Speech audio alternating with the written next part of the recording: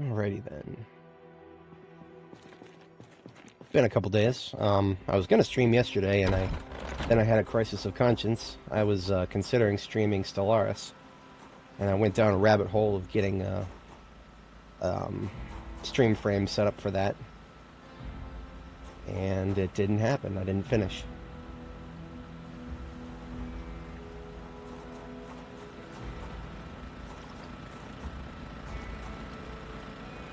So all the crops are definitely watered from the latest rain. Don't gotta worry about that.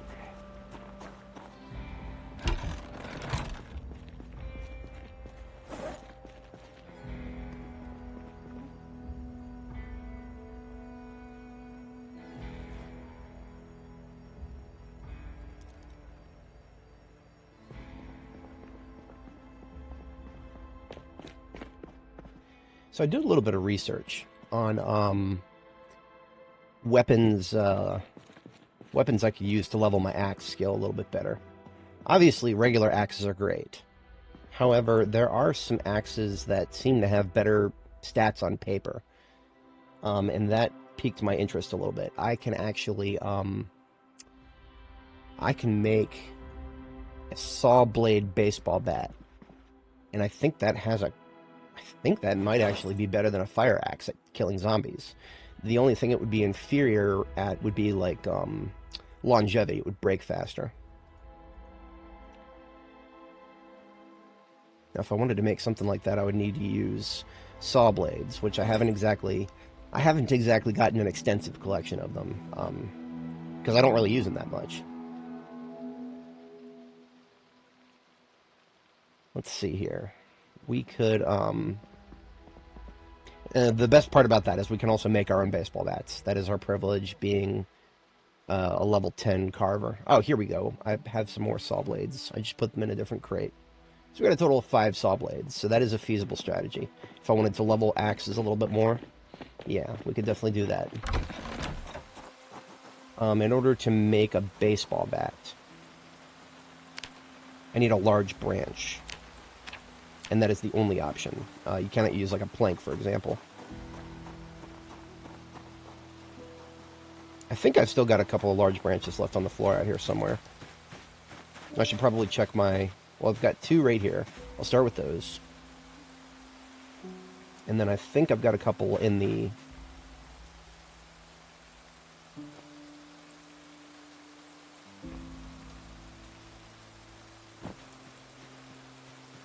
in one of my vehicles. But I might not need them. So I got 3 there. Here's 4. I would theoretically just need 1 more if I wanted to make all of these into saw bats. You know what? I'll go ahead and I'll start with 4. I don't know if it's a good idea to just use all of my saw blades at once. I'll save 1 for something else maybe. So for carving a baseball bat from a tree branch, large tree branch rather, all you need is a table right in front of you here, and a knife, I believe. Hello, crafting on table, please. Does this table not count as a crafting service? And neither does this crate. I literally brought this table out here because the crate didn't count as a crafting surface.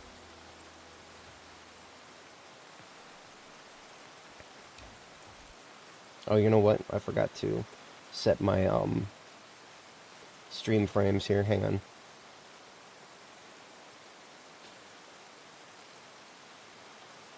There we go. Now I can click through them. See what happens when you take a day or 2 off? You get rusty. So I'm just picking up and putting back down again the table here.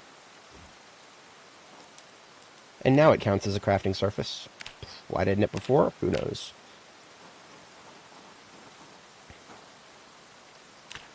So we're just going to go ahead and carve those 4 tree branches into baseball bats. This is the first time I've ever actually used the carved bat the full baseball bat carving recipe.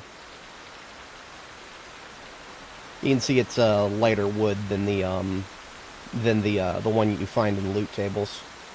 But I believe in terms of stats, it's exactly the same.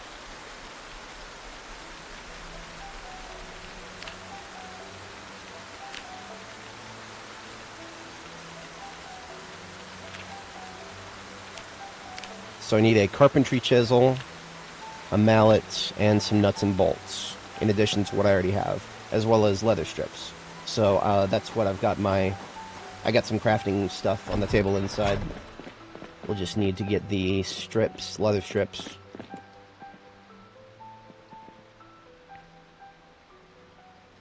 We want to do 4, so that's going to be 8 leather strips. And that will be 4 sets of nuts and bolts. I have 60. Finally, I have a lot. Some of my runs, I have not accrued very many of those, despite how long they've gone. Now I should have everything I need to make it right here, right? Yes. Alright.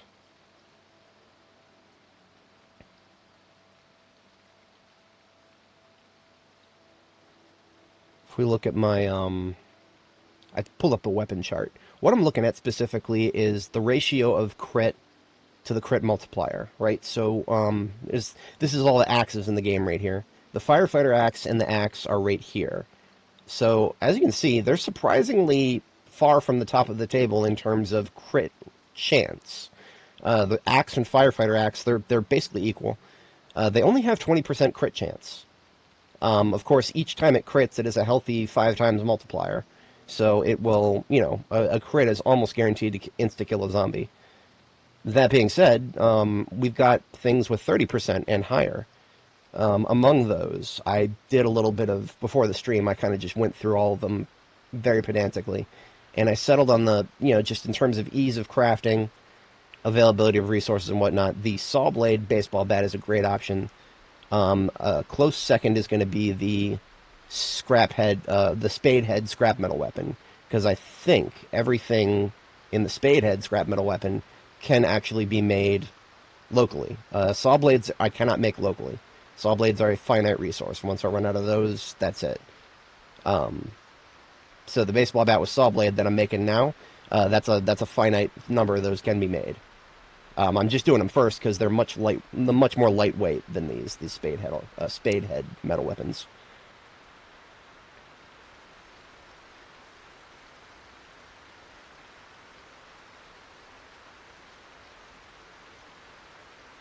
I'm going to go ahead and attach the one I just made to my back and make another one of those.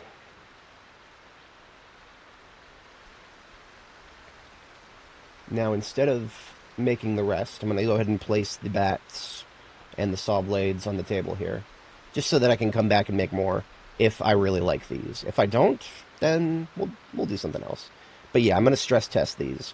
That'll be my first order of business today. I will go out and see how these feel to use.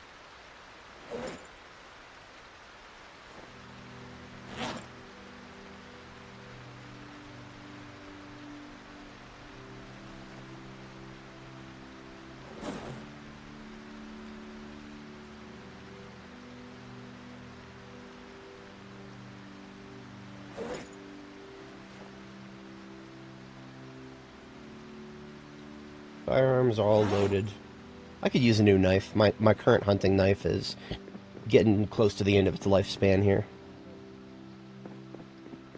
Now this is a hunting knife with a unique appearance, not the forged kind, but the kind you find out in the world. So I'm not going to break this one down for resources. I'm going to use it as a I'll use it as a decoration later. I'm just going to go get another one out of storage here. Should have plenty still. Yeah, I've got like 8 of these.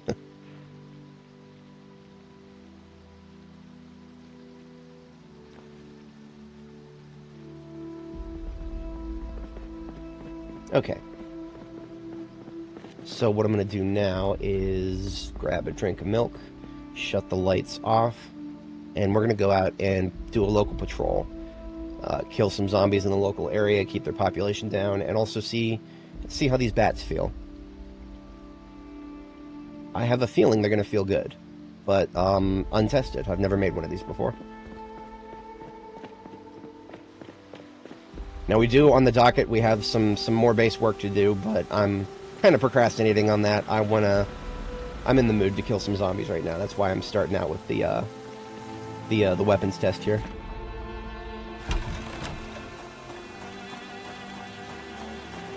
Ambulance right over here is our patrol vehicle.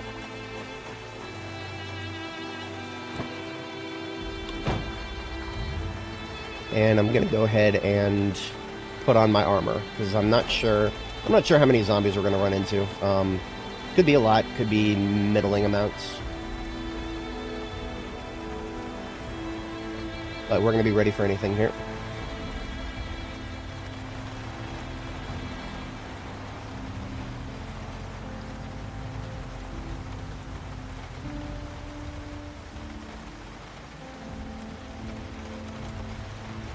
Now, I do believe this area right here should already be nice and clean. I've been around around this area quite a bit. As you can see, we've got fresh corpse files right here. That being said, they've been reappearing around here a lot, despite the fact that I've been killing them around here a lot. So I'm thinking that this area is clear for the moment. We're gonna start through the south route. Maybe we'll loop back up through the cul-de-sac. Oh yeah, it is, hello Richard. I have, no semblance whatsoever of a schedule. I wish I did. It's going alright today. We are, just getting started strong with some combat here. I made some, baseball bats with saw blades, because I did some research on axes, and these, on paper, these appear to have better stats than regular axes. On paper. I do not know if that will meet out to reality here, which is exactly why I'm going to stress test them before anything, before making too many.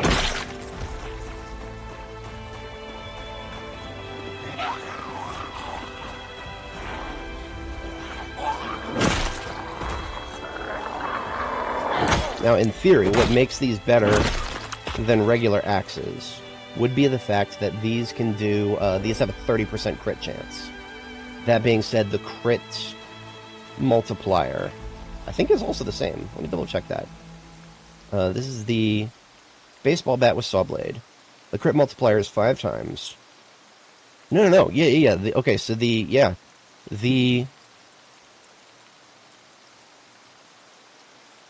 everything about this makes it better than a regular axe or firefighter axe, except for condition.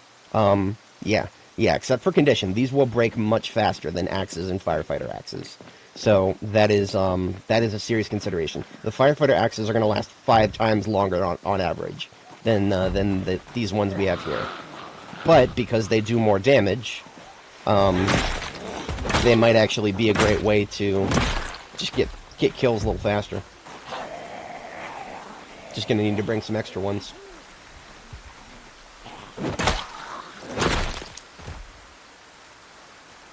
Which is actually why a little bit earlier, I was, when I was making these, I got the materials to build like 4 of them, or 5 even.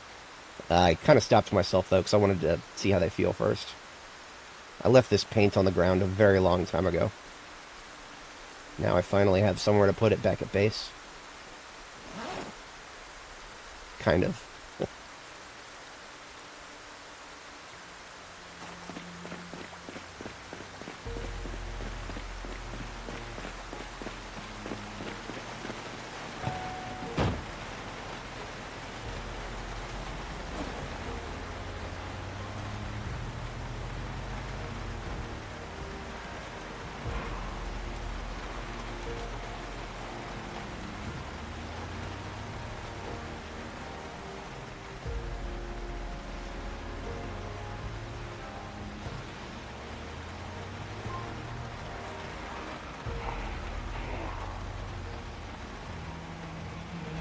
And should have gotten everybody's attention, hopefully.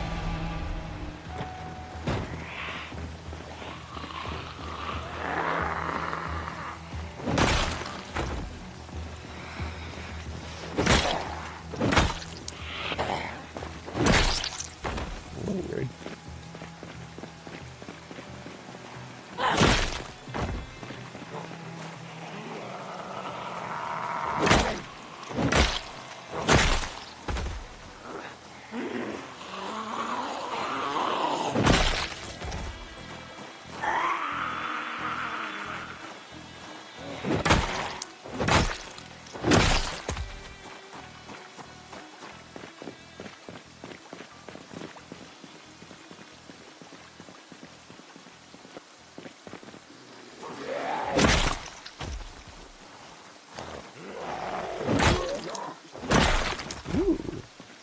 check this bandana out.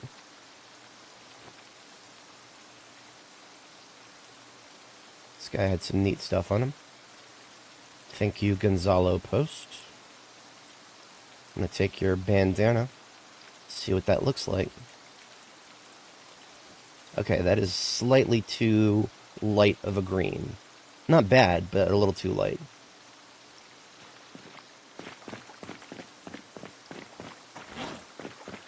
It might be a match for olive drab, so I might hold on to it for the olive drab set.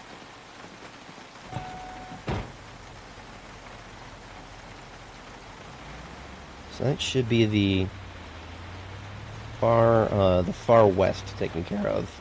So we're just going to start working our way east here.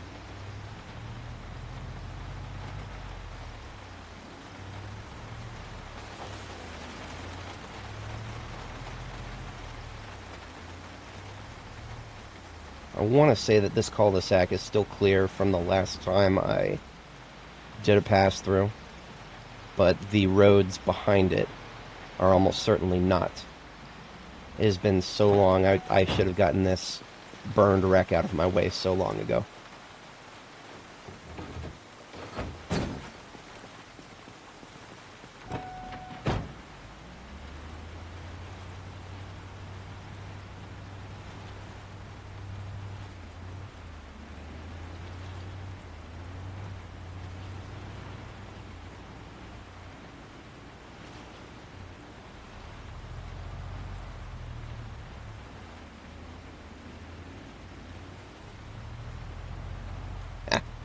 That's one way to do it.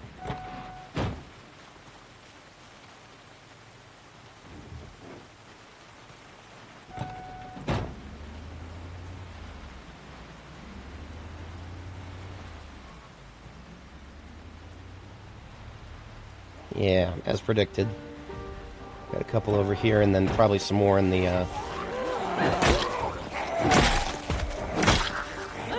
Alright, I'm feeling confident enough right now. I'm gonna go ahead and fire up the, This should pull them all out of the woodwork from the, Yeah, look at all that. This will pull them all out of there.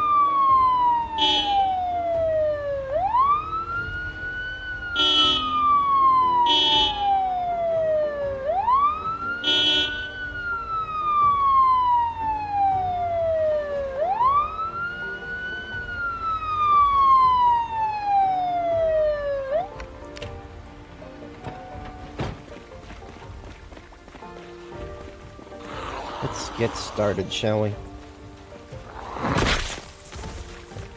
Hey! Y'all come out of that woods, huh? Come on now. There you are.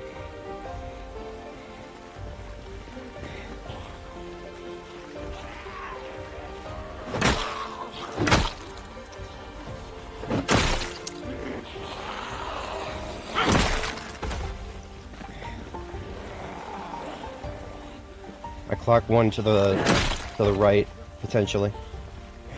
I don't know. I'm gonna keep my eye on it. No, that was just a phantom tree shake.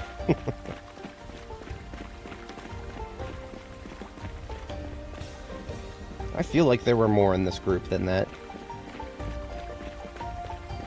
The last thing I ever want to do is run into those tight trees, though. No, I ain't doing that. I don't think these guys were from that group.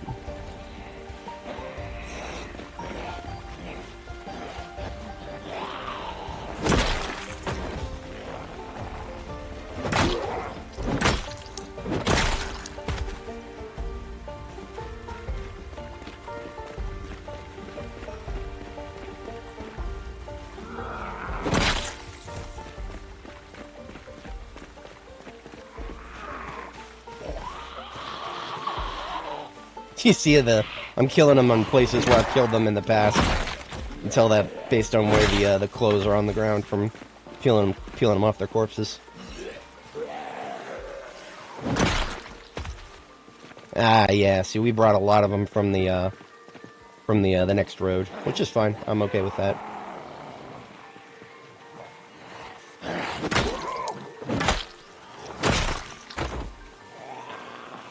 2-bit faster from the south here. Medium shamblers.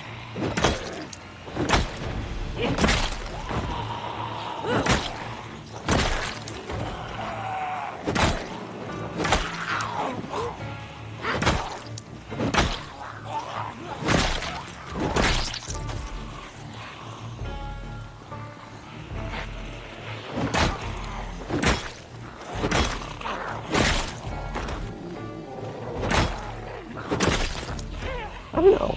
I'm not really feeling that extra 10% crit chance. Like, it feels like, I don't know, sometimes it feels like it's there, and then other times I'm like, every time it takes like 3 or 4 hits, I'm just like, okay, is it really worth going that far out of my way for this? Probably not. An increase from 20% to 30% is still leaves you with plenty of room to occasionally have to, you know, take 5 hits to kill a zombie.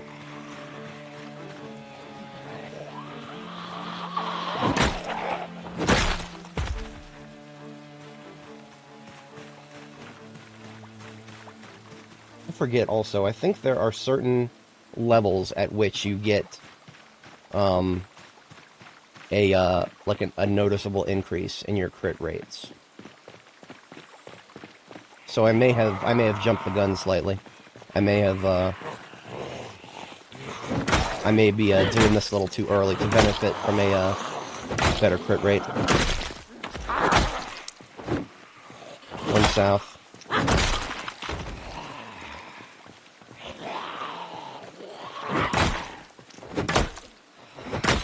This is not Longblunt, this is axes. I'm currently level 4 with axes. If I wanted to do Longblunt, I would probably do a one of those concrete bucket weapons. There's like a couple of very fantastic concrete bucket weapons that I think do really good damage and don't actually, even though they seem very heavy, they don't have the sledgehammer effect.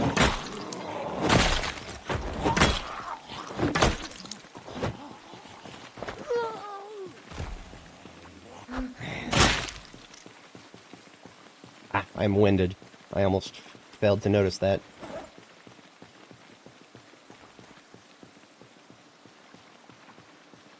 Well, you know, despite being winded, I do have a weapon that is still very good, even though I'm winded.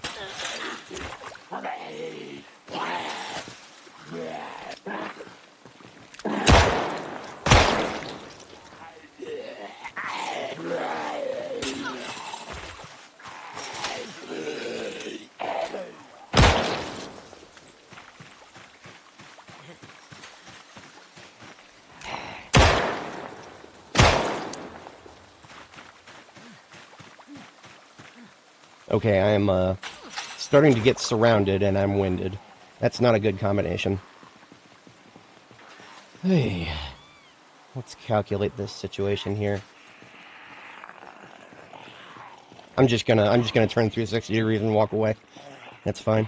There's no need to overcommit at the moment. I'm just experimenting with new weapons. I don't need to be going nuts. I do believe up here next to Spiffos is nice and clear. If I gonna go up here, sit down for a minute, catch my breath. Yeah, we're looking good up here.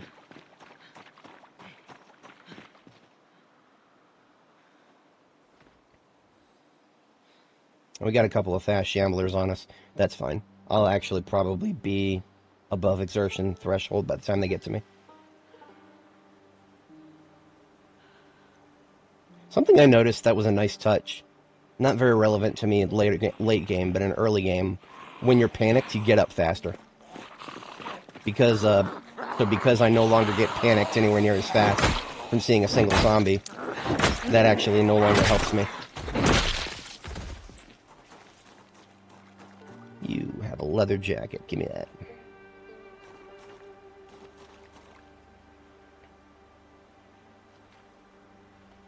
So what I'm going to do is I'll go ahead and sit on the ground here and empty some of these corpses while I sit.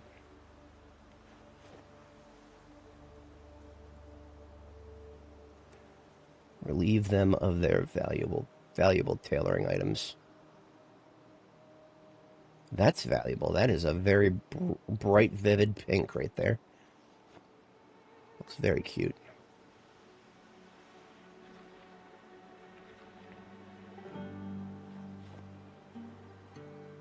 Alright, there's my endurance recovered. Let's get some more killing done. Overall, I'm not very impressed by these bats. I overestimated the impact of that extra 10% crit.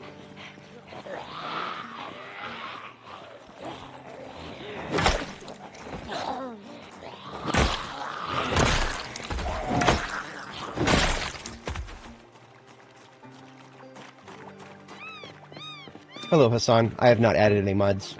If you're talking about weapons, I have added some weapons that I mean, like, I haven't added them to the game. These weapons have been in game all the time. I'm just testing them for the first time here. I have not tried baseball bats with a saw blade. And I looked at the wiki. Apparently, these do have a 10% higher crit chance than regular axes. So I thought they might be a little bit faster at killing zombies, but honestly, it doesn't feel as impactful as I thought it would. To the point where I would probably more value the fact that regular axes last 5 times as long as these will. I have not checked how much durability I have left, but it's not going to be much.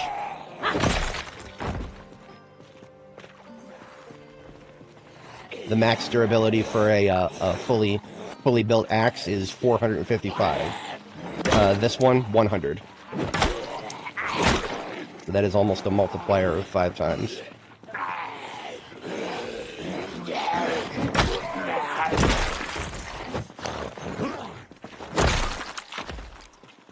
Okay. Looking good, looking good. Yeah, it's a nice novelty, but once it breaks, I probably won't make it anymore. Y'all get off my van, would you? You're camping my van and shit.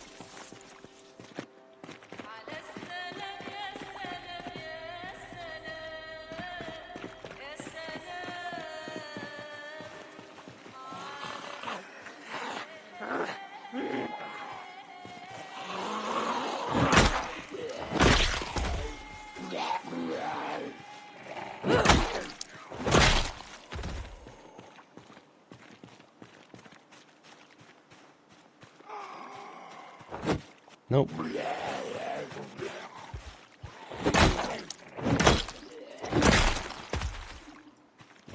This definitely is eating up my exertion pretty fast. Faster than I would expect for an axe.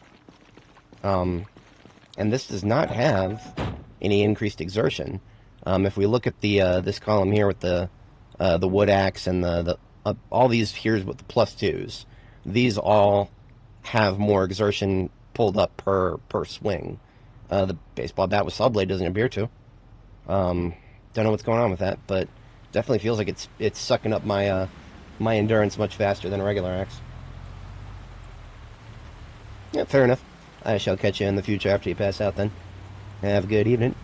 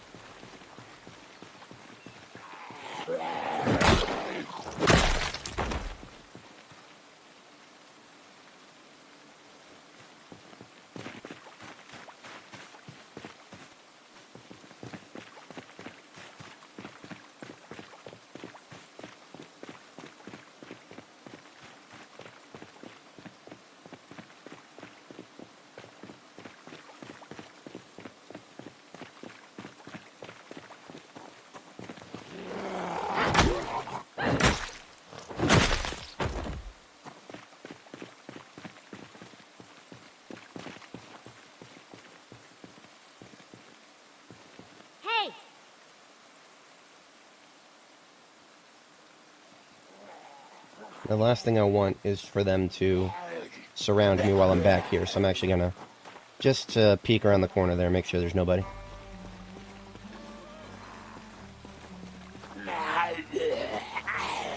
There's nothing more dangerous in this game than more than 2 or 3 corners, and then making a loud noise that can be heard around to those corners in a tight, constricted space like that. Yeah, clear your corners, rookie. Jump scare, motherfucker.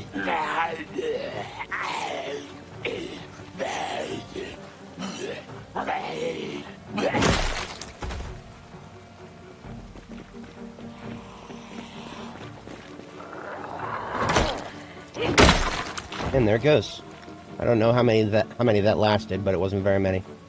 Thankfully, I believe, even though it's broken, we can melt it down for materials now.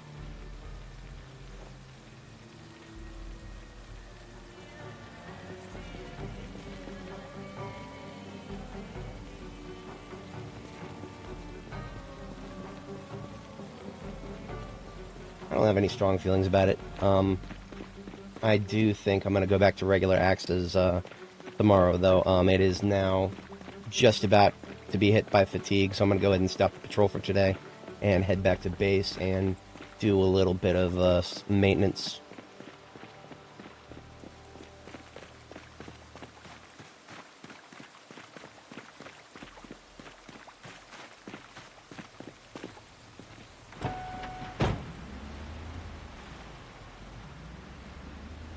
Now, I've been starting to think about my summer kit, because I'm starting to get hotter and hotter more often while wearing the my current kit, which is more or less a winter kit.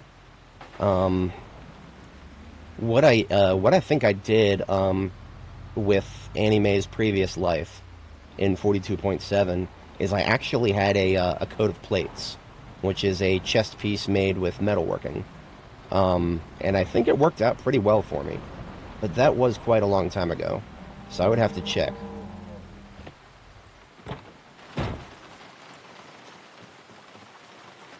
In any case, let's get ourselves washed up here.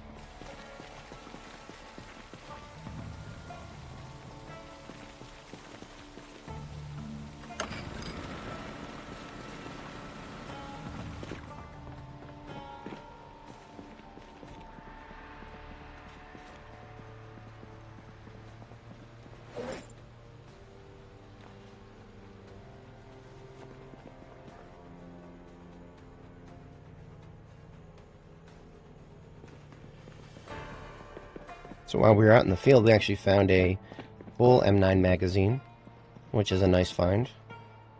I'm going to put that in here with the other full one. And then we'll just get rid of some of this other stuff here.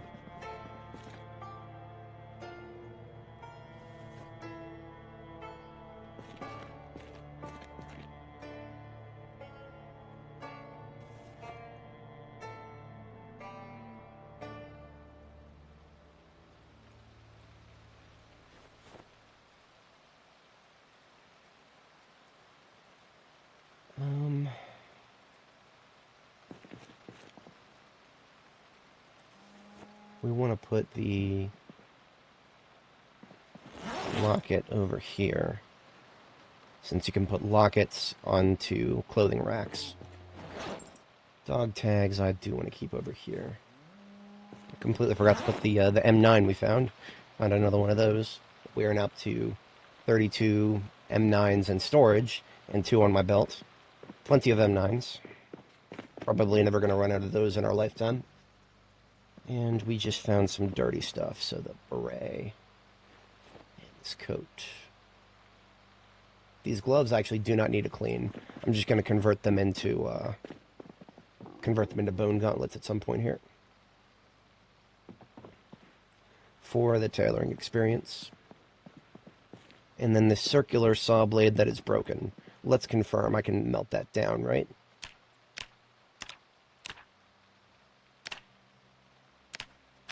Yep, I can melt it down. That is a very good thing. Earlier on in build 42, if something was fully broken, it did not count towards smelting for some reason. Now it does. I'm very happy about that change, because that that is a very good thing. It's good for your recycling, being able to recycle your steel. Very good thing. Yeah, this baseball bat with a saw blade, not overly impressed with it. I'm just going to use it as a decoration.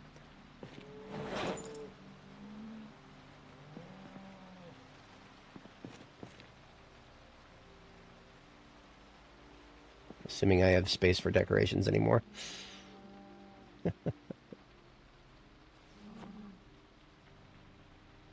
Speaking thereof, that's something I could do for the next couple of hours before I go to sleep. Is I'm going to take a look at the second floor and maybe get some floors down.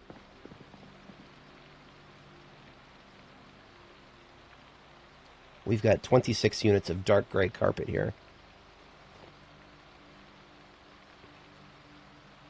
Now, it might seem a little counterintuitive to put in carpeting before we put in the ceiling, but I've also kind of halted progress on the ceiling for the moment. Now, we could always just put it in this corner where the ceiling is already up, so that it doesn't get rained on.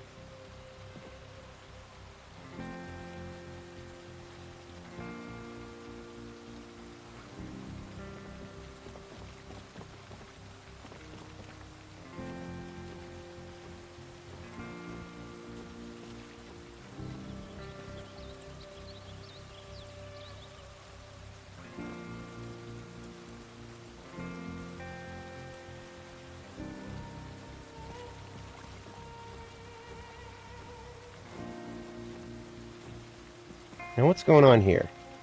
What's this? What's the, what is this? Why are these here?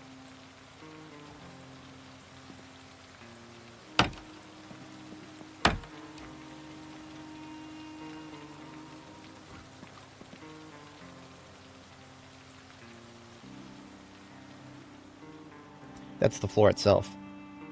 That's the floor itself right there. So you're telling me that my wooden floors start to look ugly over time. Let's dismantle it and put it back together and see if it stays that way.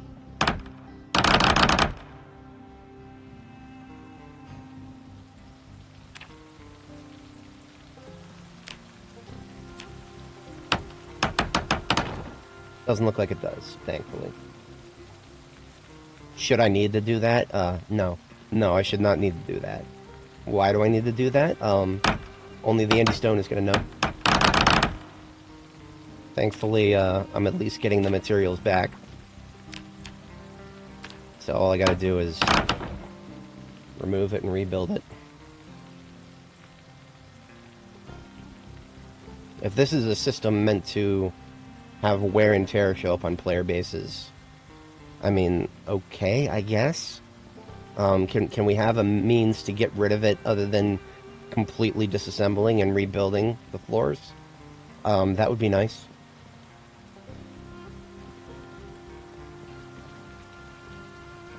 See, look at that. We got another tile.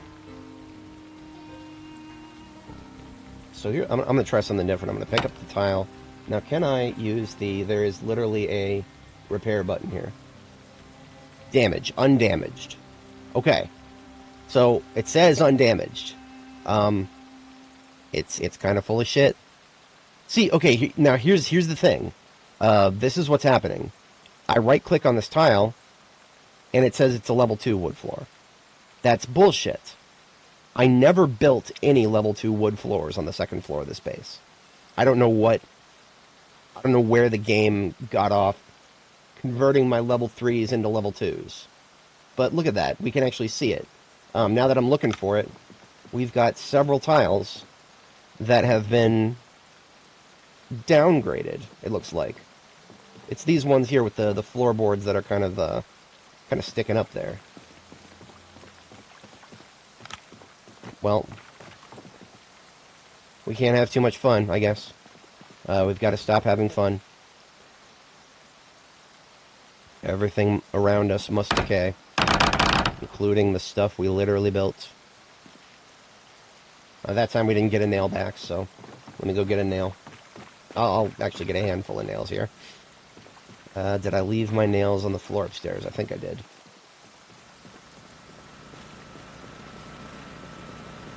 Yeah.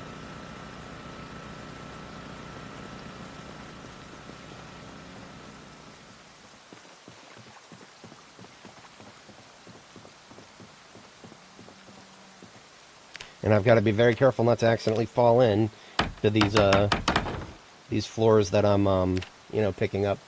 Because if I fall in, there's a potential foot fracture again. And that would be another 10 days of our progress removed.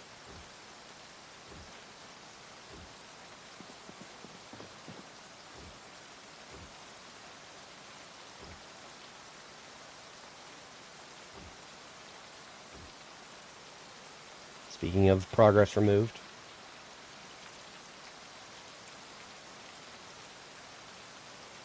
So nothing about the, I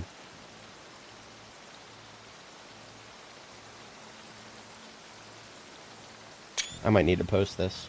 Because I don't know if this, again, this is not something I'm sure if it's a bug or not.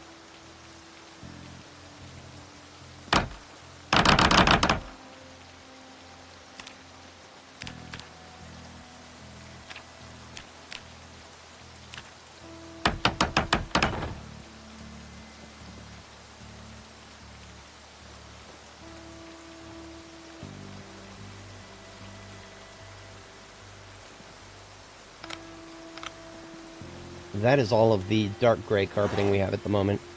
At least all that I got out of that box. I'll go take another look and see if I have other boxes here.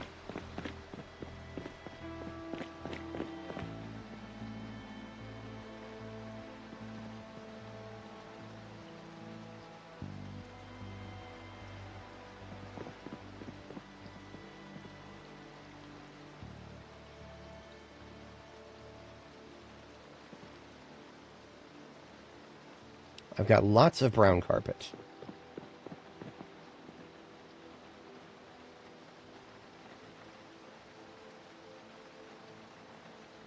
Purple, red, violet, and brown.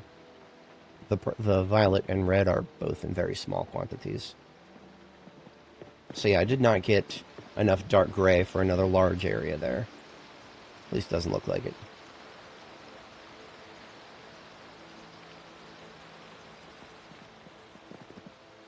Do I have enough violet for this?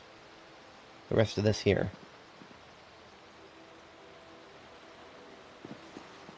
I need 1, 2, 3, 4 times 1, 2, 3, 4, 5. I need 20.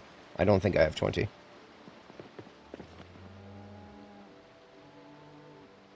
No, I have 2 violet carpet. So nothing has changed in that regard. There's a reason this switches to red over here, and that is, there's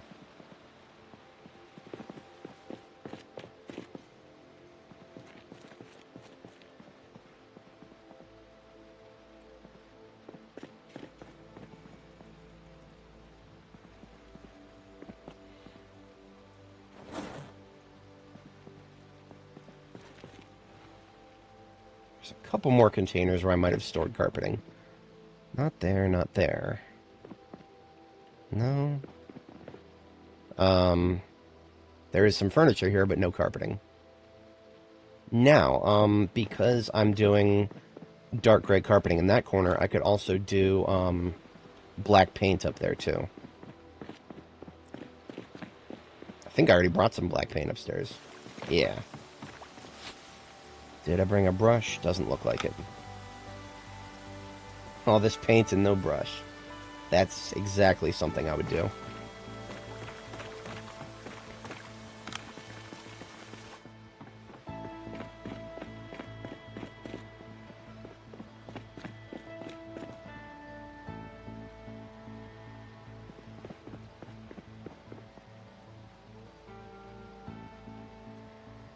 Thankfully, I've got a couple spares here. Oh my god, I just had a terrifying thought. What if the same thing happens with the paint that might happen with the plaster? I'm not going to risk it. I'm not doing any painting while it's raining like this. Maybe the rain might have a factor to it. I don't know. I have no idea, to be honest, but I'm not even gonna risk it. I'm just gonna. It's 22:30. I'll go to sleep, and then as an overnight activity, yeah, I'm gonna continue with the roof. It's fine. Looks like the rain is not gonna be letting up anytime soon.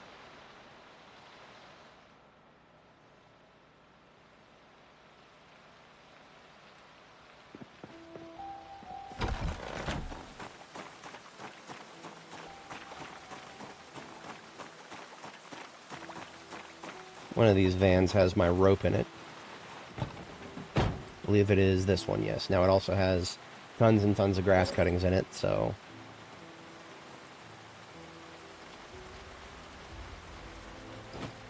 we will leave it where it lies and bring the rope with us.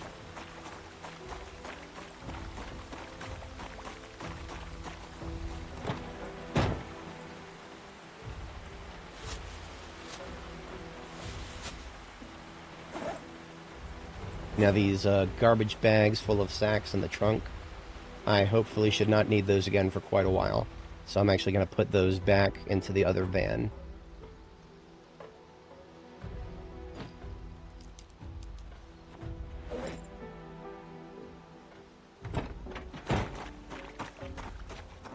One of these should be dedicated to sacks and compost and whatnot. This one, yeah, this is it.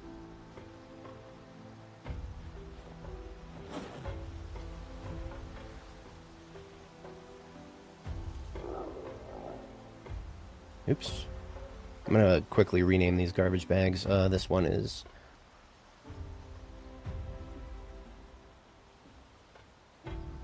that's all sacks. This the rest of these are 18 sacks.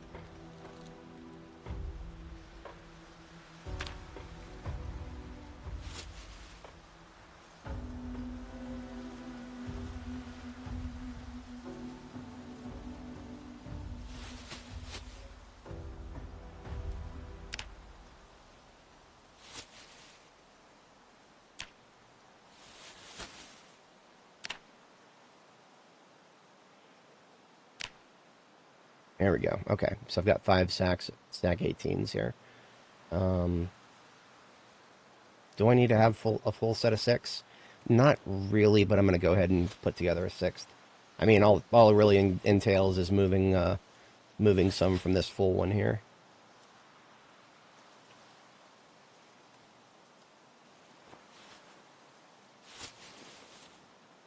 One more. Okay, so this one at the top has got like 40 sacks in it. All the rest of them have 18 sacks. Now the reason I do that is 18 sacks. If you fill them up with sand or dirt or clay or gravel, their encumbrance is 2.0. So 18 sacks of 2.0, that's 36 encumbrance exactly. That is a full military backpack. So that's how I built this driveway. As efficiently as I could by just coming back and forth with multiple military backpacks full of materials. So now that is taken care of, we've got our main hauler van here full of rope bundles, so we can do a rather large logging operation. For that, I'm going to leave the nails behind. I am hoping that this will be one of the last massive logging operations that I have to do for this base, at least. Because it should help me finish off the roof, and then any other wood furniture that I need to make. I'm also going to put railings up here at some point, too. That will help prevent future accidental fractures. And since we are departing now, we can turn the lights off.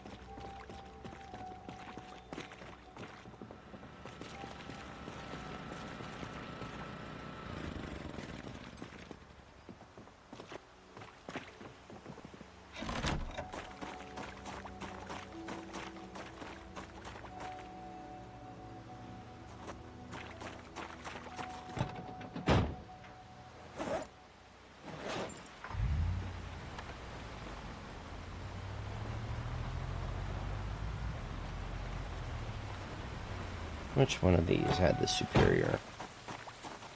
That's the 128s. These really should be reversed. The one with better storage should be more easily accessible. But that was a bit of a doof on my part. Why does this Van's Field kit not have one of my axes? That is unacceptable. Got 1,000 firefighter axes here. Should be one in every one of my major vehicles.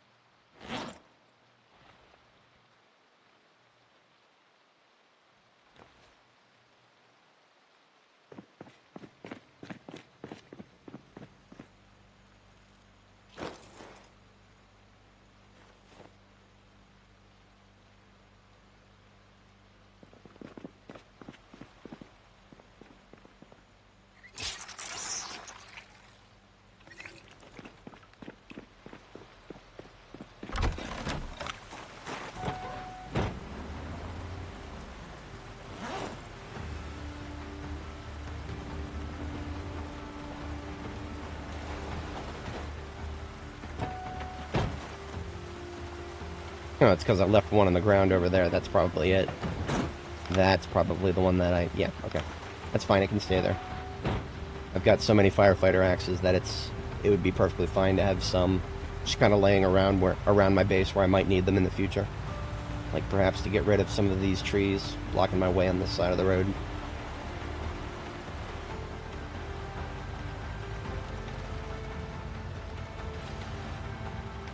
I'll go ahead and do my next major logging operation,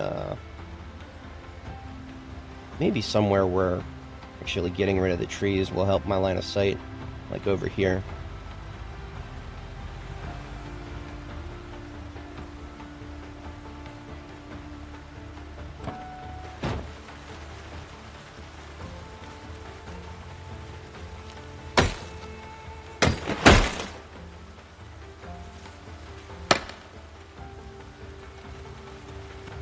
Do a quick perimeter check around here, make sure there's no groups of zombies right behind it that I missed on the patrol earlier. Nah, we're good.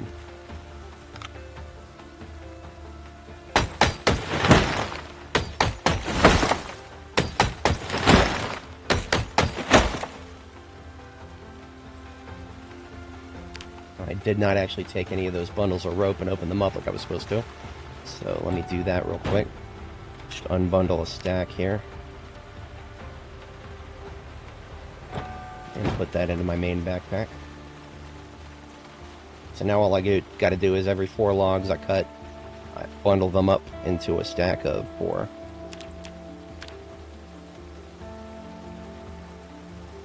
After I clear these next 4 trees, I'm just going to pull a little ways down the road to the gas station and get another sleep in.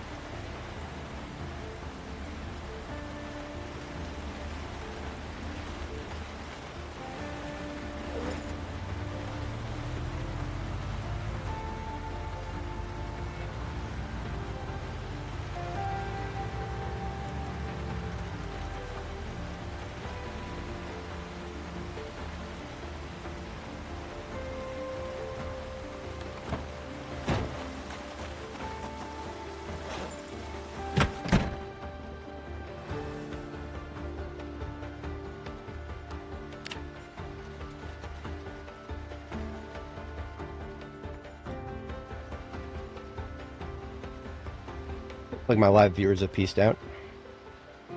For anybody watching the VOD, I always appreciate you guys. Shout out to you folks. Live audience is always fun, but an audience that actually goes out of their way to watch my stuff afterwards. You guys are the MVPs. Appreciate you.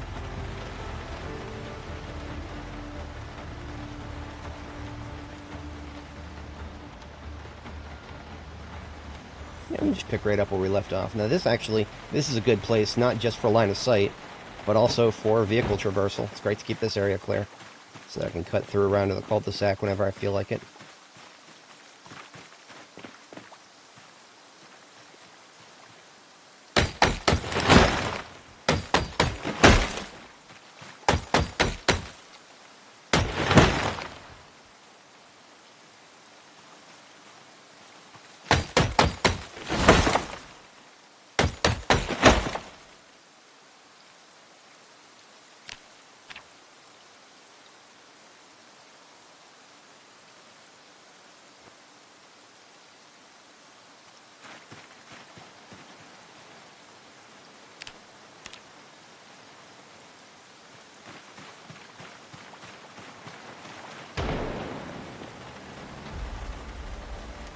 ND. Negligent discharge.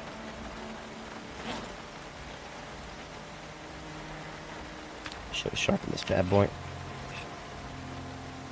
Always keep your weapons as sharp as you can. That'll make them last longer.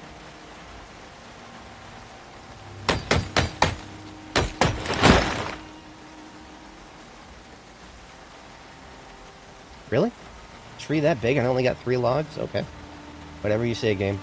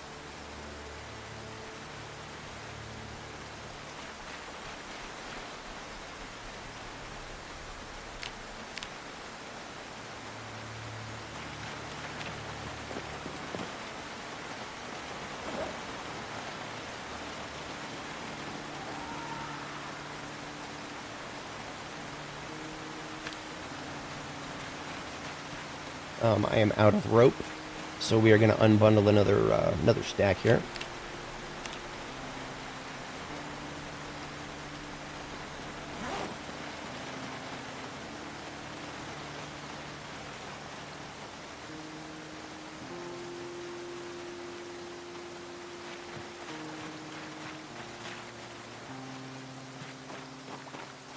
Always check between the trees when there's a non-zero chance of stragglers being in the area.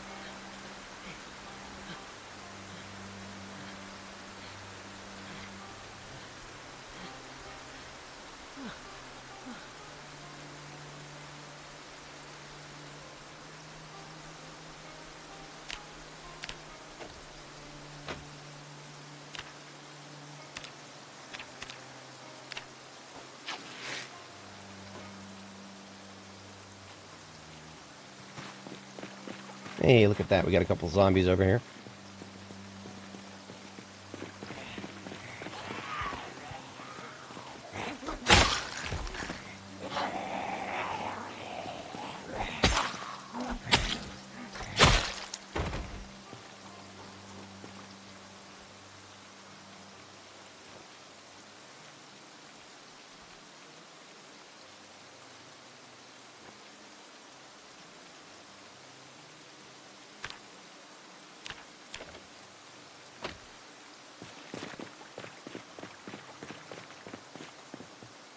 We've got 4 rope remaining.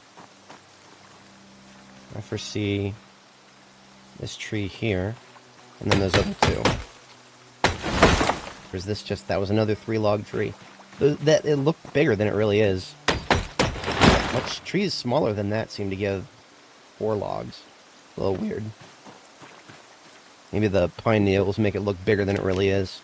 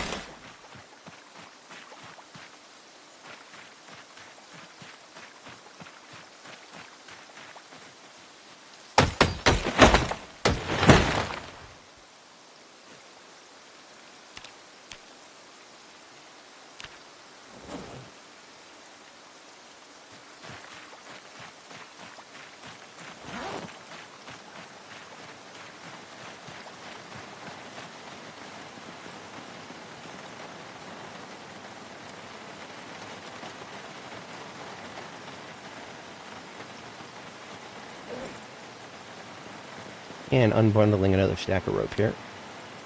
For anybody joining, welcome. We are currently on a logging operation and also clearing overgrowth at the same time. Our base is just to the north of the Riverside gas station, police station area here. So this is a place we have to regularly patrol. So keeping it free of line of sight obstructions like trees is a objective, as is getting some more wood for the base. Killing 2 zombies with 1 axe here.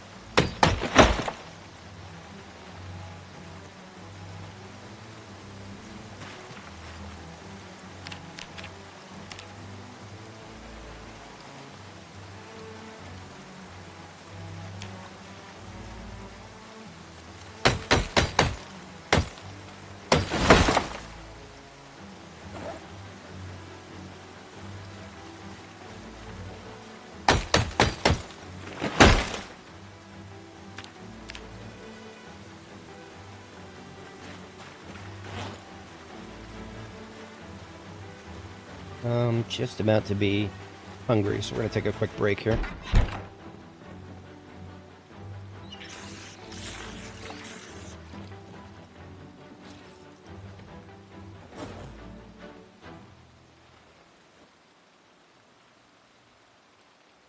We are not in need of an axe sharpened, so we're good to resume.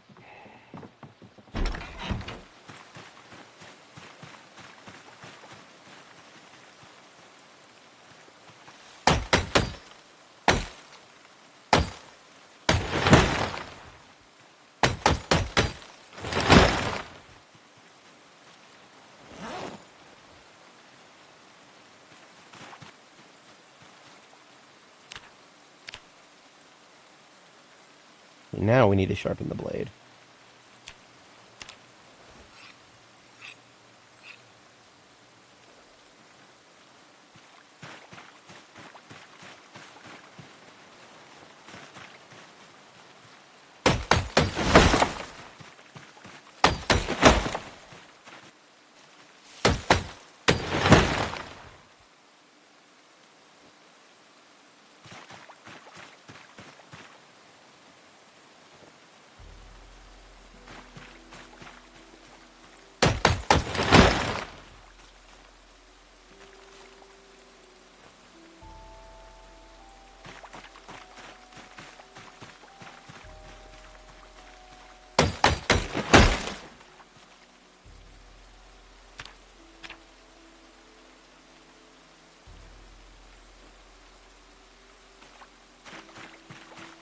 Yeah, we got one more, two more charges of rope.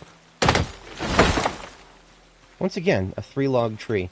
That one looked a lot bigger than the other ones.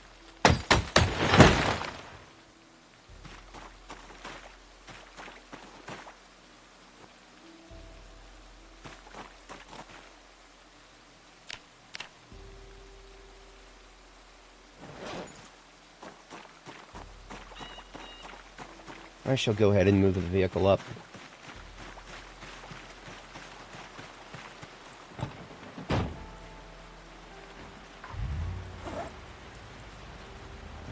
So the cool thing about the trailer is the open bed gives us a lot of room to toss stuff into it when we pull up like this. This will probably be the last set. 2, 3, and then we are... Oh no, we got room for several more in the trailer.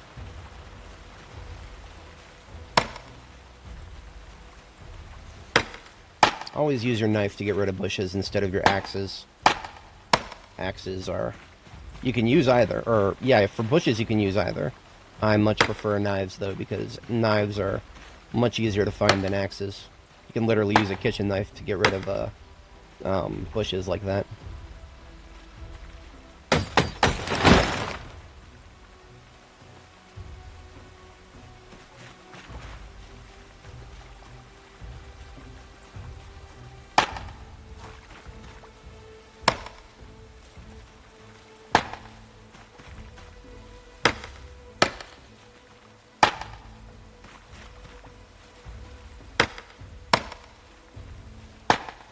See, I'm not going to do this for everywhere around my base. What I really want out of all this is a couple of places that I can establish as kill zones. And in those places, I would like to have maximum freedom of movement and maximum line of sight. So that means bushes and trees, yeet them all. Trees block your line of sight and bushes slow you down. But since you've got a lot of trees and bushes growing after... what have we been? We've been at this for 9 months, 9 days. Rapidly approaching that 300-day mark. If not there already. I'm not good at mental math.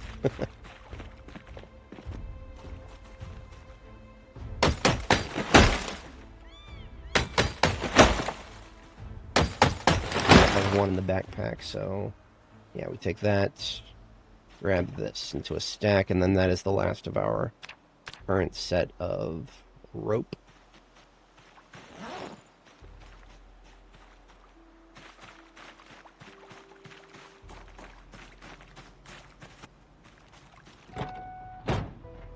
Since I'm pretty sure that the trailer is going to be full at this point, what I'm going to do, pull up the trailer, like right about here, so that I can put them in either the trunk or the trailer. Let's start with the trailer. Okay, trailer is ostensibly full. I think this extra crap that I put in it is not gonna prevent another... No. So, this is a perfect trailer, and I have organized. So the trailer capacity is 130. A 4 stack of logs is 12. So I'm just 2 encumbrance short. Being able to fit another one, it's tragic, but that's how it plays. So all that extra crap that I was storing back here, it's fine, it can stay in there. Anything to get my inventory minimalized. Oops, that doesn't need to go in my backpack. That is just going to go into the trunk of the main vehicle here.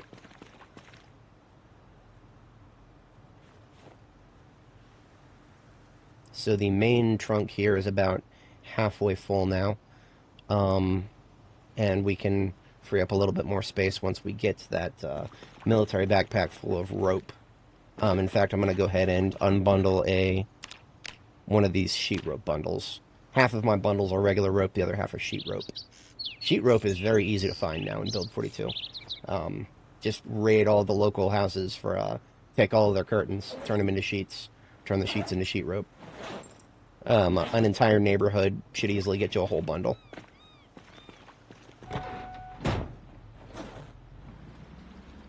Alright, let's kill these trees and bushes on this side. And then I'm just going to go up on the side of this house, not going any further into the cul-de-sac. Then I'll double back and kill the trees in that area.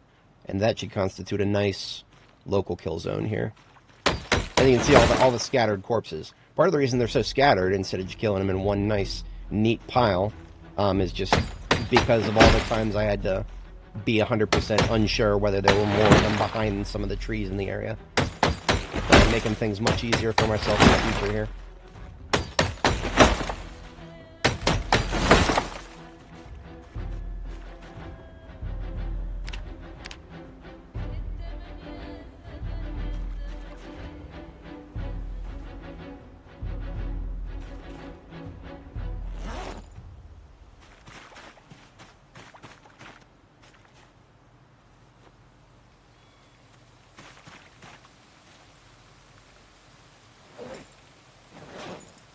Don't think any of the other trees on this side are going to give a single log.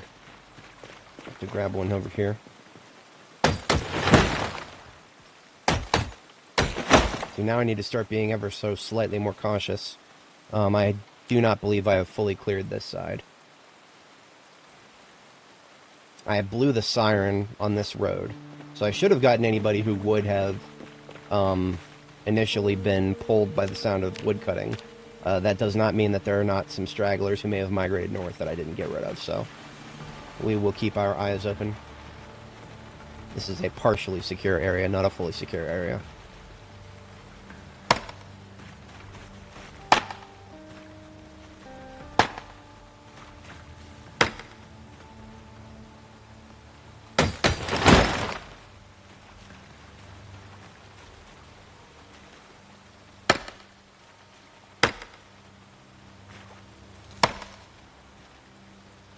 See, you can prevent trees from automatically regrowing by putting down gravel or sand, or even just picking up dirt and putting it back down.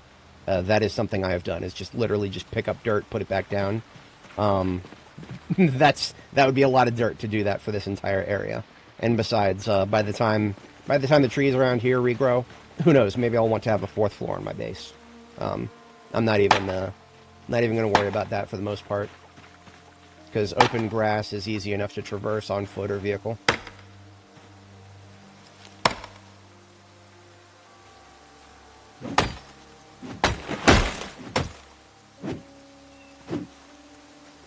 This is why I can't. This is why I right-click and just use the right-click menu so often here. It's your actual attacks seem to miss trees surprisingly often. Okay. That side is nice and open now. We are going to clear this little chunk between this driveway and this the back road here, and then maybe a bit in this area between that road and the street light. Not all of it in that side, but just enough to say that we have a very wide open area.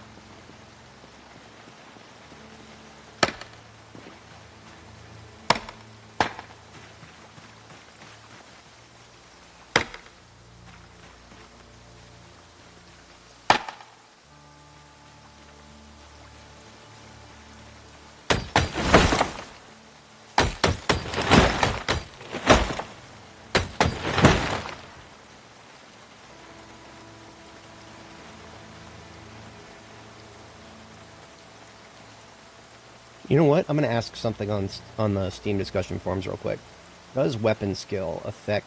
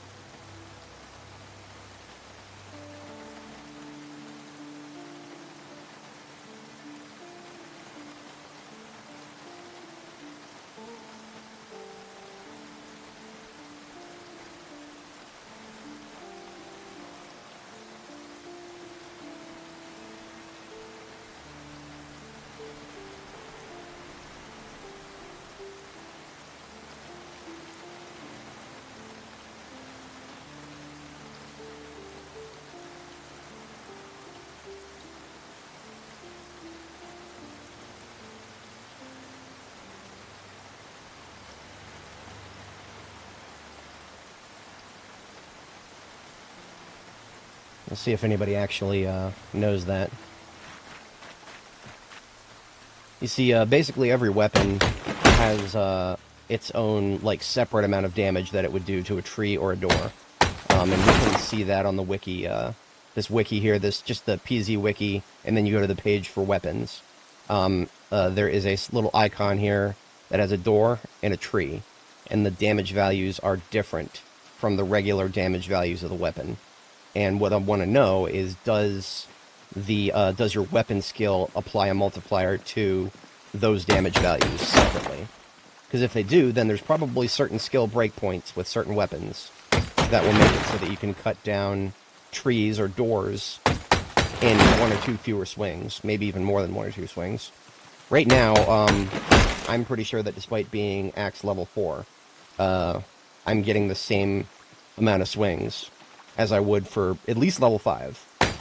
I've been level 5 on a character before, and it still takes at least 5 swings for a 2 log tree, and at least 3 swings for a 1 log tree. This is a 4 log. I believe that is going to be 10 swings, if not 12. It also depends on the, I know for a fact that the integrity of the weapon will scale its damage to trees, because it will because my axes could actually go as low as needing more than 12 hits for a 4 log tree. And we're going to give our girl a quick break after I load these logs up here.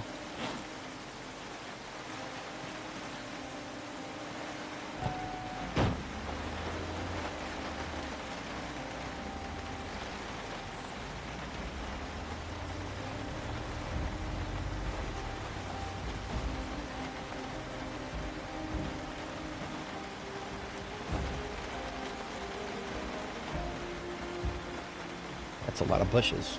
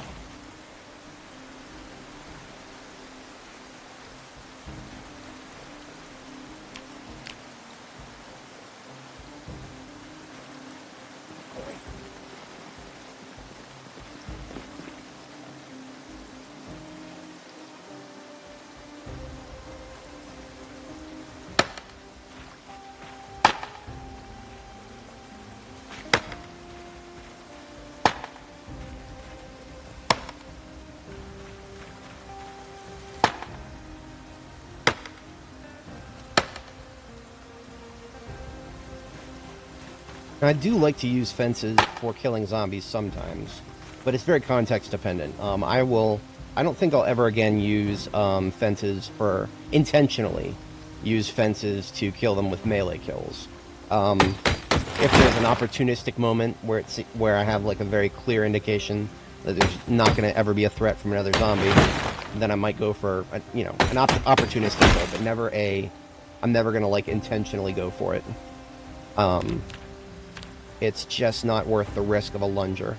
Lungers, technically speaking, are one of the most dangerous zombies in vanilla Project Zomboid, because they come at you from the farthest distance at the fastest speed in vanilla, faster than a walking lunger.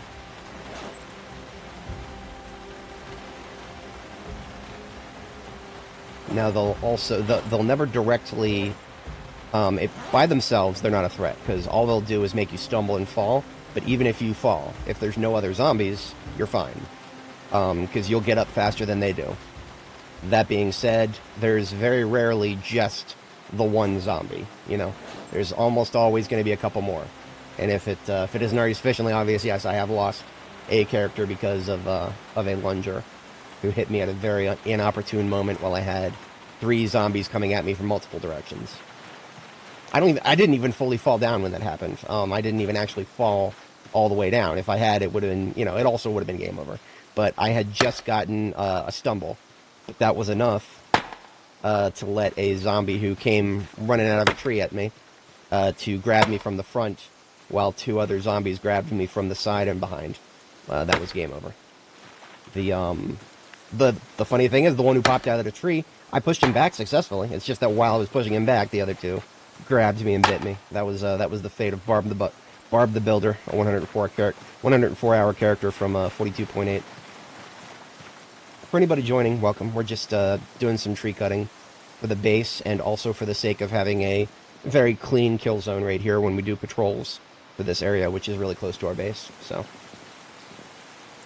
I think each one of these trees should be a 4-log tree. See that we got 4 logs on the ground there. We need to get another stack of rope.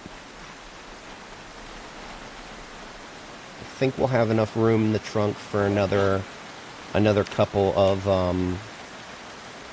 4 stacks. But after that, that will be all the space. So we're after the trunk is full, that's when we start hand carrying. Because we, being organized and having 3 military backpacks, we can hand carry almost as much as a trailer, just by ourselves. It's pretty good. Military backpacks are a god tier item in this game. Get yourself 3, and you'll experience peak Zomboid logistics.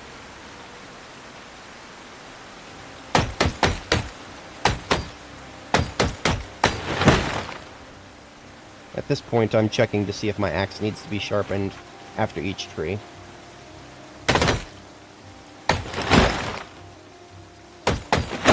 So, this right here on the floor constitutes 3 stacks of 4. So, I think I have room for 1 more, possibly 2, in the trunk. Let's double check that. Go ahead and make 2. Let's see how far I can get with that. The trailer is already completely full. Okay, that is all I can fit in the trunk itself. Reason being, what is 192 plus 12? Oh, no, I can fit 1 more. Okay, we're good.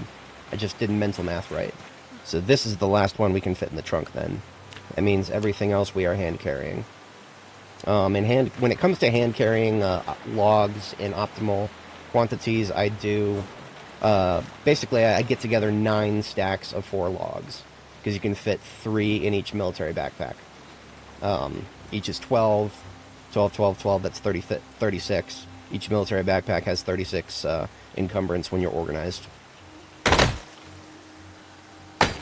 After we hit this other one, I'm going to give our girl a bit of a sit down. She's been cutting trees for quite a long time here.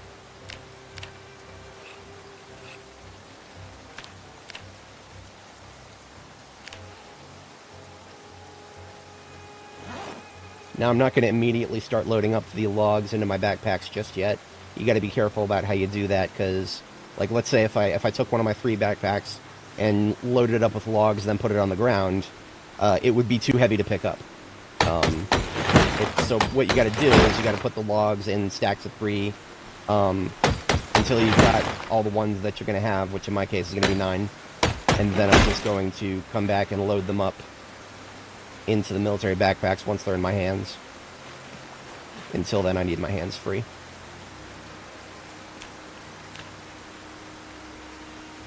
So here's 3. This is our main backpack. And we just set aside another 3 for our primary hand backpack and then our secondary hand backpack.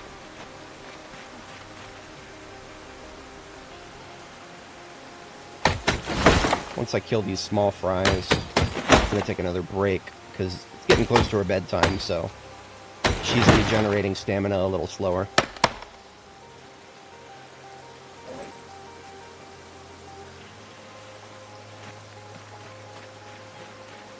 In fact, I'm going to make sure the engine is off, and I'm going to go ahead and, I'm just going to go ahead and take a nap. We've got a bed with a bed behind an intact window in here, I think. That is not an intact window. We can fix that. That's easy.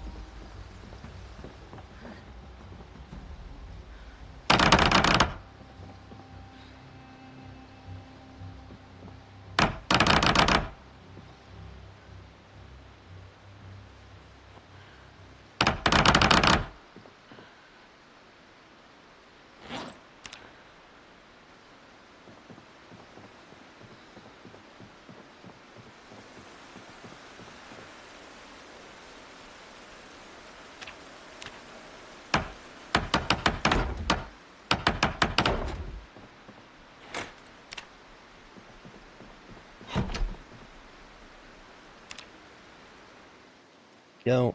So that'll take the edge off of the... It's way too early to be going to bed under normal circumstances, but since we're just doing some logging out in the field, it's fine.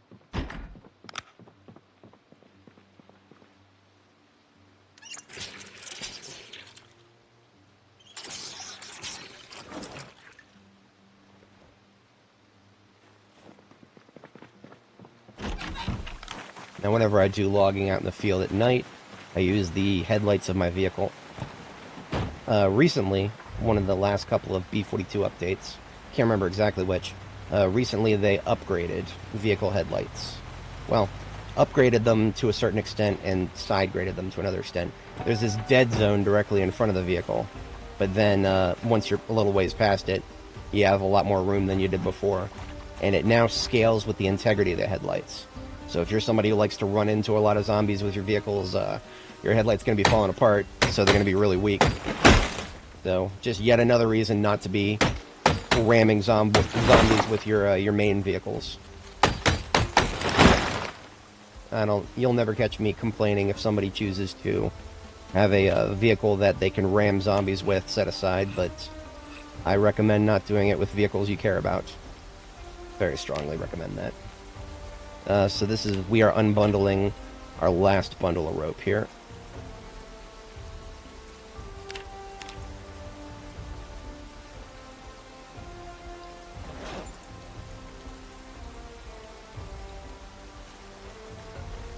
Now, if memory serves, we're going to have, like, maybe 1 or 2 extra sheet rope, I think.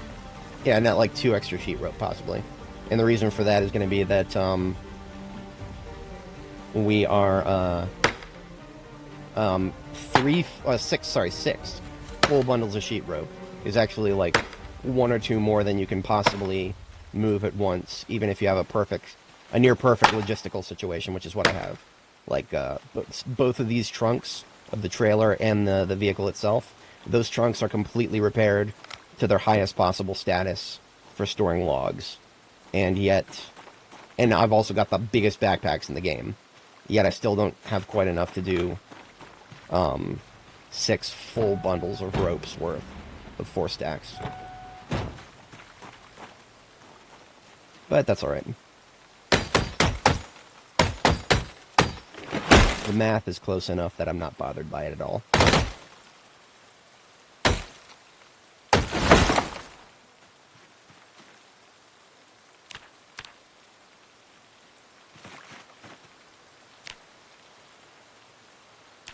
Oh, I did have 1 log left over, okay.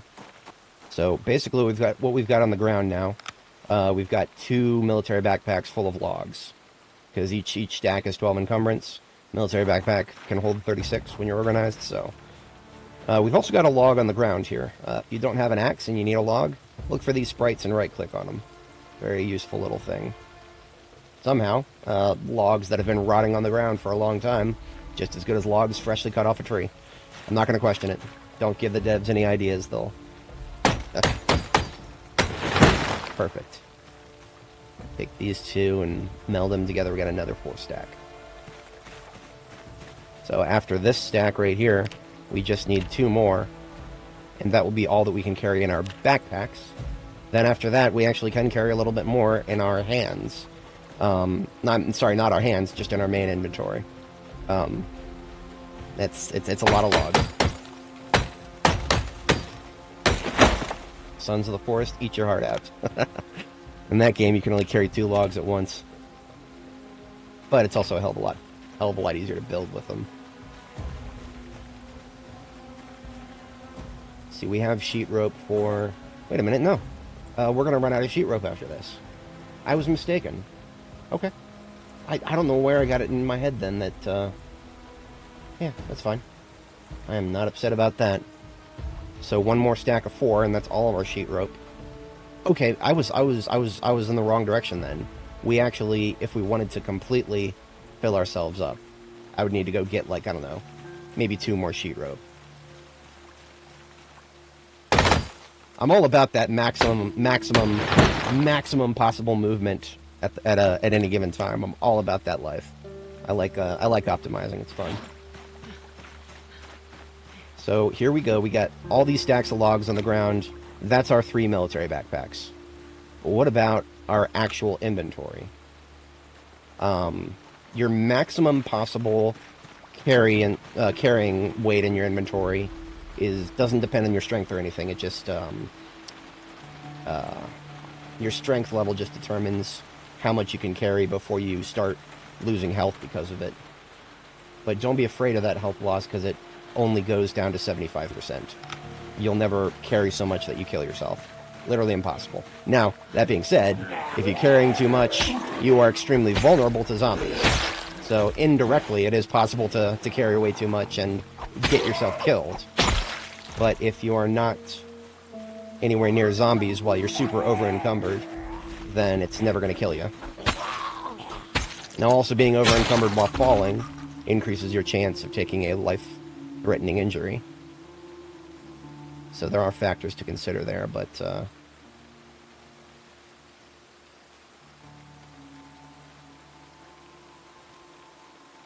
yeah.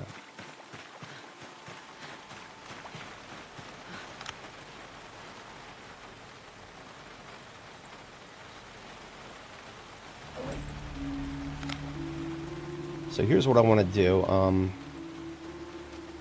You know what? I'm going to go ahead and get a couple of the curtains out of this house here, because I need to sit down and regenerate some stamina anyway. So there's one.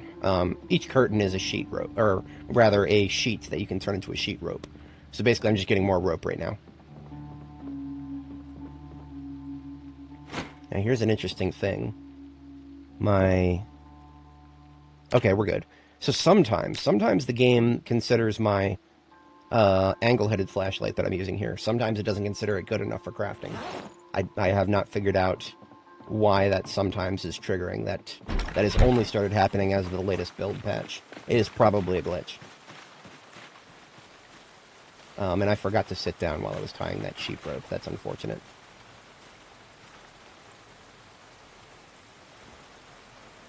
I would like to not be too over-encumbered while I'm cutting wood.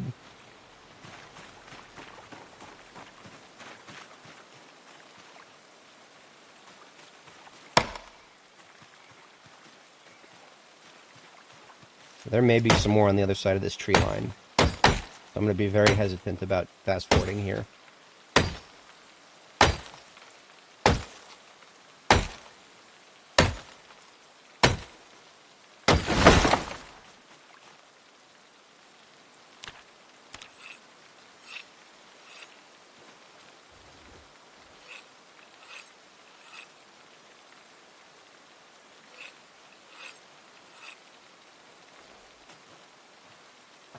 I interrupted myself right before I finished. Damn it. Well, it's alright. We got a rest, and we've got a rest in, so that's good. So what we've got now is 3 full military backpacks, and then, if we still have room, another set in our main inventory. I think we'll still have room. If not, worst case scenario, I'll just leave it there, pick it up later. It is worth it to test this. So, once again, you are witnessing peak Zomboid logistics right now, because I've got an empty military backpack on my back and in both hands. So we're just going to fill each of those up. 1, 2, 3. 1, 2, 3. And then 1, 2, 3.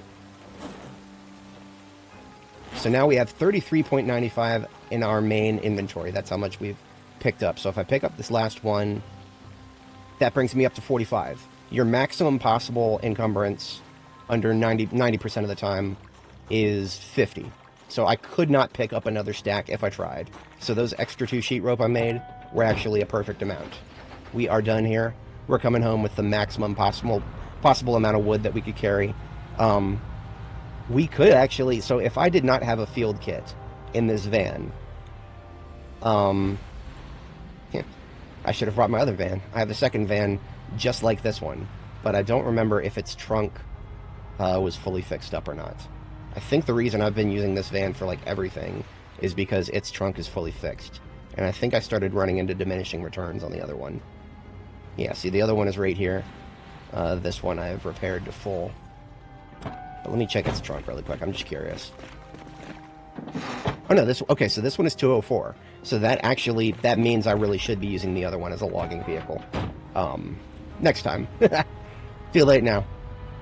Because you see, the reason being is this vehicle right here, its glove compartment and passenger seat are full of stuff that I would need on an expedition.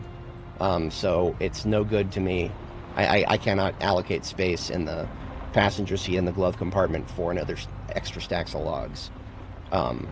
If I did not have anything in them, then that would be another 3 stacks of 4 that I could have. So we are back at base. I'm parking in front of the entrance that has easiest access to the roof here. I'm going to turn the lights back on and probably just spend the rest of the night before I need to go to sleep again. Just unbundling logs. So I sit on the ground so that I stop losing health from being over encumbered. And then I can unstack 10 stacks of logs. Because I got 3 in each backpack and then 1 in my main hand, or my main inventory. So that leaves me with 20 sheet rope to be restacked. You do it in stacks of 12, so that's 1 stack of sheet rope here.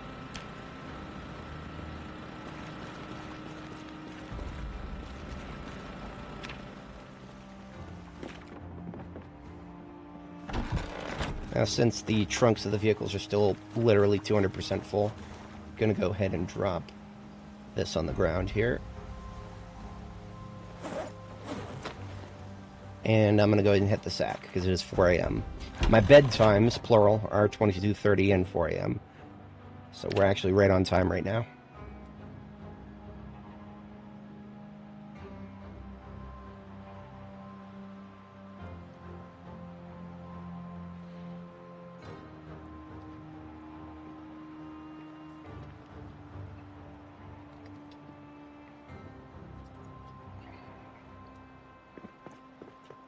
So I'm just going to do that all over again. I've still got the military backpacks in my hands, so I'm just going to start filling them up with log stacks again.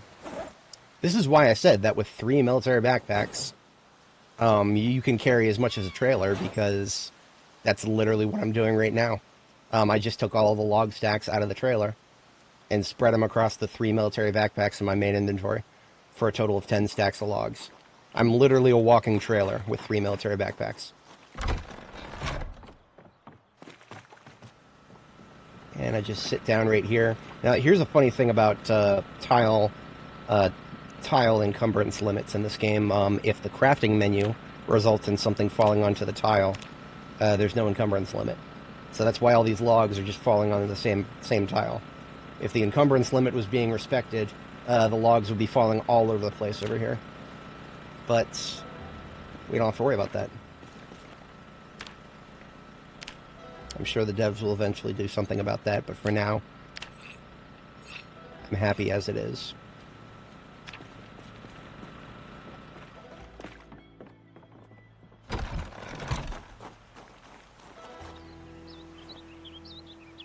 Oops. Drop, please. Drop it. 1, 2, 3, 4, 5, 6, 7, 8, 9, and 10. Now, to be entirely honest, if I dropped all of my weapons, I might be able to fit 11 into my... because I might have enough room in my main inventory for another. That's more effort than it's worth. Especially because it doesn't result in any breakpoints.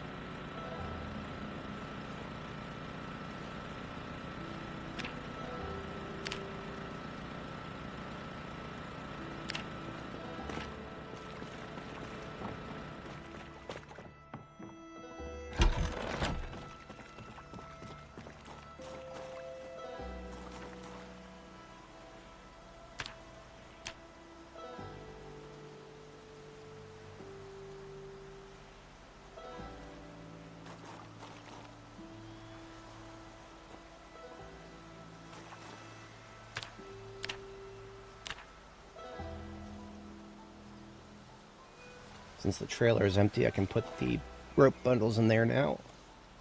And here is the last group of logs. 1, 2, 3, 4, 5, 6. And now I can also clear out the miscellaneous stuff I've picked up, since I have room left in my main backpack now. Everything but the rope bundles.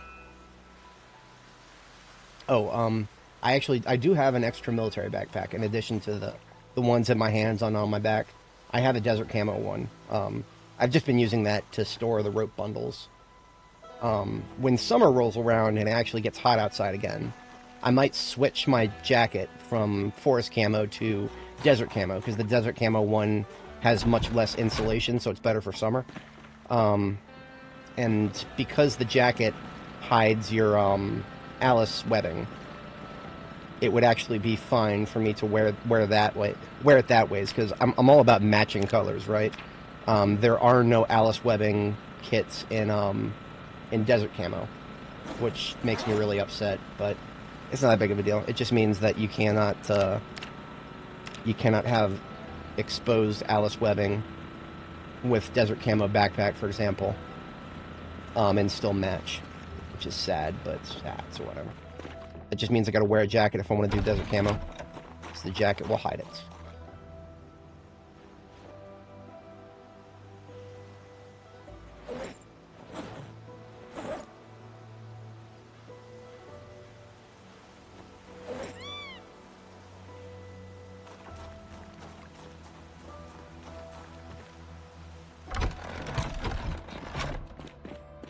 Something that I'm a little overdue in doing is replacing my wooden doors with metal doors. Because, actually, not even for any real objective reason, just for aesthetic purposes. The whatchamacallit, the metal doors match better with plastered walls.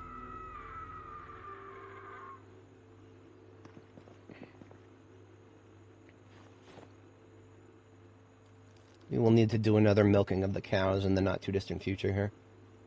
But until then, we are just going to sort the stuff we've picked up and then get to work sawing the logs. That'll probably take the rest of the day, to be honest. We got a lot of logs to saw, which is perfectly fine by me. We've got name cards and a diary for the epitaph here. And a dog tag. Doggo memorabilia absolutely counts, even though I haven't found very much of it. What color was this baseball cap I picked up? I think it's pink. Yeah, that's a nice pink. So my wardrobe is right here. I sort things by color, and I lump the pinks and reds together, but that's all right. There's not a lot of either in this game. Pinks and reds are somewhat rare.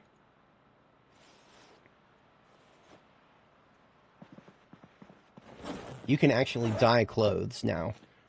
This my home theater right here is going to eventually be moved upstairs, and I'm going to have a proper dyeing station right here. I've already got some bottles of dye set aside. These are my most vivid of each of the spectrum colors, so red, orange, yellow, green, blue, and violet. Haven't really found anything that qualifies as indigo. Dirty leather strips. Let's just get those out of the way now.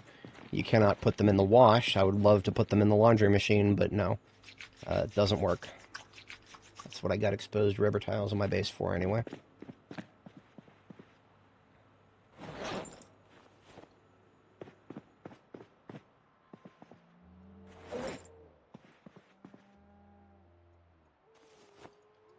Now the nails that I have can just stay with me because I'm going to be using them in not very long from now.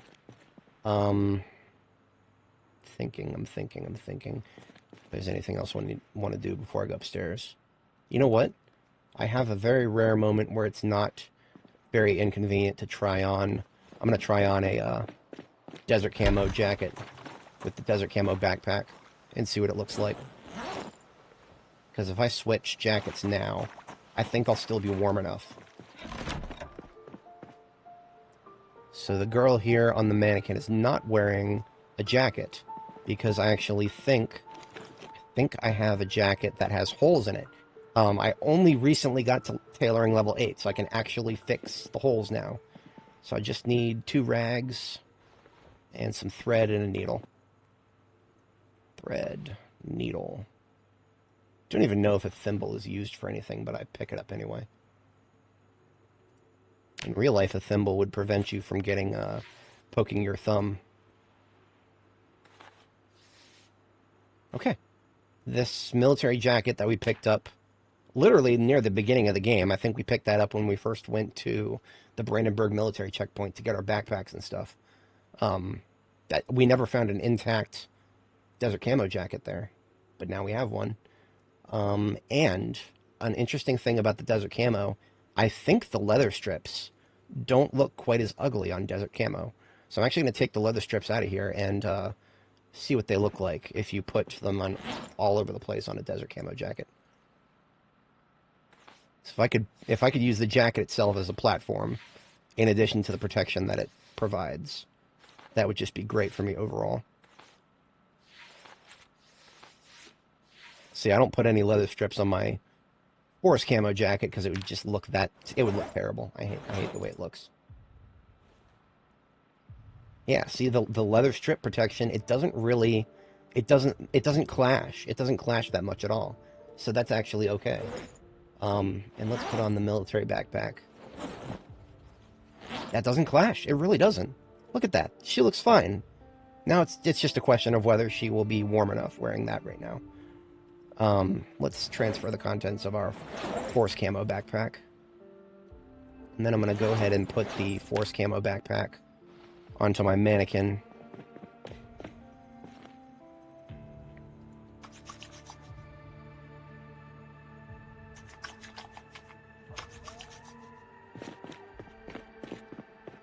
Now here, okay, there's the one thing it doesn't match. There's 2 things actually. So my angle-headed flashlight and my canteen. However, I think there's an answer to both of those. In my camping bin up top here, I believe I have a leather water bag. Or if it's not in here... Actually, so I have a Western canteen. This is a canteen in a different color. But I do think it has, like, some green on it. Let's try this color really quick. Okay, yeah. See, this has green on it still, even though the exterior is leather. No, let's take off both of those and try I'm pretty sure I have a water bag somewhere. It might be in my water containers bin here. Yes, leather water bag. So it contains, it can carry 1 liter, just like a canteen. And look at that, it is actually a relatively decent match because it's the same color as like my holsters. So that actually looks fine. That looks perfectly fine. Our girl looks great. Next are the elbow pads. Since I already have alternating black and other colors, the black elbow pads are not too bad. However, I also have white elbow pads that I've set aside for this exact scenario. Let's see. Did I put them on the mannequin? I might have put them on the mannequin. Let's check the mannequin here. No, I did not. Did I put them on... I put them on the urban camo mannequin. The urban camo military gear actually has the same insulation as the forest camo. And unfortunately, there is not an urban camo backpack out there. I'm actually very sad about that. I would love to wear urban camo just just because it looks cool. I think it looks even better than forest camo in certain situations. Yeah, that looks great. It's a little light, but there is nothing that would match it better. Now, if we were to give her brown gloves, brown leather gloves, I actually don't think that would be a good match. But let's give it a shot really quick. Let's take some brown leather gloves. I've got like several here, and let's put some leather strips padding on them, and see what that looks like. We just need one more leather strip here.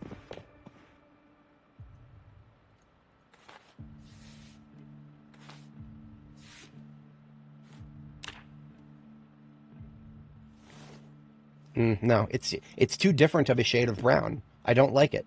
I really don't. It's too light. It's lighter than the holsters and the water bag. If it was at least the same color as the holsters and the water bag, I'd be fine with it. But no, it's not. It's just too light. Unfortunately, leather gloves are not something that you can change the color of, to the extent of my knowledge. I've probably even tested that before. I've probably even tried that in the past. But, nah, we're good now. What am I looking for next? Nothing that I can think of off the top of my head. Now all I need to do is make sure I don't start getting cold. I'm pretty sure I won't, but that would be the last concern that I have. Because honestly, everything below the belt can stay. The leather pants, the skinny leather pants.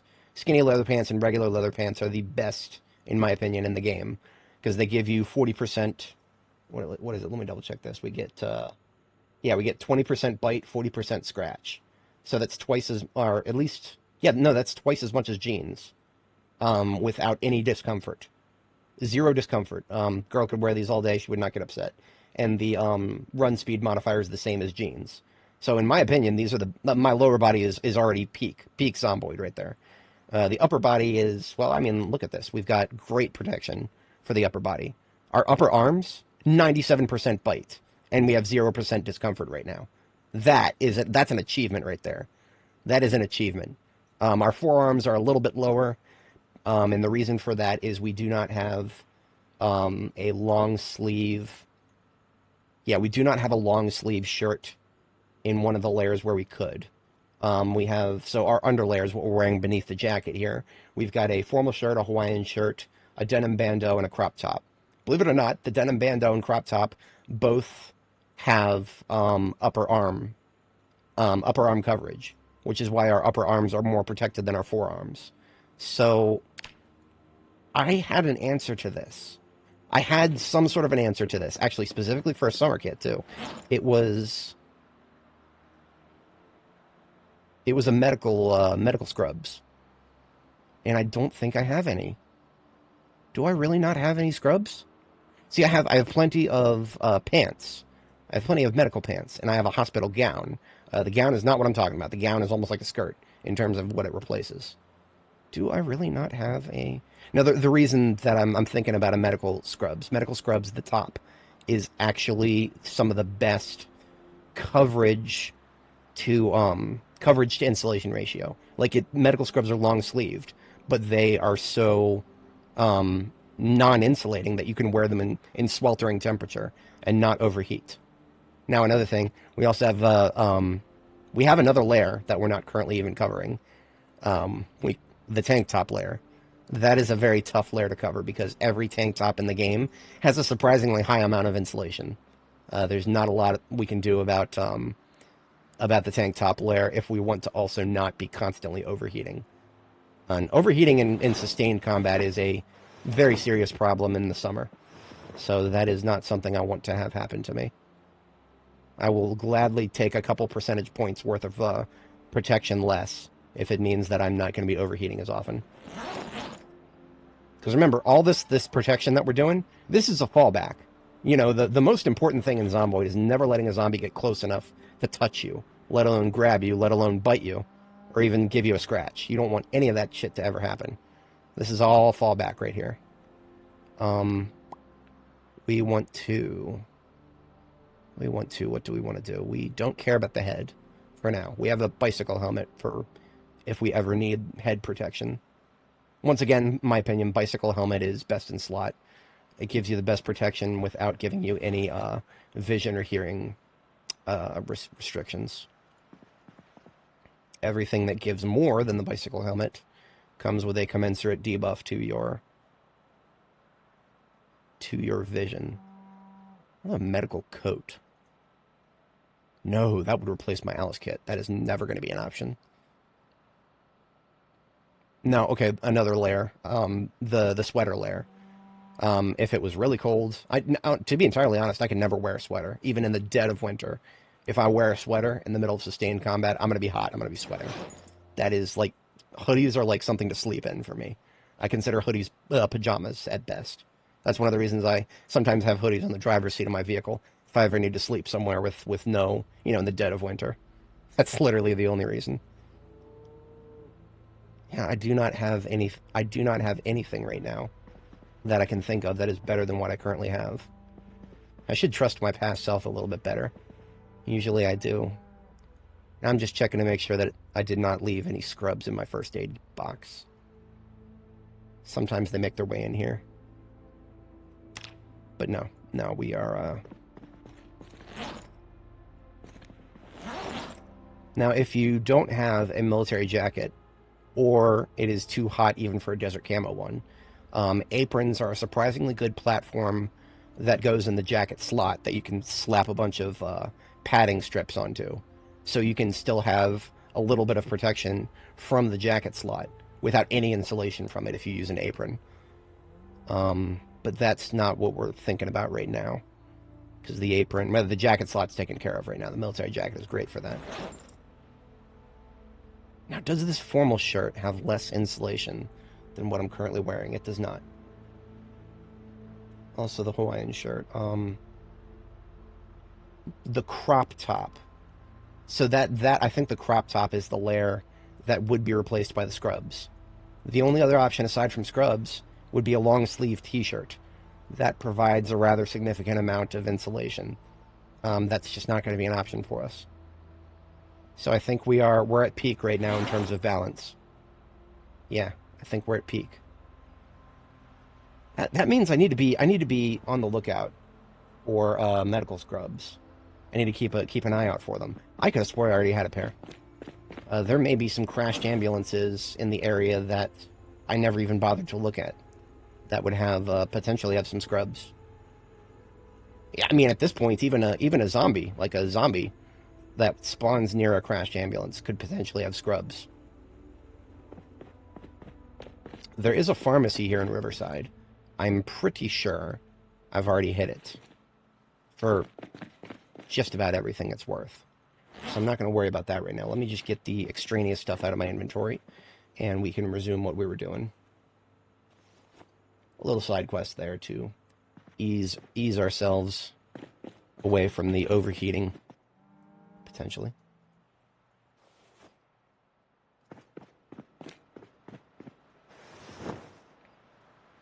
For anybody joining, welcome. We just finished a little side quest to optimize our protection to thermal insulation ratios, and geez Louise, both of my clothing racks dedicated to greens, both of them are completely full right now. Damn it. I think this mannequin here has already got a military jacket on too. I'm just gonna have to put it in one of these containers on the floor. It's fine.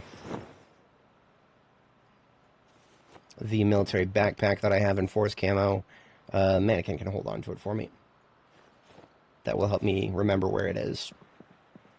So yeah, basically what we did is we just switched from forest camo to desert camo. And normally I don't do desert camo because it doesn't match properly. But in this particular instance, it's fine because the one part that does not match, which is going to be our belt and suspenders, is hidden. It's hidden by the fact that we're wearing a jacket. What about the scarf? I do want to keep wearing the scarf for as long as I can until it gets too hot to wear it. Scarves you can actually dye. You can dye scarves. I do not have a brown scarf right now. Nor do I have a yellow one. But I could make one. Ooh, you know what? Don't worry, we'll get back to building soon. I'm gonna take a little look-see at, hang on a second, let me put these elbow pads on the mannequin here. And then I'm going to, dyeing clothes. You need just a little bit of dye and a whole bunch of water. We've got a spectral collection of dyes here. Red, orange, yellow, green, blue, indigo, violet. We've also got a literal ton of dyes. The bottle that dyes come in does not show the color on the exterior. And I think we might even have some brown already. This looks like a tan. That looks like a brown. That also looks like a brown. So out of these like 36 dye bottles, it looks like we have just a couple of browns. So what I'm going to do is I'm going to go get an empty plastic bottle, because those are one of the few liquid containers that actually shows the color of the liquid when you put it down in the 3D placement. So we're going to use these dye bottles I just picked up, and we're just going to transfer them into these empty plastic bottles to see what the dye itself looks like. Because see, right now I can use Photoshop to compare the RGB values, and I'll go ahead and fire up Photoshop in the background so I can check that later. But for now, I'm just going to what you see here in the liquid color may be slightly different from what you see in the actual world. So I'm just going to fill this plastic bottle halfway full, 500 milliliters, and then place it on the ground here.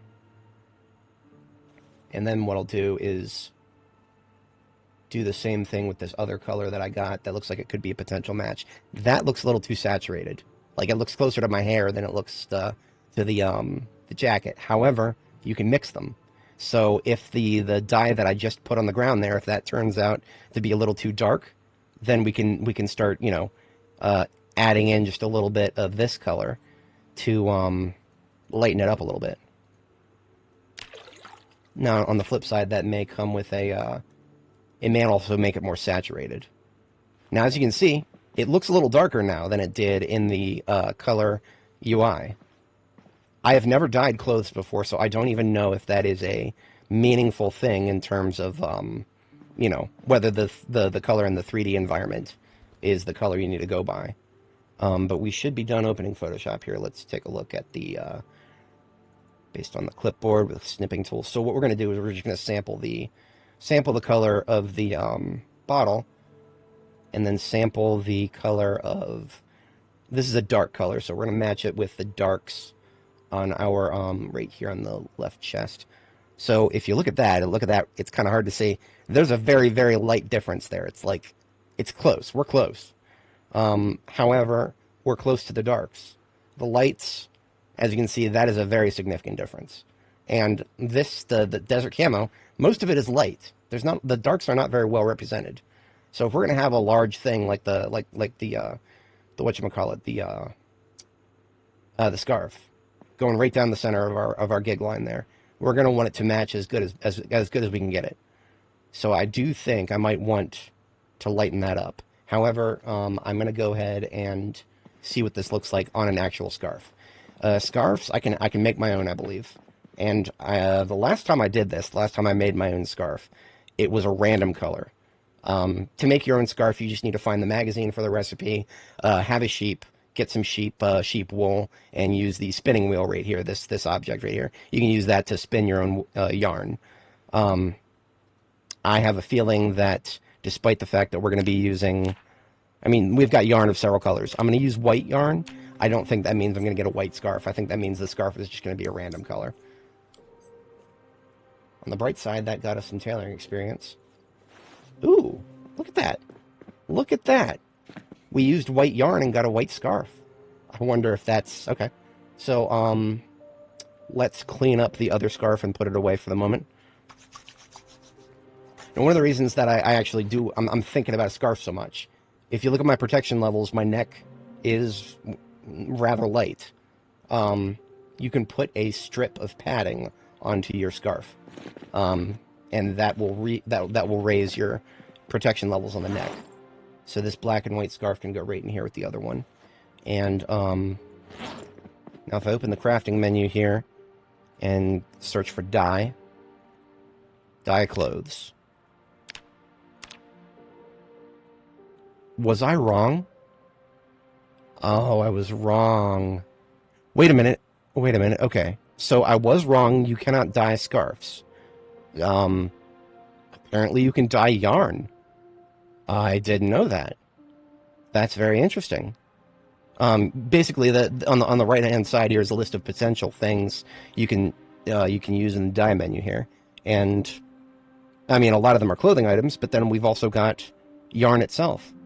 So that's the first thing I'm going to try here. So we need 10 liters of liquid for that, 10 liters of water. I've got buckets set aside. This is going to be for clay mixing, but that doesn't matter. I'll use it for this. And then we will take, let's take the dye that is a little darker first, so that we can establish what the darkest we have is. And do I need a crafting surface? Probably.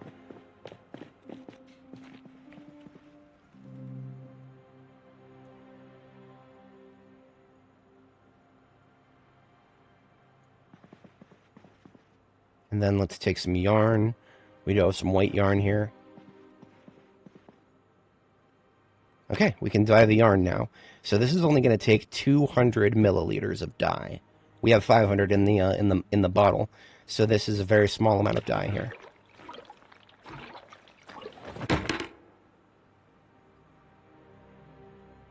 Okay, and look at that.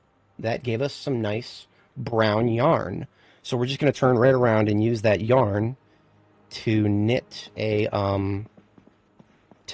another scarf. So we go to knit scarf. We select the brown yarn, which is already selected. Now the color of the yarn does not actually show up in the user interface here, but it does show up in the list. So we are using the brown yarn for that. Hopefully this works out as I expect it will. And it looks like it did. Look at that. Ladies and gentlemen, we got a brown scarf. That is not a bad match at all. I mean, like, honestly, just looking at it, dude, our girl looks pretty. It's not perfect, but I like it. I really do. I like it enough that I'm going to leave it as is. I like that a lot. Let's get ourselves a leather strip mounted onto this scarf we just put together, and then we get back to what we were doing. It's great. Just need that. Right-click on the new scarf here. Add padding, leather strips. So this brings our protection to the neck from 26% bite up to, 25 or something like that, up to 31%. I forget what it was without that. But yeah, we are now up to 31% bite protection on the neck, which is fantastic by my reckoning. Obviously, like I was saying before, don't let the zombies get close enough to bite you, ever. But if it happens, you know, have something on, if you can manage. So the scarf that we made that is white, I'm going to put in the whites. And then we will put the dye away for now. Let me set aside the browns from the other dye. Since that is a nice categorization, I will put it on the floor here on the other side.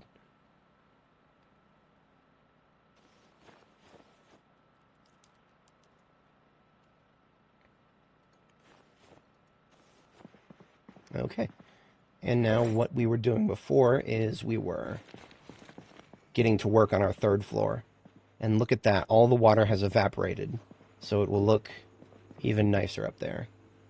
I have no idea if the floor being wet was actually contributing to the fact that some of the floors were coming out ugly looking. But now that situation is fully preempted. So, how many logs do I have on the floor here? 148 logs. Yeah, we did good work there. 1,332 encumbrance worth. So all we're going to do is sit down, click the saw log button, and get to work. We'll be doing this until it's bedtime, most likely.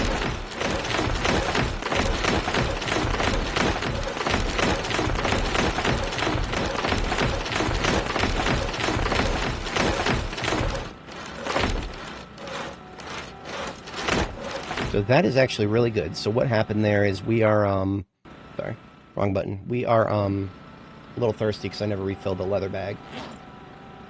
We did start to sweat. We did start to sweat when we were sawing logs there, but we did not get the debuff saying that we were too hot. So that is actually a good thing. Sawing logs raises your body heat generation rather significantly. So this is actually a great stress test.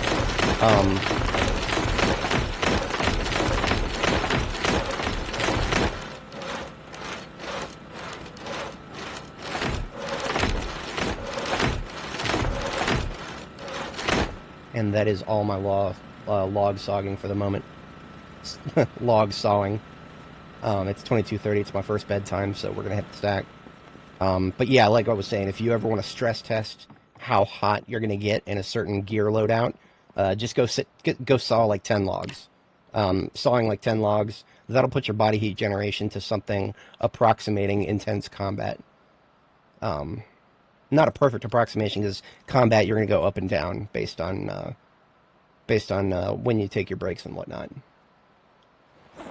But it's a nice baseline. Let's get ourselves another drink of milk here.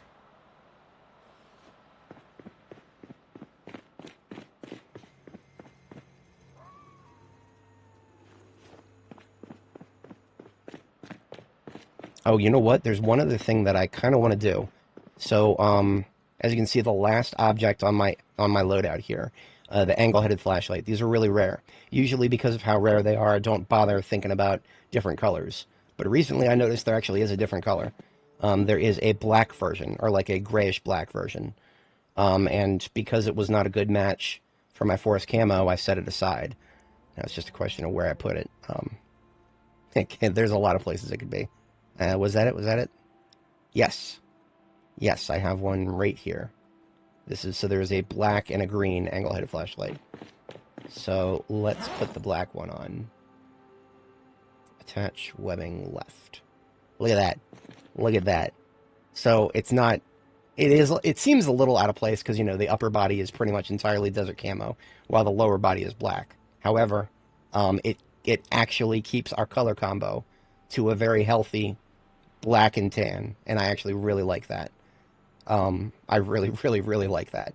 We're looking great right now. Let me favorite this angle-headed flashlight. And it's going to need a new battery. This one's almost burnt out. So what I'm going to do is, look at that, rain's coming back. Whatever. My current angle-headed flashlight, I'm going to put can I put it in the mannequin? Nah, unfortunate. I'm going to put it in the same place I put my military jacket here, in this camo gun counter on gun container on the floor there. You know, forgive me really quick. I am going to try on. I want to see if now that I have some now that I have a little bit of black on my chest, does that mean that it would actually look better to have the black elbow pads?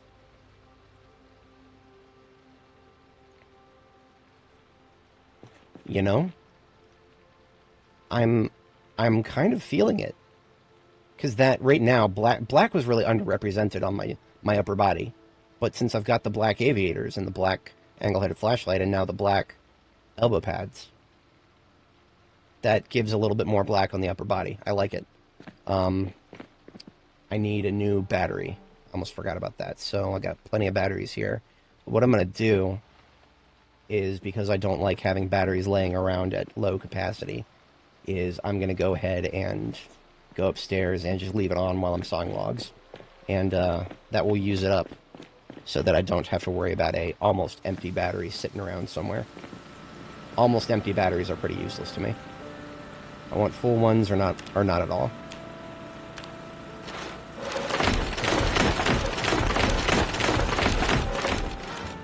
As I said, I would leave it on, and then I forgot to.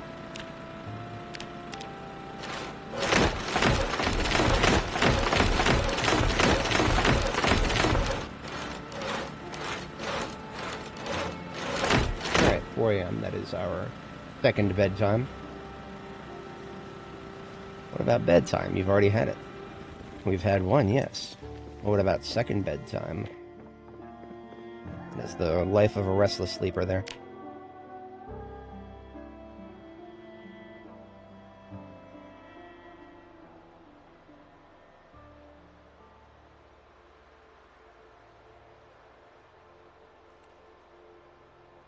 Alright, down to 20 fatigue. That's pretty good. So that did not actually wipe out our flashlight. We still have a little bit left.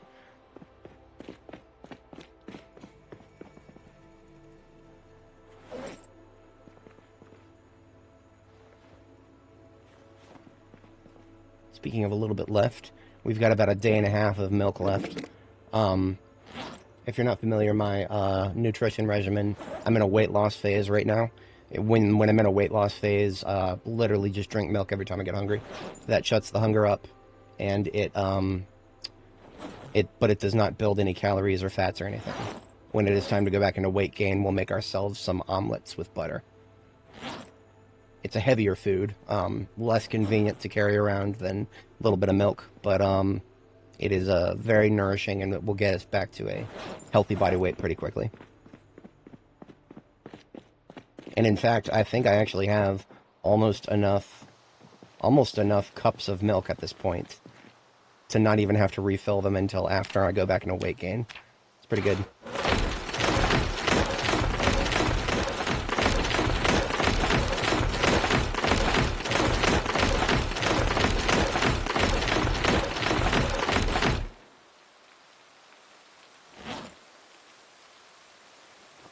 Okay. That is all of the planks that we've turned all of our logs into planks.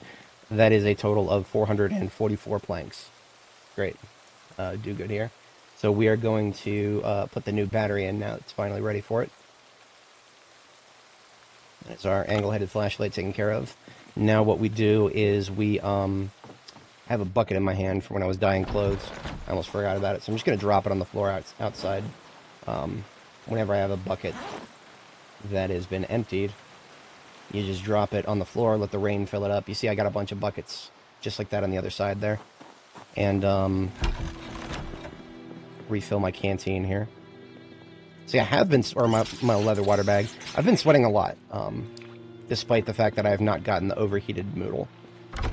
So, this kit is okay, but in the absolute dead of summer, by the time we get back to July, I might need to lose the jacket and reconsider the rest of my kit. Maybe, I don't know. Because another thing to keep track of is the fact that the apron will most likely cover up the Alice kit. And the Alice kit is the only part that would not match desert camo. So, things to consider. My crops should be all fine. Everything has been watered perfectly well because of the rain. I don't think anything is ready for another round of compost yet. And this lemongrass that I planted back in March is not yet ready, despite it being the fastest growing. So I have not yet harvested anything for the spring season. That's fine.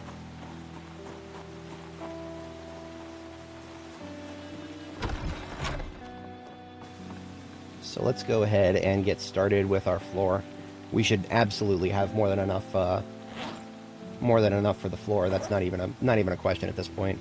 The only question I have right now is, do I have enough to also build a railing? So I've been considering building a railing. We've got our main backpack emptied. Now what we do is we fill all 3 of our backpacks with planks, 12 in each backpack for a total of 36, and then we start building and don't stop until either our hammer breaks or we run out of planks, because we've got plenty of nails. Since I am super over encumbered right now, I'm going to go ahead and drop some stuff that I don't need at the immediate moment. So I'll drop my firearms, basically all of my heavy weapons. I'll still have the hammer. Not that I'm going to need it up here, but I'll need it for building. So I got started. Actually, the rain is going to kind of help us here, because it's going to give us some contrast to tell what has already been built and what hasn't. Without that, the only way to really tell is by pressing Y, which is walk to, and see which tiles you can walk to and which you can't. So it looks like this spot right here is missing a spot. Otherwise, we are continuing with the 3x3 progression here.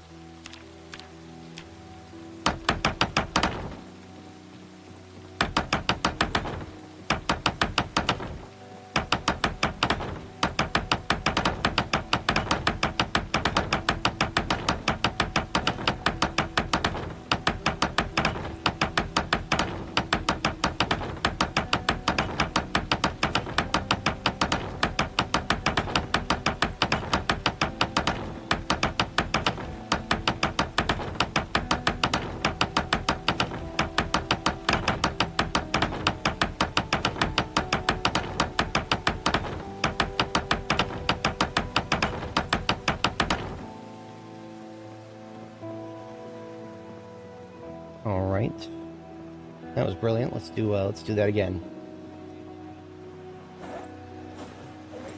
I'm just gonna load back up on planks, see if I've got enough. If 36 planks is enough to go all the way across, it might be.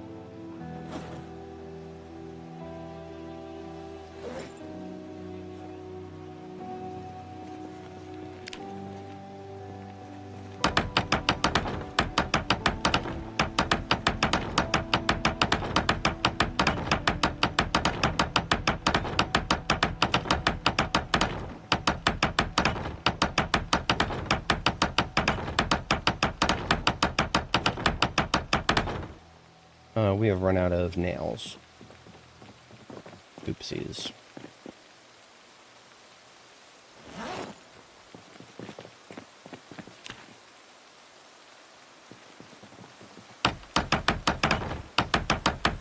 Fortunately, I have never seen a reason to distrust the automatic pathing in this game in terms of accidentally falling.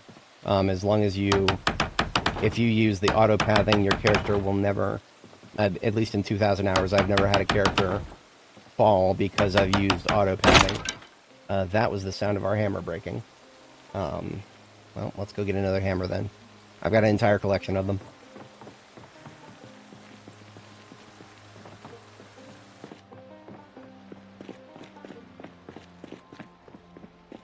Toss out the handle. Right, that one is full. And you know what? I'm going to bring 2 hammers upstairs with me.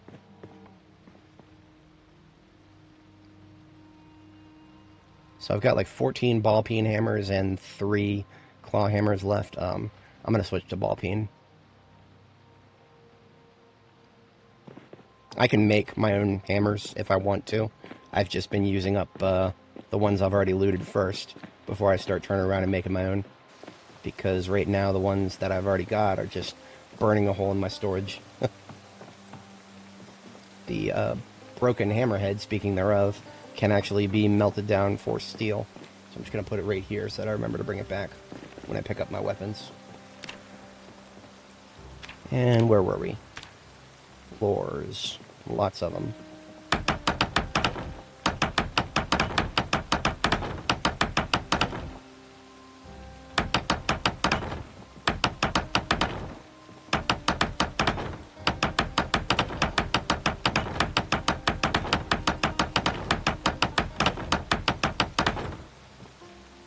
Okay, we did run out of planks, so 36 is not quite enough for a full row. That's fine.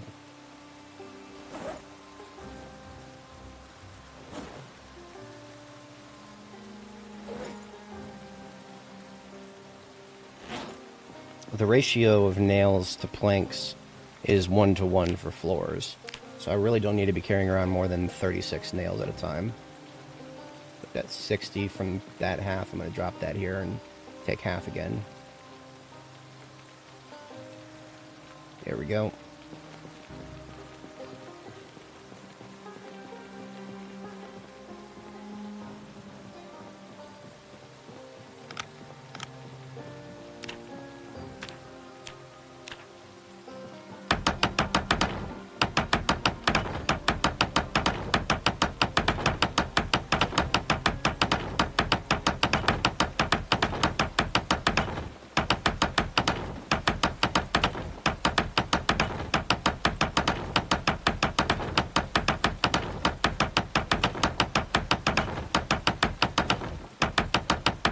I was using welding for a while to build the roof, but I stopped because, I think I even mentioned this in the video description, I ran out of, well, so I got to level 8 welding, and I do not have volume 5 of the welding book.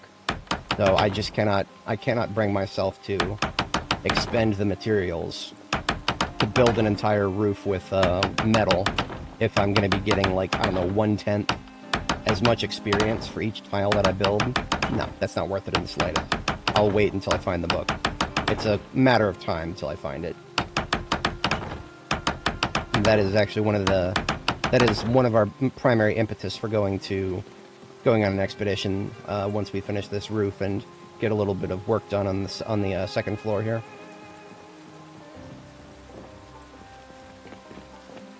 So let's get another 36 nails here.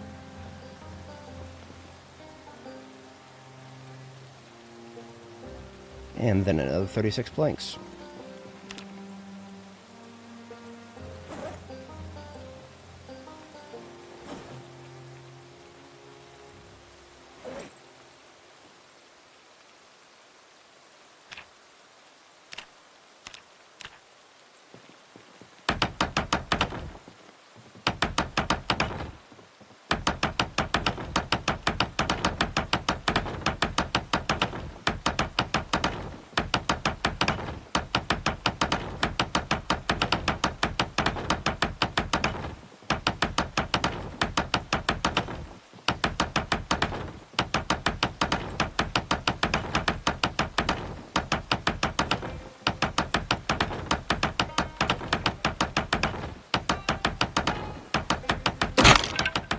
One of my hammers.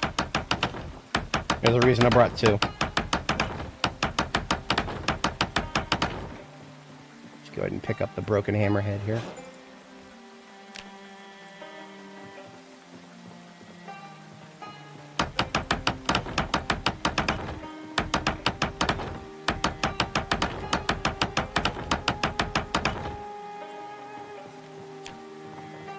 Alright, we are more than halfway done. Drop the broken hammerhead and that crap. Get a drink of milk. Might need another box of... No, we're not quite there yet.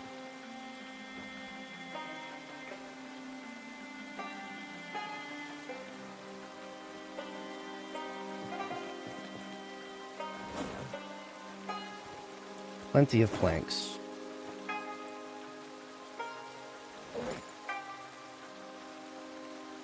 Yep.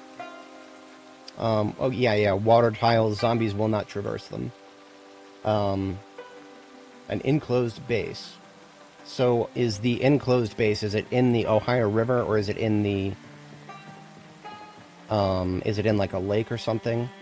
Because, anything within the map's boundaries, the regular map boundaries, is liable to be painted by the new spawning system.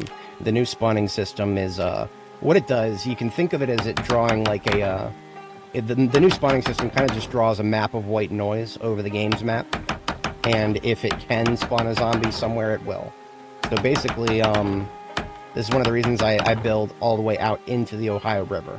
Like, you look at my base right now, I'm in the Ohio River, like, to such an extent that the game doesn't even have a loot, just doesn't even have a foraging table. There's just a bunch of question marks for it.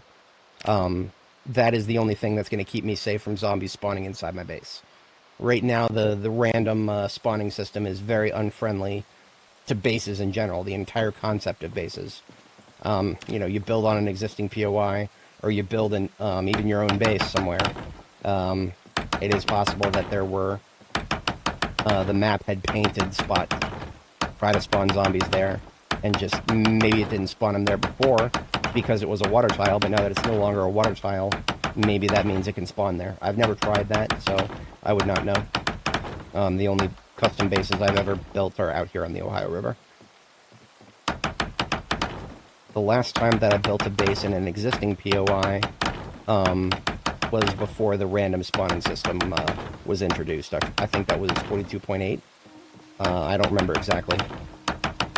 I want to say it was 42.8, because that was when I took this character's previous life and ended her run, because 42.8 was the update that came out that said You should start a new one because of the changed map system.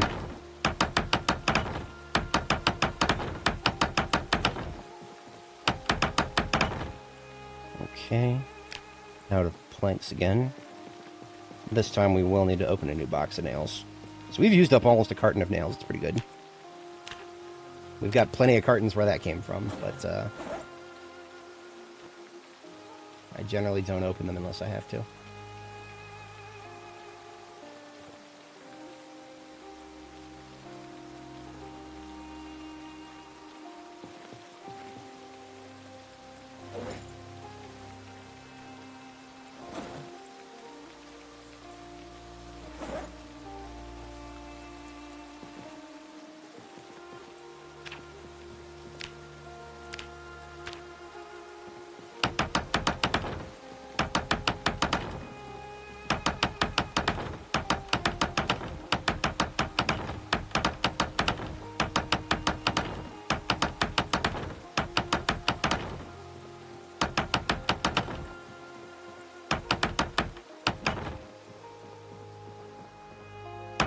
Yeah, I would. All I can say is that I've had a good time on my river. Yeah, if you've got zombies spawning inside your base, like inside your own walls, if it was me, I would absolutely do that. Just because, you know, I mean, another option, and again, this is you're fighting the system, fighting an uphill battle here. Another option, if you really didn't want to move, is you could build a second floor, and then just make your first floor just like completely intraversible, like fill it with boxes or something, so that zombies literally could not move if they spawned there. Although I don't think the game would actually try to do that. Like, I think the game is only going to try to spawn a zombie if it is a tile that they can walk through. So, like, if you really like your current location, you could always just maybe, like, fill the entire first floor with nothing but crates or something, and then, like, you know, I don't think they would start spawning on the second floor. I do not know that for sure, but I have a very relatively high confidence that zombies would not spawn on the second floor of a custom base. But I don't know that.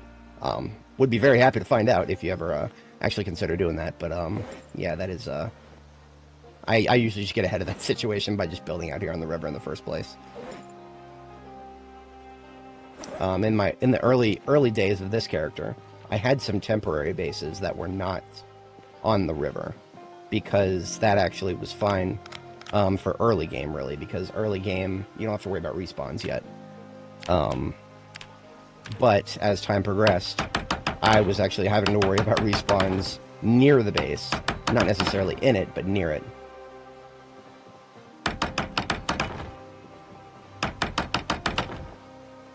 Interesting. Yeah, I'm not 100% sure on that, but the, I also don't understand fully the new system when it comes to zombies respawning. There used to be a different set of rules for it.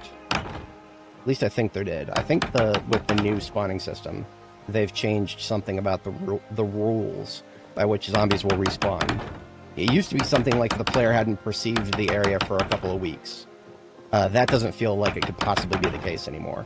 Because, like, I'm doing patrols, and I'm seeing zombies show up after just a couple of days of clearing an area. As if, you know, it almost seems like there is a several week, or like, you know, maybe like the better part of a year, really, for certain areas. But yeah, I just broke another hammer, so let's get yet another one. This will be the third hammer we've broken, filling out the roof here.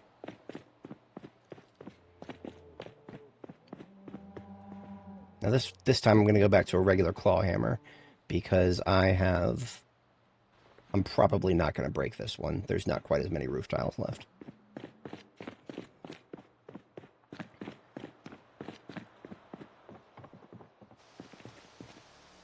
I have a feeling that the devs are going to come after our ability to build bases on the river. That's probably something they're looking at. I wouldn't be too mad if they did that. They addressed it in the same way that RimWorld does it. Because if they did that, it would actually be, you know, RimWorld makes it realistic but fair. I don't trust the devs of this game to do realistic but fair.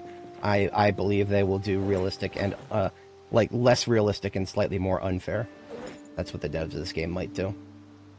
But I'm not 100% sure on that. I'm going to go ahead and turn the lights on right now, because we're going to lose daylight soon.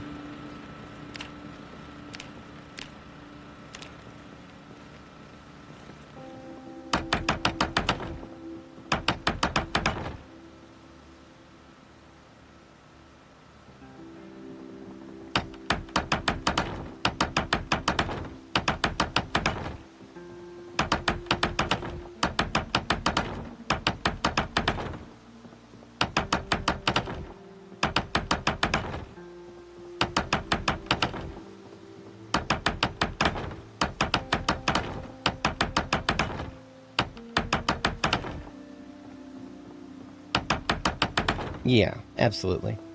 Pillars, I'd be 100% fine with. I mean, you know, even if they make it so that you have to build walls, you know, just like a pillar made of entirely of walls, perfectly fine. I have no problem doing that. Just let me like build my base on stilts or something, you know. I would do that in real life if I had to build my own place, and it was anywhere near like a potential flood area, like a river or like a bay or something. Yeah, I would build maybe not entirely on stilts, but like something similar. I also wouldn't use wood. If I was going to build my own place in real life, I would use concrete for everything. There's a reason that houses are made out of wood, and that's because people don't care if houses get destroyed, because they can just rebuild them. The consumer mentality has spread to the housing market in more ways than one. Like, my brother recently built his own house, and it was such a fun endeavor for him. He got to do all this custom stuff, and I'm like, you know, that's really cool. I'm really happy for you. It's not gonna last very long. Maybe you'll either sell it before you die, or your kids will sell it, because houses are just commodities now. Commodities that will not last very long and deprecate in value. Oh, I'm out of nails. I just need 4 more, and then the roof is done. I have a sinking suspicion that we're going to run into issues with the second floor being considered outside. But we'll cross that bridge when we get to it here.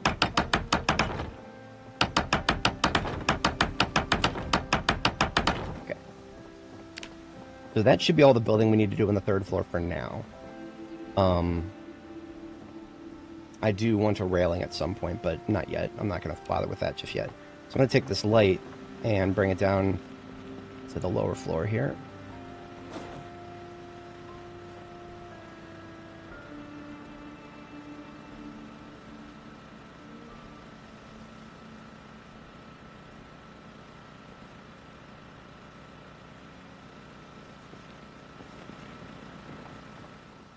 Nope, I am not considered indoors right now.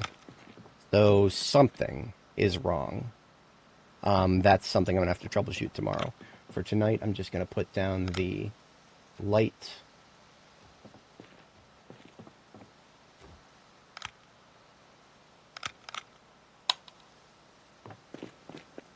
Why am I not considered outside right now?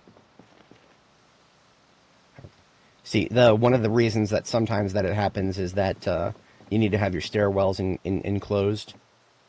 That's not the case right now. At least not necessarily, because this one is fully enclosed.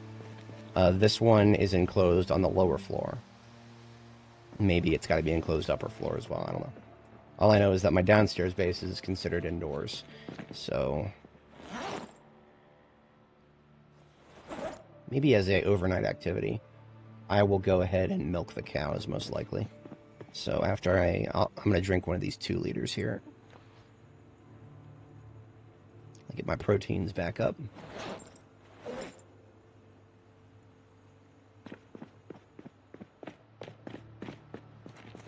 Yeah, that's probably it. That's what I'm going to go ahead and do. Adding a fence. Interesting. When you say a fence, you mean walls, right? I'm assuming you mean you mean full height walls.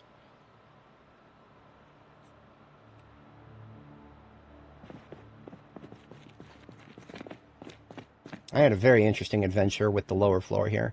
The lower floor was not considered indoors for a very, very long time, and the solution was possibly one of the stupidest problems I could have possibly imagined. I needed a pole in the corner. For some reason, there wasn't a pole there. Doing that actually fixed the entire lower floor. I don't think that's the case with the upper floor. It probably just needs the stairwell enclosed. Both stairwells enclosed, rather. Fences or walls. Okay, that's interesting. I think I will use walls because walls are paintable. Fences, when I think about the aesthetics I want upstairs, I think I'm gonna... Because fences would be brown. And I don't know where I want to do... So I have a whole bunch of brown carpeting. I intended on doing a brown carpeted area upstairs with some mahogany furniture, because brown goes well with mahogany. Possibly in this quadrant right here, which actually means that I probably could get away with... yeah, if I did this south quadrant here as a brown carpeted area with maybe some... maybe I'd move the bar up here, maybe. Possibly. If I moved the bar up here, that would actually be great, because then I could free up an entire wall of storage close to my forge area. That would actually be great.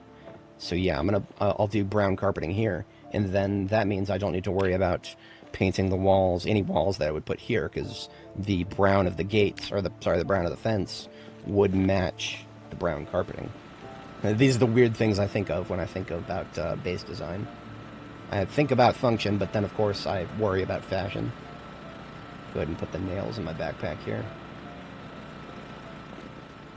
So let's go ahead and build gates first. See what happens. Or, sorry, fences. Wooden fence, craftsman.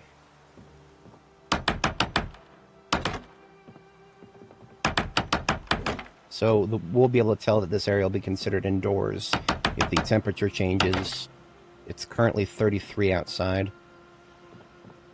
I'm out of planks, so let's go get 2 more. It's 33 outside, so if we build this last one and the temperature changes, then we will consider it mission success.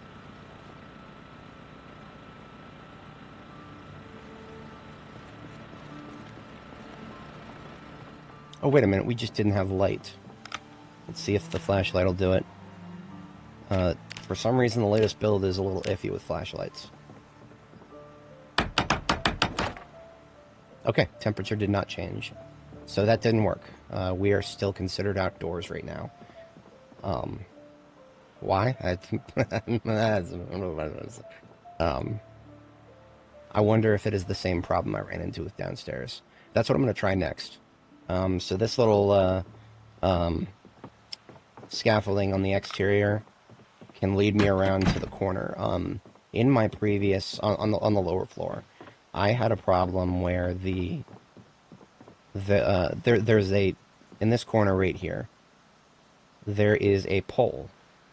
Poles automatically spawn, usually, in the corners. We can see that there is one here. But the corner on the lower floor that did not have one was the outer corner here. So let's try building this. And let's see if indoors is actually indoors now. Nope. That did nothing. Back to square one.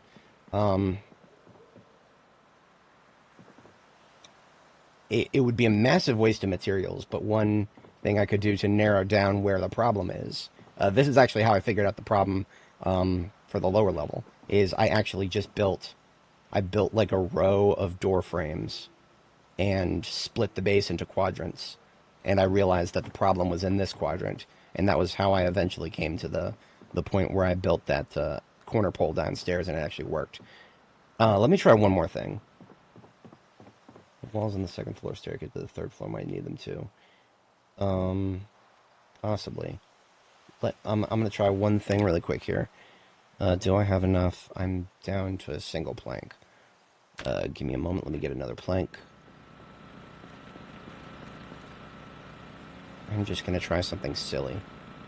It might not work, but if it does work, I'm going to laugh really hard. I'm going to put a fence right here.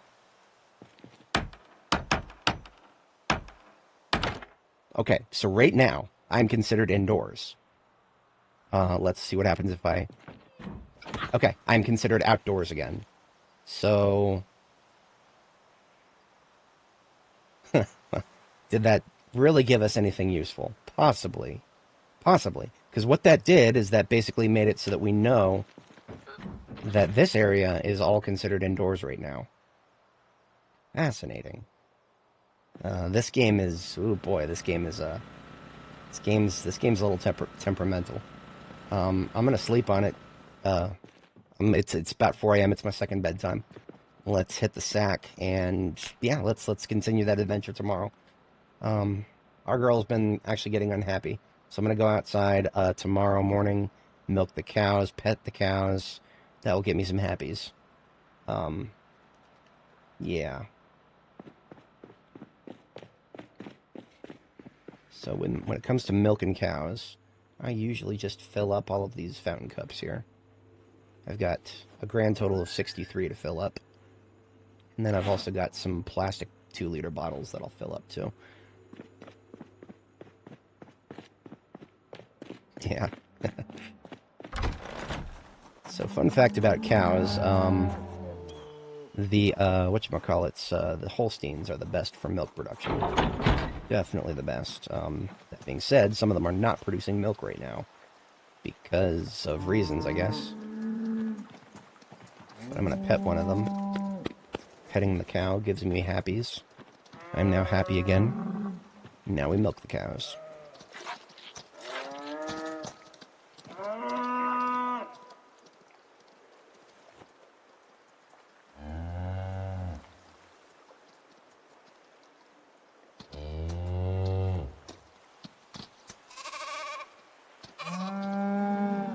Okay, we've milked one of the girls dry. Let's milk another one here. Looks like Cersei is still producing milk.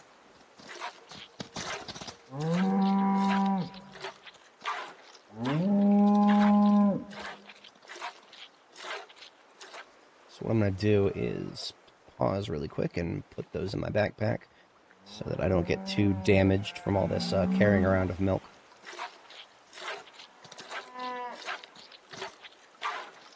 And that is all of my fountain cups filled back up. Wait a minute, we have a new calf here. Finally, a female. I've had several males born. You never want to have more than one bull in a pen, they'll kill each other.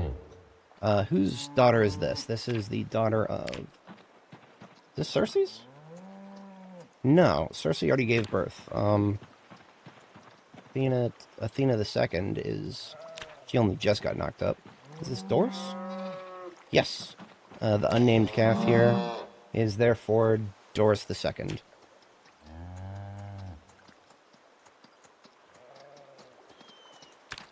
And let me check to see if we have any more. Nope, everybody is accounted for. I've been putting off worrying about the chickens. Because I did not... when I first found most of my chickens, I was in Muldraugh. And a whole bunch of them were getting fertilized, and the eggs were not hatching. So I thought eggs just were hatching, like egg hatching I thought was bugged or something. When I brought them back here, they seem to no longer have a problem with hatching, as you can see. I'm putting off worrying about these things. Because this is a rather inconvenient situation. In real life, chicken farms are very, very dark places. They literally have a way of sorting the chicks by sex, and they take the male ones and they dump them into a grinder. I don't have a grinder, and killing each of them by hand, I do believe, even though I'm technically indoors right now, I think if I were to start killing them by hand, it would freak out the cows. I think. But in any case, if I wanted to start killing them, I would have to get my actual chickens out of there first. So, but I'm putting off worrying about that. Now, there is something I'll tell you. I'll tell my viewers. I got four live viewers and anybody watching the VOD. I'll tell you guys a little secret about animals in this game. I do not know if this is intended or not, but there's a certain thing. If you kill an animal, you get weapon experience. There is a very, very easy way to level certain weapons. I clicked on the wrong one. Here it is. I used rabbits in this example because they breed very quickly and they have large litters. Um, you can get weapon experience very, very easily if you just take an animal that breeds a lot and put a lot of them in a small area and just cull them periodically. I haven't done that on this character. This character has a clean conscience when it comes to animals. Her previous life, she did some very dark things to get her long blade leveled up. Yeah, I'm not gonna think about that for the most part right now. That's something to worry about later. Let's put most of these cow's milk containers back and just take what we need for sustenance right now. We're a couple days out from weight gain, at which point we'll make ourselves some omelets. Maybe some chicken omelets, because we got a little too many chickens right now. So because this did not work, I'm going to go ahead and dismantle this this particular fence. Now I have an idea. What I'm going to do is, instead of a fence right there, I'm going to put a door frame. And I'm just not going to put a door in it. So that will give me coverage. That will continue to consider that area indoors right there. For a door frame, I need 3 more planks. Because even if you don't even put a door in, a door frame is enough to count as a wall, despite being easily traversable.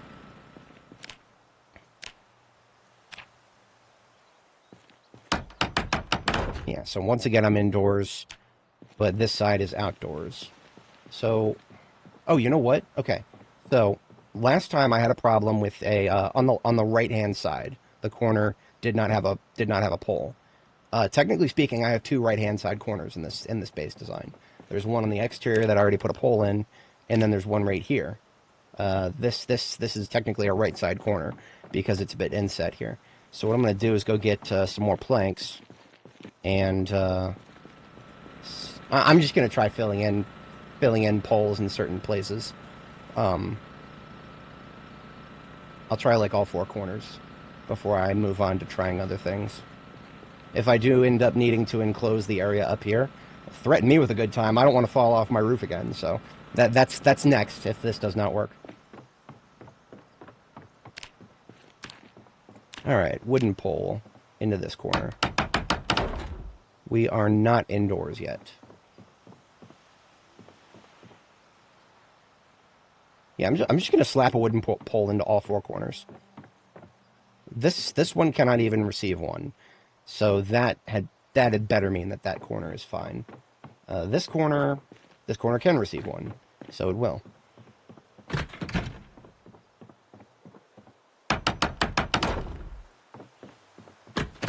We are still not inside, so we're going to do that to the rest of the corners.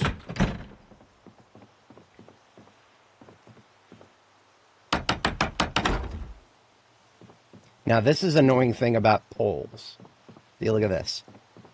Poles, for some reason, they block movement in one direction. So this is no longer a scaffold that I can easily access. I've got to use my damn windows to get in and out now. Possibly. I mean, that's not something I'm going to try just yet. But if I run out of ideas, that is absolutely something I'll give a shot to. Now, this corner is next. Alright, every single corner now has a pole in it. And we are still not indoors. So, that tells me the next thing I'm going to try is the stairwell. We have not missed any spots. I'll do a quick pass over of the roof. Because, I mean, they're 99.9% sure I did not miss a spot on the roof. But I'm gonna do my due diligence. I have Walk 2 opened right now, so if there actually is a tile missing, it will turn red. It is the isometric angle of the game does make it difficult to tell whether you're looking at a upper floor or a lower floor when the roof and the floor are made of the same materials. Depth perception is difficult in a isometric game. Who would have guessed? Now there are certain rooms I have not been able to get considered indoors. For example, actually, so you see this shed to the south here at the bottom of the screen. All 4 walls are enclosed. The roof and the floor all fully enclosed. It's still not considered indoors. I tried everything. That shed right there, that shed, I actually built that around one of my leather racks, because leather, don't even get me started on the 42.11 drying system. Ugh, I hate it so much. But yeah, that was not a very pleasant experience, because not only could I not only was it stuck and I couldn't pick it up or remove an unfinished leather. Basically, I tried to build an entire shed around it. And then, of course, the shed would never consider itself indoors no matter what I did. Very disappointing experience. As expected, I'm almost 100% certain that I did not miss a roof tile. But, okay. I can now say I have done my due diligence. There is no roof tiles missing. It is most likely the let's give this a shot next. Fences around this.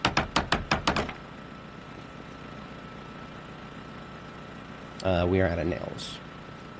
Opening another box.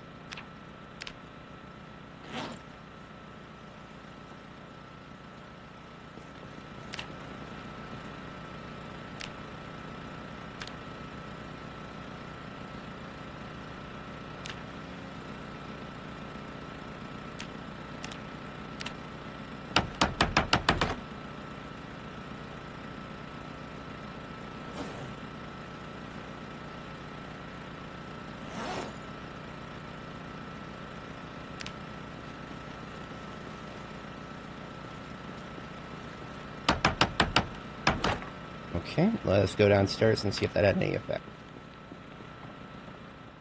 Nope, still outdoors. Well, might as well get started on the fences to prevent myself from falling over the edge here. Except I can't. Cannot build those there unless I build floors first.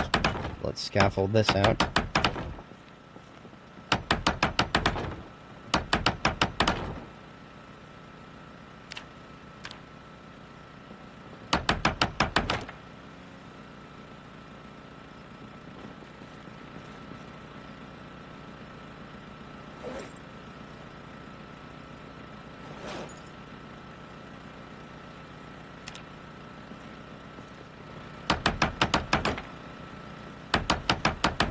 Alright, let's see if that had any effect.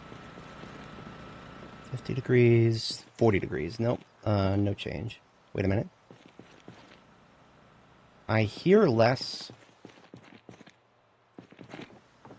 So, no, there's just not very much wind right now, so that's not it. Oh, technically speaking, there is still one more right side corner here. Like I said, I don't know if this is even part of the issue here. But if it is, if for some reason there's something wrong with corners that need poles, then this is technically a corner right here. And there's also technically one inside as well. So that didn't fix it, but there's also yet another corner right here. This corner is, I cannot build in it. So that had better not be it. But let's also do this corner. Didn't do it. Let's go outside and do the next.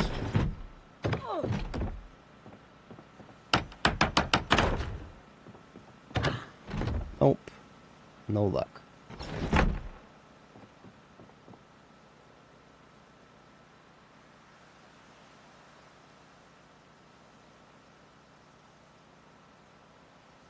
Calculating.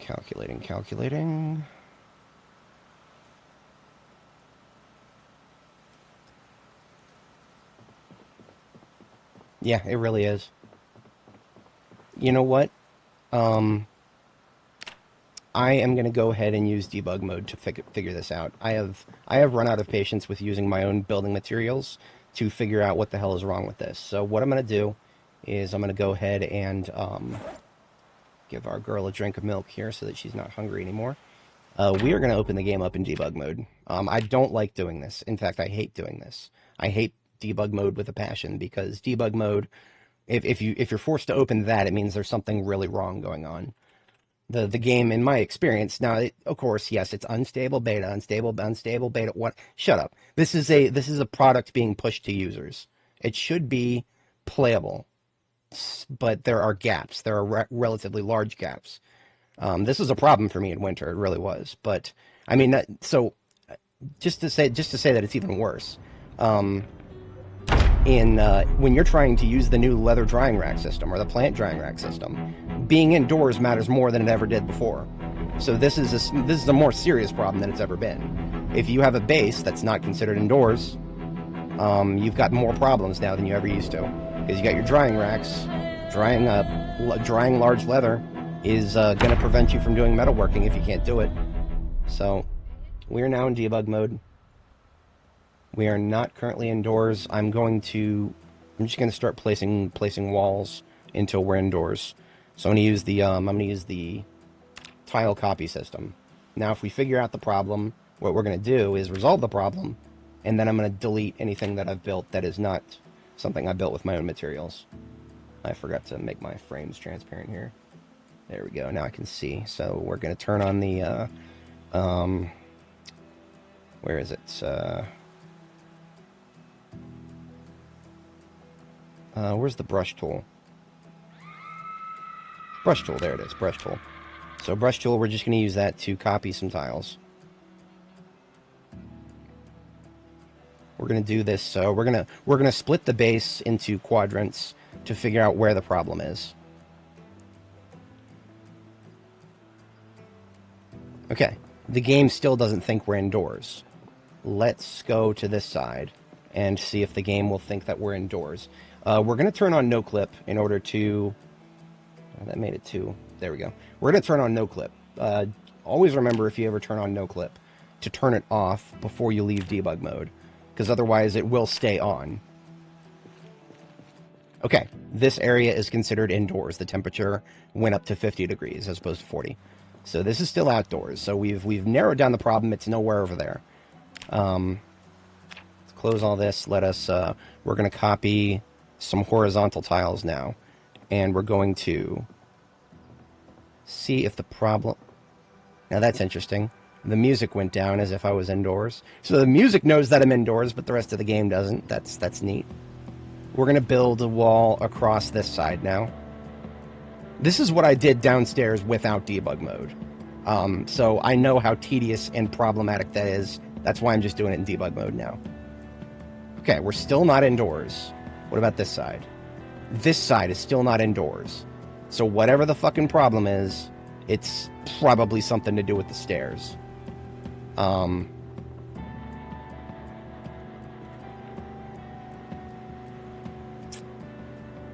maybe it's something... it's something, I can say that. It's definitely something. There's something wrong here. Fuck if I know exactly what. Because you see, basically what this means is whatever the problem is, it affects both this area and this area. I'm almost at a loss on that.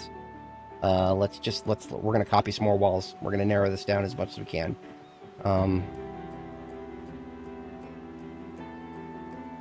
Could it be steel doors? There's a No. It couldn't just be steel doors, because a door frame without a wall is enough to make a place considered indoors. We'll just do this. We'll enclose this part. Okay, I am still not considered indoors right here. I am now considered indoors over here. So whatever the problem is, I have narrowed it down to potentially this wall on the right-hand side. It's always the right-hand side for some godforsaken reason. But let's close it off even further.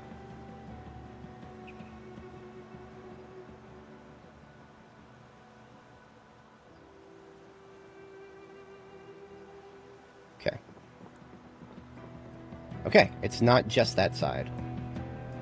Once again, we're outdoors. We're outdoors on both sides of these walls. This is, You want me to enclose the stairs instead of the gates? Sure, hang on a second. Opening up destroy mode.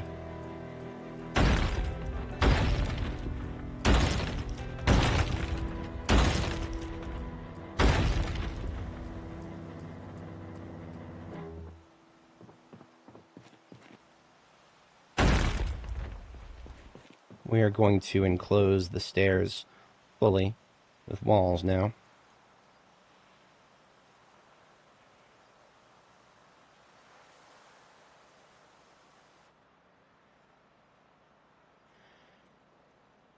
I have several questions. Okay, it didn't fix the entirety of it.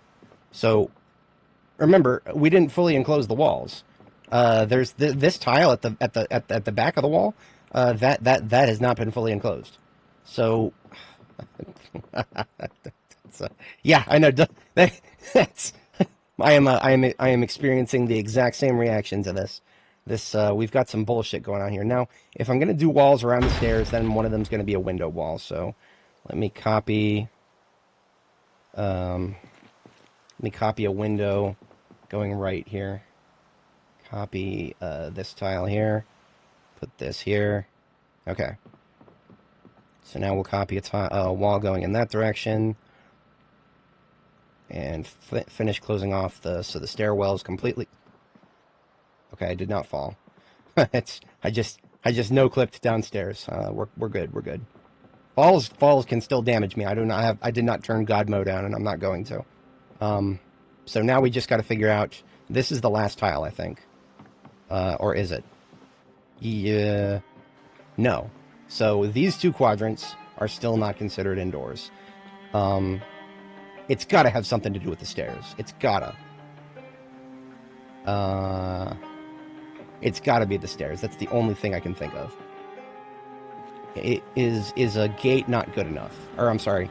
Wait, so maybe the maybe these gate or these fences are not good enough. Let's just plastered wall. Let's copy these and give that a shot.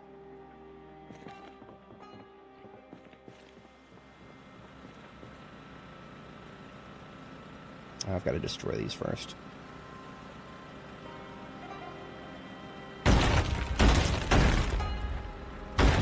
Look at that, it even made its own little pole. And the whole pole system, everything about it needs to be reworked. I don't know how it works. I don't even think the devs know how it works. It's broken. It needs to be redone.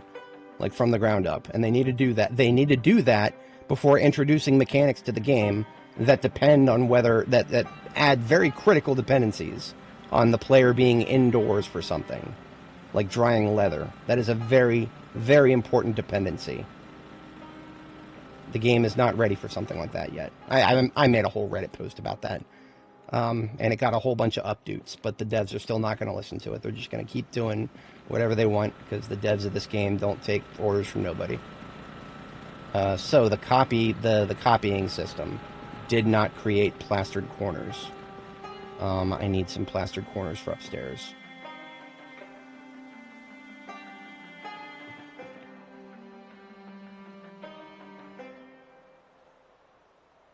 Are there even plastered corners?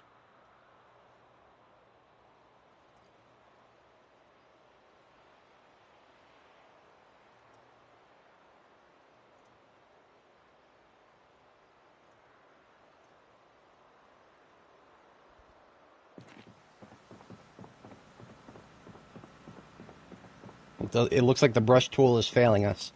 It's not even considering the pole to be existing. Hang on, before I even... Okay, we're still not indoors on that side. So...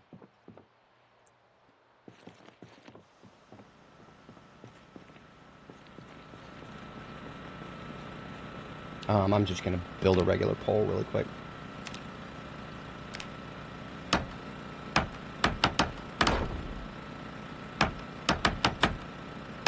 My character disappeared for a second because the hotkeys for speeding up time are also some dumb debug mode shit. Okay, we're indoors right now. Still indoors. We are not indoors. So I want to say it's not the stairwell. I want to say that. That's... Man.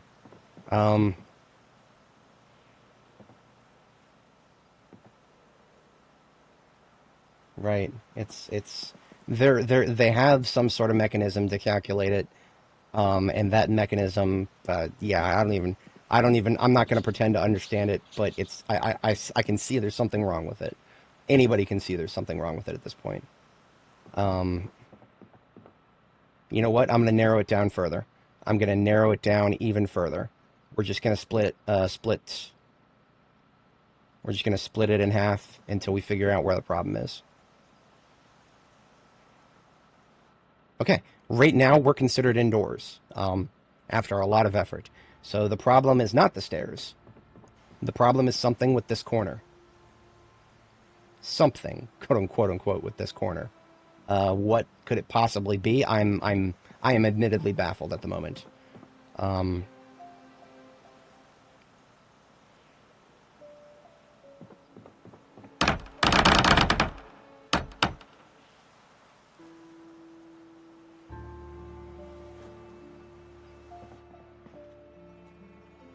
The pole had the opposite effect that time.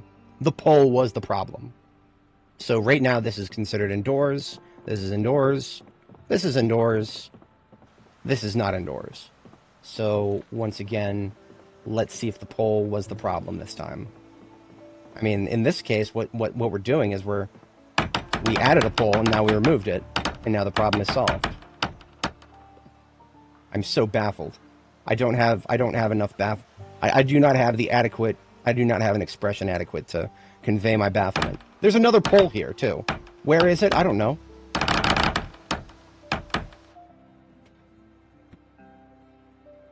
I give up. I completely give up. All I care about is that we are now indoors in all of these quadrants. So now I can get rid of the door, or the billions of walls that I made for debug mode here, and turn off... I'm actually going to go ahead and turn off no clip now. I'm going to turn no clip back off. Where is it? Here it is. Before I forget about it. Alright, no clip is off. I don't even think I need brush tool on anymore. I just need, because instant destroy.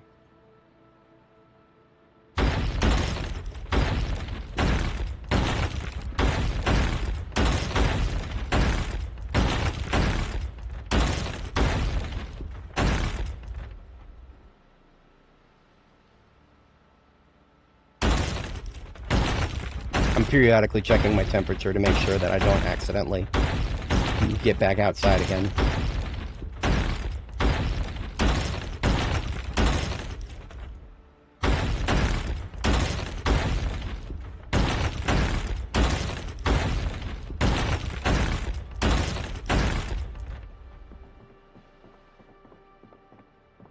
Let me make sure I'm doing this in the right spot. Right here.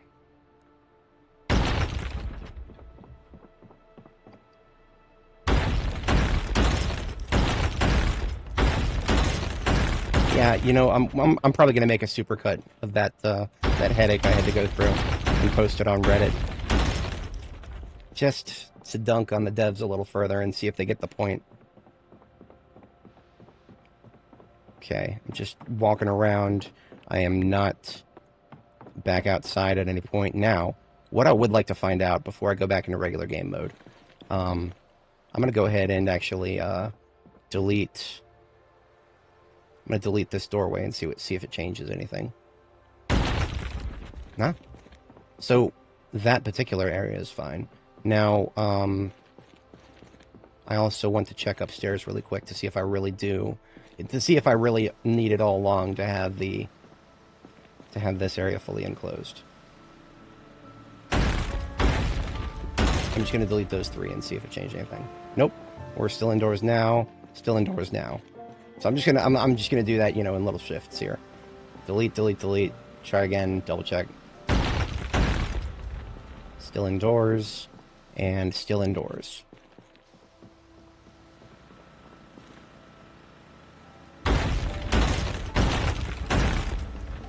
Okay, I think the stairs were a bit of a red herring, at least partially. The stairs were a partial red herring. It really was the corners, and in this particular case, what did I do? I added a corner. I deleted a couple corners. I'm gonna have to. I'm probably gonna go back through this footage a couple times in my video editor and like see if I can't see if I cannot count the actions that I took, and see if I can make any sense of that. Because right now I got nothing.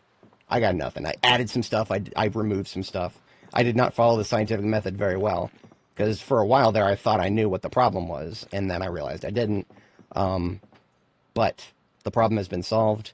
Our second floor looks the way I want it to, and we are considered indoors. We are going to turn debug mode off, and we are going to continue playing normally now.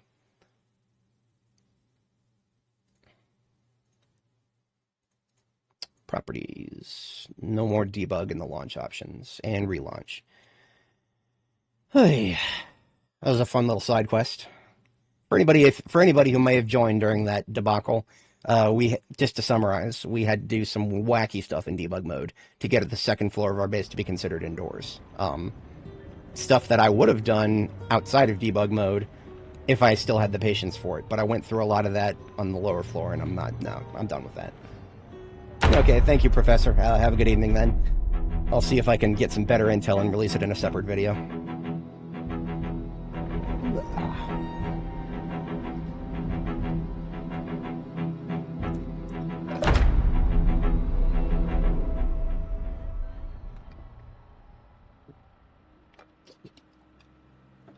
And just to verify that I did not accidentally leave no clip on, I'm going to try to walk through this wall right here, and I cannot. So I remembered to turn it off, and it stayed off. That's good.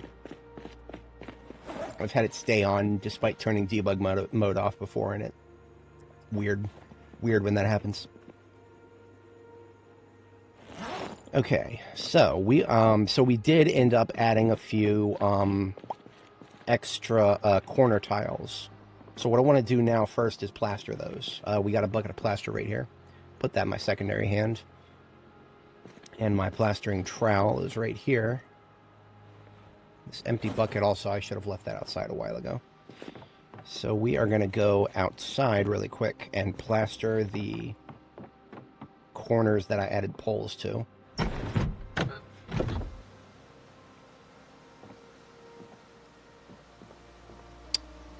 Except I can't. You can plaster... Okay, so the shed saved me here. So you can plaster corner tiles, I think. But you have to... Well, you have to reach it. And I cannot reach it from this angle. And also, even if you can reach it, I don't think right-clicking on it will pull up the plaster menu.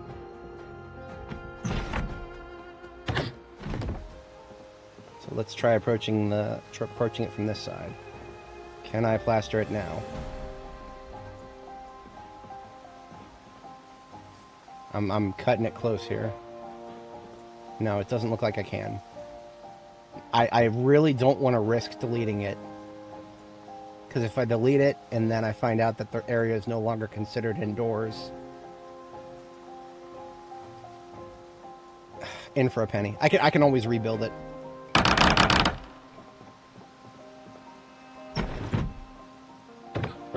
Okay, no, it's still indoors. So clearly that corner was not the problem.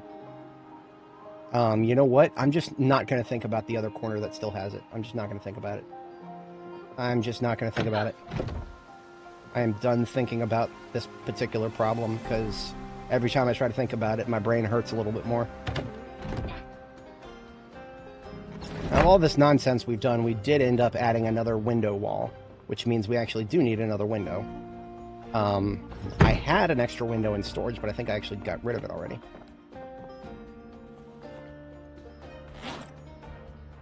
So we did not need this plaster right now anyway, so I'm going to go ahead and put this back on the floor, along with the trowel.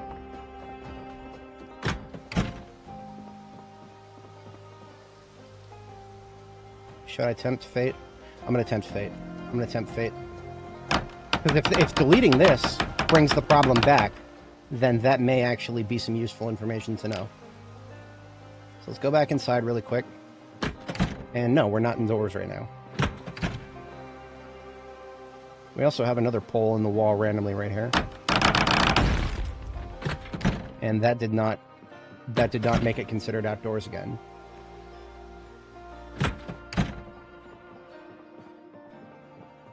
Okay, whatever. I also have some more scrap wood outside, so I'm going to get rid of that. Now, this scaffolding...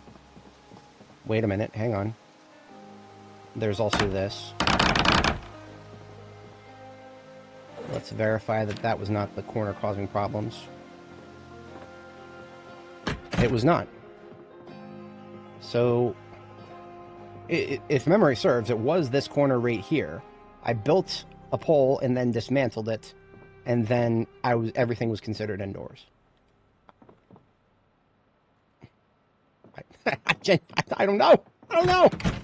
I'm not going to think about it anymore. We've solved that particular problem.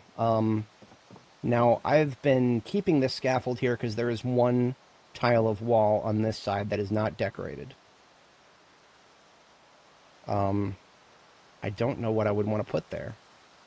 That's actually a bit of a, you know what? I'm gonna consider this particular wall as done. My other wall, the other front-facing wall on the other side there, I'm gonna leave the scaffolding there because it's fully open.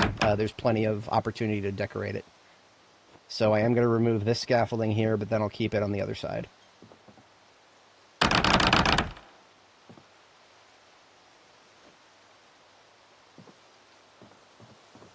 I've got to be very careful when doing this. So do forgive me if I get silent for a while while I try to figure out this this nonsense. I am out of room.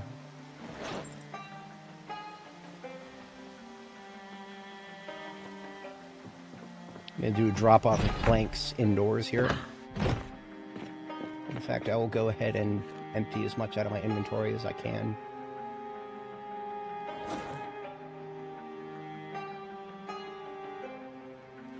See, now that I'm considered indoors, I don't have to worry about leaving my cow's milk on the floor, because it'll never get, it won't get rained on. If you put a liquid container that can capture rainwater on the floor, it will. So that is a consideration that I've been thinking about.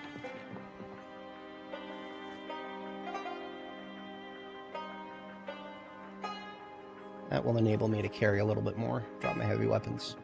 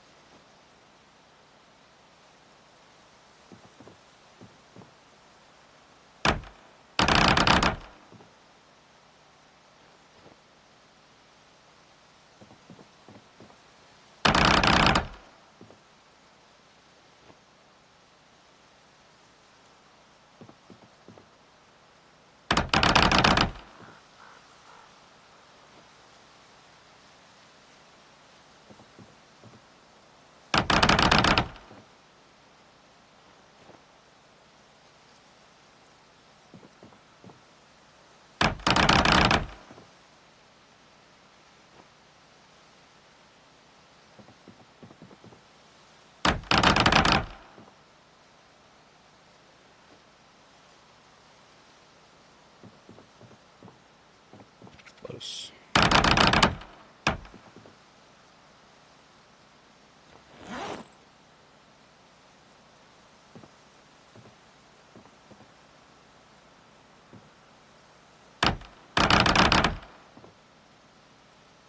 Okay, so that is the scaffold removed for the front side of the base on that side. Now the right side, because there's no decorations on the exterior yet, I'm going to go ahead and leave the scaffolding there until I come up with a decoration scheme for it. The front side I just kind of decorated on a whim, but I managed to get most of it covered, so that is good. I'm still in need of another Kentucky state flag, because as you can see, I got an alternating pattern on the first floor there, with a Kentucky state flag and then a U.S. flag, but there's just one Kentucky state flag that I'm missing, so gotta go find one of those at some point. Rest of the planks and nails can get dropped here.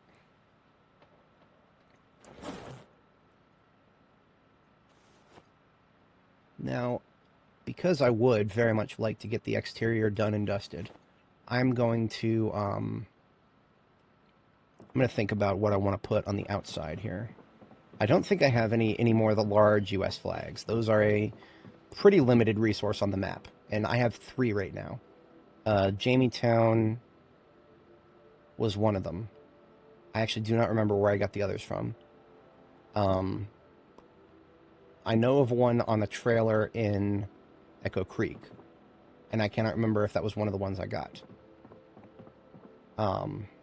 Yeah, I'm not too worried about those. They're rare enough that I'm not going to be able to just find them on a whim and then put them up as decorations.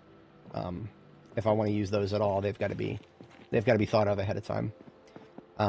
I've got a lot of posters I could put up. There's a lot of posters.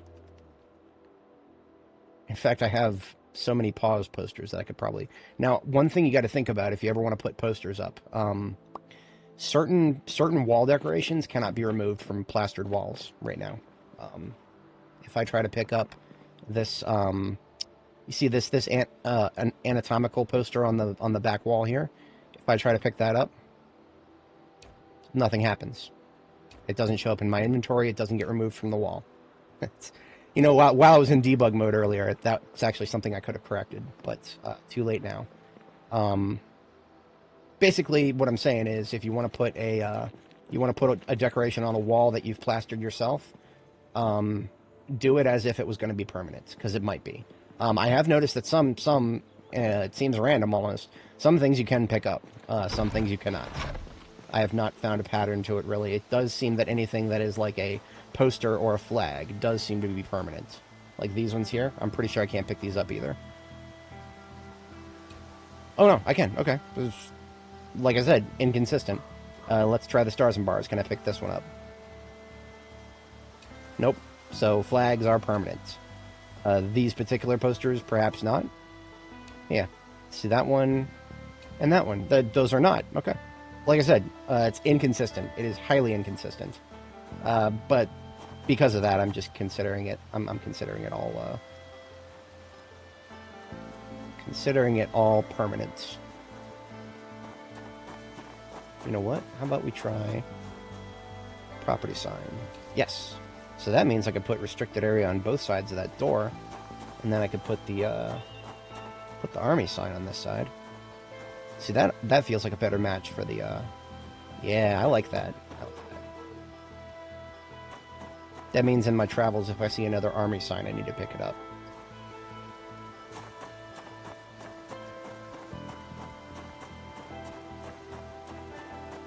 Don't have to think about the back wall too much. The back wall, this side, you can't see it, and the interior is literally nothing but storage.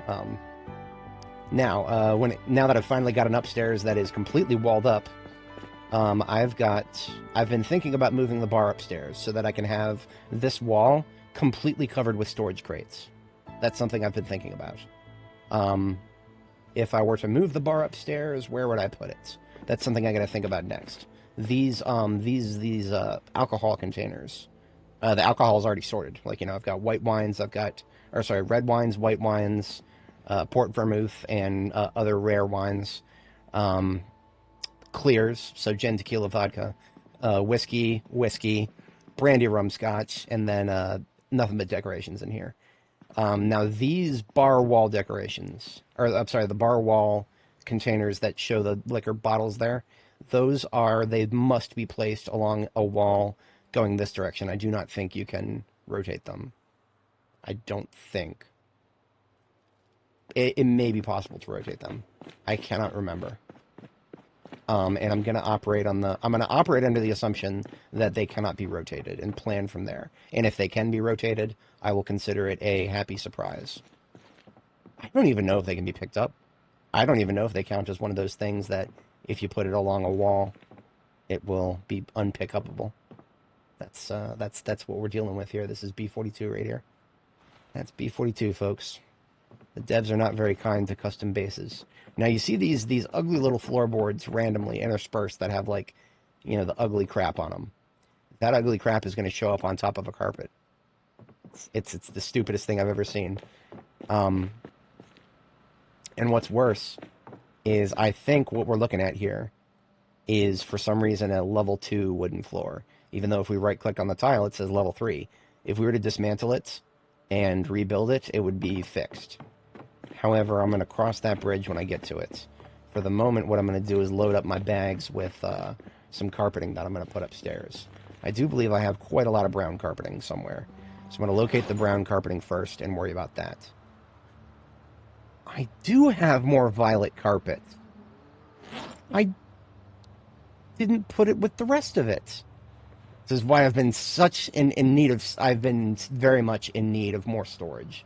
The second floor is going to help with that tremendously. But what that means, though, is that now I can finally, this is 4 times 1, 2, 3, 4, 5. We're going to be short by 2. We're going to be short by 2. I can deal with that. I can deal with that.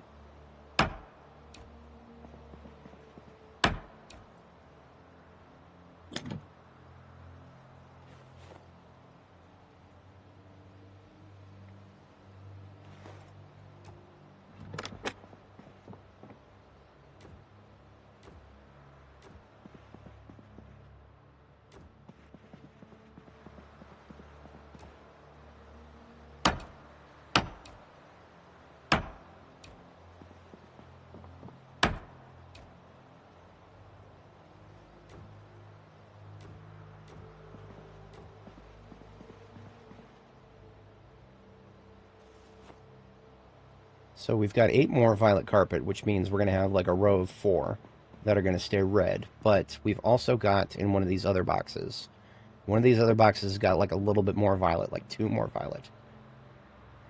Not in there. I've got more pause posters in here. I'm gonna consolidate those now before I forget about them.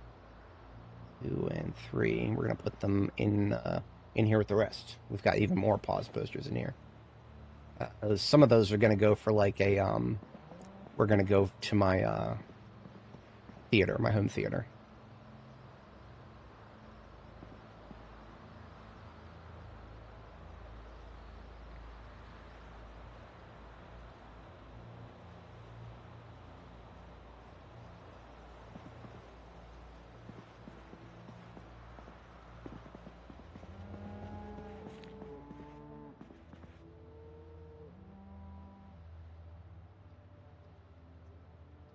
Here we go. 2 more violet carpet.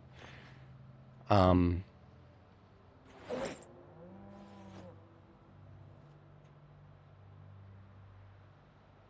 to deal with that? I'm not going to think too hard about it right now.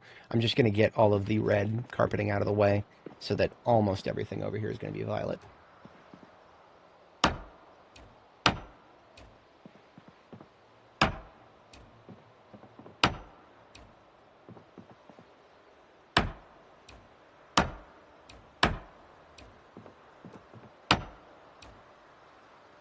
Staying up a little bit past my bedtime right here, but that is okay.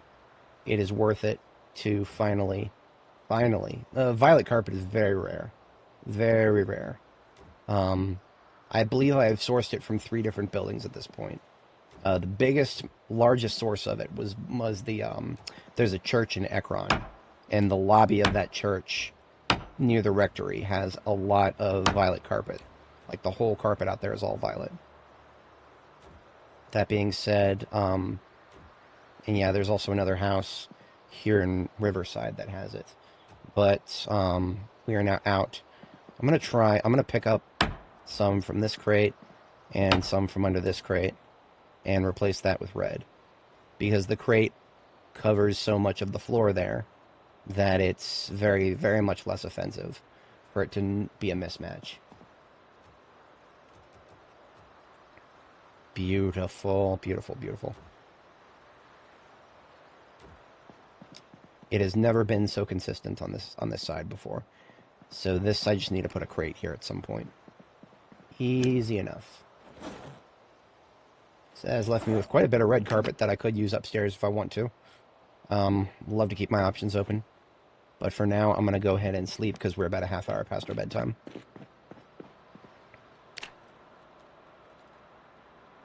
And also, speaking of essentials, I've got to step away for a moment.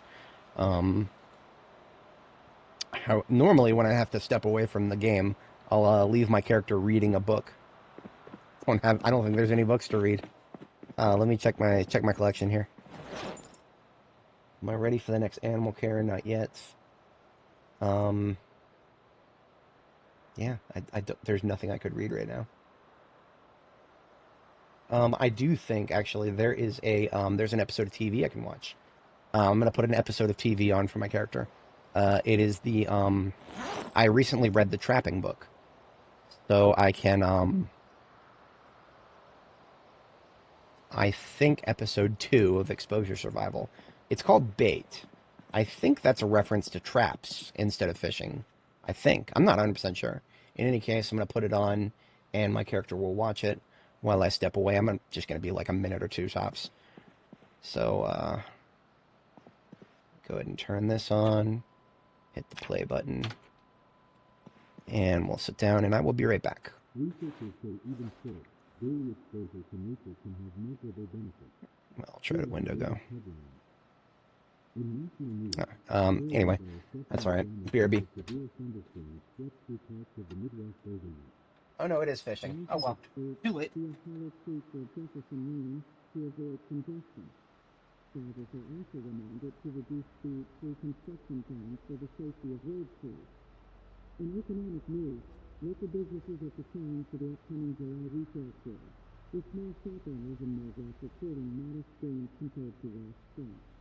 Analysts say independent grocers and hardware stores have seen increased foot traffic over the past 3 weeks. The regional chamber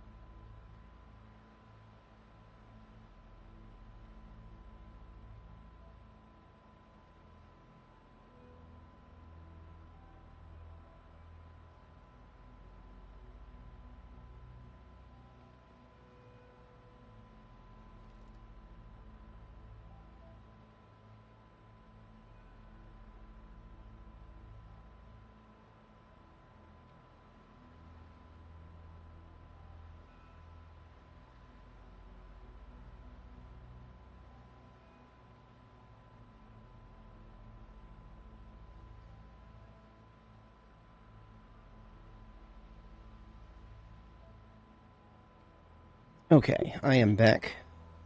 Thank you to my live viewers for sticking around. We are going to cut the TV here, and we're going to start with a little bit of carpeting upstairs.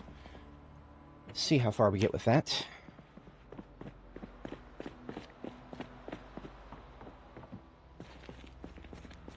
So if I continue with the dark carpeting up here, definitely going to need a lot more dark carpeting.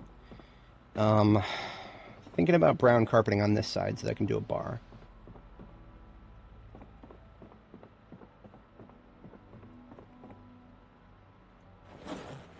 Now I have about 22 units of red, If I wanted to do red, where would I do it? Let's just do it over here for now.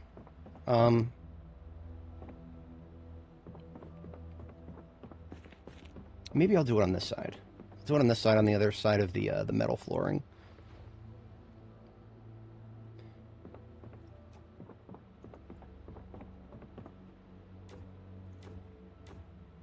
See, this way it actually will match with the red curtains outside.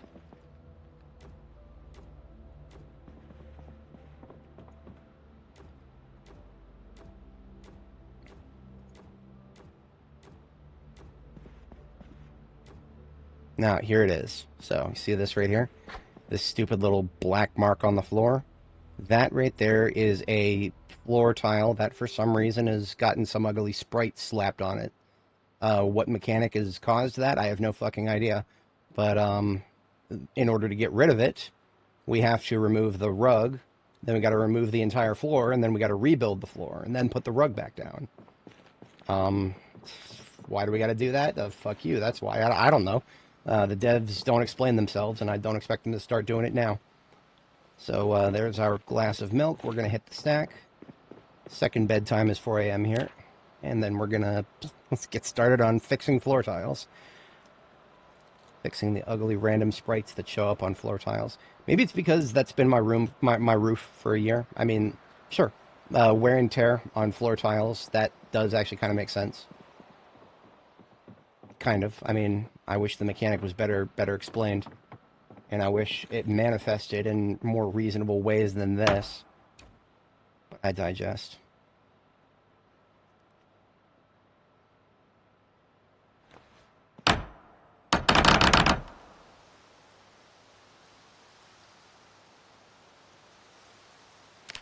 Luckily, most of the time, being a level 10 carpenter, I will pull up a floor and leave the exact correct number of materials to put it right back down.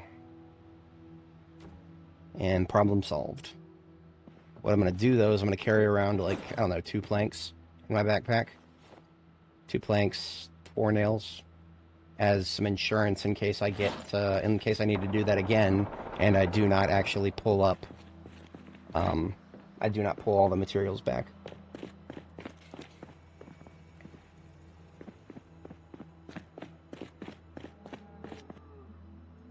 Alright, so I'm looking through my carpeting collection once more to double check what else I have. I've got 18 units of brown and 12 of purple.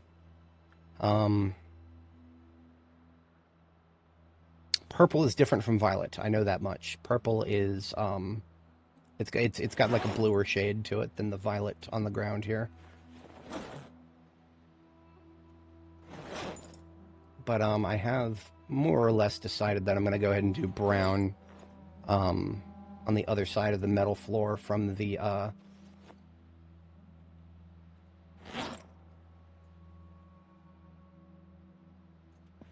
the other side of the metal floor from the red upstairs. So that's what I'm going to put down next.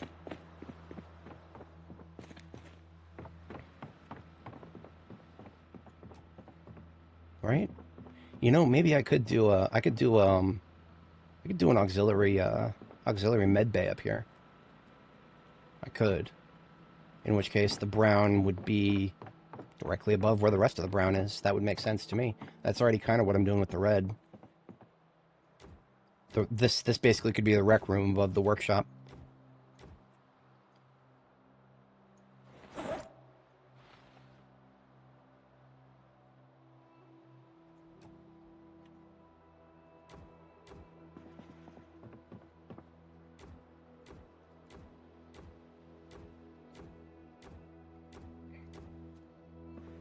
Alright, looks like we have 1 tile we gotta redo here.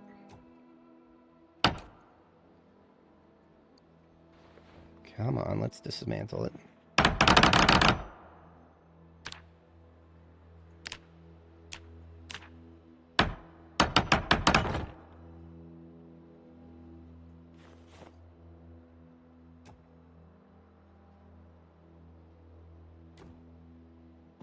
Okay, and that is all the brown carpeting we had stocked up, which means if we want to do this entire quadrant brown, we're going to need a significant amount of carpeting.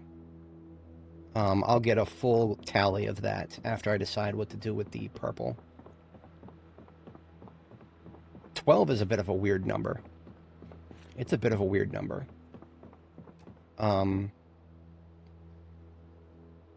could do like this corner here, and that would be it until I find more. I could do like I mean, it's not like there's any kids here. I could do a kids' playroom in the corner up here. It would actually make sense to have a kids' playroom, you know, if I'm going to do a rec room over here, you know, with like a bar and other adult entertainment on this side. The kids' entertainment can be in this corner, you know. For all the kids that are ever going to be in this game, even when we have NPCs, they're not going to be kids. Too many countries in the world have problems with any potential depiction of violence against kids that you're literally never going to see that in a video game. So there's that. What that basically means is they're just going to never add kids to this game, which is whatever. I don't really care. See, RimWorld is one of the very, very, very few popular mainstream games that I know of that, technically speaking, you can have violence against children in that game. It's just nobody's ever going to complain about RimWorld because it's, and I've criticized it this way before. It outsources the almost everything that you see in that game. It outsources it to the viewer's imagination. What you're looking at in RimWorld is 90% your imagination, because all you're seeing is a bunch of pawns floating around. Like there's not even walk animations, attack animations, or just doot doot doot. So I mean, like, yeah, technically speaking, if you use your imagination, then you can imagine the violence, but that's good enough for arbitrary regulators, I guess. I'm pretty sure RimWorld is not banned in any major countries. Could be. I don't know if it is, but if it is, that sucks for them, because that's a pretty fun game. Not that I would ever actually do that in RimWorld, but I've iterated this before, and I'll say it again. The ability to do horrible things makes the decision not to do them much more meaningful. Much more meaningful. Like another game that I play that doesn't really have the ability to be violent against innocent people like that, but you can, you know, let them die through neglect. A game called Clanfolk. It's a rather cozy game. Just sort of, it's like RimWorld Light without much combat in it. And it's about surviving in Scotland in the 1300s. Actually, one of the starts in that game is like a situation where you have a couple kids and their parents died, and then you've got some younger kids, and then you've got babies to take care of. It's a very difficult scenario. I've never actually played it, but you, in order to survive that, I'm sure plenty of people have probably let some of the kids just starve and focused on ones that they can survive. It sounds horrible, but I mean, again, Clanfolk is one of those RimWorld style, you know, top-down, viewed from afar, no visual gravitas whatsoever. So it's not like a game like, you know, Fallout. Fallout, they skirt that issue. Fallout, there's children NPCs in there, but they're just invulnerable. You can't kill them. I know because I accidentally turned the Institute hostile, so I had to kill everybody. And there's just a bunch of kids there, and I started shooting everybody, and then the kids just run out of where I recently shot a rocket launcher. I'm like, oh, okay, yeah, cool. Exits that way. If I want to do a movie theater upstairs, I'm going to need a separate wall for it, so I actually should probably plan that out. I was thinking about doing the movie theater on this wall, and then the rest of the rec room on this side. That's what I was thinking about, at least. Thankfully, none of that's set in stone. I can still pull up this carpeting and move it elsewhere if I want to. But in short, I'm definitely going to need more flooring of some kind. One of the reasons that I wanted to do a second floor medical center is so that I can kind of keep this one downstairs as just like a, I mean, I could probably repurpose this as like a checkup room. Like, this is like the checkup room, and then upstairs is the actual, like, hospital morgue area. Because, I mean, you know, if you think about it, what do we got on the walls here? We got vision tests, we've got anatomy stuff, we've got clocks. All the rest of the stuff can still be moved. So that would actually be kind of a neat thing. We could have a checkup center here, and then, you know, if you need to be checked in, then take you upstairs around the corner to the hospital here. That would give me basically an impetus to go get some more of these lovely white floor tiles, which I actually really like the appearance of. Now, what do I have in terms of furniture? I have a lot of... you know what? I also have some burnt out lights that need to be replaced. Luckily, the red lights are easy to replace. So are the white ones. we've got about 100,000 of these. Where are they? So these colored light bulbs that are actually labeled blue, cyan, green, red, yellow. Aside from the green, we've got very limited on everything else. That being said, if we scroll up here and look at the other light bulbs I have, there's no color label to them, but these ones are pink, and these ones are yellow. The pink and the yellow ones, you can just pick those up from random houses all over the map. Same with the blue ones. The blue ones come from the blue lamps. The red ones come from the red lamps. Shit. So I actually cannot tell the difference by the name. So I'm going to drop the yellow one. And that way, the only light bulb I can add here is a pinkish one. So that matches the kitchen. And then this yellow one, I can't even... the warmth of the light really doesn't translate well once it's on. Both this one in the center now and this one up here, they both have yellow, or like, not yellow, but like a warmish, like, I don't know, 3,000 Kelvin kind of light, as opposed to the white ones, which are probably a lot closer to, I don't know, like 5,000 or maybe even 6,000 Kelvin. They're close to fluorescent, kind of much brighter light.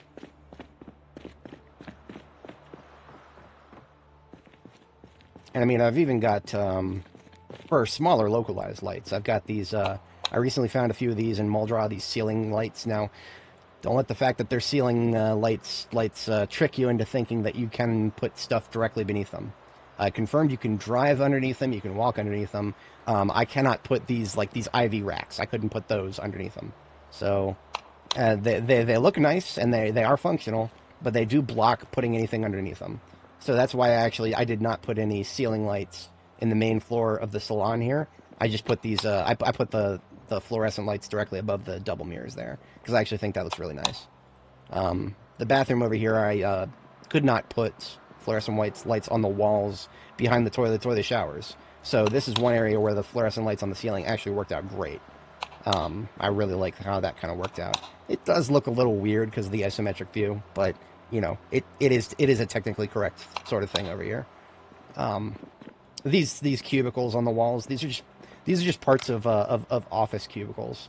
Like these are all left halves of office cubicles. I use those to separate the bathroom stalls because the game doesn't give us a way to build our own bathroom stalls in any cool looking way that would actually, if I wanted to build like a private bathroom, just like a solo toilet room, kind of like a Japanese style thing where they have their own little room for toilets. If I wanted to do that, yeah, sure. That it doesn't look very good in this game if you do it that way, in my opinion. So I don't do that. But I think the cubicles are fine.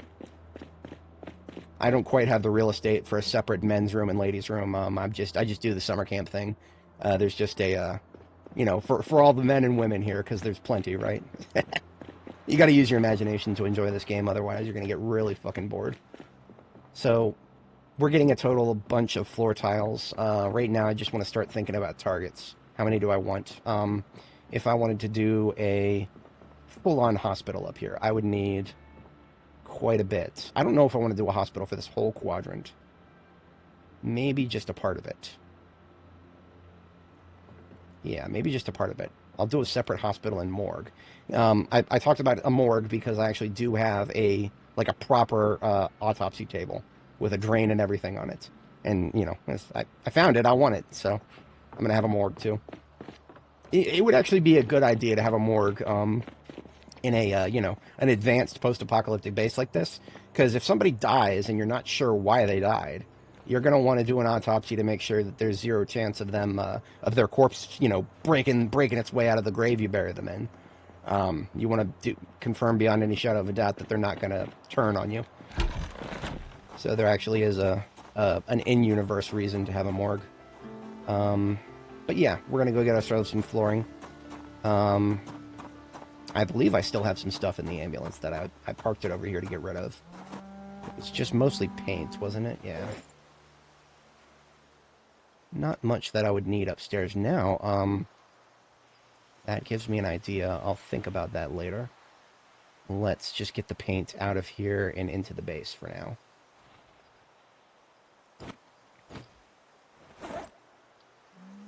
I'm just going to bring all the paint that I got upstairs with me so that I can see what it looks like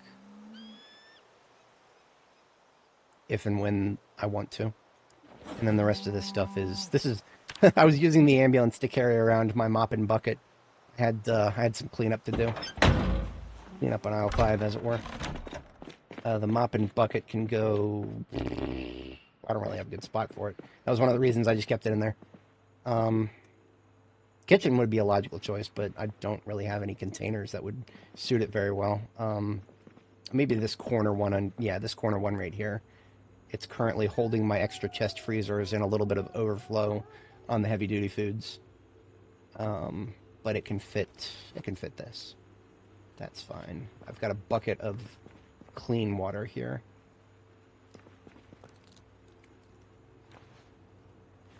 Rather not waste it, so I'll go ahead and fill my leather water bag is already full. Oh no, I filled it with milk. Ah, whoops. So let's drink that and then replace it with water. That explains why I was randomly getting dehydrated. Okay, this is this empty bucket is now fully empty. Put that back outside to catch some rainwater, along with this one. And then I just need to get rid of this bandana. I'm gonna go put it on the put it on one of my mannequins here. Forest camo lady. Boom. Look at that. And that's it, just the paint. Is there any more loose paint downstairs that I need to get rid of? I have a bad habit of just leaving the paint on the ground where I think I might need it next. But I believe I've gotten all of it now.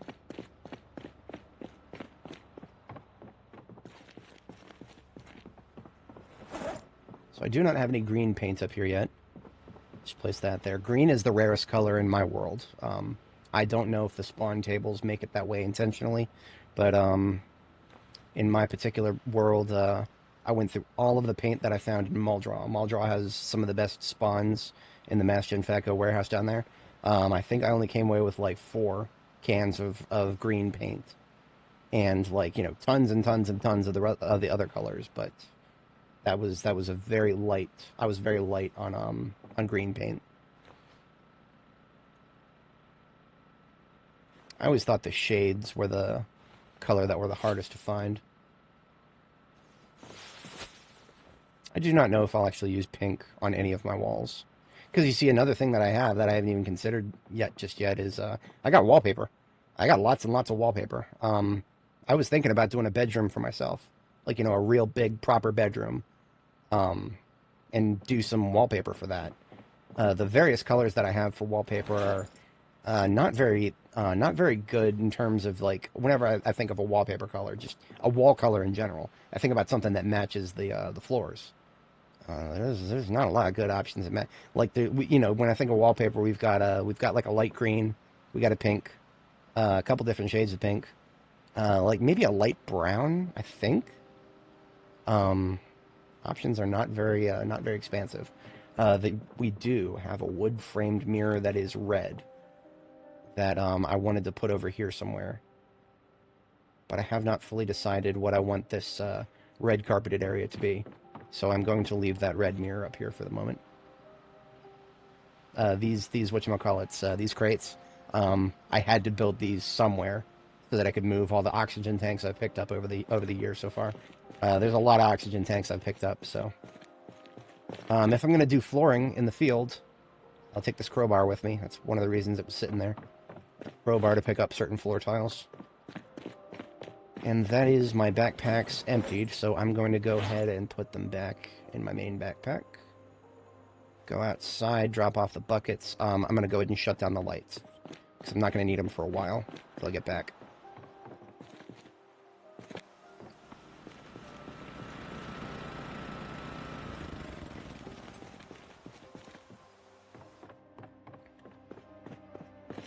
I almost feel like trading this blue crowbar for a black one, just so that my character matches better. If it seems like I'm obsessed with matching, absolutely, 100%. You got to find hobbies in this game. You really do. It will get very boring without hobbies. I've got so many hobbies. Matching is one of them. Trying to always have outfits of different varieties that actually match, that keeps me very busy. That keeps me very busy. So let's go ahead and get the ambulance back in its parking spot, and then we will take the step van out, because the step van is the best storage. and get ourselves quite a bit of shit. Oh, yeah, look at this. We got a crop that's died for no reason. I'm willing to bet that more than half of my strawberries have fucking died for no reason. It has not been water. It hasn't been water. They just died for no fucking reason. I've come to expect this. I've come to expect this. Crops die all the goddamn time in this game for no fucking reason at all. If I sound salty, absolutely. I don't care why they die if I know the reason. I mean, the reason can be fucking stupid. I had several zombies get attracted by the fridge generator over there.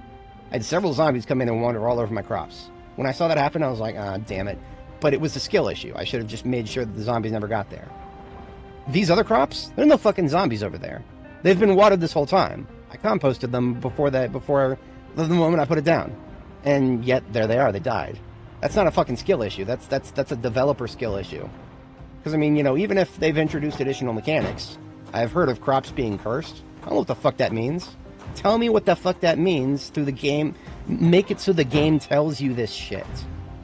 It doesn't. Like, when the crops die, there's no reason why. No reason given. There should be, like, a crop autopsy feature. This crop died because of whatever. Like, you know, reason for the crop dying. That should be a thing. Except it's not. And that makes me very mad. There should not be a reason for something as important as a crop.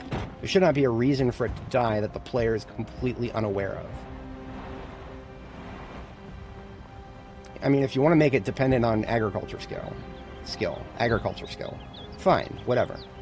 I was agriculture level 8 back in my 42.7 character, and I still was getting crops die for no reason. So it's not even not an agriculture character skill issue. It's just a fucking crops dying for no fucking reason issue. That's Zomboid B42 for you right there. Some of your crops die for no fucking reason. You might as well get used to it. Devs aren't going to tell us jack shit. They never do. But I'm done thinking about that. I don't want to. I'm not gonna start yelling at the devs. If I do, I might go for a while. It's not that I hate the game. I love the game, and it's because I love the game that I want it to see better, to see it do better. And when I see it do so poorly after 13 years of development, I get a little heated because it should know better by now. Hello. I have not done a patrol in this area for quite a while, and I don't have my sword because I'm a doofus. Actually, I've got an entire combat kit right in my van here. We are gonna use our sword. We got a sword right here. This is supposed to be a backup sword for when my main one breaks. It's fine. It is a backup sword. This is a backup situation.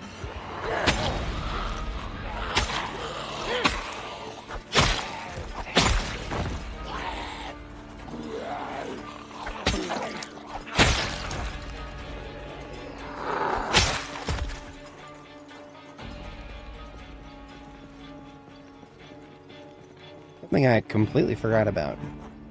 The hotel has a very interesting carpeting. I've used this in previous base designs to great effect.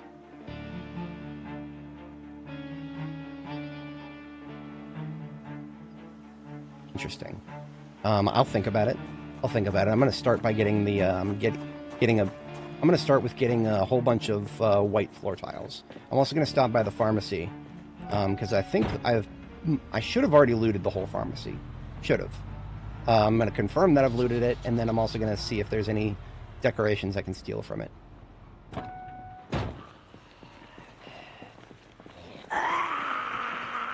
We got one coming from my left here. Deal with everybody on the left first. All these assholes that I didn't see because of the trees. Hey!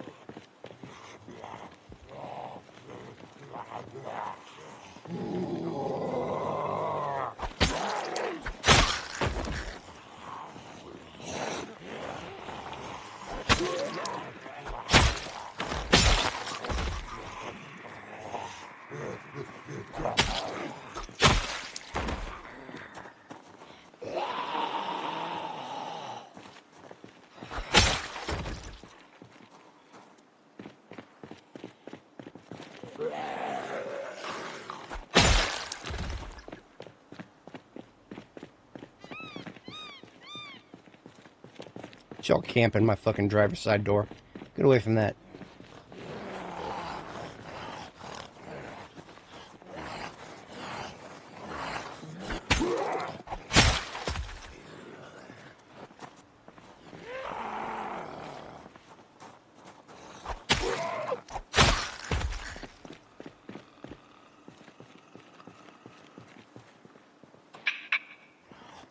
The hell?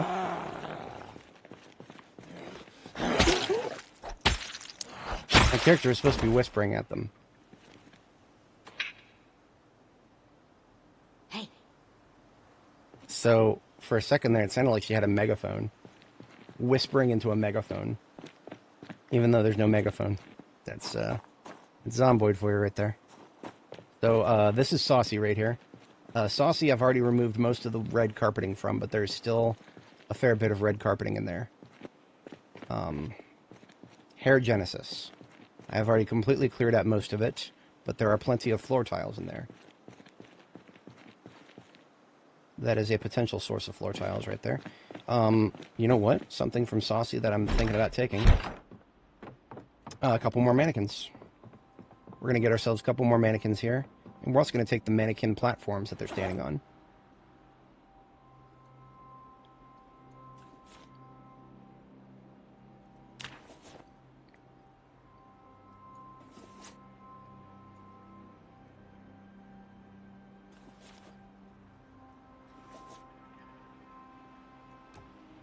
These mannequins weigh about 15 each. So I'm just going to go toss them straight into the trailer.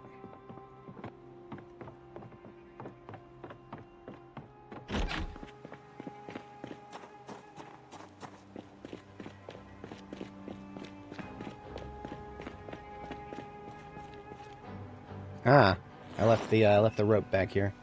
Oop. Worse things have happened. You know what? It takes a shovel to pick up the stop signs. And I like using stop signs as part of my base design. So we're going to take up a couple of those. Might as well if they're right in front of us. We are on a design trip after all.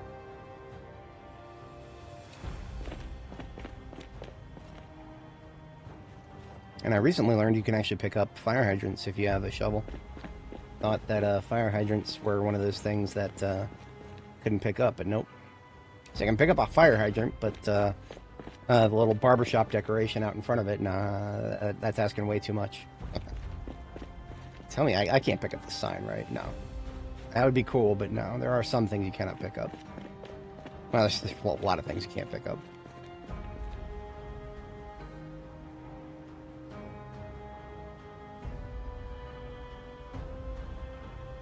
I just had the stupidest idea ever. I wonder if you could actually pick up the signs. Or the awning. Actually, I'm pretty sure you can pick up the awning. Not that I really care for light blue.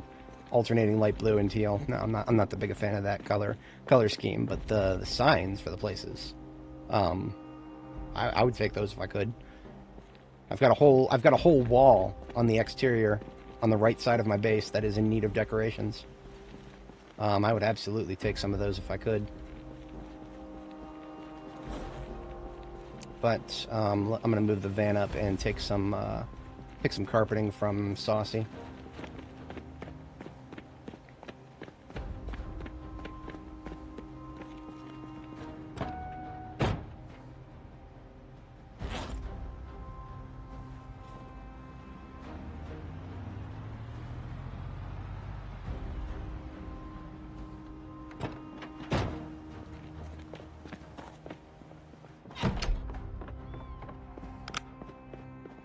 Verify that we're still clear back here. Surprisingly large number of mirrors. I've already got a couple tall mirrors, but I feel like it couldn't hurt to have a few spares because these are lightweight. I would take that coat rack if it came in a different color. That is a lighter wood than I would ever want to use in my base.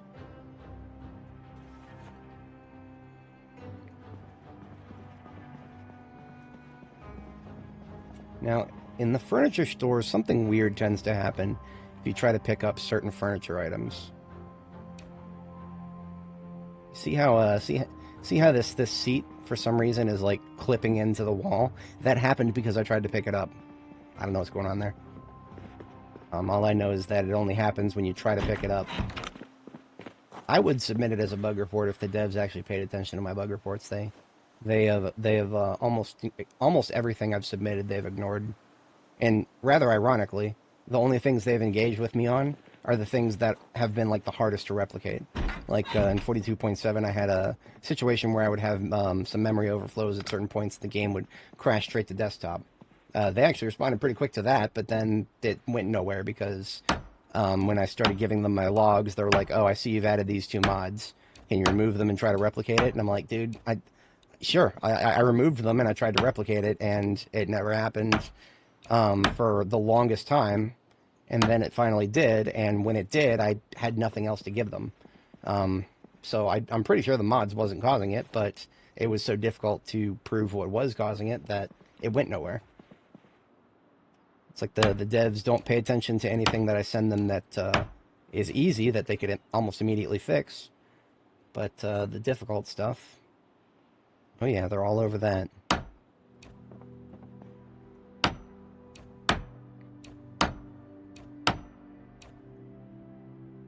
See, now that I have so much room on the second floor, and I'm going to have a whole extra wall of crates to store stuff on, I feel a little bit more confident about getting more than I need.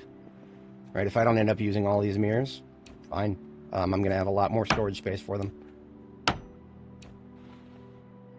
Damn it, I don't need another light switch. I keep forgetting there's one there.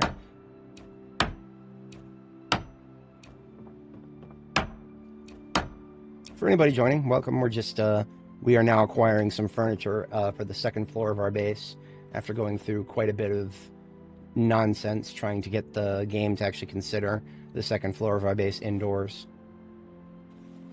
Now that our backpack is full, we will head outside and be prepared to defend ourselves because there may be some people coming around the corner here. Sometimes that happens. And it's hard to tell because of the line of sight of the trees. Okay, there is some people back there, but they're not coming our way, so we're good for the moment. Let's get the mirrors out of here.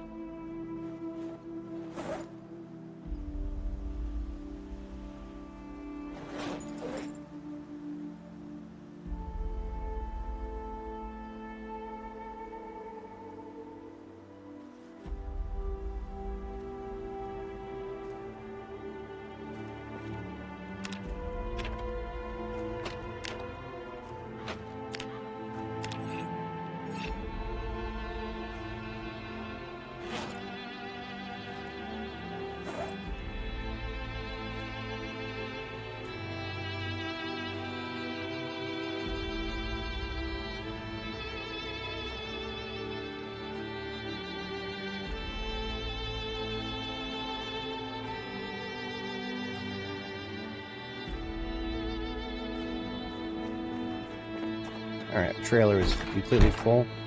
Now we are filling up the trunk. I'm going to take a few of these platforms.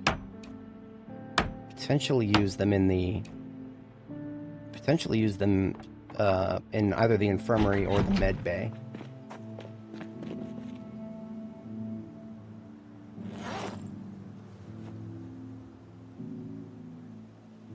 So I don't know all the different things you can use them for.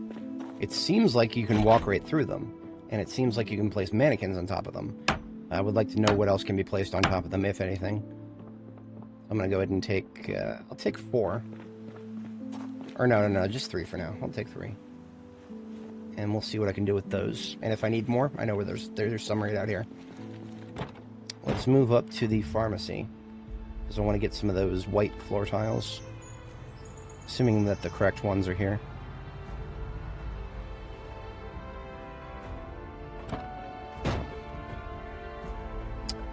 Not quite. I was looking for the bigger square tile ones. But let's do a quick peek inside here. Looks like I did not fully loot this place.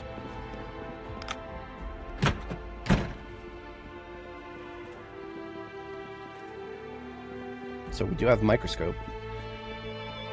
And I never even hit the storage in the back.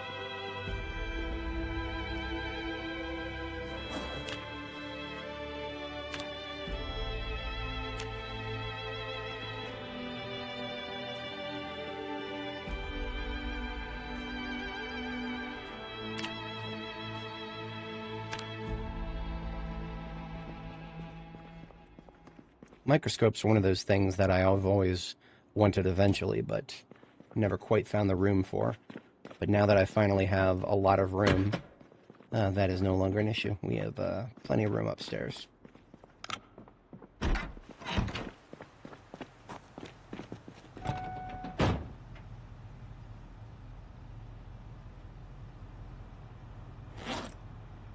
Microscope weighs 20 encumbrance. That is a bit outsized, but I'm not upset about it.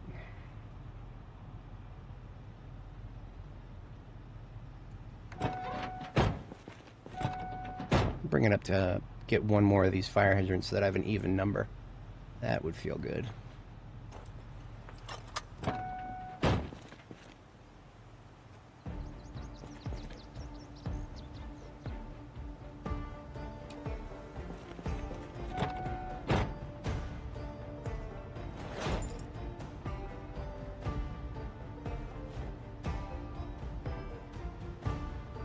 Two stop signs and 2 fire hydrants. Yeah, that's good.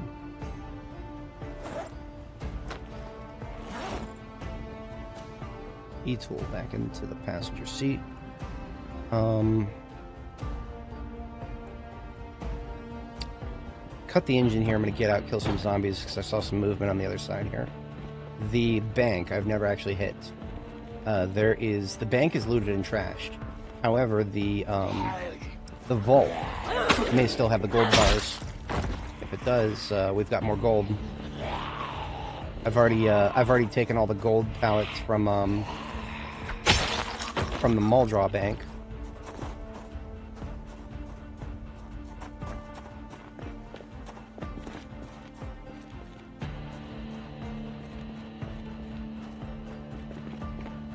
Light blue carpeting here. Not particularly, ooh, you know what? Since I'm starting to establish a,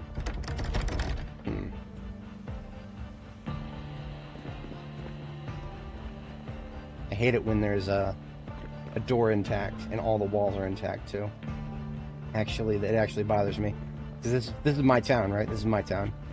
I hate destroying my own stuff in my town. You know, if the zombies destroy it, whatever. But this is it hits different when I destroy it. Flag that I missed before.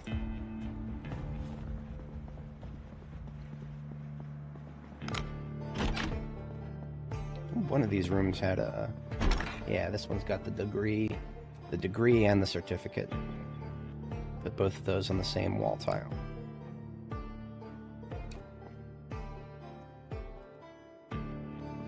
I'm gonna do a very white-themed room. Then this gray lamp right here would probably be good. Louisville Sun-Times. Dated? Okay. Sure. That's new. I've never seen...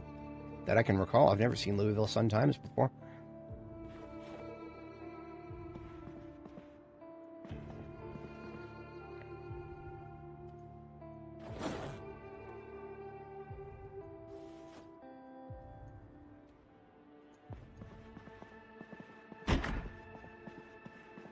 I think this is one of the big paintings. No, it's not. So there are some paintings in this game that are, like, really heavy for some reason. Despite being the same size as the one that I just picked up. Like, they'll weigh 20 encumbrance. Which is a little wacky. Okay, there is no way into the other place from here. That's fine.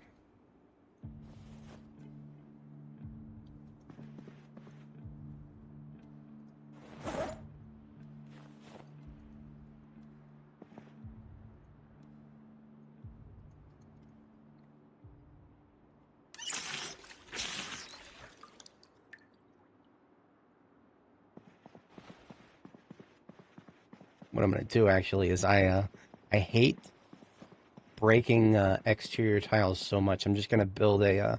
I'm gonna blast a hole through the wall back here. The devs also broke dispensers. You can no longer remove the bottles from them. Why? I don't know. I don't know. All I know is the devs break as much as they add. And it's silly. Downright silly.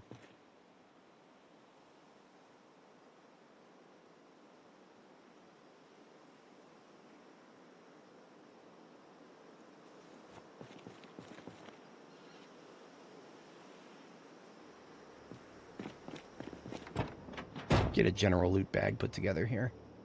Garbage bags. I always carry around a bunch of garbage bags in my glove compartment so that I can empty stuff that I've picked up randomly. I'm going to separate just all the assorted loot that I picked up from the furniture. Because the furniture is the primary target of today's expedition.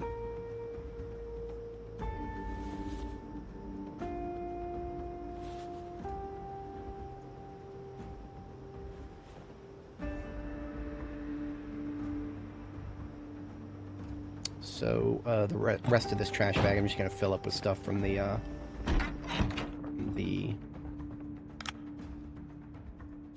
pharmacy here.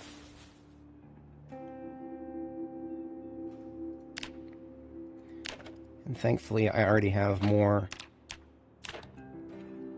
hair irons and hair dryers than I'll ever need in my salon. So it's good to know that I don't ever have to pick any of those up, even as decorations.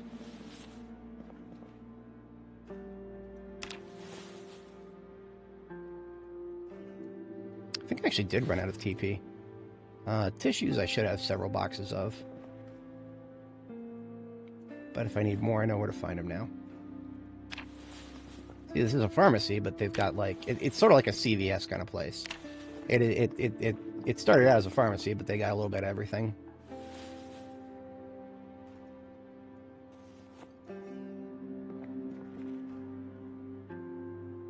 Even have more hair dye. Always happy to add to my collection.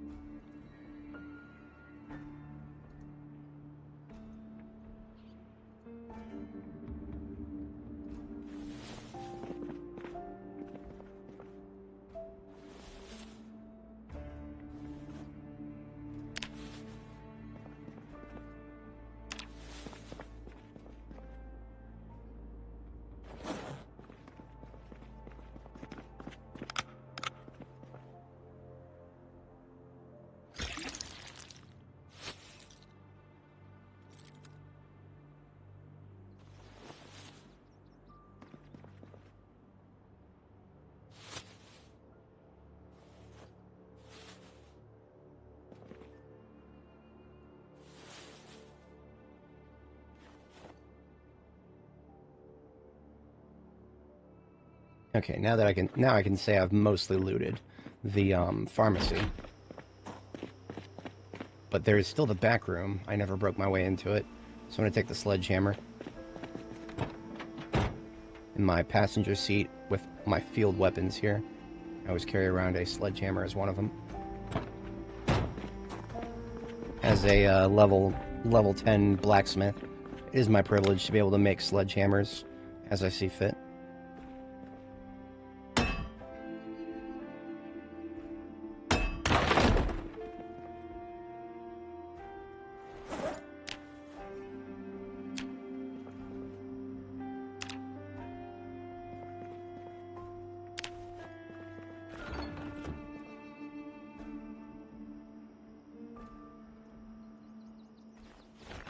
Okay, so look at this right here. We've got a table that is 3 tiles long. Relatively rare, new for build 42. They do not, you cannot rotate them. So I could not make this into a table that is, you know, facing long instead of tall. It's got to be facing this direction here. I think I've got a nice spot for that in my base. So what I'm going to do is I'm going to put my sledgehammer away for the moment, because it is occupying my hands. Get out one of my military backpacks so that I can pick up each segment of this table. I think is going to cost 10 encumbrance. Yeah, so each segment costs 10, so I need 30, so that's a full military backpack right there. The text calls this a sturdy red oak table. Yeah. Doesn't look like red oak, but neither did Professor Oak. Professor Oak, where's my Pokemon? Y'all Pokemon. What about these? These can be picked up. No, they cannot. I was about to be excited, but no. These little display cases here, these, what are they? Uh, vacuum sealed clean rooms, I think. These little clean, at least I think that's what it is. Like vent rooms or something. In any case, you cannot pick them up, unfortunately. If you could, I probably would.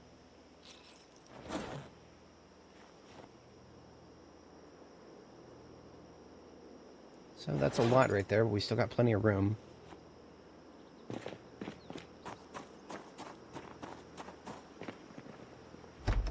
And the jeweler's shop is another place that I have yet to actually go inside of. You know what? I'm gonna get the sledgehammer back out and actually sledge through some of the walls that I've been thinking about sledging through.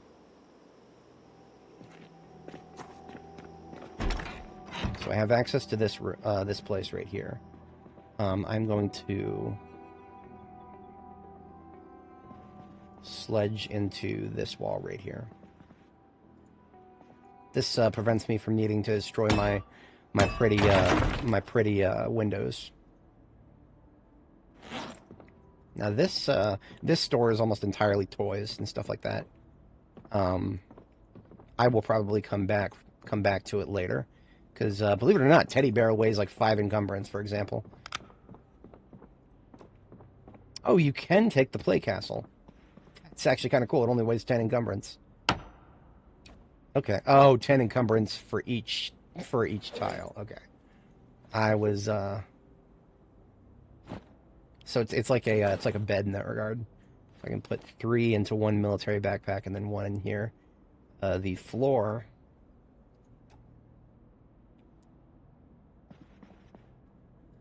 can be picked up. Neat.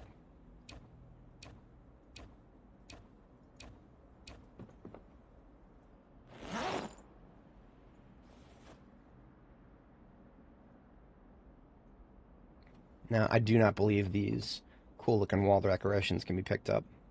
No. It's only letting me pick up the flooring. That's fine. We'll have other things to decorate the walls. And this is nothing but more of... Oh, look at that.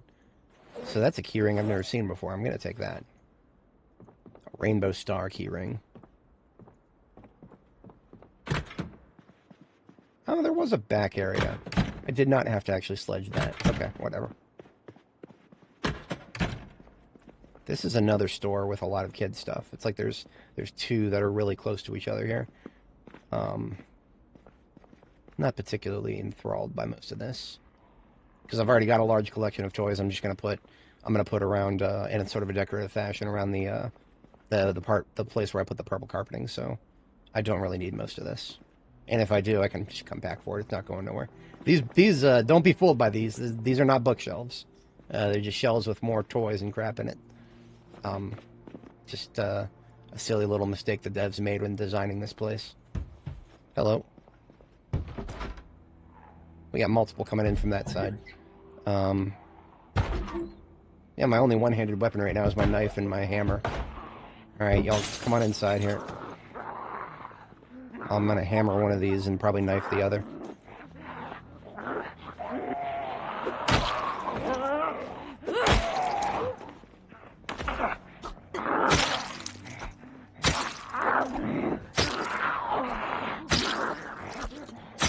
I'm actually really tired right now. Yeah, I'm really tired. I'm just gonna stick to the hammer. I was hoping to level my short blade a little bit, but no. We've got multiple coming in.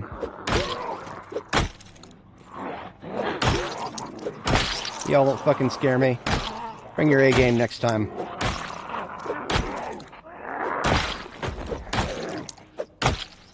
I think just because I'm a little tired, you're gonna get me. You're gonna need about 50 more of y'all motherfuckers. Let's go. I am a level 9 short blunt user. I'll hit you 50 times if I have to. I'll eventually kill you. They like to hang out in the weirdest of places. Always behind trees so you can't see them. Otherwise I would have seen them easily from where I parked here. But that's alright. We're more or less full at this point. The play castle here is going to take up the entirety of the trunk.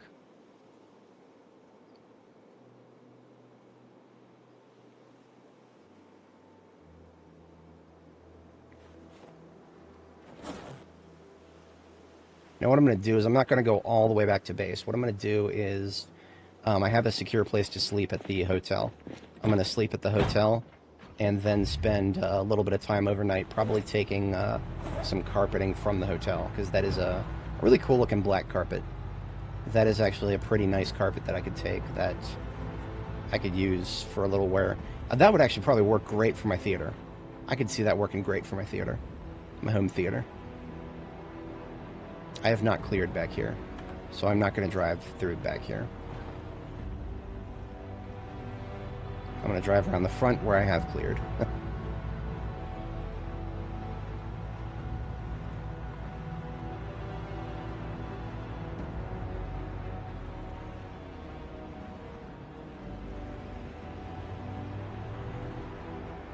Now, if I also, while I'm here, in addition to the... Damn it.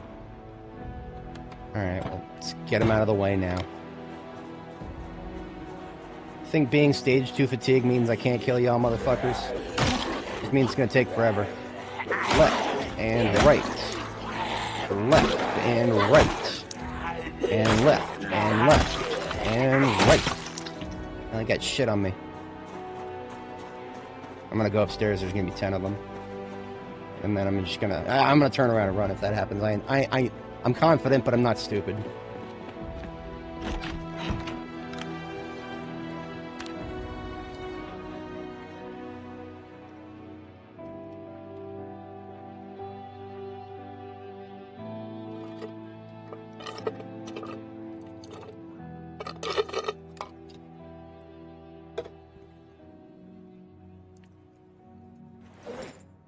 Alright, I'm gonna go ahead and pull up 24 carpet of each color. So I'm going to get 24 of this lovely little, it's going to be called red carpet, even though it's not even close to red, but that's alright.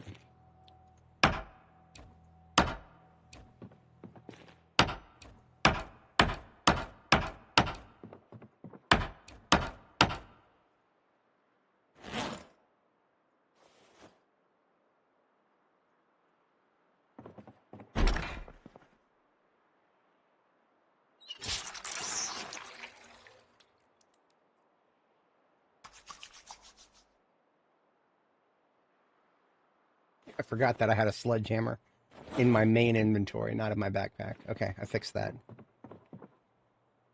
I'm now putting the red carpet into my offhand. We've got 12.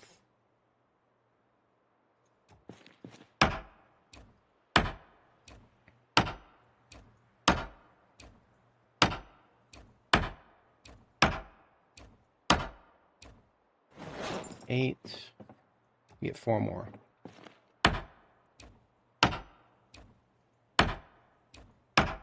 So there's 24. That's a good number to start with. And if we decide we like it and we want to go get more, we know where to find it.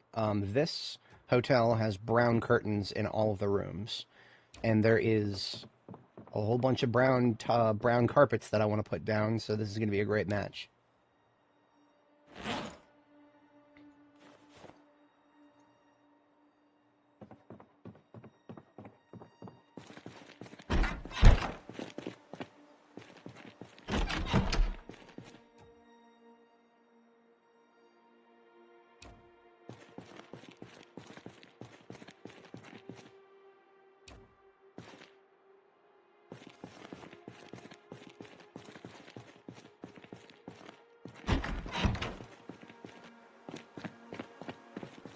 Let me think about my walls really quick.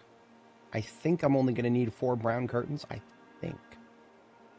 I'm going to get 2 more just in case. I mean, worst case scenario, I'll turn them into sheets. Get more sheet rope. Always, with curtains, those are something you can actually have a secondary use for. Hell, I'll turn them into sheets and then tear the sheets and use the rags to level my tailoring if I have to. These, no wasted space here.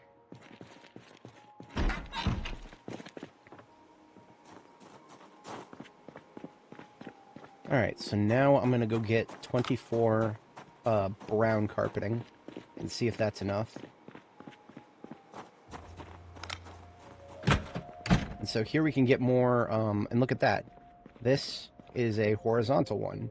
So we have a vertical and a horizontal one now, if I wanted to get that. I'm going to focus on the brown carpeting for now. We will probably come back here for square white tiles and that table. Probably.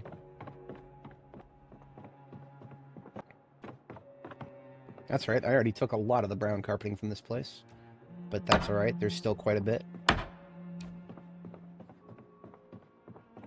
Brown carpeting is one of those things that you'll always find a lot of it if you know the right buildings to look in.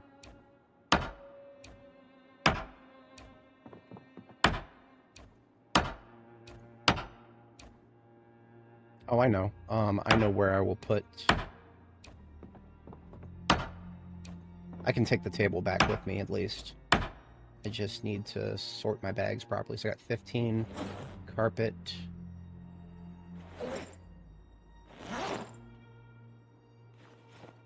That in the main backpack. The curtains into the side backpack. Side backpack is full. Main backpack is almost full. Got 15, 16, 17, 18, 20,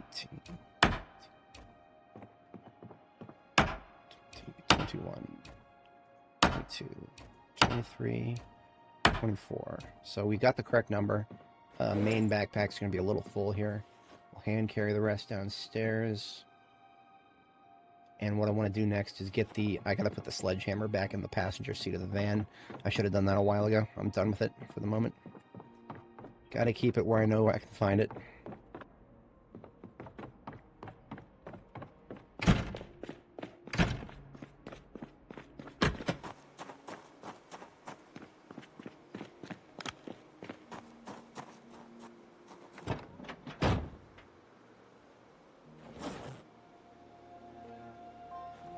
And I'm actually still going to have a bit of room in the passenger seat.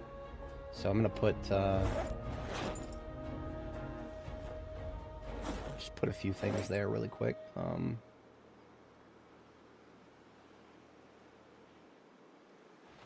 Straight to drink that.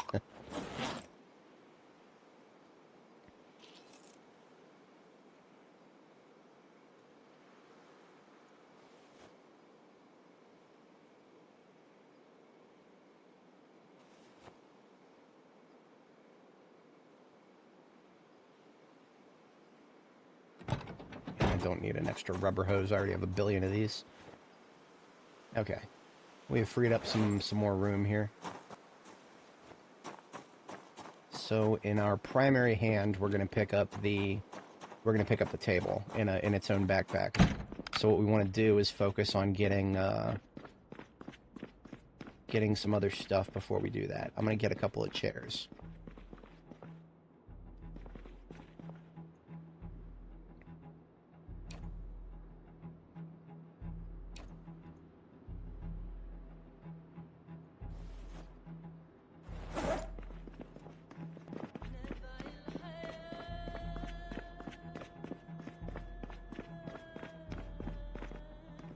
So actually what I'm going to do is I'm going to put the chairs back down momentarily here. And the reason I'm doing that is because I need to be able to pick, I need to be able to have a hammer in my main hand while I pick these up. Put one into my main backpack, which I just barely have room for. And then pick the other two up just in my main inventory, which will be very full. But then I turn around and... Oops. Then I turn around and put the other military backpack back into my main hand. Transfer all three parts of the table into that one.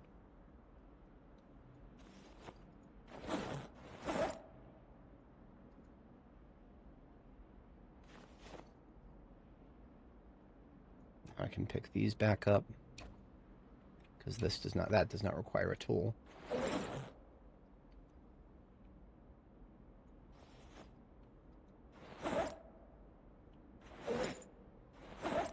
some of the brown carpet transfer really quick. That should leave me with enough room to put the other office chair back in there.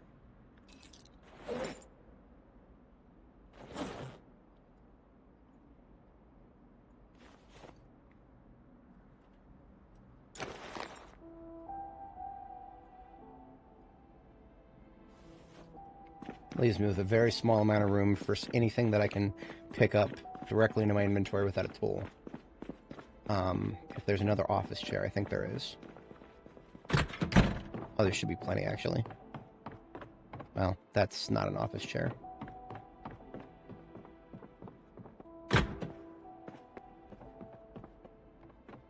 Second floor should have plenty.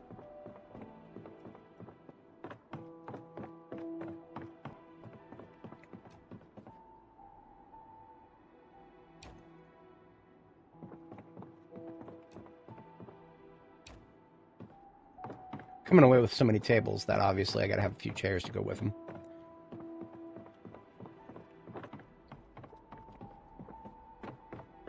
And we're gonna be late getting back to bed, but that is okay. It has been a very productive evening.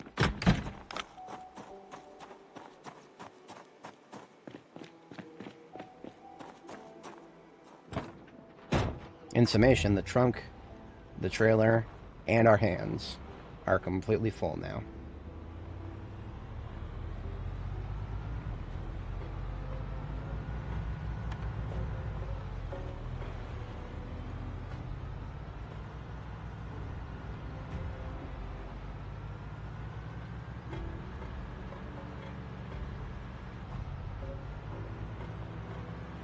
So just to keep my sleep schedule on task, I'm just going to park right in front of the bedroom door entryway, which I already missed.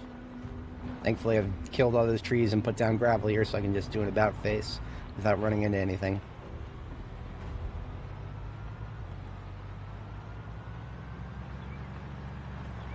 And I'm just going to run right inside and catch some sleep. Even though I'm super over encumbered, I will not lose health as long as I sit on the bed before going to sleep.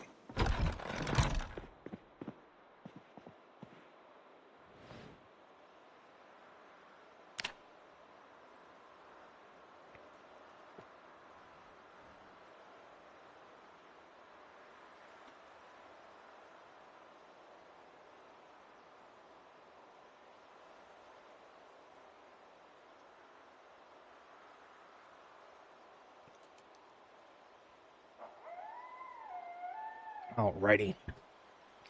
Up to the second floor with all this stuff I'm carrying.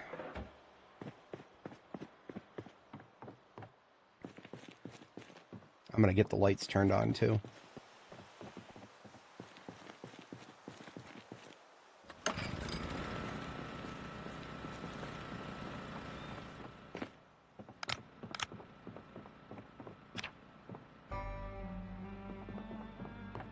So I think I'm going to put the tables in the corner here. In which case I would put the chairs in front of the tables.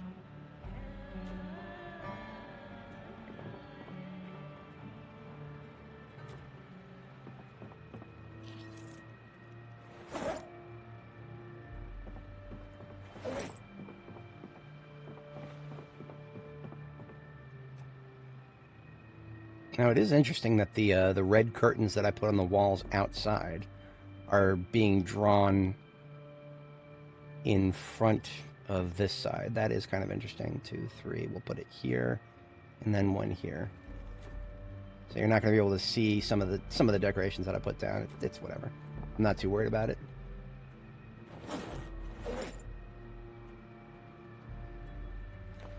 I'm going to unpack one side and then the middle. Put those down.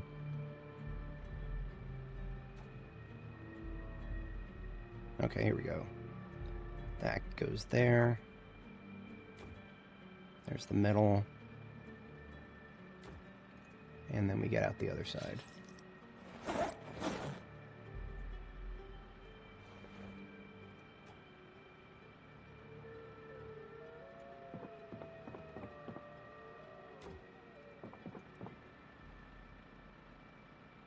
And we've got another one of those tables facing the opposite direction that we'll put right here. So that means we are doing We got a bunch of brown carpet. Let's just go ahead and get all that put down now. Definitely did not get enough. 24. Definitely not enough, but that's fine. We'll get what we got down, and then we will. That'll help us get closer to figuring out how much we actually need.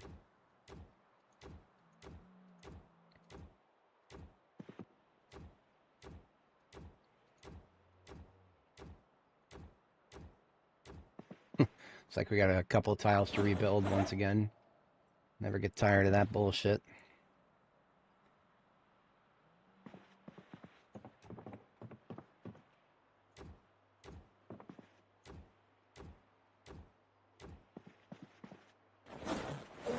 Now here's the quote-unquote red carpet.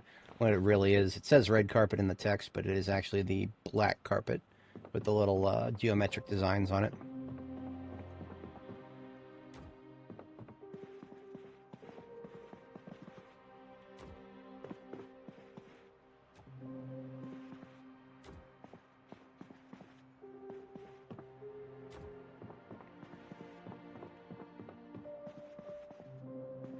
I think we got one extra. Yeah, we got one extra curtain. That's fine. What I'm going to do is... In fact, I'm going to make that 2 extra curtains. I'm just going to pick both of those up, put them over here. We'll get a different color for that other window.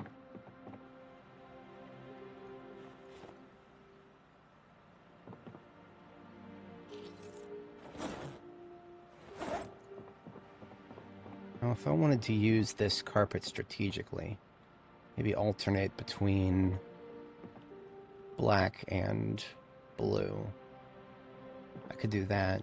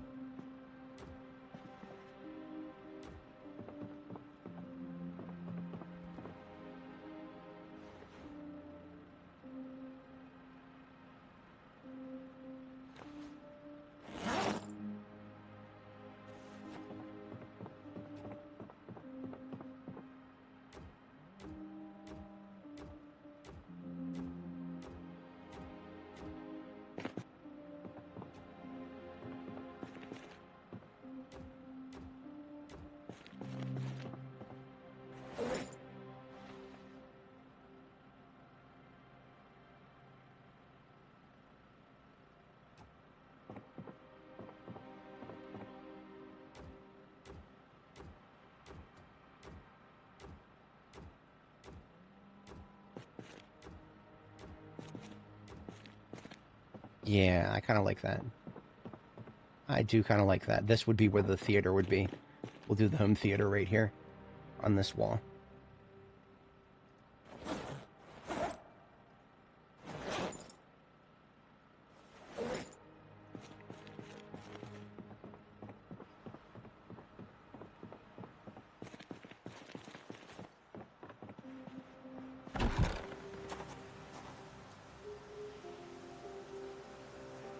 Now, I do have another Stars and Bars flag here, but unfortunately that's not what I needed for the lower floor. The lower floor I needed something, I need another Kentucky State. That's fine, I guess.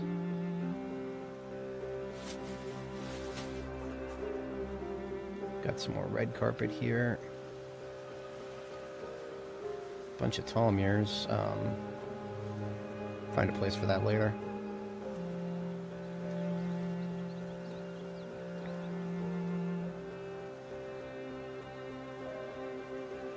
The stop signs I can put down now.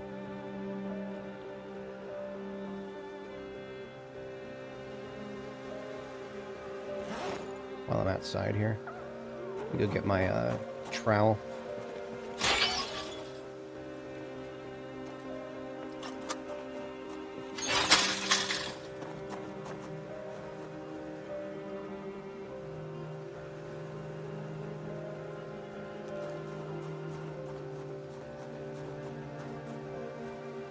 Oh, right, so if you want to put down stop signs, they must be in dirt or grass.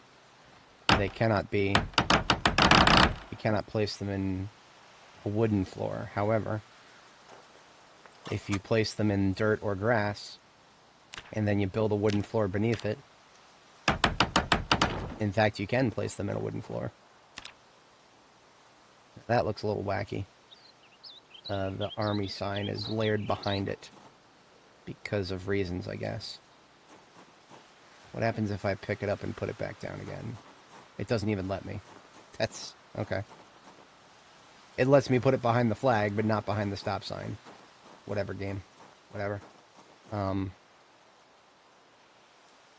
Try it on this side. See if it works. Maybe it'll work better on this side. Because, unfortunately, this is where I was going to put the other stop sign, so...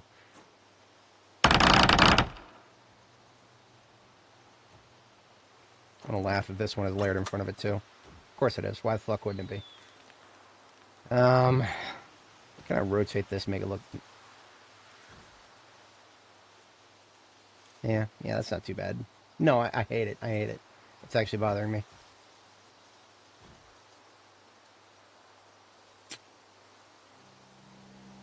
I don't like it, but I'll tolerate it for now.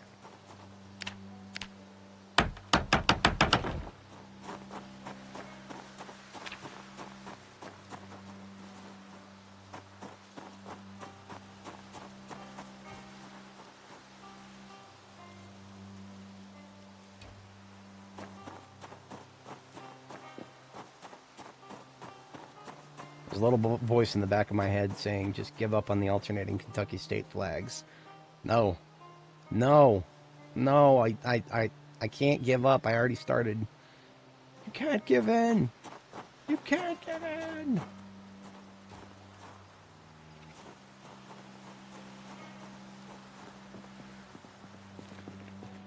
Oh, that's my 5 a.m. alarm going off. You know what? I'm going to put this sign down for a moment. I gotta step away briefly and turn that off, otherwise it'll keep going for 10 minutes. Be right back.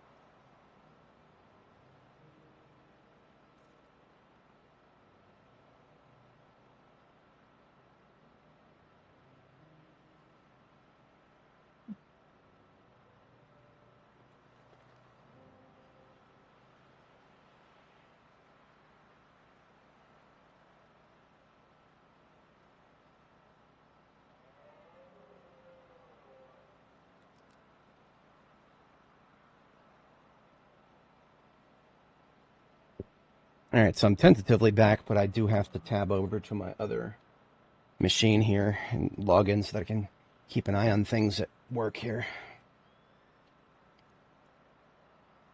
This will just take about a minute and a half tops.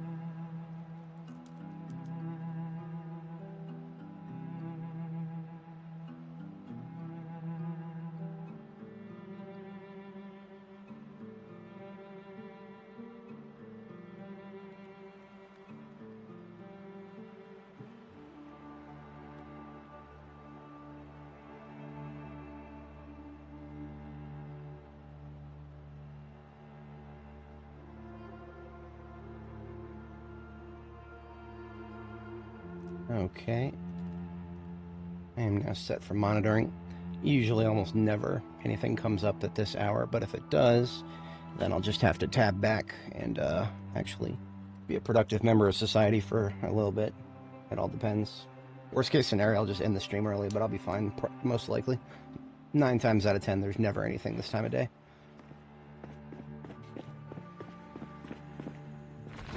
I just live in I operate in a line of work where they need somebody keeping an eye on things at all times. There we go. Got a replacement for the beverages. Let's go upstairs and get the rest of this red carpeting down.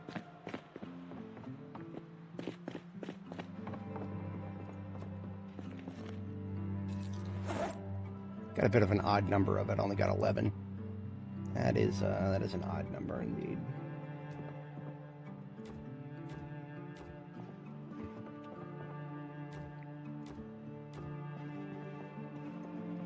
But that may have been a good number.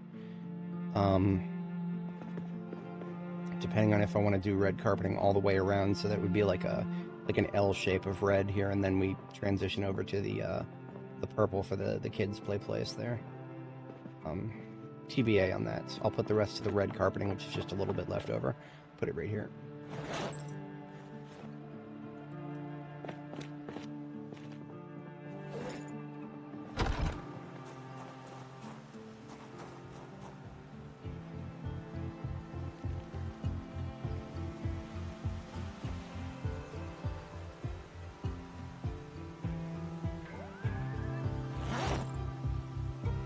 Frame degree and the certificate will be actually perfect upstairs there.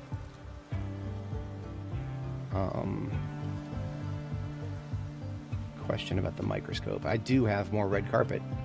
I didn't remember that I split it up, so that's okay. Actually, I'll do that after I do the get some of this stuff down for the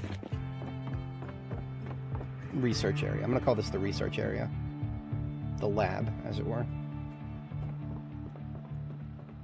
Well, that doesn't work in that direction, does it?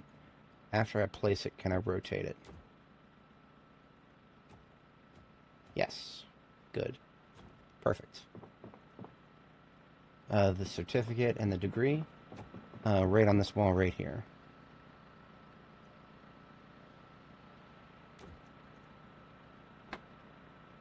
When we picked it up, you could put both on the same tile. Now you can't. Why? Fuck you, that's why. We're the Indie Stone. We do shit that you can't. At least I can pick it back up. Maybe I gotta put the one on top first? No. No. Other people can have... the existing POIs can have this shit, but I can't. Okay. I see how it is. Thanks. Thanks, guys. Thanks, Indie Stone. I remember being able to do that in the past, but not... I guess we can't do it no more. Whatever. Red carpet. We've got a lot. More than I thought. So maybe we can... fill this out. Not a third floor yet, no. Just a ceiling. I mean, we have at last finished the ceiling for this place. But there's no walls or anything else above us. It is just an open rooftop up here.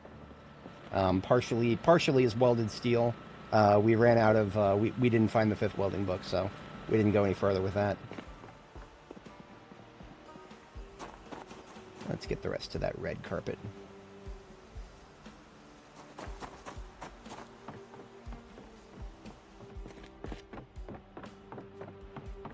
This will leave us with just a small bit of red carpeting that we still got to pick up.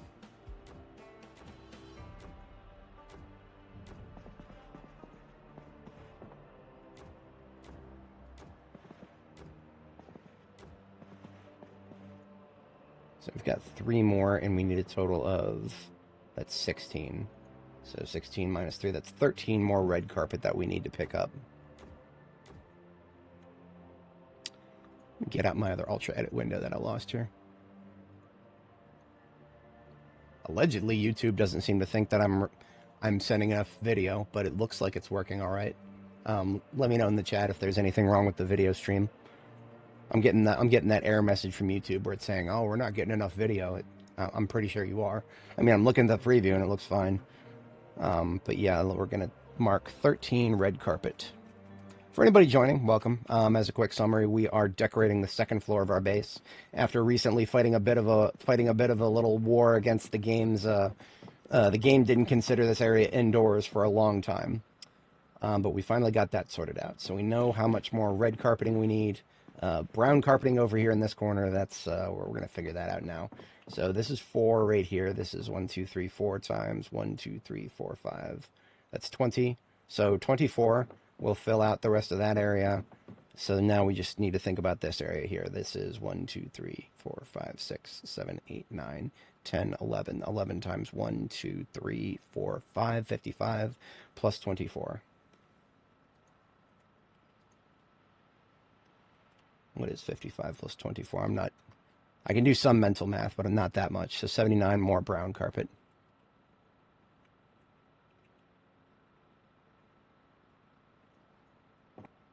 This carpet right here, I'm not 100% decided on this divvying up. Maybe there is a possibility I'll just do black carpeting for this entire area. TBA. This corner is a bit TBA. To be announced.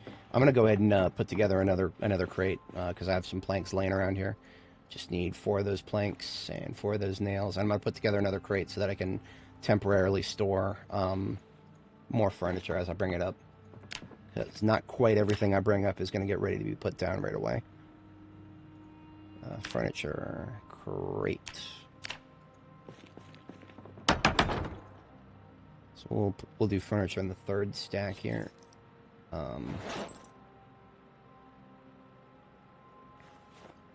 Yeah, you know what? I'm going to go ahead and pick up the blue tile carpeting for a moment. Whoa, don't do the window. She started picking up the window. There we go. Pick up the carpet.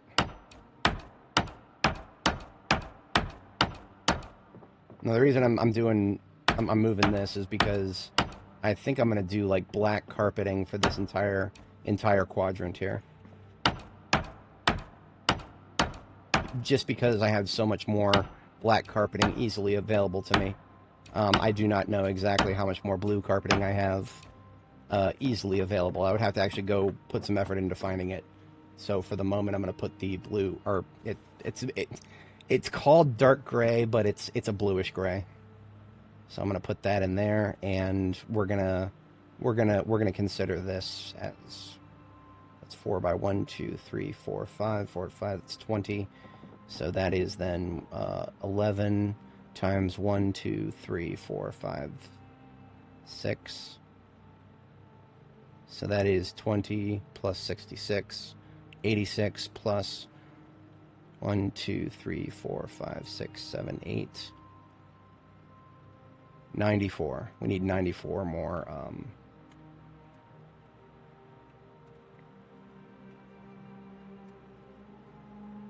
Black geometric carpet. So those are our targets. The red carpet should be very easy. I'm sure there's more than 13 left in Saucy. We do not yet have a target for this corner. I don't know if I want to do this entire corner white tile. I might do just part of it white tile. If I were to do that, then that would be 1, 2, 3, 4, 5, 6, 7, 8 times 1, 2, 3, 4, 5, 6, 7, 8, 9, 10, 11, 88. I would need 88 white tiles if I were to just do this section here. So we'll get that as a starting target. Now, these white tiles are going to be heavier than the carpet. 88 times white square tile.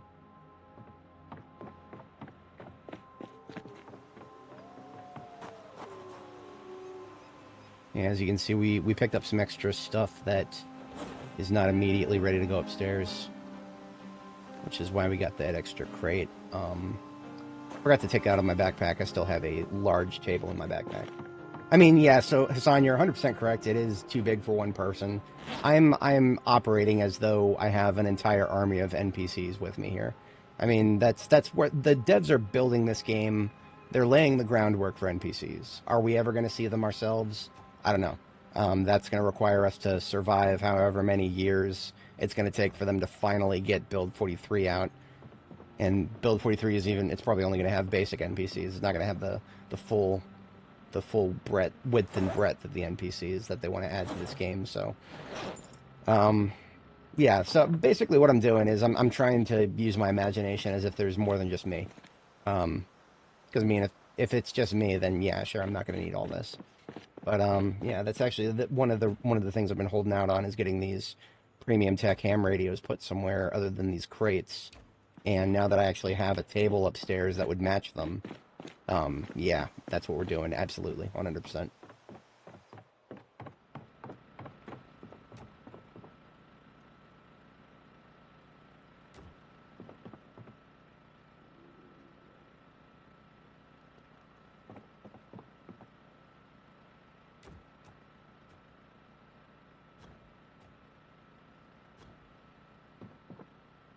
So I'll probably just put some minor decorations on the table right there, and I think I'm going to put a PC on this side, something large so that you can actually kind of see parts of it around the. I don't know why the big curtain that I put as an exterior decoration. I don't know why it is forcibly displaying from the inside and it's not culling along with the wall. Just weird stuff, I guess. Weird, unstable beta stuff. We are taking. I know I have some other stuff to put. Yeah, I knew I had a PC, so we got a PC. I'm putting that upstairs. That will go ahead and go. So this right here, this is the home theater. The speakers and surround sound may go upstairs. I may actually put the brown speakers in a different part, and I may go get some more black speakers and use black speakers for the home theater area here. So here's the PC. I'm going to be able to rotate it after I place it. There we go. So you can't really see it too well, but it's at least something you can actually see on the other side of the curtain there. And I don't have a second PC yet, but that's what I'll get next. I'll put another PC there. What else? What to put in this corner? Maybe I'll put something else in it.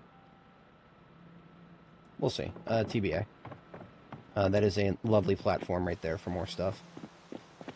So this right here originally was my infirmary. Now I'm gonna treat it as like a checkup clinic as opposed to like an actual hospital infirmary area. So this is I'm gonna start thinking about this area as the clinic. This is where you go if you have you get a couple of scrapes or some knees or minor injuries. The real hospital is going to be upstairs. So some of what's over here is going to be moved upstairs. Some of it's going to. Oh, yes. Thank you. This is the biggest base I've ever built. It is coming along nicely. We're definitely not done yet. The conservatory right here and the home theater right here both need to go upstairs. The conservatory right now is just, a bunch of instruments just laying around randomly. When we get upstairs with them, they're going to look a little bit nicer. And this right here, my video collection and my CD collection.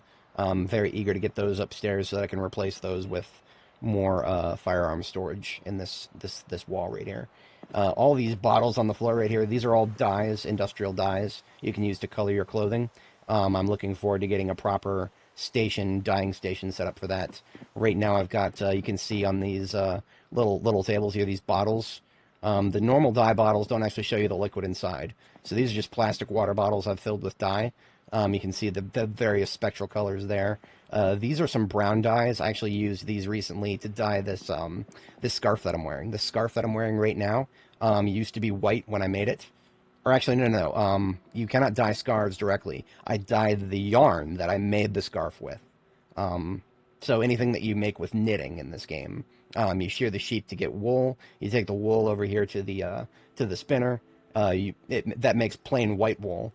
Then you turn around and use the industrial dye to dye the wool itself, and then anything you knit with it, like this scarf, which thankfully matches my desert camo military jacket and backpack. So, a little insight into my fashion side, as the functional side of it, more like. So I did get a couple of extra mannequins. I have been waiting my entire life for this. I've only had 4 mannequins so far. I don't know if I'm not gonna go through the effort of actually dressing them up yet, but I will go ahead and get them placed. Because remember, the home theater that's right in front of it here, those are this home theater, everything here is going to get put upstairs. So these mannequins, they're not going to be like hiding behind there for very long. They'll get themselves put in a very nice spot. And what else have we got? So these gray platforms, I picked them up. The mannequins were standing on them originally.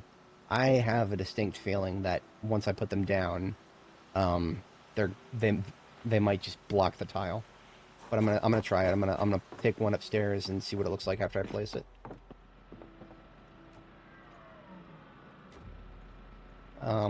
First thing, I'm just gonna try random furniture just to see if anything. Okay, so it's not, you can't just put any furniture on top of it. So that means maybe they're just designed to have mannequins put on top of them.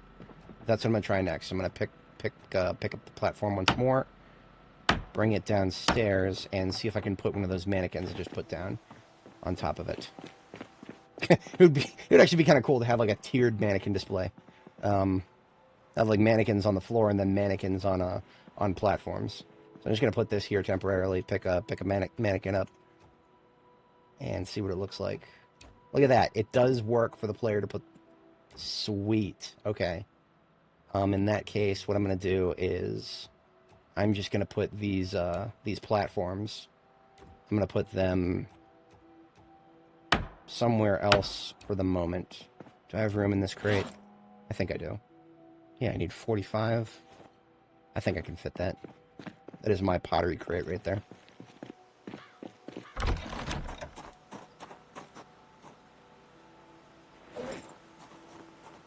So the other two platforms, grab those. Picked up another Stars and Stripes flag. I don't really have a destination for it right now. I'll put it upstairs. We'll put it upstairs.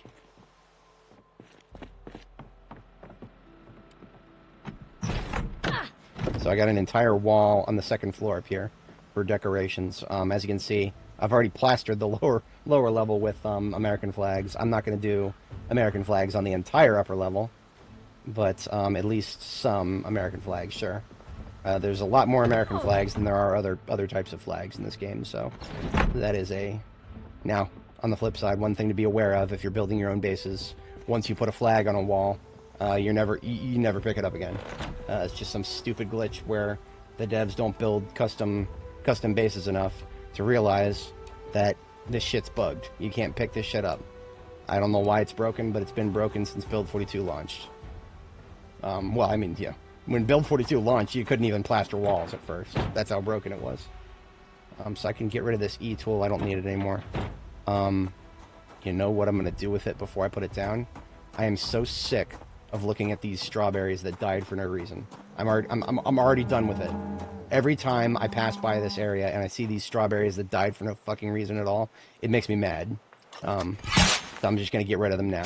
I would sooner look at bare empty crop plots than fucking strawberries that died for literally no reason.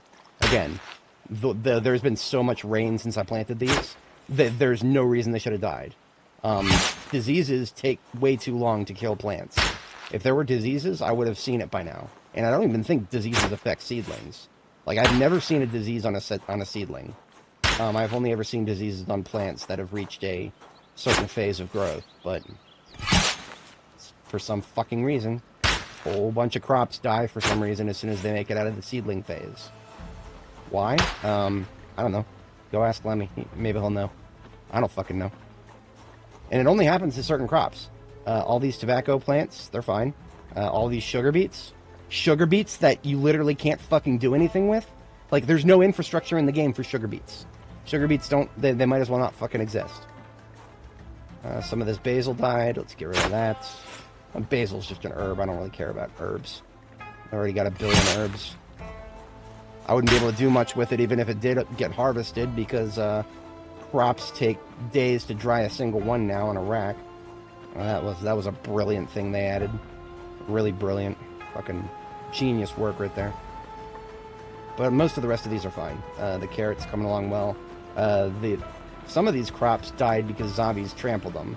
I didn't even get mad when that happened, because that's just a skill issue. I should not have let zombies get up here. Mea culpa. But the ones that are dying for absolutely no reason, fuck you too, Indie Stone. I hate it. It shouldn't be in this game. If crops die, the player should know why. That's not a difficult ask. But these people, I've heard that there is a mechanic for crops to be cursed. What the fuck that means? I don't know. I don't know what the fuck that means. But yeah, I'm not very happy about it. Because, I mean, agriculture takes a lot of work in this game. And for it to just have mechanics like that, that's not... Usually this game is fair to the player. Like, it's annoying, it's tedious, it's garbage sometimes. It's actually difficult to point to places where the game is unfair. Because, like, you know, it establishes rules, and if you follow them, you're usually going to be okay. You know, just don't ever let zombies touch you. Maintain your ranges. You know, put on weight when you need to. Lose weight when you need to. Stay hydrated. That all the usual basic survival stuff. The game is actually, you know, despite how unforgiving it might seem, it's actually kind of fair. Once you learn everything you need to learn to survive. But then there's just randomly there's some dumb shit that happens that just breaks the mold and becomes unfair like that. Like crops dying for no fucking reason at all. That's pretty unfair.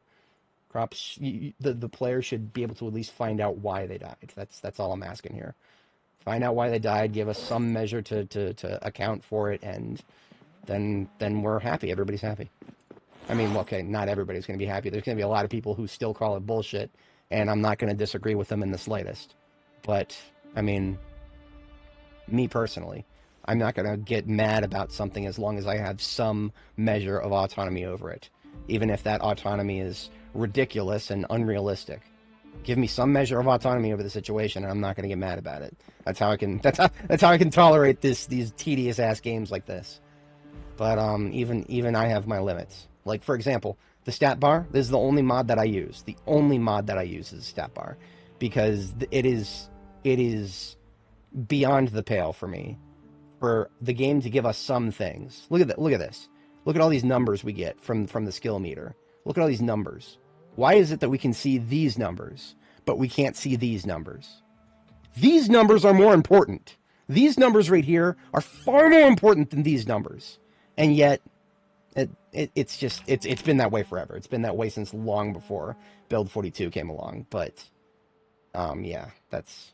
I mean, I'm nothing against mods. Mods are really fun. But when you're testing an unstable build like this, you want to keep it to a minimum if you can. So, me personally, UI mods are my limit right now. I'm only going to have UI mods. And there are some even more complicated UI mods that I could be using that I'm just going to hold off on because, like, you know, the ones that show your weapon condition on your hotbar down here, I would kind of like to have it, but I've seen it cause problems in Build 41 of all things. So, if it's not stable enough for Build 41, then it ain't stable enough for 42 yet. But that's fine. Get some loot sorted here. I'm done with my diatribe for the devs, I promise. I'll give it a rest. I know some of my viewers are not fans of me going off on the devs. Don't know if any of them are watching right now. Shout out if you are. Appreciate your patience.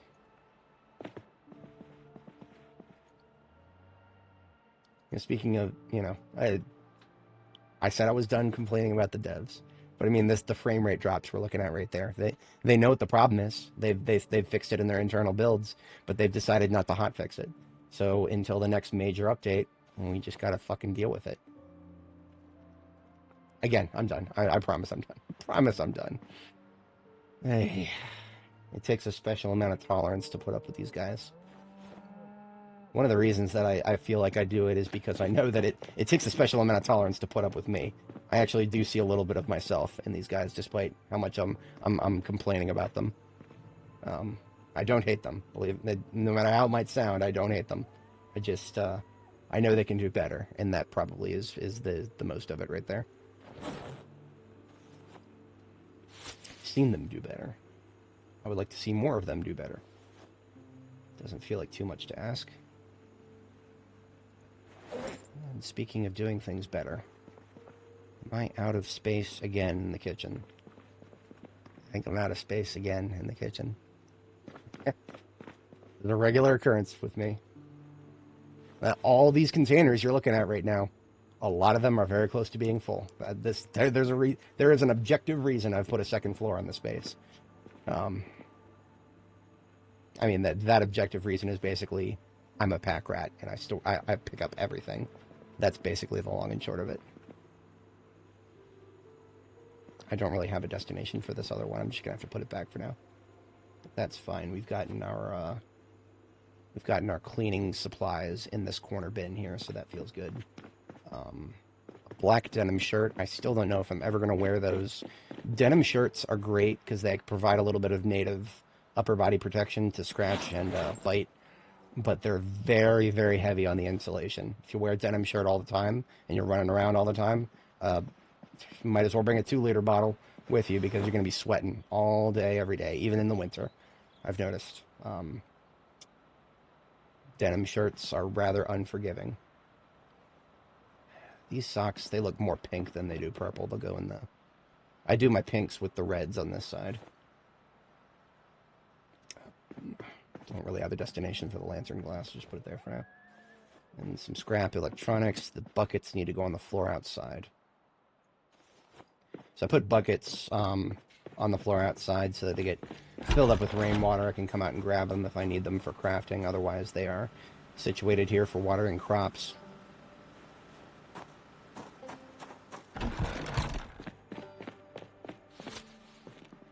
We were just in the kitchen. We need all these sodas.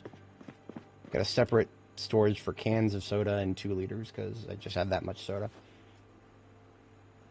I like to drink soda at 2 liters at a time because cans of soda don't provide any meaningful reductions to any of your negative stats.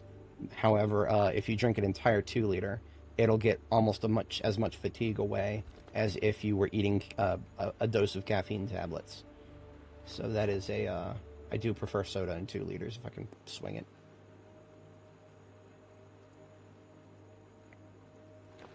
Some of the appearance-related stuff I just use as decorations at this point.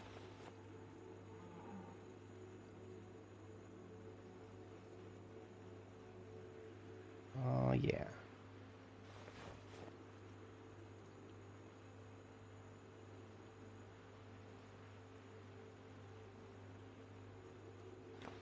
I mean, I have an entire hair salon full of this stuff.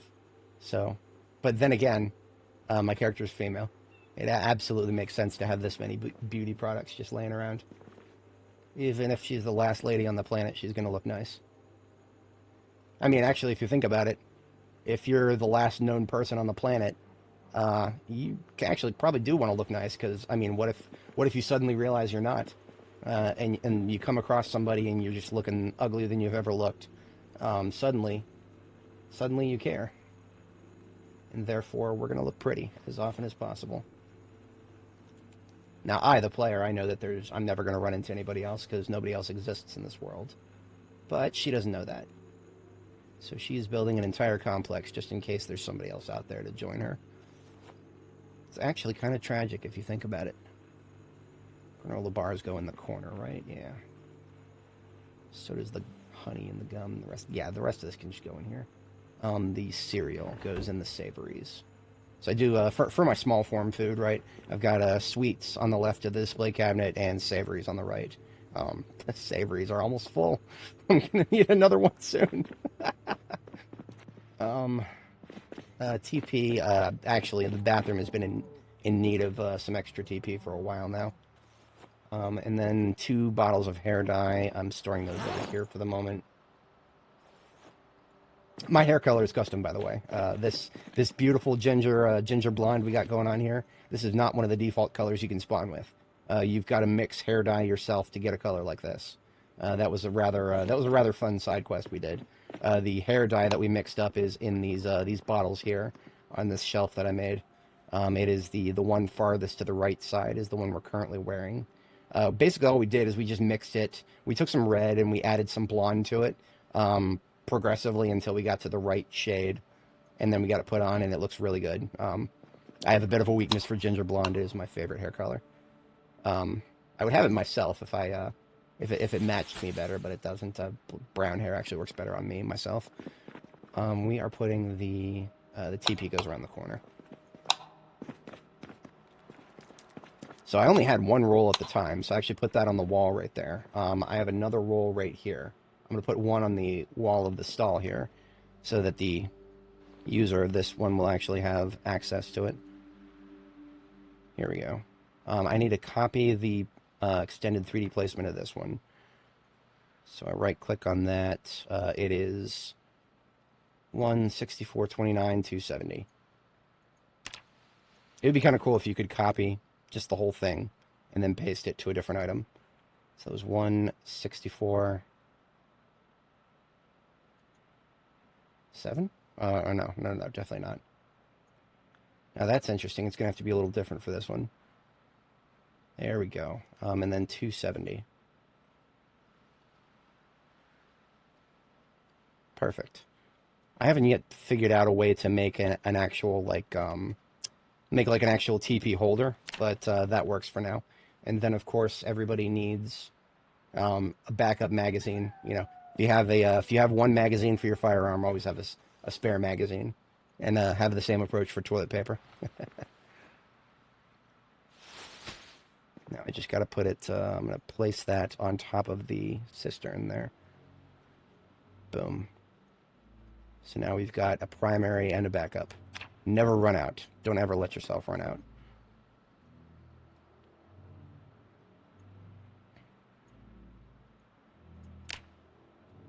See, I could use more metal sheets to build a shelf behind the toilets, but that actually would not work very well because it would start clashing with the lights up top. So that's all right. It looks good now. That is a well-stocked bathroom. Now we've got a one more bucket in the garbage bag that I missed. So that needs to go out here with this. And then this garbage bag of loot is emptied. We should have nothing left but furniture now, theoretically.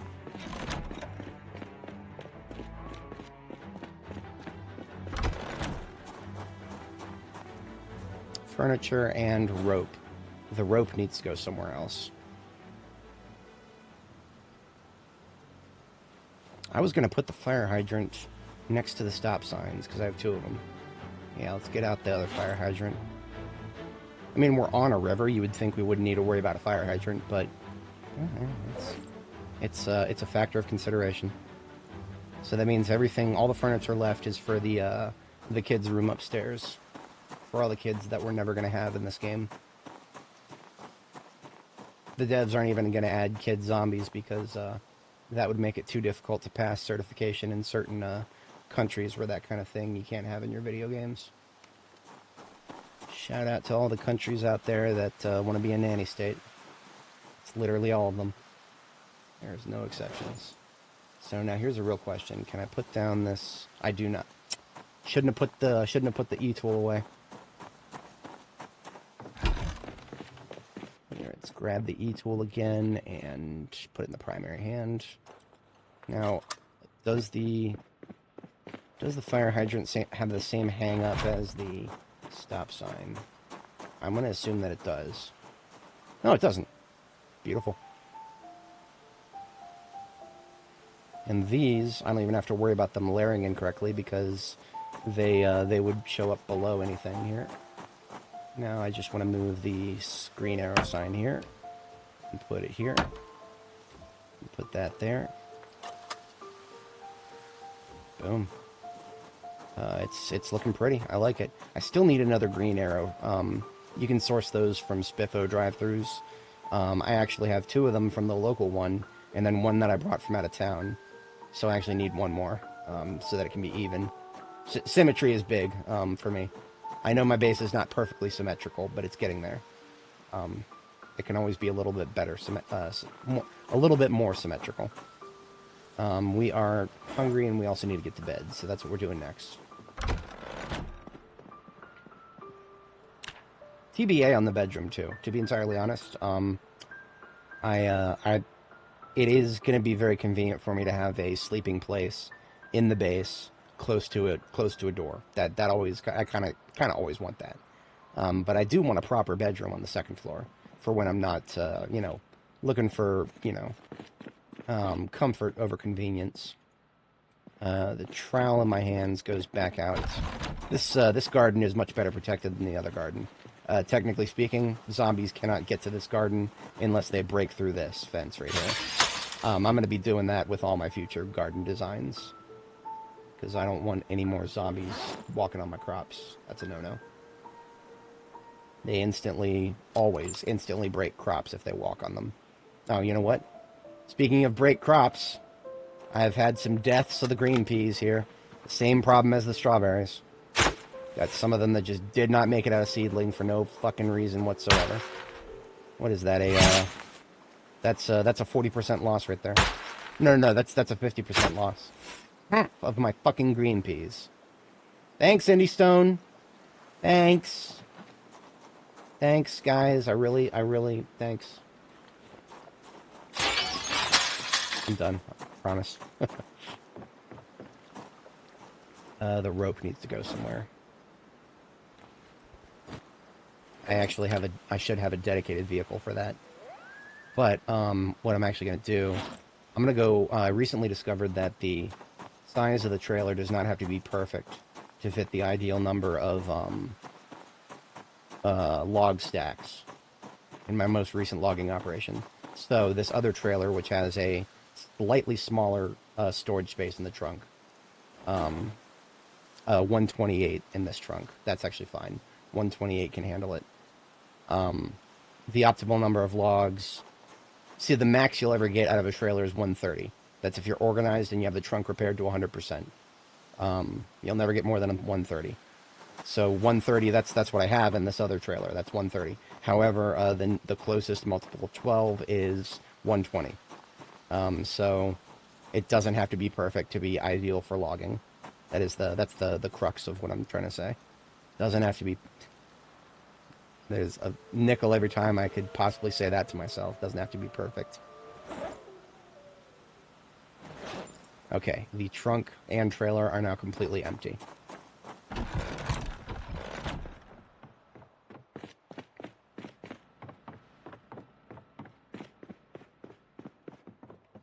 So I'm going to put the play castle right here.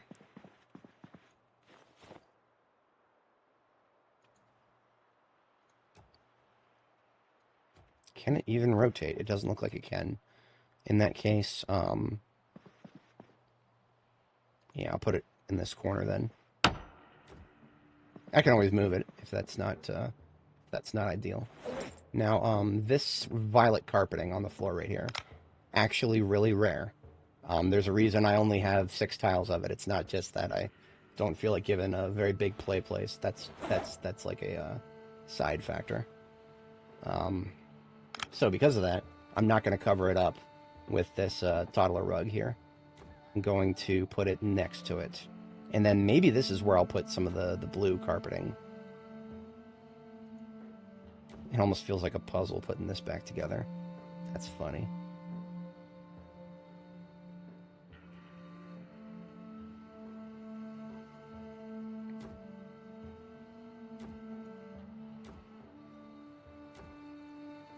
Boom. Okay. So if I were to put blue carpeting directly beneath that, that wouldn't look too awful bad.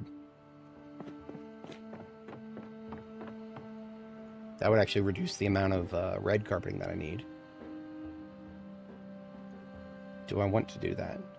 Because I already have. I've already taken note of how much red carpeting I need. I'm gonna go ahead and put red carpeting underneath that. That's fine. I don't want to mess up my list, so I'm gonna leave that as is. That would just leave me with tiles that I don't have plans for. That's going to be 1, 2, 3, 4, 5, 6, 7, 8, 9, 10 times 3. So right now I don't have plans for these 30 tiles here. I could do blue there. Yeah, I could. I mean, that would mean I would only need to get 4 more. That would actually. I'm probably going to go ahead and do. I'm going to go ahead and do welding for the Central Plus area there. I like to do like just it kind of helps me with my frame of reference to just have a different type of floor, cutting the base into quadrants. That just kind of helps me at a glance tell where each quadrant is.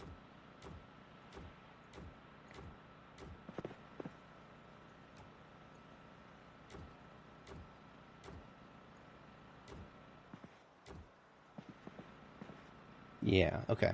So that just means I need 4 dark gray.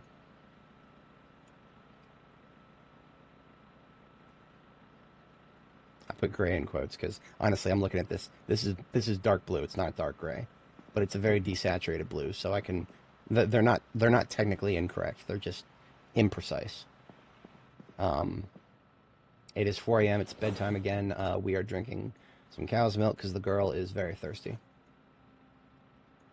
and we are emptying these smaller items out until we find a home for them. So the first of many toys I'm going to put down over here, these brick toys, just because I have them on me right now. I have a whole little collection of toys that I've found, so I'm going to just kind of put those on the ground over there for the kids who don't exist to have fun.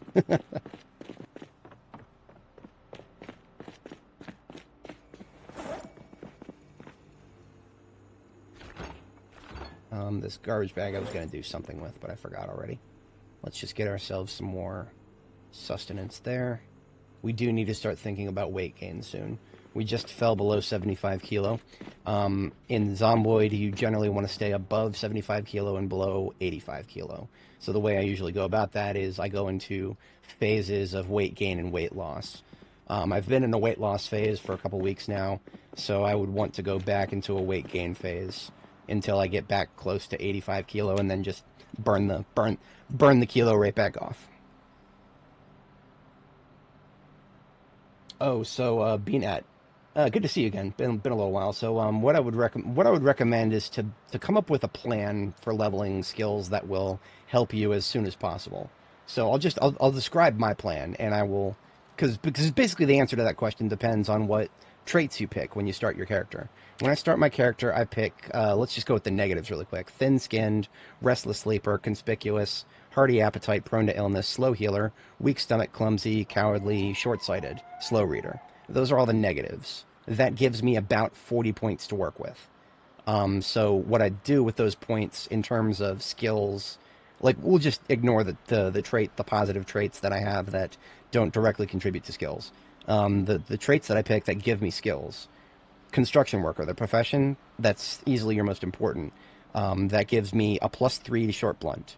So what do I want if I'm maximizing my short blunt skills? Whittler is a trait that I took that gives me a +2 to carving. And then, as an aside, as a construction worker, I also get a +3 to masonry. So what can I do with that? With masonry, I get the ability to make something called a mace head, a chiseled mace head. Mace, there it is. Make stone mace head with just a club hammer, mason's chisel, and a large smooth flat stone. Requires masonry level 8. If you're not a construction worker, you don't have a native +3 to your masonry. This is going to be very hard to grind your way up to. But because I have a +3, I can grind this in a couple of in-game weeks without even finding the books. Most of the time I spent leveling masonry was without the books. And on the one thing you need once you have a mace head is you need a short bat. That's where the carving comes in. Whittler gives you a +2 to carving.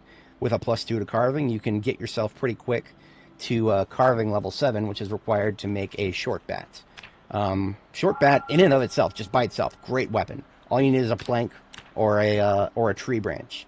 Tree branch is one of the most common items in the game. Once you're able to make this, if you have a high bonus to short blunt, you're combat effective almost indefinitely. Because anywhere you look in this game, you'll find tree branches. That is so. Basically, what I'm saying is you want to have a set of traits that give you bonuses to certain skills, and then you want to hit those skills ASAP, so that you have a very strong baseline. That gives so basically for me, short blunt. I think of it as a self defense long term. Short term, it's in the early game, it's what I use to kill all the zombies that I run into. Long term, it's really just my self defense as I focus on leveling up more powerful weapons like this sword, Longblade. This sword, despite being only Longblade level 5, this sword will one-shot enemies much more often than my mace will. My mace is best in slot for short blunt, and I am short blunt 9 3/4 here. And I'm still not one-shotting zombies as often as I am as with this sword. And this sword has farther reach, and it can be stored on my belt as opposed to my back. So it's like, there are certain weapon classifications that are just always going to be better than what you can get points in from your traits and professions. So usually what you want to do is when you're starting a character, regardless of what your plan is, if you want to do axes, you want to do long blunts, you want to get some traits that will give you advantages in leveling those, and then find out what you can craft to suit those weapons. The PZ Wiki has literally just a page, PZ Wiki /wiki/weapon. This basically, I'll even post this in chat for you guys. This is just a page that shows you all the weapons in the game. And you can sort them by damage, you can sort them by crit rate. But then you see a weapon you like, you click on it, you can see the crafting requirements. So this is just a great one-stop shop to help yourself develop figure out what you want to do with weapons. Because, how to get these weapons, how to make them, how to find them. All those sorts of things. Like long blades, you don't have a lot of options. Long blade is a long-term skill. I don't think any stone is ever going to add a profession or a trait that gives you bonuses to leveling Longblade. And the only time you're ever going to make Longblade is when you get to, in-game blacksmithing, which, that takes a long time to get to. So, that's a little bit in my advice to players starting out who want to develop a long-term plan and base it around your traits. Play to your strengths, as one might say. Like, for example, agriculture, I started with 0 in agriculture. I watched a couple TV shows about it. I still have 0 in agriculture. I will never get beyond level 4 until I start harvesting some of these crops, which it's gonna be a little while. The only reason I got level 4 is because I actually saved some of my winter wheat. The devs changed the growth time for winter wheat, and it went completely under my radar. So I came back from an expedition in mid-February to find that most of my wheat had rotted. Because apparently now you've got a harvest in January. I don't know if anybody watching. I've got about 8 live viewers right now. I don't know if any of you guys have ever done any gardening or farming. If you have a family member who's a farmer, ask them if there's any crops that they harvest in mid-January. I have a feeling they're just going to laugh in your fucking face. Because I don't think that's a thing. I don't know of any crops. Unless you're living in, the southern hemisphere, where everything is backwards. If you're living in the northern hemisphere, like all of us are, this game is set in Kentucky, East Coast United States, temperate climate. I don't think there's any crops that are meant to be harvested in January. And this game added growing seasons. They want to make it realistic. And then they just randomly changed the growth time to winter wheat to 108 days. Which means a harvest in mid-January. Whatever. I said I was going to stop yelling about the devs. I said I was going to stop. I'm going to stop, I promise. But yeah, like I was saying before, all these one-shots, this is better than I can do with short blunt. It really is. Despite being level 9.5 short blunt.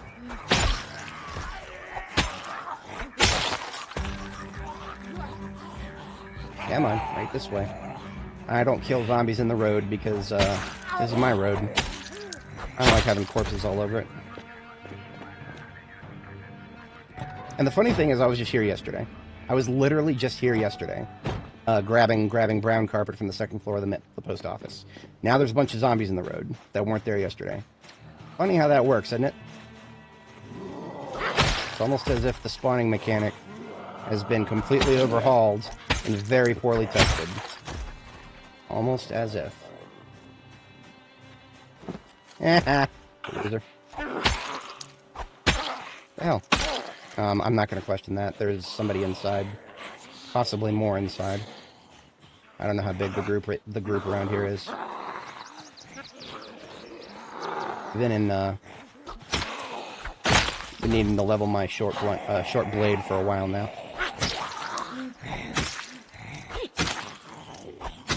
Jaw stab is, there it is. It's really hard to position yourself for. My instinct is to stay very far away from zombies. But I am working on short blade. If I get short blade high enough, I have a theory that I can use it for ground finishers and save myself save myself a little bit of exertion. The short blade is very, very light on exertion. So if you can level that all the way up and use it for a finisher on a down target, that's a pretty decent strategy because you can carry around a knife on your Alice belt, which there's no other real weapon you can carry around in your Alice belt. Unlike in real life, there is no sidearm holsters for your Alice webbing. I would very much love a double chest holster, or a double shoulder holster, which is something I'm pretty sure you could do with Alice webbing. But my desire to live out my Rick O'Connell fantasy is not yet possible, unfortunately. I'm going to back up a little bit, let these fast shamblers get to me. Left and right. Right.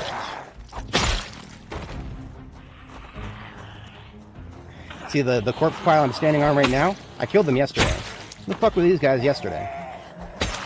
I think there's some dumb shit going on with respawns right now. I'm not going to question it too hard, because I'm honestly okay with this. There's never too many of them to deal with whenever they respawn like this. So it's easy weapon skill leveling for me. Come on, guys. I got places to go, things to see, people to do. Left and right. They found the one intact window, and now they're smacking that one too. Fuckers. I'm not sure which window they're on the other side of right now. So I'm going to do this. Hey! Let's see if that gets their attention. Nobody else? You see, these tiny little trees block my line of sight. So I gotta go off hearing more than I can vision. God help anybody who takes the hard of hearing or deaf traits. You will die to some dumb shit. Never underestimate how important hearing is in this game.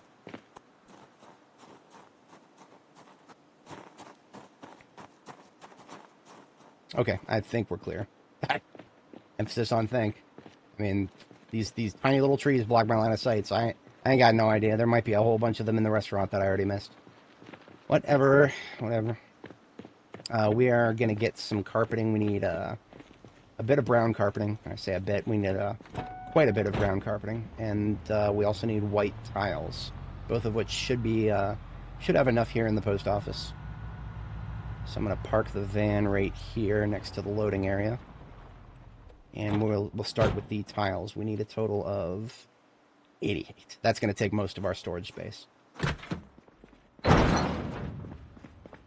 I will start a little ways back here where it's dark. I'll probably do them in stacks of 9. So I think that that's almost a full inventory right there. Our character is going to be hurting a little bit after this. If you pick up more than you can carry, you will lose health from it, but you'll never lose more than 25% health. Your biggest concern is if you're over-encumbered like that, don't run into a zombie. If you're super over-encumbered, they have a much higher chance of getting a straight-up bite on you, because you are unable to fend them off. That was why I went and did a bunch of killing before we got started with this.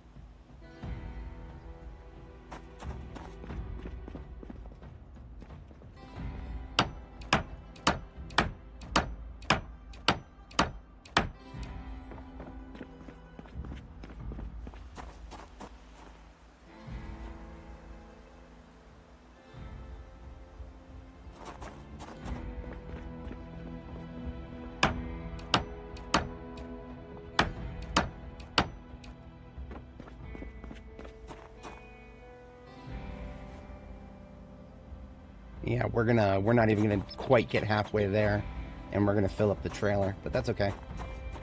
We will just we'll have plenty of room in the trunk of the vehicle itself. The trunk of the vehicle has almost twice as much room as the trailer.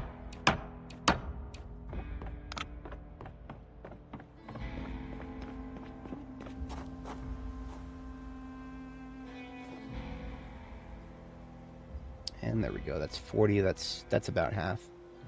I can fit I can fit exactly 2 more in the trailer.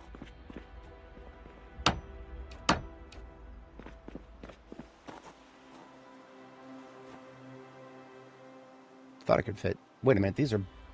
No, they're 3.0. Oh, I'm a doofus. Okay. No. Okay, 43, that's fine. So basically we just need another, we need 45 in here. And then we're done with white flooring.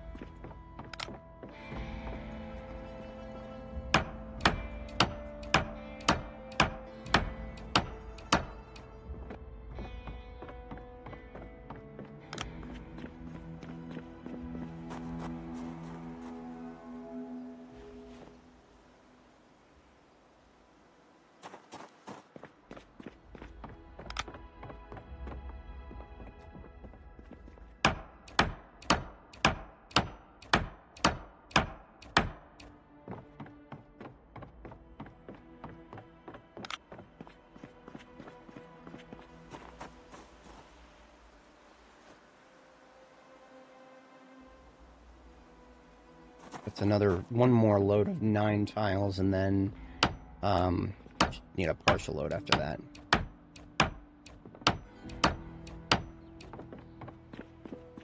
For anybody joining, welcome.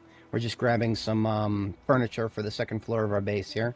There is, I know I've mentioned in the stream title, it is on the docket to go to West Point at some point here. West Point at some point. Shit, that was the... I picked up the light switch. But yeah, I do want to go to West Point to see if I can nail down a copy of the 5th welding book. Because that is actually directly relevant to my building activities. There is some interesting stuff they've added that you can build with welding now.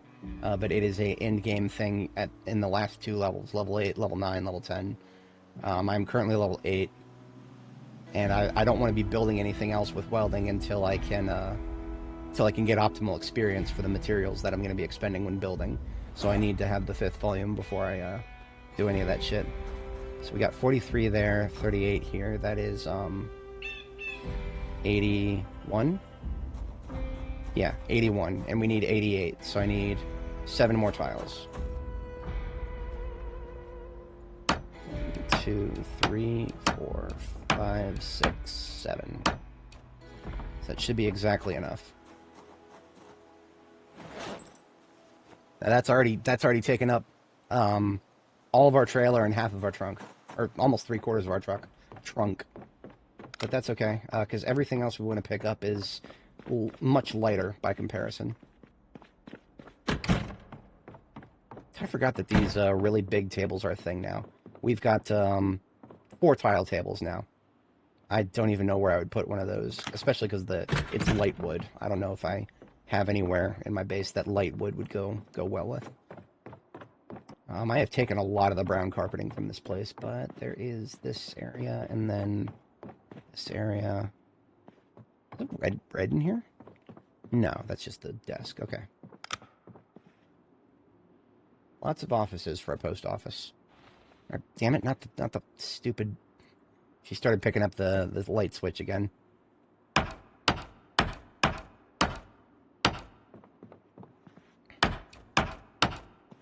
Not the clock.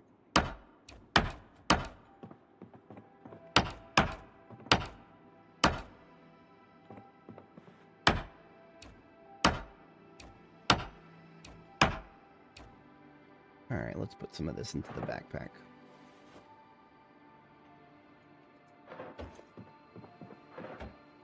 Ooh, a 2-liter bottle.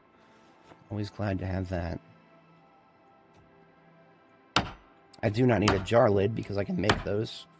I have not harvested any of the spring crops yet, but when I get to that point, the vegetables specifically, I'll be able to put those into jars. Okay, that is a backpack full of brown. We need 79 total. We've got 24. You know what? Here's what I'm going to do. I'm going to grab 2 more so that I have 26. And then I'm going to put all of them in this garbage bag. If you're organized, you can fit 26 encumbrance into a garbage bag. So I always use garbage bags because, you know, standard size, lots of them. Easy way to sort your loot. Fun fact about garbage bags, regardless of what traits you have for storage, whether you're organized, regular, or even disorganized, a garbage bag will always have the same storage as the seat of a vehicle. So a garbage bag will always fit onto a seat. It's actually kind of very useful. Because if you know you got your only vehicle is a car with 4 seats, 3 of those seats are garbage bags full of loot. A very, very easy way to think about your loot in terms of what you can afford to bring around with you.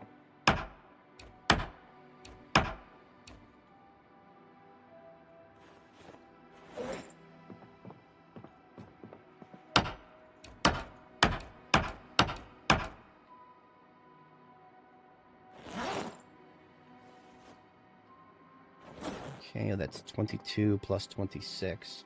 I'm going to get 24 here and call that a 50.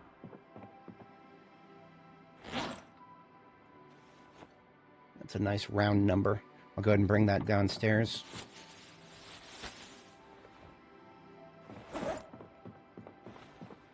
Come back upstairs probably with another garbage bag.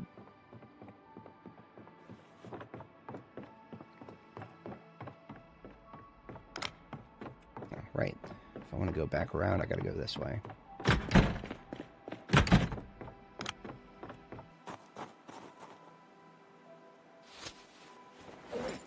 That's why I like to do garbage bags. It's basically instant transfer.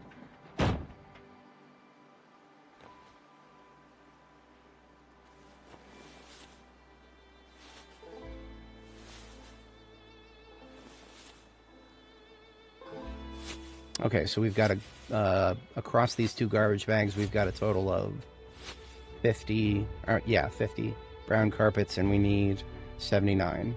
So that is 29 more brown carpets.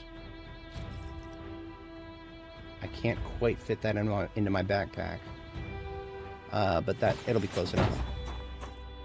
Let me get another one of those garbage bags. Or, no, I can't do that. I cannot fit another. Even if I lose the light switch, I can only fit 20 more encumbrance in the trunk.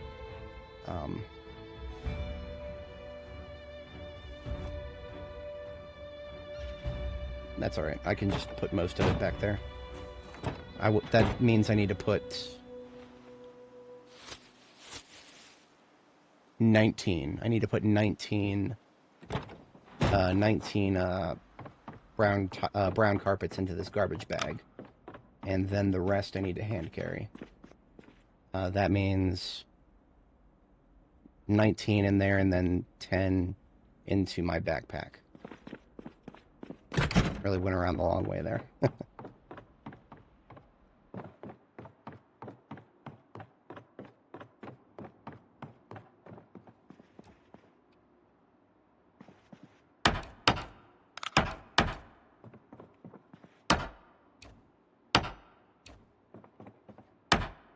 You may notice that some of these cubicles are there's only half of them. That's because I picked them up to use them for bathroom stalls already. We've been just slowly dismantling things in Riverside as we need it. There's 12 into the garbage bag. We get another 7 for the garbage bag here.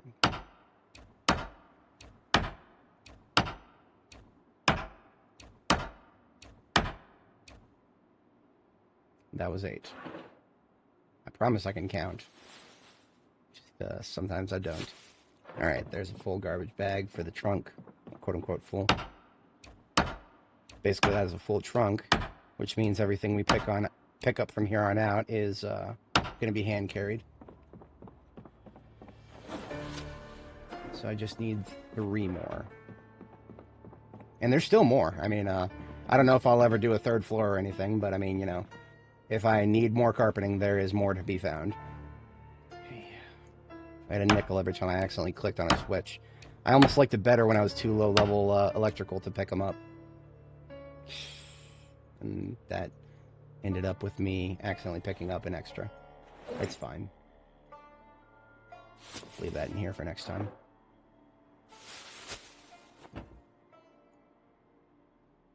I don't even think I have a cordless phone for decoration. Now I do. Alright, let's get out of here. So we've got our brown carpet. We've got our square tiles. 94 black geometric carpet. That should be pretty easy. We just got to go next door for it.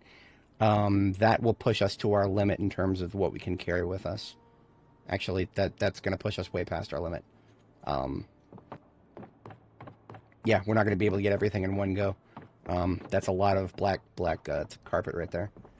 What I'd rather do then is come back for the black carpet and just get everything else first. So this garbage bag is the last I can fit in the trunk. Trunk is now full. Backpack has already at 20 out of 36. So the way I do backpacks, my main backpack is a military backpack. It also stores 2 other military backpacks in it.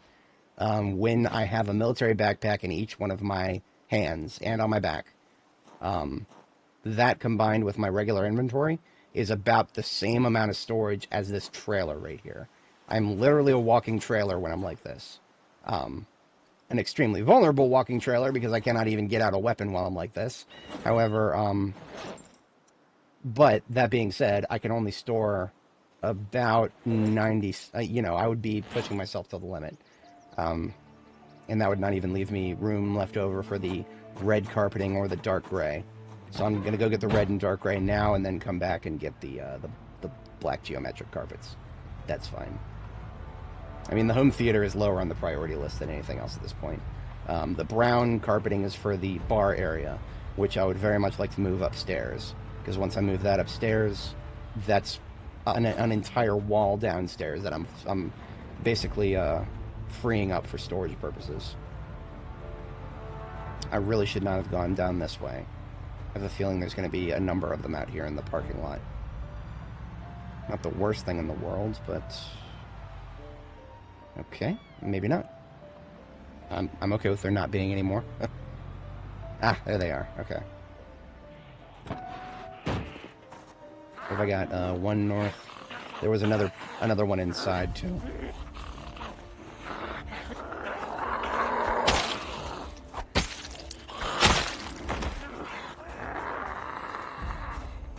Come on over here, take a seat. There's that guy inside. Smudging up the window. Ooh, look at this. Look at this guy right here. He is a hiker. You know, I tried to help him out, and he decided that, no, we gotta smudge up the rest of the glass. Asshole.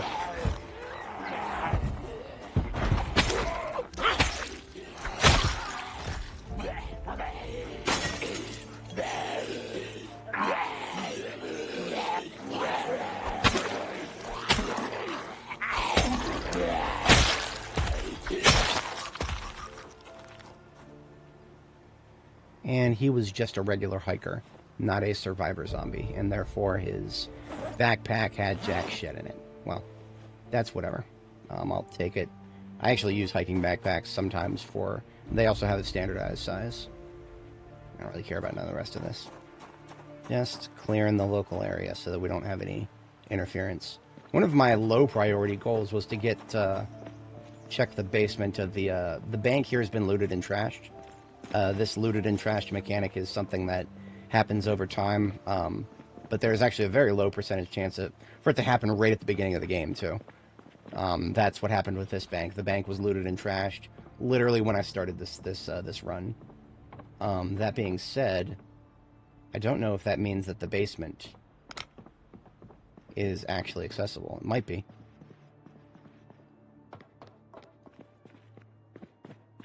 Does that mean that the... ah, it's still here. So I guess whoever was looting the place didn't care about an entire pallet of gold bars. That's their loss. I would love to have an entire pallet of gold bars. I'm going to put that in my offhand backpack because it weighs 30 encumbrance, so I can actually fit that entire pallet of gold bars into my offhand backpack there. So I'm still relatively combat effective. I'm not too over encumbered right now. Not too much else of interest in the bank at the moment. Nothing I can really do with most of the rest of this. The security monitoring, I may come back for this. This is all really heavy stuff.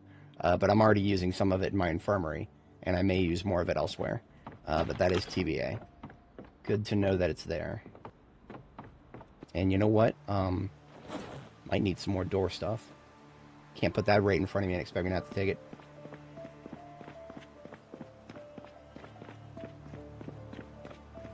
Alright, we are looking for red carpet now.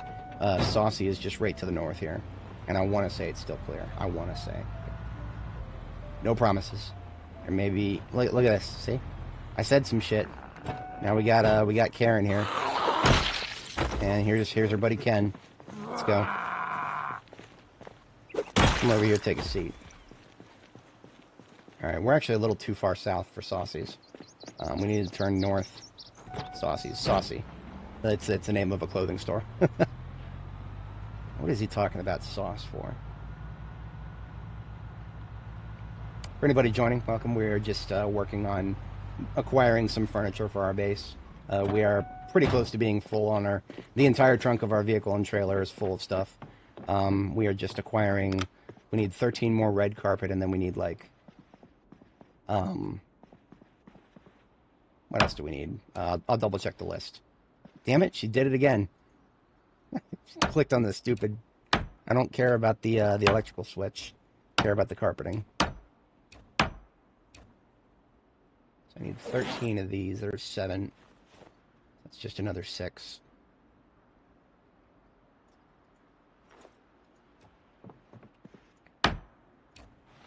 Stop it!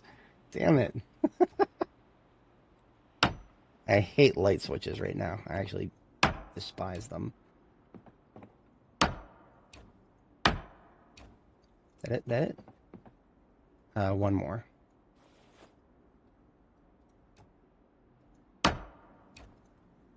Okay. One more. Screwdriver back into the Alice kit. And we are done with the red carpeting. Here's our shopping list. 4 dark gray carpet.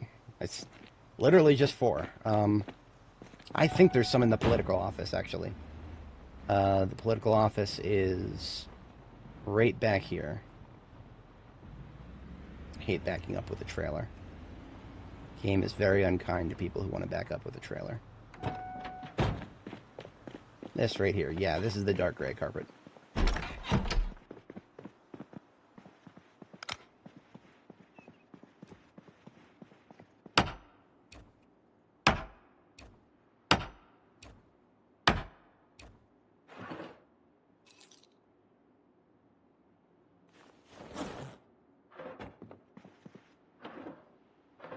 Oh, rotten burrito. Neat. Somebody was about to have lunch. Put another garbage bag right in front of me. Threaten me with a good time. Alright, we're out of here.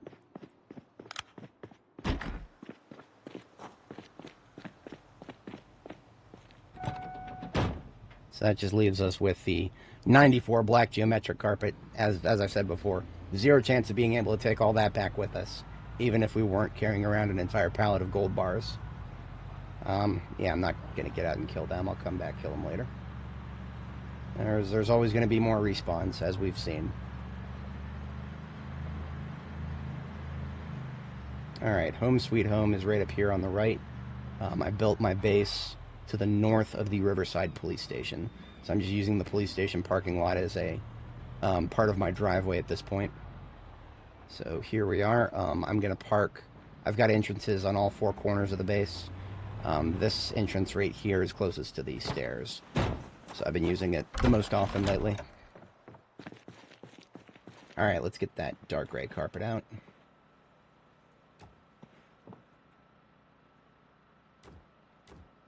And there we go with that. Next we are going to do... top off the red carpet. We only needed 13 of those. So we got the play area for the kids over here. With some of that very, very rare purple carpeting. I still have no idea where else you could possibly find that in this game. I found that not at the church in Ekron, but the crypt.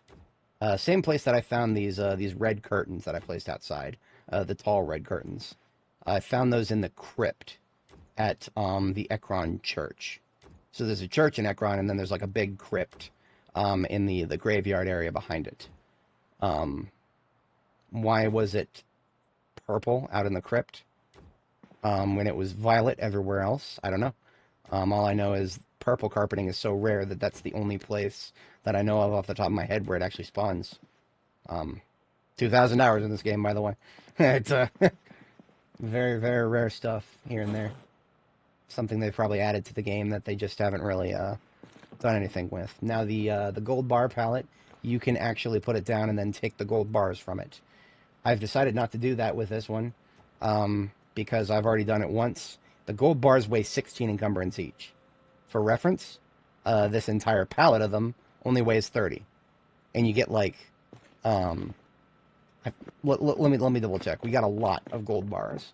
I ended up just putting them on the floor because I did not have any storage space for them. These gold bars right here. We got 9... how many is that? There's 12 in this stack, so that's another 12. That's 24. Yeah, we got 30 gold ingots. Each one of them weighing 16 encumbrance. It's absurd. I feel like whatever dev added the gold ingots was like, yeah, no, 16 encumbrance for each. They're gold, so they're heavy, right? No, gold is not that heavy. I mean, it's a metal, it's heavy, but it's not like, for comparison, a steel ingot is only 6 encumbrance. That's just incongruous with reality. An ingot of steel is not going to be that much lighter than an ingot of gold. Not that I've ever had an ingot of gold. I'm a poor person, but still, it's like a little silly. Just a little silly. I know gold is a lightweight metal, and it's light conductivity is actually what makes it valuable in the electronics industry. But here we've got some brown carpet in our bags. We're going to put that down over here.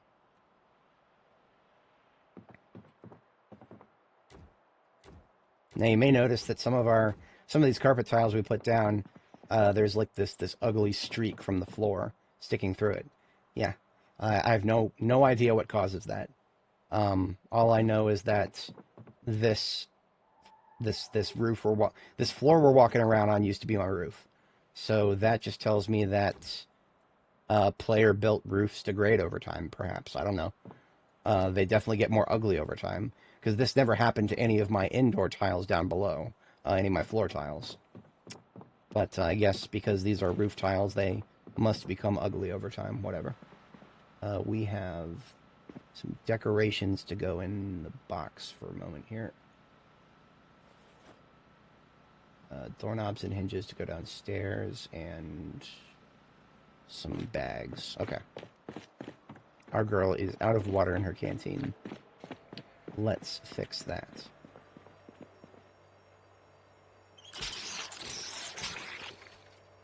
I'm very proud of the kitchen. The kitchen is more or less done. Now the dining room is a beast. I've been intentionally putting that off for a while because I don't have a good answer to it. The dining room, I do not know if I'm ever going to find the perfect dining table. I might, but the problem with that is I have an even number. I have like an even numbered arrangement going on here, and trying to maintain that. I mean, because a mahogany dining table would be not the worst thing in the world, but it would be too small. I would need something longer than just a 2-tile table. And 2-tile tables, you get 2 tile tables, you get 3 tile tables now, and that's it. I've never seen anything bigger. I'm sure there is something bigger somewhere, but I haven't found it yet. So that hiking backpack we found, let's wash that. And put that up here with the rest of our containers. Hello. Put that up there with the rest of the containers and that. And then we found a bandage. We cleaned it up into the first aid box at the bottom of this stack. And then we just got a couple of doorknobs and hinges to go in here. I can actually make my own doorknobs and hinges. I would just prefer not to waste the charcoal. So if you drop one right in front of me, sure, I'll take it. Okay. Upstairs we go. Let's grab some more stuff on our way. Nothing but white flooring in there. I'm going to do that last. That's a lot.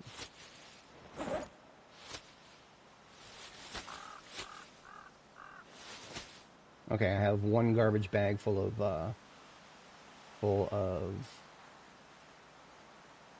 brown carpeting in my main backpack. Let's grab that one. I cannot afford to carry anything else because it's that heavy. That's alright. Just go upstairs, drop that here. Grab the other one so I don't have to run all the way back for it. So all that's left in the vehicle is the white tiles.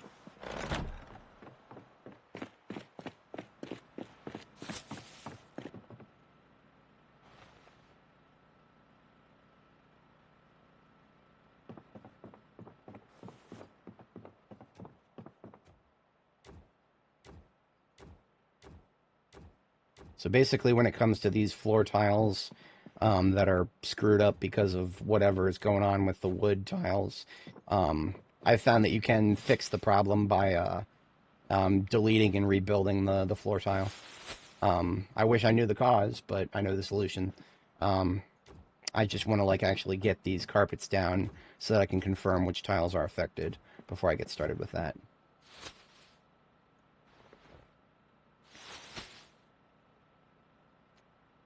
There you go.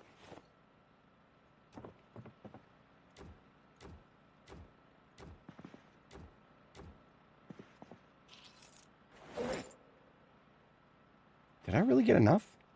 This doesn't look like only 19 tiles. Oh, there's another garbage bag that I dropped. Okay. Almost forgot about that.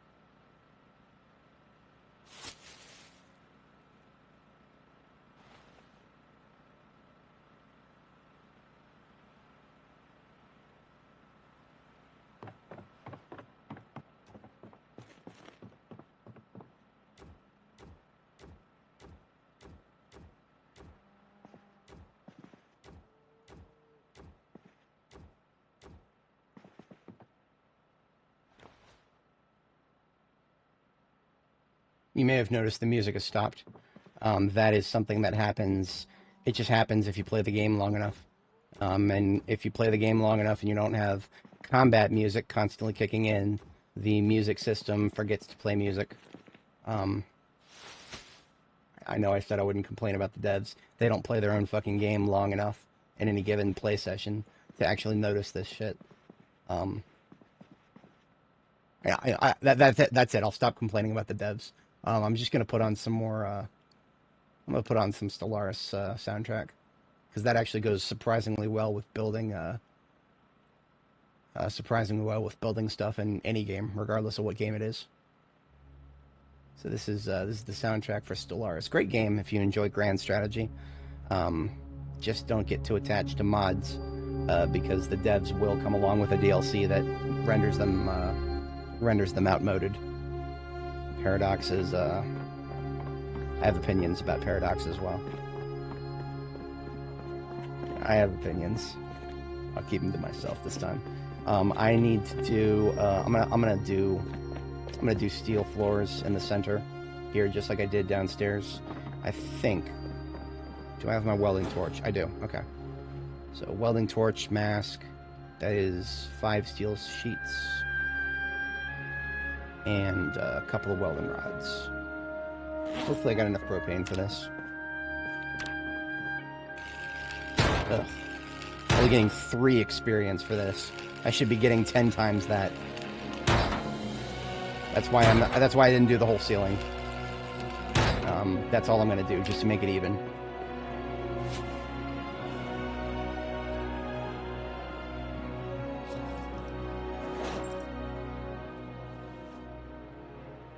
And this welding torch is now empty, so I'll go ahead and refill it because the propane tank I'm currently using is just on the floor right in front of me. I was doing a lot of welding at one point, but now I am more or less done with it. I might as well move some of this stuff back downstairs. After I wake up, I'll do that. Because I am, it is my bedtime now.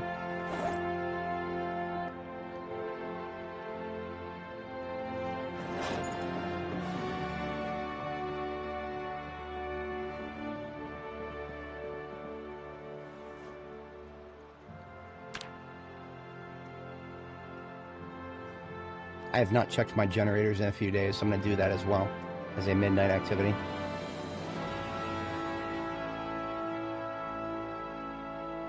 As a restless sleeper, we have to have, basically we just have 2 bedtimes. That's how you deal with the restless sleeper debuff. Gives you a lot of trait points, and it just means that you got to sleep twice every night to get a full night's sleep. And there's got to be a separation between the sleeps, because it does not let you just go right back to sleep. I always keep a can of gas and a bunch of spare electrical parts to fix it up and refuel it. This generator right here only powers the lights in my base. For anybody joining, if you're not familiar with my base design, I have a separate generator just for the lights. And I do that because that way I can turn all the lights on and off. We've got a lot of fun stuff in this game. A light switch is not one of them. Yeah, there's light switches for existing POIs. We can't wire our own ones, though. If I want to turn all these lights off, I gotta either run around and click all of them, or, in my current situation, just use that one generator for the lights. The fridge over here, it has its own generator. I got a bunch of eggs in the freezer. The generator out here is just for the fridge and anything else that I put on that wall. So this one actually has much higher consumption of gasoline than the lights because it's constantly running. So I will get this one fixed up and fueled.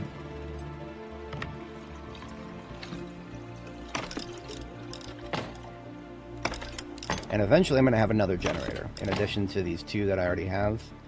Reason for that is eventually, I got a lot of crops to harvest. When the harvest comes around, I'm not going to be able to jar all of them. I'm going to run out of vinegar. Jarring is one way to preserve things. Freezing is another. I like to have a balance of both. So I've been collecting a lot of jars. I can even make more. I've got enough glass making. The jar lids are made with metalworking. So I can make both of those. The one thing I cannot make, and the one thing there is no way to make right now, is vinegar. There's no rice to plant, so you can't make rice vinegar. Yeah, vinegar is just, you loot it and it's gone when you're done with it. That's preventing me from jarring more, because once I run out of vinegar, that's it. I got to go loot more or never get more. You know, I'll pick it up when I find it. That's about it. I'm not going to go out of my way for it. If I run out of vinegar, then I'm done with jarring. If I run out of space in my space in my extra freezers, I'm just going to start putting extra crops into the compost. It's fine. It's whatever. I really don't care about them at that point. Okay, that's everything for that segment. What we're doing next is the white smooth flooring. We got a lot of this stuff, and it's very heavy duty. I'm probably just going to do it 9 at a time, so I can fit 9 in my backpack.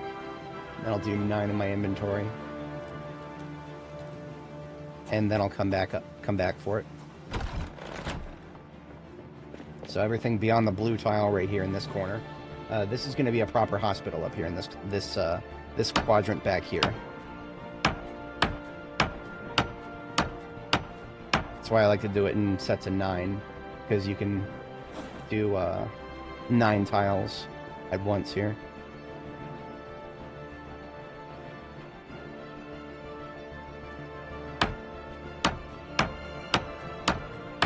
One of the benefits of having white flooring is you can see pretty well even in the dead of night with those with white floors.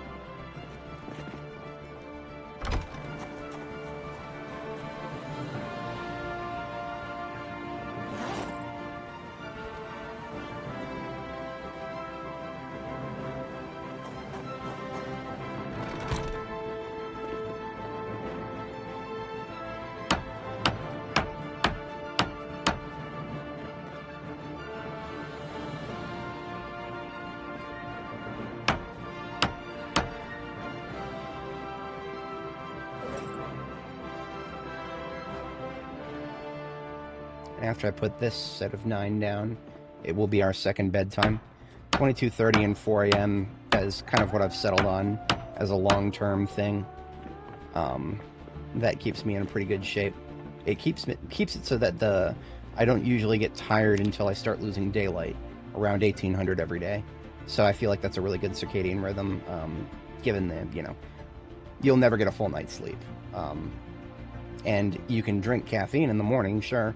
Caffeine is one of those, just like vinegar, it's one of those finite resources. There is no way to get more caffeine. There's no coffee. There's no coffee plants to plant. Once you are out of coffee, you either loot more or you're done. I do believe there are some herbs you may be able to forage for. I've not gotten very deep into foraging on this character, so I'm not familiar with that. I know there's ginseng. Ginseng is something you can forage for, and I think it reduces both fatigue and exertion.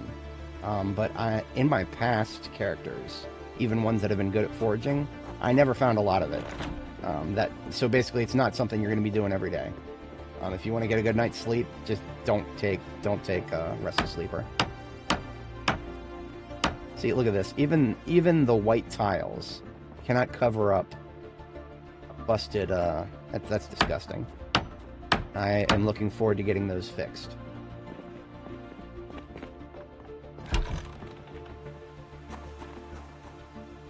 You know what? I'm gonna carry another set here.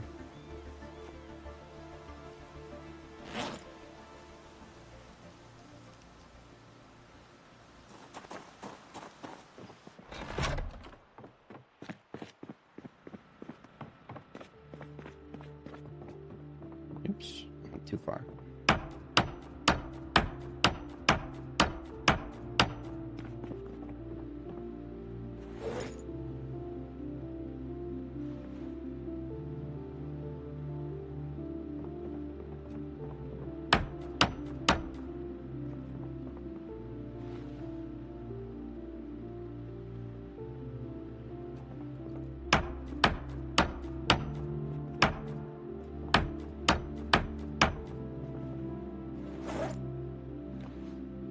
Alright, that's all the 9x9s we can do.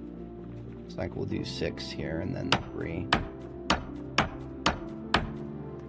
See, I'm noticing tiles that I never even noticed it on before. I hate this so much. I absolutely despise whatever mechanic is causing this. So basically, there is a solution for it. What I've got to do is I got to pick up the tile, kill the floor underneath it with disassembly, rebuild the floor underneath it, then put the tile back down. It's tedious bullshit. That's the story of Project Zomboid. There's a lot of tedious bullshit in this game, if you're not familiar. It is, this game right here is tedious bullshit, the game. That's why there's so many mods. The reason the mod community for this game is as popular as it is because the game is alright by itself, but there's just so many dumb decisions made by the devs that, in order to actually make the game interesting and popular, that normal people can enjoy it. Yeah, that's what mods are for. I don't do mods myself most of the time nowadays, but I do not. One of the reasons I play without mods, actually, is just to kind of point out, just to illustrate. This is something you guys can point to. Link my streams to anybody who's like, what's the game like without mods? Just link to a random time code in one of my streams, and just watch all the dumb, boring shit I have to do to ensure that my character will survive and stay healthy all the time. It's 80% tedium, 20% fun. The only reason I like it so much is that I'm a big long-term planner, and it feels very rewarding when you're putting everything on the line and your plans just work out. Whenever that happens, it's pretty good. I like it. Not for everyone though. So I fully understand when people come in there and they're like, yeah, this game is not fun without mods. No, you're 100% correct. It's there's a lot of boring, dumb shit without mods. So we are done emptying this vehicle. I'm going to park it around the corner, and then we're going to get to work with some of the decoration. I have been meaning to expand my menagerie as well. My cows, they've got basic sustenance. As you can see, they could probably use a little bit more room. There's nothing particularly harmful for keeping them as is like that, but they need some more room. Thankfully, we're getting some rain, too. I'm going to put the trailer back where I found it. I have actually designated parking spots for the trailer, using some old suspensions and brakes that I literally cannot do anything with because they're broken. Let's see if I can actually nail it. Not quite going to make it, because it's not going to be oriented properly. Okay. I like it. I really do. It just needs more room. It really needs more room. If I had more room to make a very straight approach, I wouldn't need to do any backup shenanigans. But that works. So if it's not obvious, I use sand versus gravel. Sand will mark the parking spot. Gravel is just as easy to drive on as asphalt in this game. And my primary vehicles, the ambulance is my combat vehicle, because it's got the siren. This is my hauling vehicle, so it's got the best trunk out of all my vehicles. So those don't need parking spots, because they're just I'm gonna constantly be using them. So I just park them right in front of the base. All right. Let's get started with fixing the stupid ass floors. The sooner I do that, the sooner my blood pressure is gonna go down from looking at this dumb shit. So I'm gonna grab a couple of planks, because even though I have level 10 carpentry and allegedly a 100% chance to successfully dismantle things, I'm still randomly not gonna get resources back. So I'm just gonna take a few nails and a few planks for the inevitable failure. So we gotta pick up the carpet, we gotta disassemble the floor, you gotta rebuild the floor.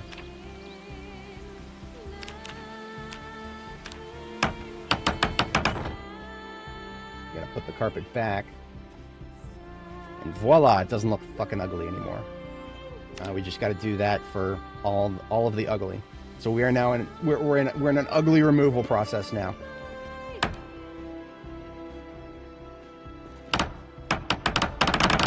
Honestly, it would probably be fewer clicks for me to just go ahead and come on, what are you doing? Pick them up. There you go. It would be fewer clicks to just go ahead and I'm gonna pick up all the carpeting first, now that I know which tiles need to be replaced. Oh, she picked up the frickin' curtain. Skill issue.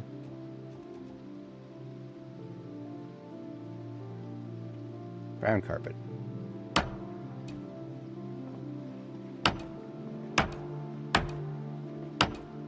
All of these fucking tiles have got to be replaced. Why? Again, I have no idea. I have no idea, and I do not have the patience to dig through, disassemble a bunch of JavaScript to find out. Sorry, not JavaScript. That would be civilized. This game is written in actual Java, like Minecraft used to be. There's a reason that Minecraft is not written in Java anymore.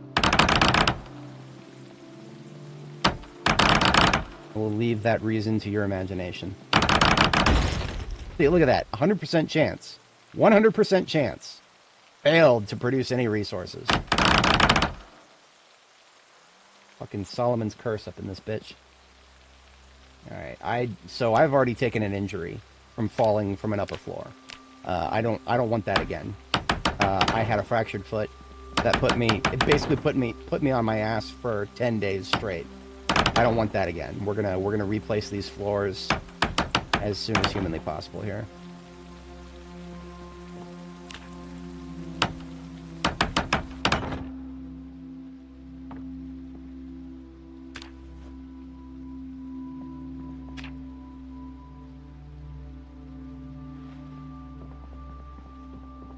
I have a lot of ideas for how survival crafting games could be improved. One of them that I really wish would become an industry standard is area of effect sustenance. So I have a kitchen downstairs full of literally thousands and thousands of hunger worth of food. Why can I not just have a serving table that I put down with some food items on it that if my character is within 40 tiles of, she can just automatically eat from? And I don't have to constantly click and click and click and click and click and click. Babysitting the survivor becomes extremely tedious once the player is post-scarcity. And, I mean, okay, is there such thing as post-scarcity? No, technically speaking, not really. But when I have enough food for multiple years, just give me a mechanic so I don't have to keep clicking it. Just have mercy on my mouse. This is a Logitech G600. Right now, if you go on Amazon, these are like $200.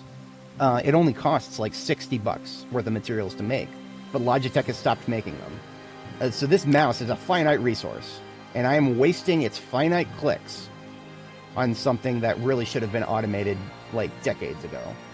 Honestly, manually eating food after a certain point in a survival game, it just needs to go. Like, the devs have had the mercy to give us an auto drink mechanic. Why not follow that up? Give us an auto eat too. Whatever. Thank you for coming to my TED Talk.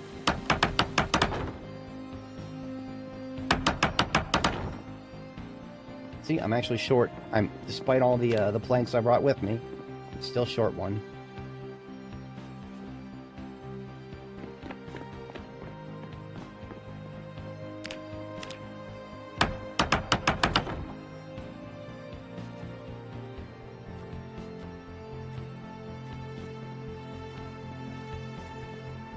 Oh, it looks so much prettier now.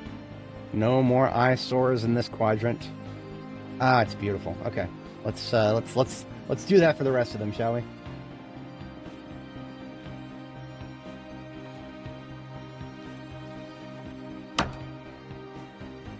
All of these. This is my my heavy-duty weapons. I forgot to re-equip them a while ago. Deleting the floor underneath them will not, surprisingly, cause any problems. They'll just continue to sit there. I'll fall through the floor and break my ankle. None of the items will. They'll be fine.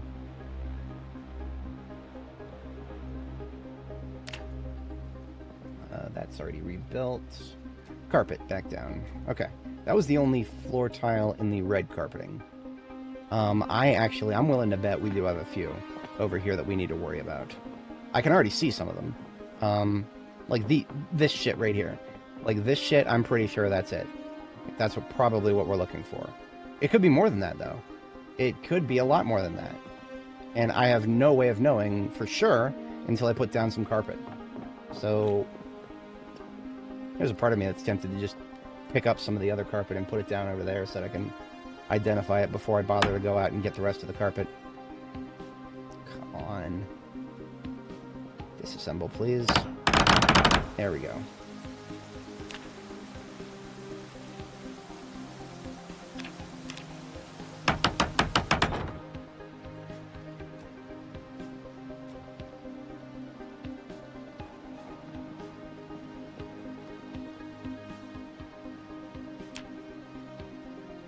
Let's go ahead and pick up the tiles first.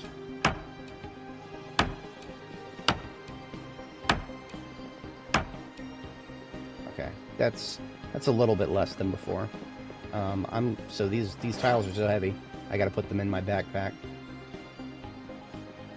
And speaking of my backpack, let's grab a couple of these planks for the inevitable breakage.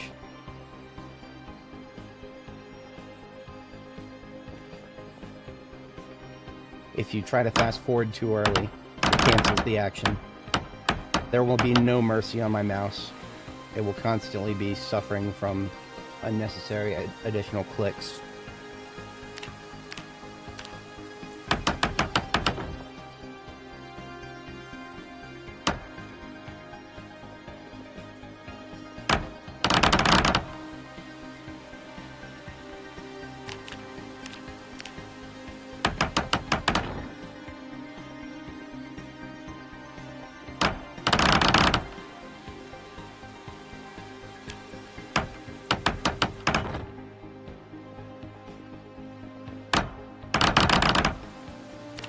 This is just another mechanic where it's poorly explained. That's my chief most criticism of it. I just wish mechanics like this were explained. Like, why are some of my floor tiles metal? Is it because they've been exposed to the elements for a year?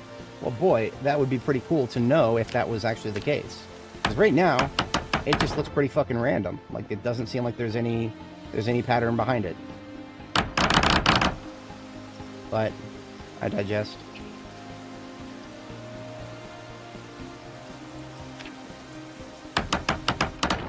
This corner is now done. Let's get those tiles back down.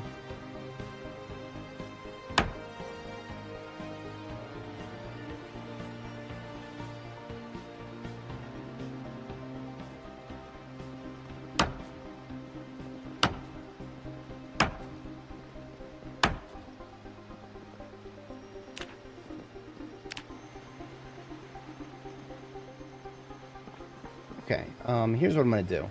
I'm going to go ahead and pick up some of this blue carpet. I'll pick up just 4 units of it. And I'm going to put it down on tiles that I suspect are screwed up in order to confirm. I think this was one, yeah. And I think that's one. I think these over here, too. Yep, okay. And then I also think that one right there. But I would like to confirm before disassembling, because disassembling is a lot of work.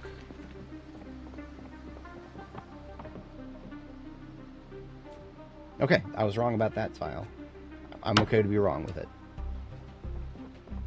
See, some of these tiles, they look ugly, but then I put down the carpet and there's no ugly to be found. Boy, wouldn't it be amazing if there was just no ugly at all? And things just looked pretty the way they're supposed to. That would be great. I'd be happy about that. Alright, let's... that picked up. Get that dismantled. Let's pick this up and get this dismantled.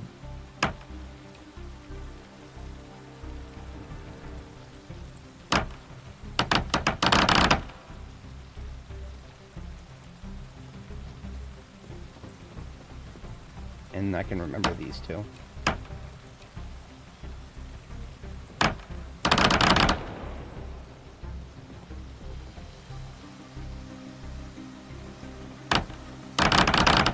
There we go. Now let's rebuild them. Now, the good thing about this area is I do get the feeling that these black carpeting that I want to put down around here, they will probably... If there are any tiles I've missed, I think the black carpeting might actually cover it up well enough that I won't notice it. Maybe. I don't know that for sure. But we will find out soon enough.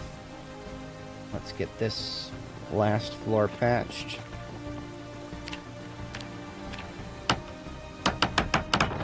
Okay. So now all that's left for the flooring is the rest of the black geometric carpets. Get these dark grays back where they belong. And all of this, this crap on the floor right here, this is scrap metal that I think might be unusable. Like the internal name for it is literally unusable metal. So I'm gonna go ahead and toss it in the. I have a big trash can downstairs. I haven't actually deleted anything with it yet, but I've been tossing stuff in here that I'm 99% sure cannot be used. Like makeshift radios, for example. Can't put them in most of my vehicles, and I can't disassemble them. I've got enough radios, honestly. I've got a whole bunch of them. And the ones that I have are better, because they've got... you can put CDs in them. The makeshift radios, you cannot. They don't have CD drives. Let's see. I've got some nails I want to get rid of really quick. And then the scrap wood can come outside with me. Is there any more scrap wood up here? Yes, let's get rid of that. We're going to do a scrap wood dump. I'm going to go ahead and put my field weapons back on. This firefighter axe has taken some condition damage, so I'm going to go ahead and actually use that actively. I do not think I need to... I no longer need my crowbar, because I'm just getting carpeting. For carpeting, you just need a hammer to pick it up. Hammer and a knife.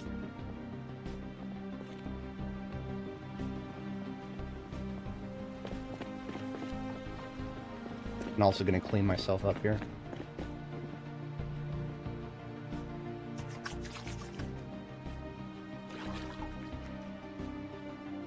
Crowbar is local use. It is not from any of my field kits.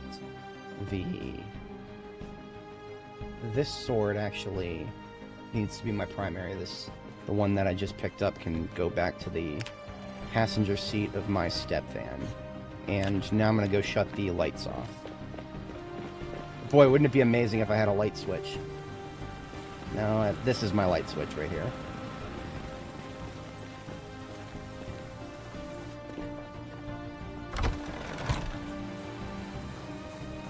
Here it is. I don't think I'll need the trailer this time. Speaking of light switches, there literally are light switches in this game. You can't fucking do anything with them. Like, I could put it down. I could put a light switch right here. In fact, I'm going to. I'm going to put a light switch right here. Oh, never mind. I can't rotate it. This light switch can only be placed in one direction. And I can't put it on that wall. Are there any walls I can put it on? All these walls are blocked by the decals.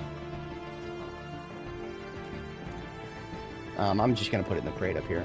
Because remember, if you try to put a decoration on a wall that you've plastered yourself, there's a chance it'll be stuck there forever. So I got to be very careful about what I place.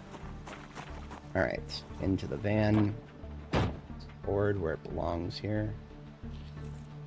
Hello. Did I already put it there? Yes, I did. Okay. The scrap wood is going in. So, it might seem like I have a fleet of vehicles for no reason. No, there's a reason. One of these, this has got all of the sacks that I've collected.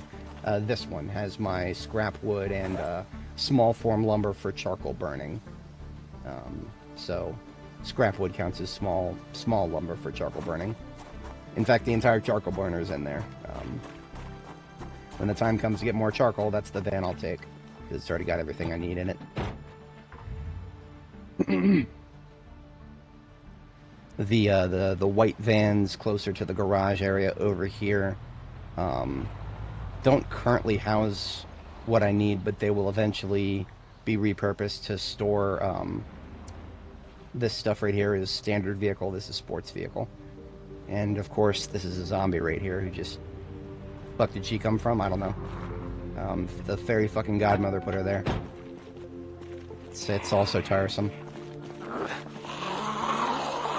See, I've had respawns in this area many times now. So, the respawns for this particular area should have been done. But they're not. There's a reason I build in the river. It's not just for the easy access to the water. It's also because it's probably the only place that I can actually guarantee that we're not going to have random fucking spawns in. It shouldn't be that way. That's kind of stupid. There should not be zombies spawning in places that we are driving past every single goddamn day. I understand, you know, if we haven't been to an area for a while, sure, fine, whatever. But this place, you know, this road that I've been driving every single damn day for the past month or so here, whatever. I don't have the energy to get mad about it. It's just, I've accepted it.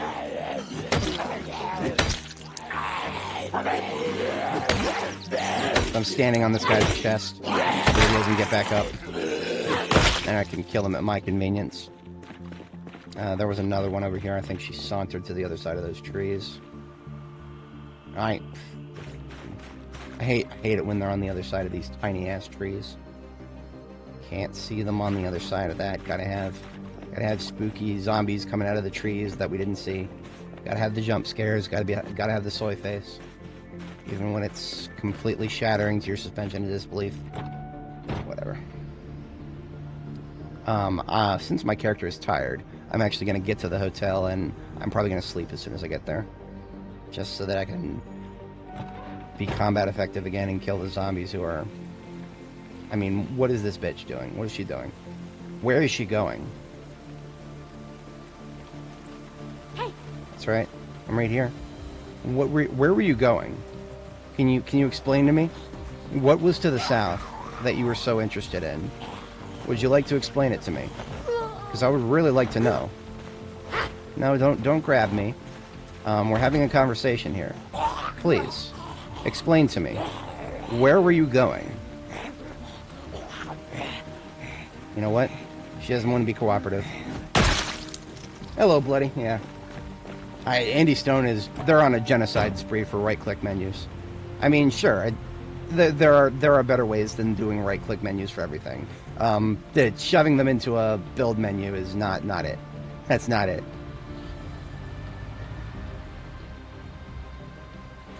In fact, there's a meme, and I'm going to share it because it's very funny, from the Zomboid subreddit.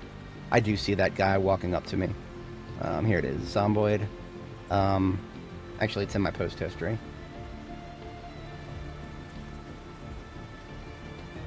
Here it is. How do I fix this? Launching the game has been moved to the build menu. That's the story of this game in a nutshell right now. They are moving everything to the build menu, even things that doesn't really make sense to be in there. Yeah, I mean, you know, they've given...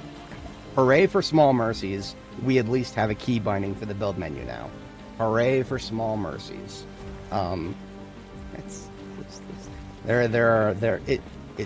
You know, there should be, I posted about this as well before, but there basically should be a way to put whatever we want on the right-click menu. Just make it, go to the build menu and have it be a right-click option to add something that we see fit. So if the player finds that there's too much stuff in the build menu, we can choose. We can decide that for ourselves, you know? Come on over that fence, huh?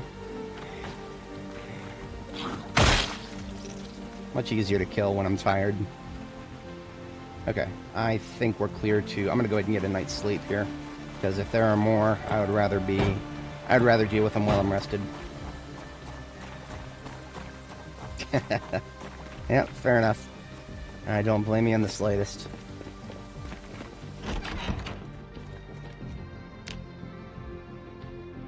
All I'm asking for is player autonomy. But that's a little too much for the Indie Stone sometimes. I was just bitching about that earlier with the crops. They've added some really dumb mechanics with crops. Quite a few of mine are not making it out of the seedling phase, and it's not telling me why. That needs to not be a thing. I don't care how many dumb mechanics there are. Let us figure out what they are. Give us a means to find out why it's happening. And I will, that's enough to please me. That's not enough to please a lot of people, understandably so. But I mean, at least give the player some information. Give the players some information, that's all I'm asking for. It ain't much. Remove the broken glass, thank you. This is why I don't do ground floor, I don't sleep in a ground floor hotel room. There's people who could just come from across the street, even though I was just over there yesterday. Alright, we have a lot of carpeting to pick up here. But thankfully, this is our last quadrant for the second floor. Once we get, where is it here? There's a meme. Once we get 94 black geometric carpet, that is our shopping list for today. That's all we need. Yeah.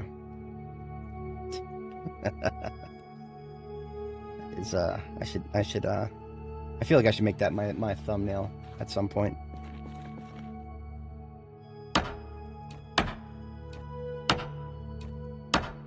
Speaking of thumbnails, I gotta be honest with you guys, I got a little lazy with this one. I was very close to starting a Stellaris run for my live streaming activities. I kind of started getting into designing a live stream frame for Stellaris, and I kind of lost track because the game's UI, there's so many UI elements. What I would try to do is make it so that my ugly face is not blocking the UI, so people can actually see what I'm doing. I feel like I've done a decent job of that with Zomboid. Stellaris just has so much UI. I don't know if I can get away with it there.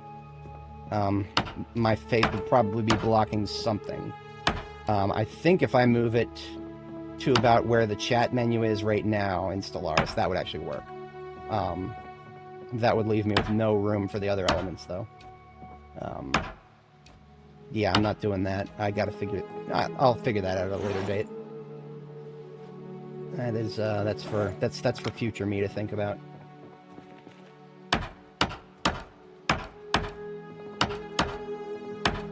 Nope, not the window, please. Okay, I'm gonna go ahead and do a drop off at the vehicle.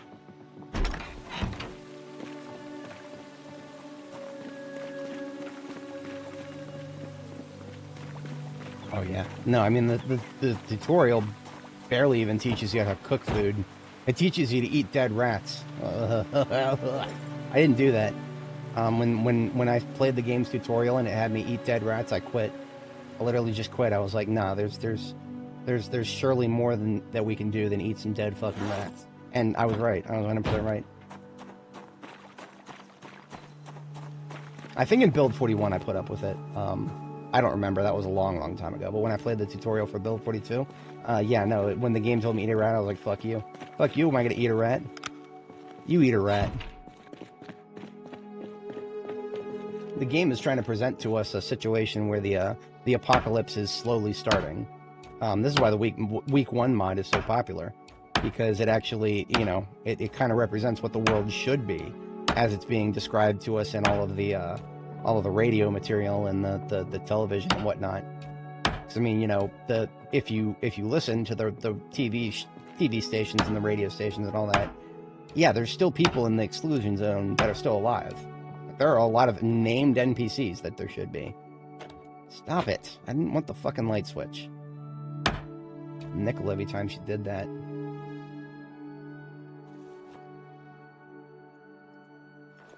That is 16. We got some more room in the backpack here.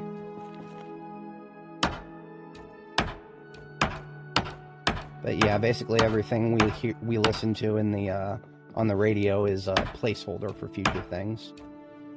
Jackie J is in the game, actually. She's one of the characters. She's a reporter. She's one of the people who breaks the news of the apocalypse to the rest of the world a little bit ahead of time. Not that it doesn't really save anybody, but she does her part. And she eventually dies too. She dies to the airborne strain. Unfortunately, she never gets bitten or anything. Which I actually had another thing I've posted on Steam about. I posted a hypothetical. This game has a lot of potential for a Dead Rising style system, where you can have, you know, actual named NPCs, important NPCs, with a story behind them that are, like, you know, meaningful to the game story. But if you don't save them in an allotted amount of time, they will die, and you would have to put yourself in quite a bit of risk to actually save them. I went in detail on how you could do that with Jackie, because Jackie is, she allegedly dies to the airborne strain. The airborne strain, I have a couple of theories about it, but, you know, this is just theories. I have no idea if it's what the devs are envisioning for it, but the airborne strain, it's almost like COVID in terms of its transmissibility and its incubation period. The incubation period is, I think, that's one of the things that actually destroyed the world so easily, is that the first strain of the zombie virus was airborne, and it spread throughout the world in a couple of weeks, but it did not produce any symptoms for the first couple of weeks. And so the people who contracted it had no idea that they were doomed to die in a couple of weeks. And so you had just, you know, people getting sick with flu-like symptoms, becoming angry, becoming panicked, and then finally turning into zombies and turning around and biting people. Now, the lore for our player character is immune to the airborne strain, but there is nobody on the planet who is immune to the bite strain, because I guess maybe it's just a question of viral load. Viral load is a concept where if there are enough viral cells that it reaches a critical point where you actually start getting symptoms. That actually might explain why our player characters never get affected by the airborne strain. It doesn't produce enough viral load for us. But for anybody, you know, even those of us who are able to withstand that, a bite will still kill us instantly. So that is it's compelling lore. I really do think that this game has done zombies better than any other fiction, even better than World War Z. And I don't say that lightly. World War Z is my favorite zombie book ever. And you know, the questions about whether they portrayed the military very accurately in that. I do believe World War Z, the book, portrayed the. I think they portrayed the rest of the world very accurately. It was a really cynical take, because I mean, World War Z, the book, nothing like the movie. If you've seen the movie, it's okay. I beg of you to separate in your minds the concept of the World War Z book and the World War Z movie. The World War Z movie is just an okay action flick done by Brad Pitt. The book is a very well done analysis of a global response to the zombie apocalypse, and the fact that when it first started, it happened in China. and because it started in China, the rest of the world had no fucking idea what was going on.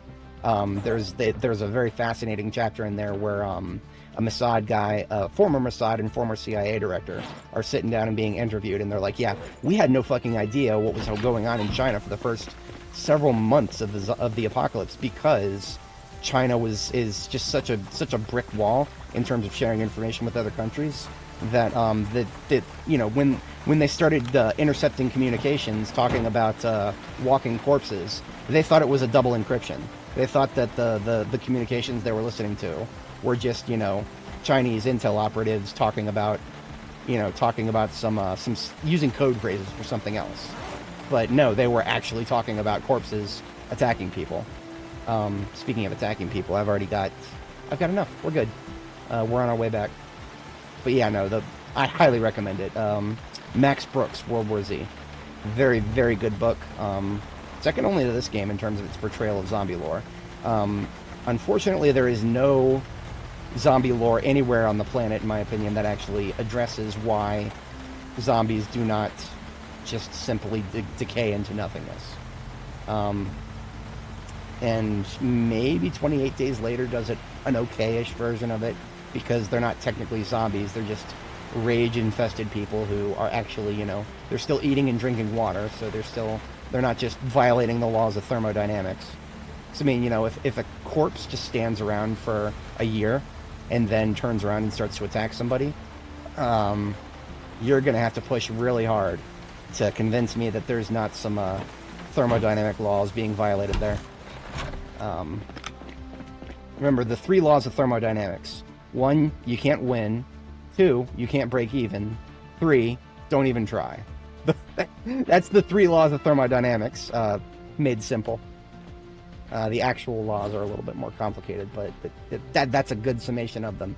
I don't even remember who first came up with that description, but it's when I started learning conceptual physics, I was like, yeah, that's a surprisingly good way of describing it. Alright, let's get some of this carpet upstairs, and let's get all of it upstairs. We can fit most of it.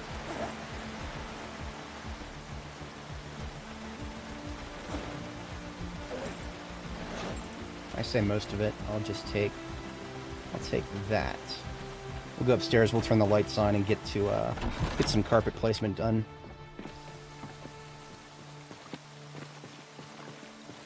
Let there be light.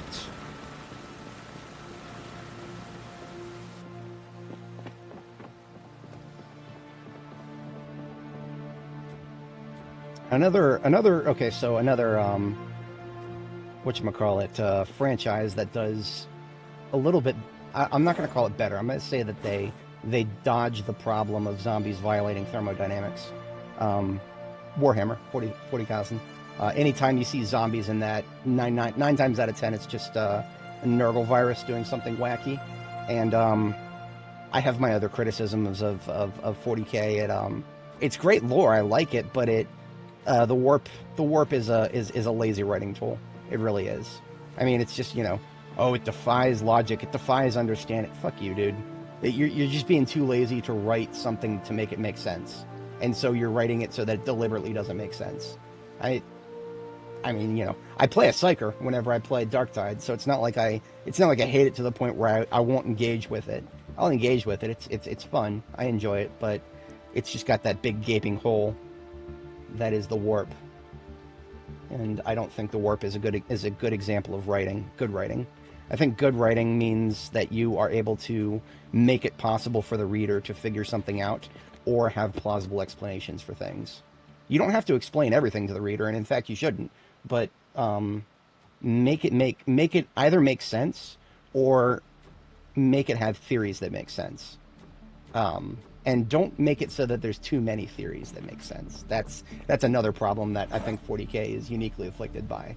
Everything is canon and nothing is. That's one of the terms that I hear from one of my buddies who's much better versed on the lore than I am. Me, ironically, I'm better versed on 30k than 40k because I got my feet in the water by reading the Horus Heresy, which I've been told by other lore nerds that no, that's not where you're supposed to start. Fuck you, dude. Come on. I got to start somewhere. The Horus Heresy is one of the best chronologically ordered series that you can probably start with. But then there's the argument over certain things, whether that's even canon, whether that's even canon. And of course, there's the plot armor problem. Don't get me started on how many times Erebus should never have come back, but he did. Fuck Erebus. But yeah, if you ever want to see zombies done in a way that actually does not have, ironically, does not have as many plot holes, yeah, it's 40k. I mean, zombies can be kept alive pretty much indefinitely because Nurgle's magic is doing it. Magic is probably one of the only things that you can use to just, you know, Harry Potter did it right. I mean, you know, for all the writing flaws that Rowling has with Harry Potter, the Inferni is not one of them. The Inferni are technically just being kept alive through magic, and they're not. They're the closest thing to zombies you'll see in the Harry Potter universe. I'm not even that well versed on them. Thank you for coming to my TED Talk. There's not a lot else I can do to make it interesting when all I'm doing is putting in carpeting for 30 minutes straight here. Hopefully I'm not boring you guys to tears, but there's only so much I can do when the game gives me this. Being able to queue actions would be amazing. Other games do this where you can just, you know, I can queue that I want to build, I want to put all these carpet tiles. Why can't I just queue that as an interaction and then have my character automatically go up and down the stairs until it's done, and then fast forward while I'm doing that? That would be amazing. I mean, at least I can fast forward while I'm placing it manually with a click for every floor tile. Every floor tile, a click. As it turns out, I got way more than I needed. That's okay. This particular carpet is actually pretty cool looking. I like it. And in fact, the extra I can even put under the stairs here. We shouldn't even really be able to see under the stairs here. I would really love to have closed bottom stairs in this game. She's trying to go outside to do that. I think if I stand on the stairs, yeah, she'll do it here. As counterintuitive as this looks, yeah, this does work. Okay, beautiful. We're just a little bit past our second bedtime here, but we have the entire place floored. It's beautiful. The spare flooring can just go up here. And my head can go to the pillow.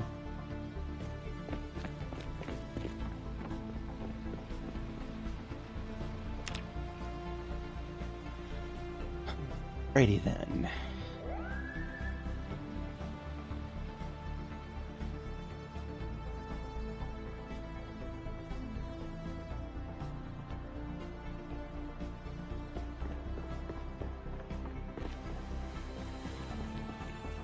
So what we are doing next is thinking about walls.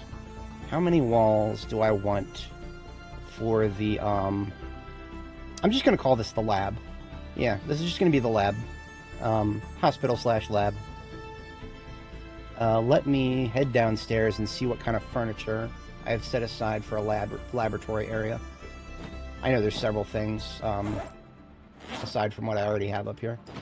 And let me get rid of the rest of this welding stuff, because I'm not going to be able to. I'm not optimally using it until we've got the 5th welding book.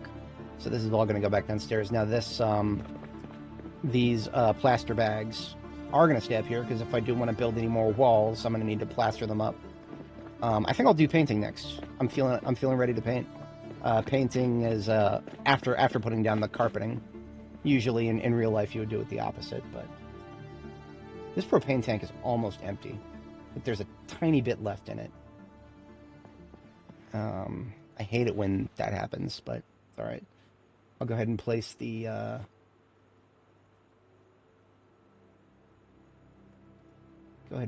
welding stuff over here.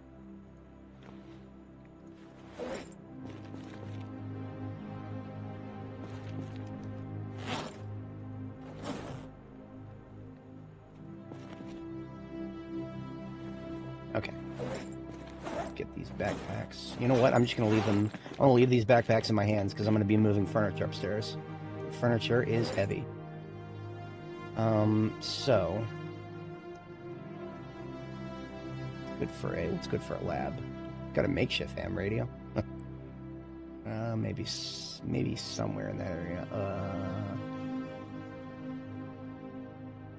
It's gonna be hard to find a home for some of this stuff.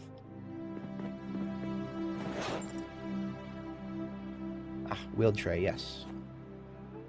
Do I also have the... This is my spare magazine bin. I've already got a bin full of magazines. Key duplicator. Yeah, that could go upstairs. Actually, that might even look nice down here. Now that I've freed up some space on these crates. Can I rotate it? That's another question. Yes. Perfect. I like that. I mean, you can't use it. The key duplicator doesn't do anything. It's a decoration is all it is. It's one of the only workshop-related things that you can find out there that you can actually move around and put somewhere else. Any furniture in here? No, this is all just variety stuff. Decorations that I put once I have the furniture down. Okay, let's start with, let's go over here. That's just another bin of steel ingots. Do I not have as much furniture as I thought? Surely I have some more somewhere. Yeah, okay. The camera. Yeah, that can go upstairs. I had another 32 brown carpet in here this whole time. Completely forgot about it. 2 more flags as well. That's actually great. That'll, these will go outside on the 2nd floor. We do have some ham radios. These are U.S. Army ham radios. They won't match as well on the... white tables. These fluorescent wall lights can come upstairs. Now that does it. I've gone through most of the furniture on this side of the base. We've got some in here as well. I have, if it seems like I've been putting off moving the bar upstairs, yes I have. I mean, also, because I gotta get the walls painted before I do that. So that's okay. Almost everything in here is wall decorations. The mahogany counter can come with me for now. Okay, upstairs we go.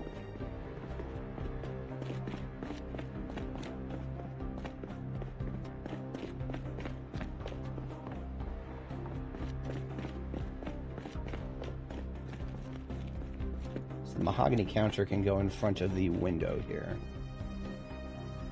Because I'm basically just going to do it the same way I do it downstairs already.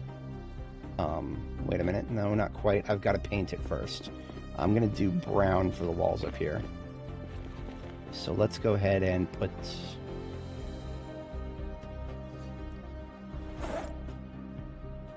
So much stuff. So much stuff.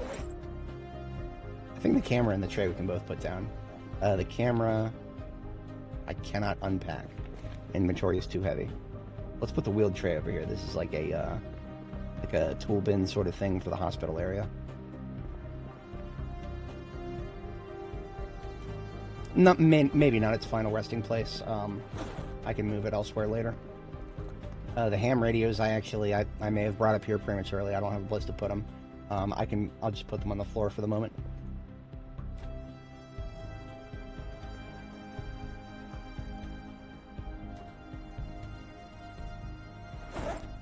Camera, that's gonna go in the... I'm gonna like kind of headcanon that it's a projector.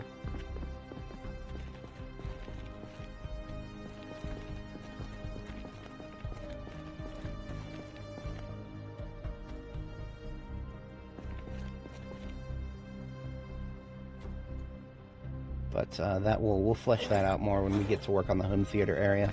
The double fluorescent wall lights, I won't really be able to get up just yet because they need to go on a wall that is either going this direction or this direction.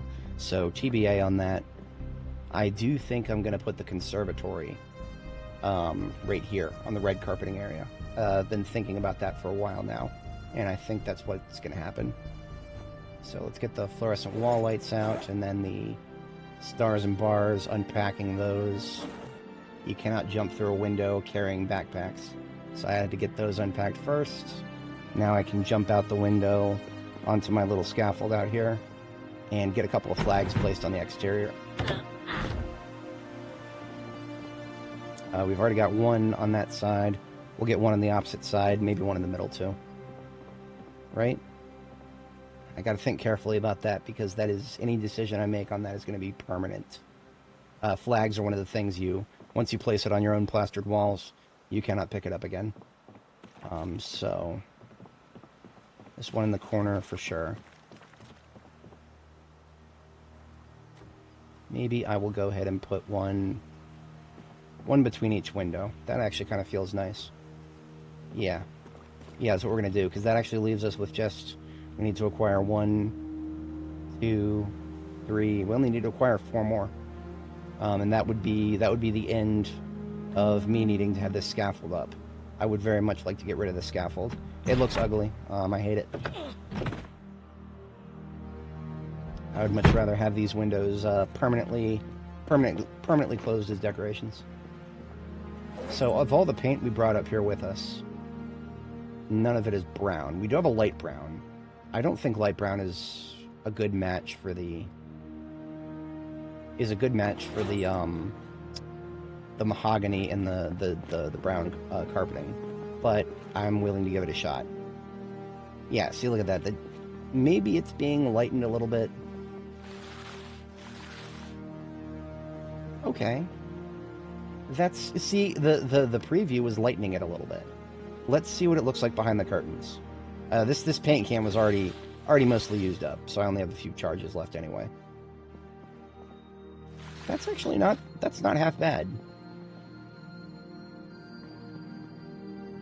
That's not half bad. I might go ahead and do light brown up here. I do not actually have very much light brown, so I would have to go find more. But that's not bad at all. I kind of like that. But here's the real kicker. Let's see if it matches up against the mahogany. So I got a mahogany counter right here, which is just the same color as the liquor cabinets that I'm going to bring up eventually. And you see that? I don't know. I think I am going to go for a dark brown. It was a good experiment. But we're going to do a darker brown.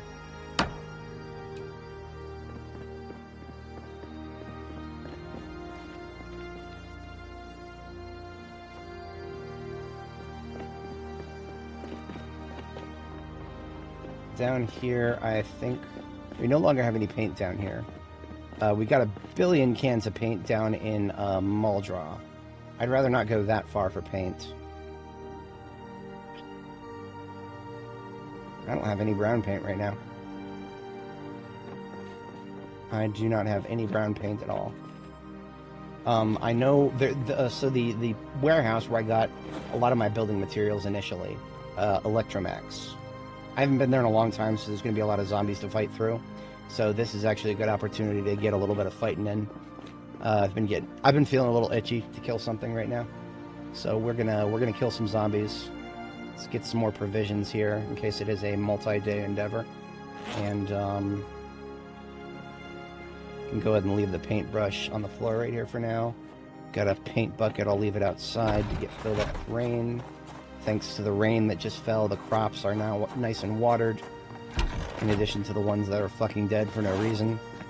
Come back and delete those later, whatever. I'm going to turn the lights off.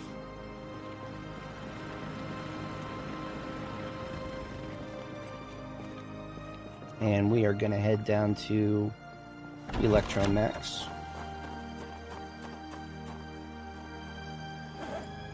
We are assuming we don't run into too many zombies. We may run into several. I do have my combat kit ready. Let me take a quick look and see if I need any more ammo. 9 and 14 and 5. Alice pack is full. We're good for the most part. You know, there is a part of me that wants to make rifles happen. I don't know if rifles are going to happen. I would very much like for rifles to happen.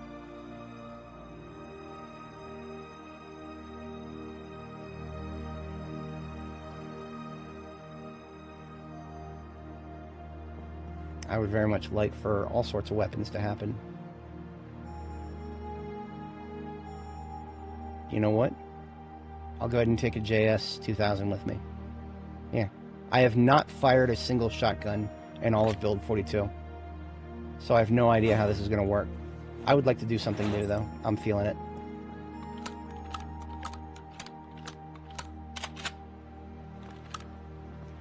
So I'm also going to see... I think there's a few upgrades I can put on a shotgun, too. I have an entire bin full of weapon upgrades here. We can put an X2 on it. I believe we can put a recoil pad on it.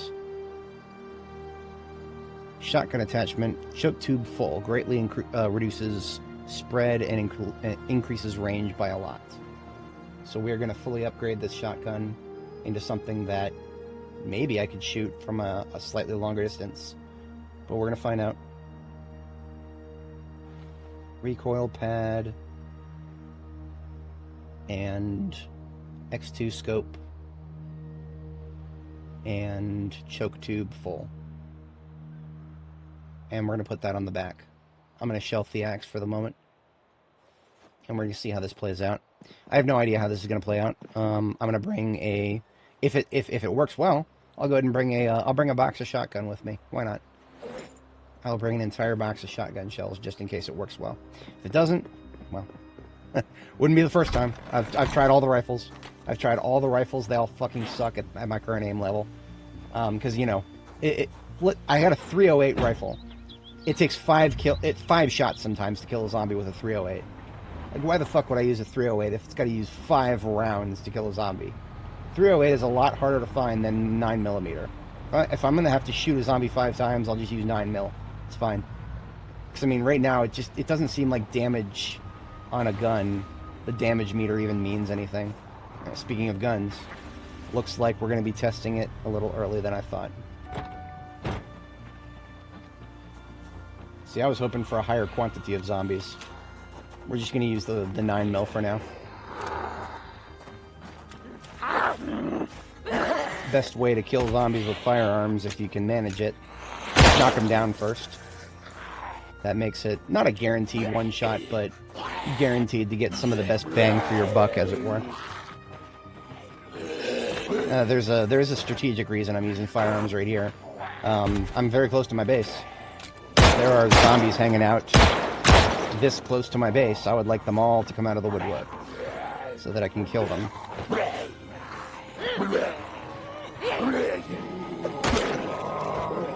Really, guys? Can we just... Thank you.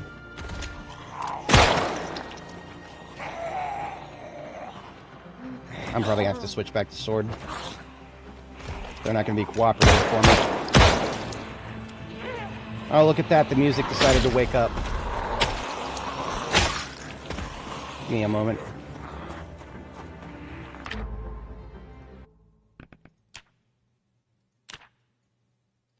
The music's not going to be too cooperative. I'm going to play some combat music from RimWorld here.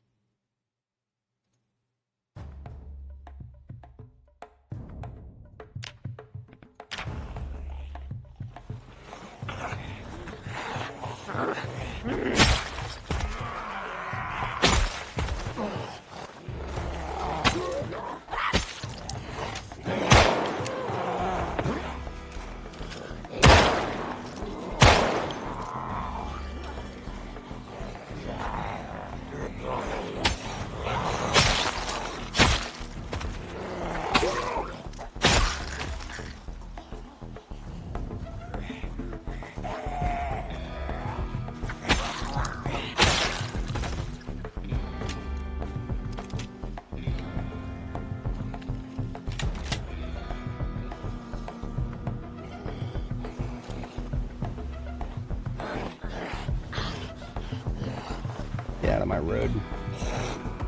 Hate corpses on my road.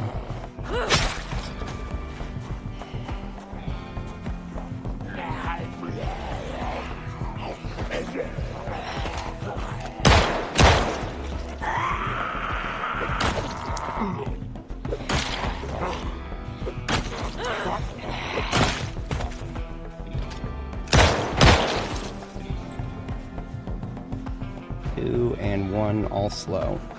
Would you come right this way, please? I have a feeling I'm going to need to clear the entire road to Electromax.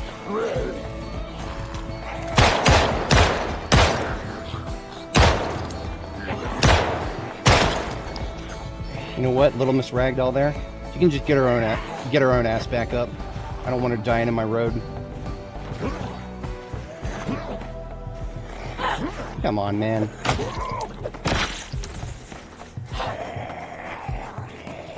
It's random number generators for you right there. Alright, ammo check. 2 in the chamber for this one, 12 in the other one. I'm just gonna rack this one a couple times and give it a fresh mag.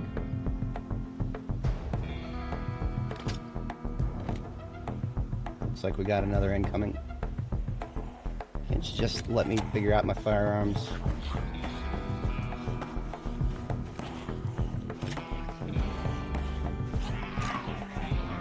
I hate doing that. No point in taking a condition hit if I don't have to. Look at that, even more. I drive through this area like every couple of days. You'd never would have imagined.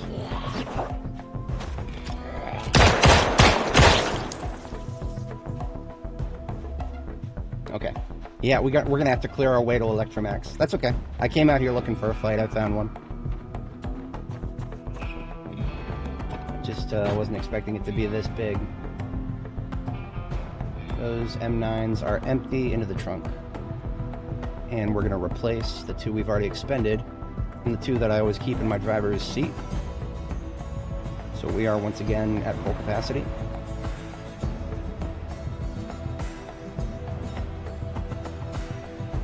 See, there is a high potential for respawns in these trees. Tree spawns, if you will. I'll be here all night, folks. I'm not going to know if they're there until after I come back, because they'll be drawn out of the trees by the sound of my engine. Until then, they're just going to be doing their thing in the trees. There we go. This is what I was looking for. I'm just going to toot, move back a little bit, and then approach on foot.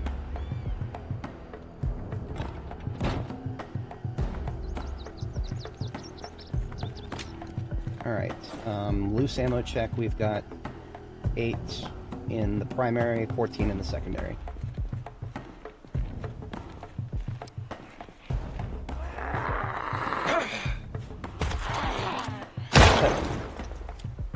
I like that hat. It's a nice dark forest green. It's a shame I'm not wearing my forest camo right now, so I have no idea if it's a match. God bless auditory reflexes. I could hear those guys coming up from the left, from the other side of those trees that I had no idea were there. Let's let the fast one get to us. If we can push her down, we'll, okay, here we go. Time to test if shotguns are really as good as I think they are. Nope, not in the slightest. Remember how they used to hit more than one target? No more. Now, firearms have a big problem hitting targets that have been ragdolled. I'm just going to wait for him to get his ass up. And if he doesn't want to, then I'll poke him. There we go. North. We got some coming in from the north. I'm backing up. I had a feeling this was going to happen. Never let yourself get blanked.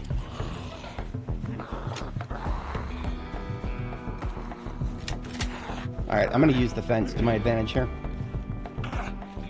Because we got a lot of fast shamblers. And there's no better way to deal with a bunch of fast shamblers when you have a fence available.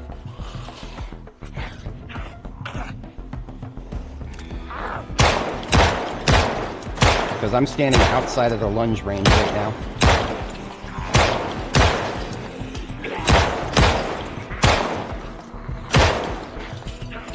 defense is still very dangerous for melee combat, but for range combat, they're better than they've been for a while, because you can stand outside of their lunge range from there.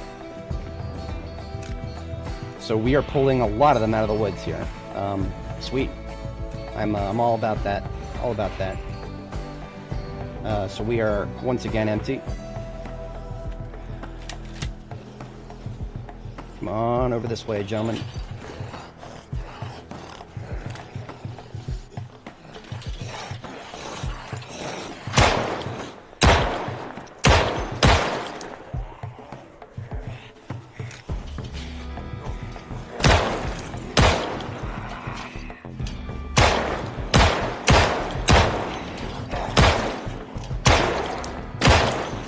What went on there? I have no idea.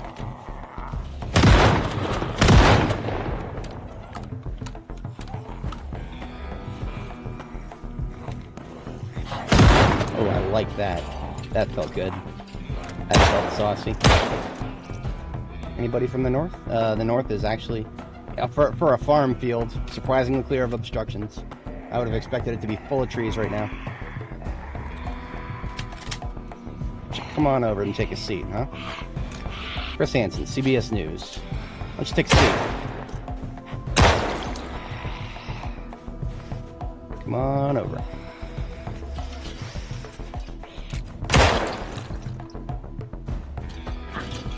Still got plenty more to go.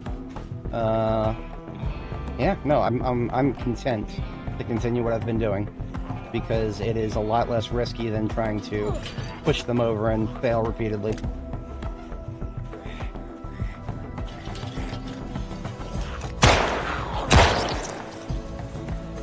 So we do have one from the north here. She is a fast shambler. I'm just gonna let her come on over to me. Hello. Don't give up. Don't give up. I believe in you. Ooh, yeah, that feels saucy. I like that a lot.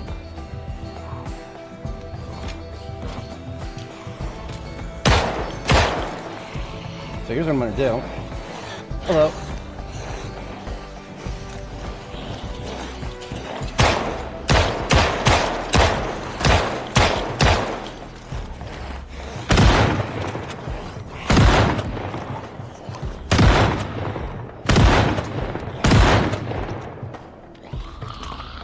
Hello. That could have ended badly. Thought I still had at least one left, but no. I think I'm out of reloads. Yeah, out of M9 reloads. That was faster than I expected, but we're still missing a lot of shots.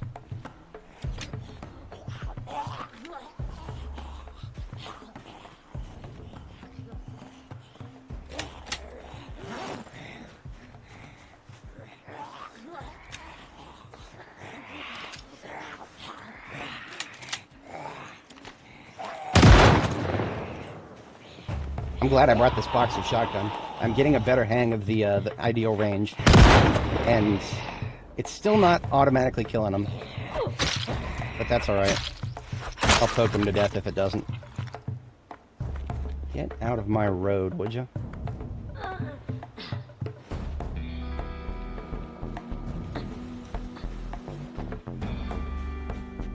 Hello.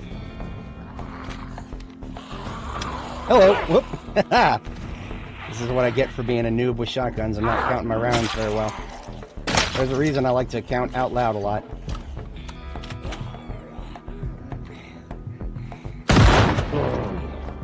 I like that. I like that a lot. Let's get some more of that shotgun, shall we? This is a box of 25 here.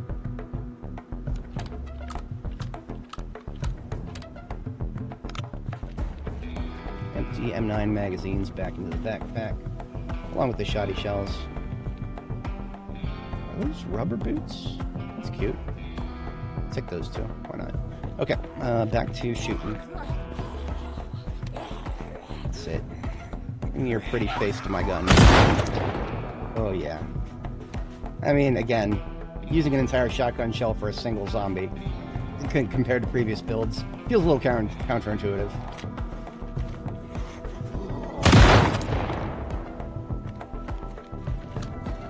we are aiming level 5. We're making decent progress.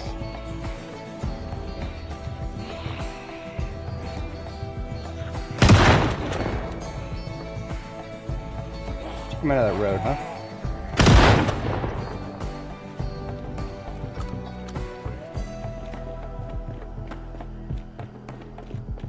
There's more zombies than I was expecting, but I think I've already said that, but you know, it's worth bearing repeating because there's a lot of zombies. It's the ragdoll that is pushing him right back into the road. Okay. 14 more shotgun shells. Yeah, we run out. We'll switch back to axe. I'll axe him a question.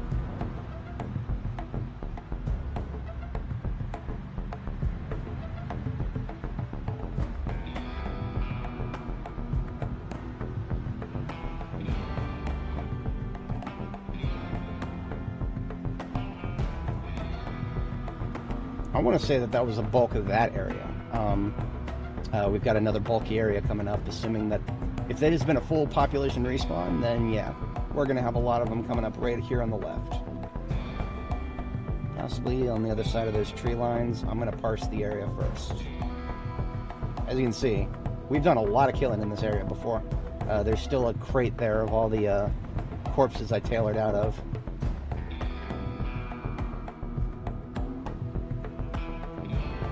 And there's a large group there. It's the first I've seen. Why are they all going south? What's going on there? Hey, Indy Stone. What's going on with your game right now? Why are your zombies walking south for winter? It ain't even winter. Let's do a thing here. As you can see, I've extensively mechanic in this area. Pulled a bunch of parts off of the other vans to get the best parts for my vans. There's a reason I'm mechanics level 9.5 right now. I'm just going to clump them all up here and then peel away a little bit, and we'll see just how many I can hit with a single shotgun shell once they have been sufficiently gathered. Y'all come out of them trees, come over here, sit down, talk to Teddy Bear.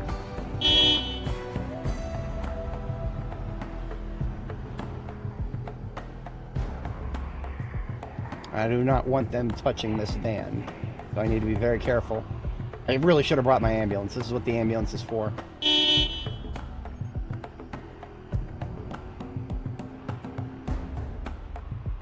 Now what I'm going to do is peel forward a little bit, check the other side of this tree line, make sure that my tooting is not bringing anyone out of this forest. Because that is a prime flanking opportunity that could get me, that could ruin my day right there. So I think we're okay. I'm going to park facing that direction so that when I get back in the driver's seat, it's not being blocked. And we're just going to start shooting them here. I'm going to sword the first one.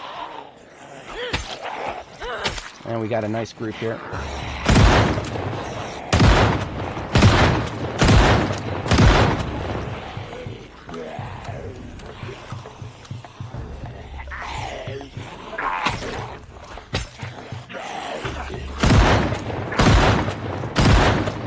Damn.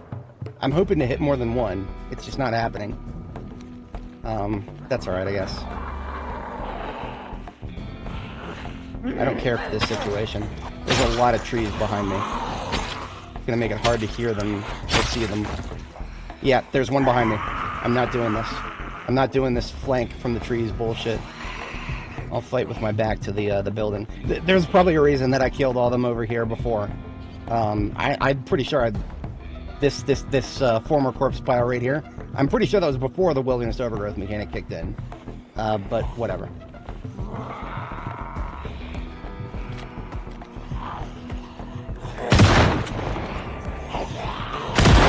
See, this right now, shotgun is the only gun I seem to have that seems to be capable of reliably one-shotting these motherfuckers.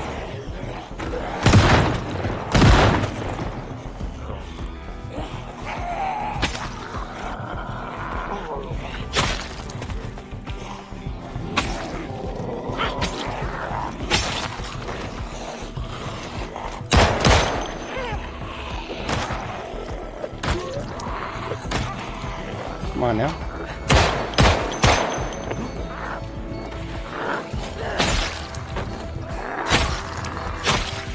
back to the pile, I guess. It works. It works.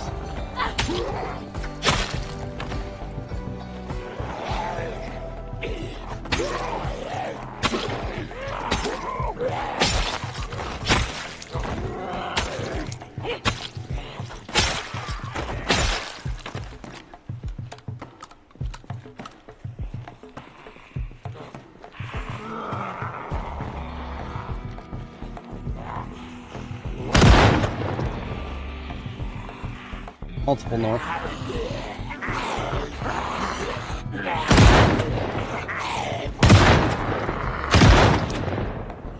Am I out of... Wow. That's unfortunate. I was having so much fun there.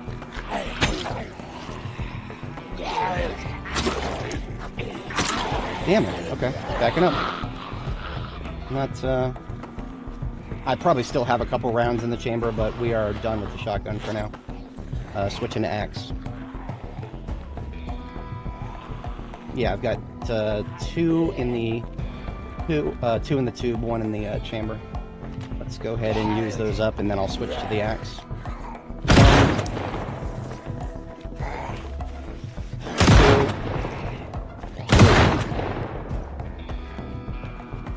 He's dead. Shotgun into the backpack. Oh, that was great. I had a lot of fun with that. I look forward to being even better with shotguns.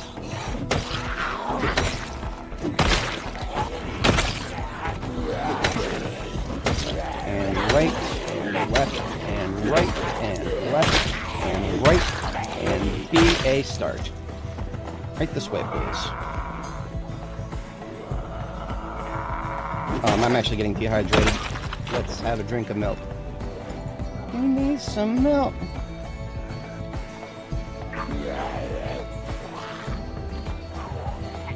I'm finna have a clear your corners rookie moment here. Let's just, yeah, we're clear to the south for the moment. We're done discharging the firearms, so we won't be pulling too many at once.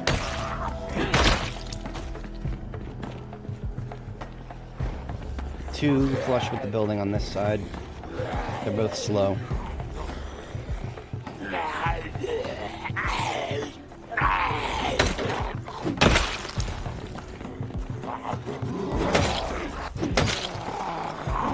And right, and left. Bed, left.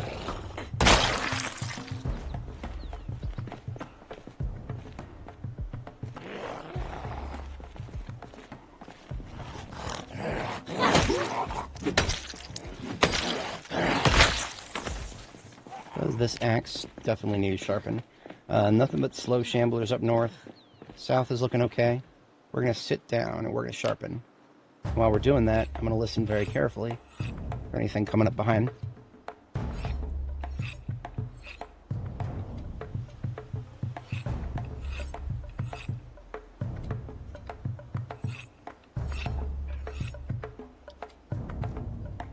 Hey! Didn't intend on doing that. 2,000 hours and I'm still accidentally hitting Q. Sorry.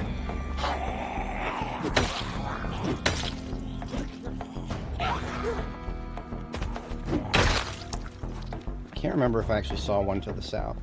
Could just been in my reflexes playing up on me. Checking behind this tree line. Looking okay. So south really is okay. Good. Their only place that would really be a big respawn zone would be right here. Look at this. We do have one asshole over here who's trying to get through this door. Off my door.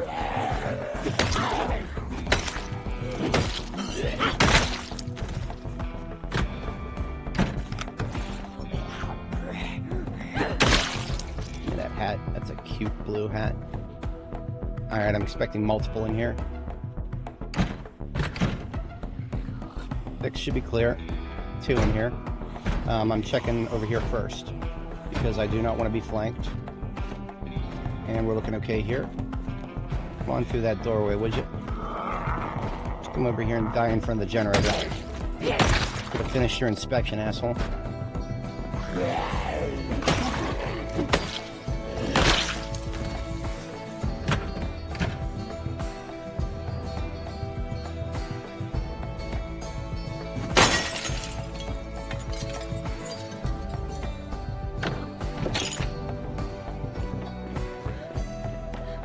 Oi, Karen.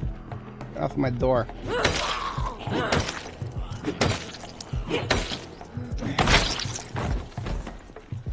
Multiple outside now.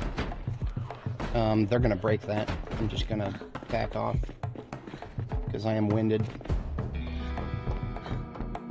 So the only way they could possibly come at me from this corner would be that way. I'll go ahead and give myself a break.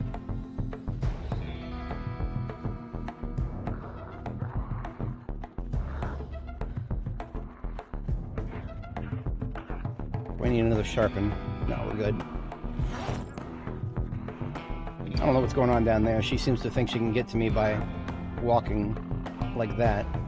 Okay. Bold strategy, Cotton. I'm also tired, apparently. That's unfortunate.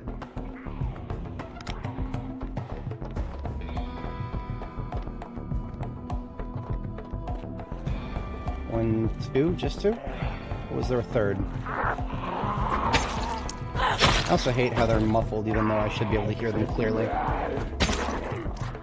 So we are tired. What I'm actually going to do, I do still have a bed in the area. It's just a question of what I did with it. I think I left it... Oh, look at all this shit. Inside, for some reason. Why didn't I see them before? Fuck you, that's why.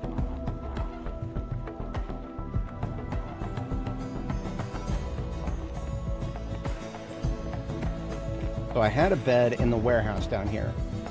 That was my destination here. I'm not gonna be able to get to it. Take care of Charles here.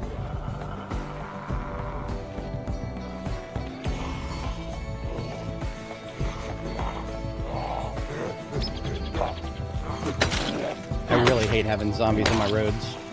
It's muscle reflex at this point to lure them out of the roads. Even though I've got so much room to maneuver out here. I suppose I can deal with a couple of corpses right here. I have already. Right, left and right. Left and right. Left and push. And that's not working. Getting distance. I hate fighting tired.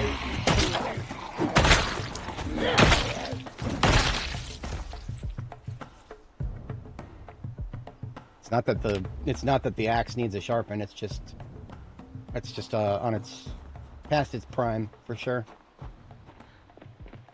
And we're past our prime for the day as well. So just to confirm, my bed is not in here. That means it's still up north. I'm gonna try to sneak in and get it.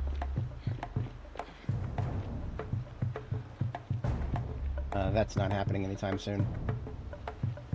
If I can get it from the inside, I will. If I can't,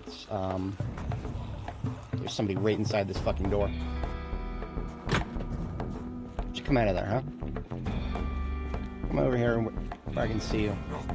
Give me that pretty face. Bring your pretty face to my axe.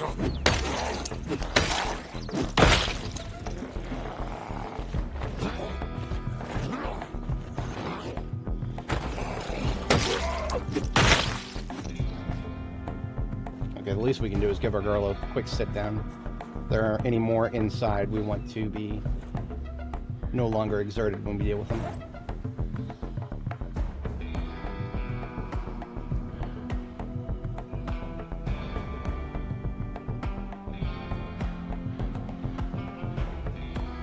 Now we do still have a firearm. I have a few rounds left in the in one of my M9s, and I have my ankle holster. That is a last resort firearm, and I'm not in a very good spot to be using firearms at all right now because I want to not have a bunch of zombies coming at me. It's time to sleep. But we don't get to sleep. We've had a full respawn.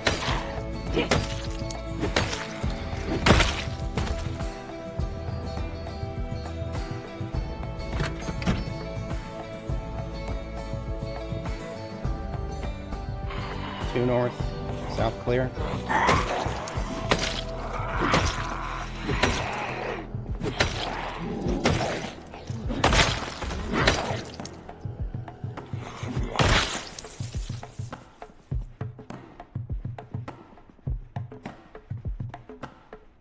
All I want is my bed, guys. Anticipation of having the bed. Switching to short blunt, hammer in the main hand. What I'm going to do is sneak on up here and aggro this guy, because I'm not going to be able to escape his gaze. And aggro him and pull him away from the others and kill him back here so he doesn't make as much noise when I kill his ass. Nothing from the factory floor. I do got to be wary about this direction, because if there's anyone else left outside, they can, like that asshole right there.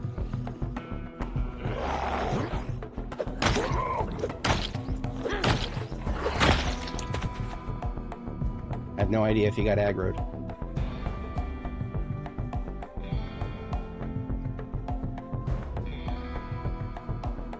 We're doing a bed heist right now.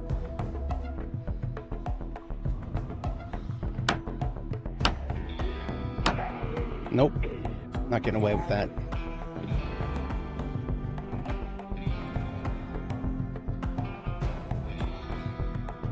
And once again, we're exerted. You know what? This situation calls for the almighty caffeine. The exertion is annoying me too much.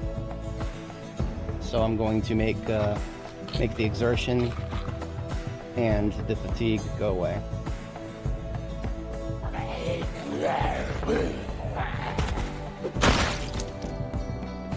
You know, 2/5 of a bottle of caffeine pills would probably give anybody a heart attack. But that's alright. Our character is relatively... Come on. Just come out of that fucking office already. I hate slow shamblers with fiery passion of 1,000 suns. So he's just sitting here making noise. And this guy right here, he was literally just sitting down making noise. What a literal asshole. Anyone else? Most of them have either migrated north or gone over to group up. I'm gonna kill this bitch where nobody else can hear it. Come over here to this back alley, ma'am. Nothing bad will happen to you, I promise. I release you from your suffering. Third time's a charm. So each piece weighs 20 encumbrance. One in my side bag, one in my main bag. Pillow with it. We're out of here. I'm gonna go down to the warehouse where it's safe, sleep down there. Because we got more to kill tomorrow.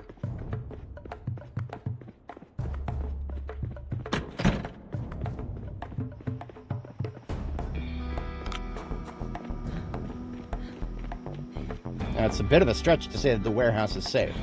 I'm gonna do a pass through it. But I'm pretty sure it's okay. Find out. In fact, just to give myself some insurance, I'm gonna sleep in an inner room here. I can't remember if there were spawns upstairs in this world. However, this little supply closet here will put several layers between me and any potential respawns in this place. So if I sleep here, I'm safer than I would be anywhere else in the area.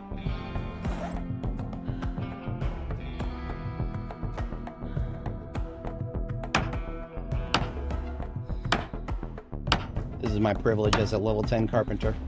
Be able to do whatever the hell I want with beds. And normally you wouldn't have to be a master carpenter to just move a bed. But that's Zomboid for you right there. For anybody joining, welcome. We are securing the area around the Electromax warehouse facility here in Riverside.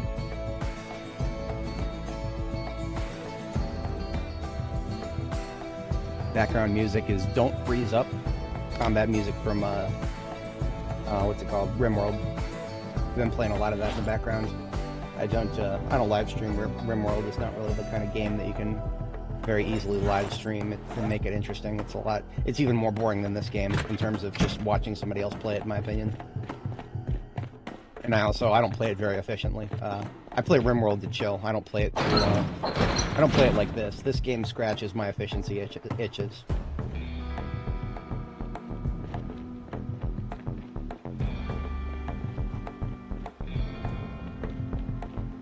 This place is my territory, so even though I don't necessarily need to kill all these zombies, I'm killing them, because fuck these guys. Get off my lawn.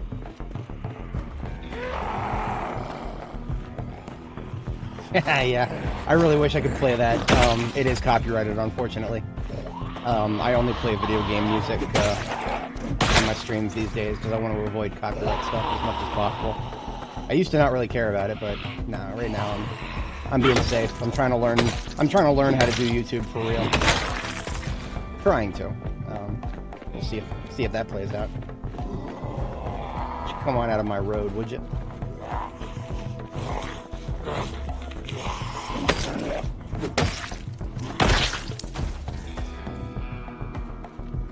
There's somebody else inside here. I know I heard some mouth breathing, but I don't know if I echolocated it right.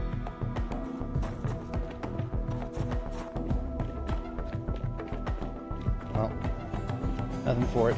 Hello, gentlemen. Left and right. Left and left. And right.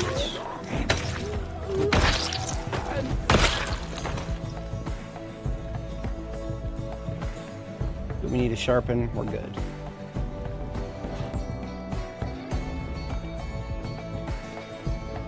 Now, I thought I had pulled all of them out of the woods here. Most likely not.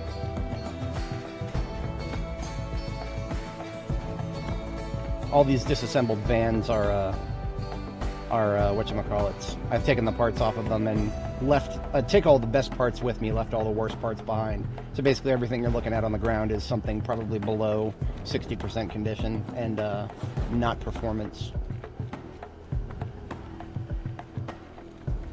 So what I'm doing now is I'm kind of pincering the group that I pulled out of this area by honking the horn and firing the guns earlier.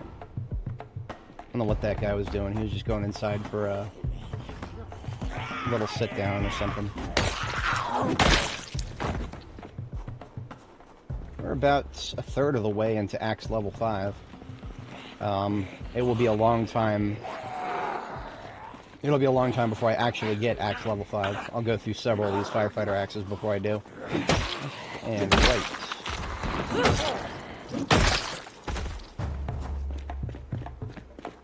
Right this way, sir.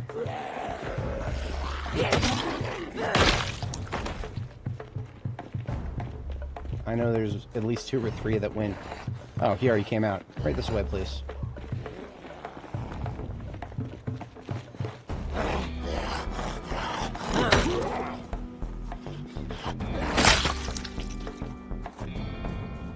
At least 1 or 2 more went inside here.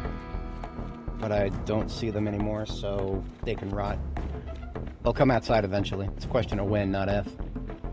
And the fact that they're crowding around my van over here tells me I probably left it running again. Despite the fact that I own my own gas station, I still feel bad when I leave my van running. The idle is it'll eat up a little bit of gas, idling forever.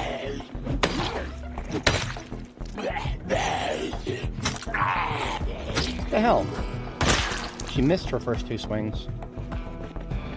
How do you miss a zombie on the ground? Get away from my van.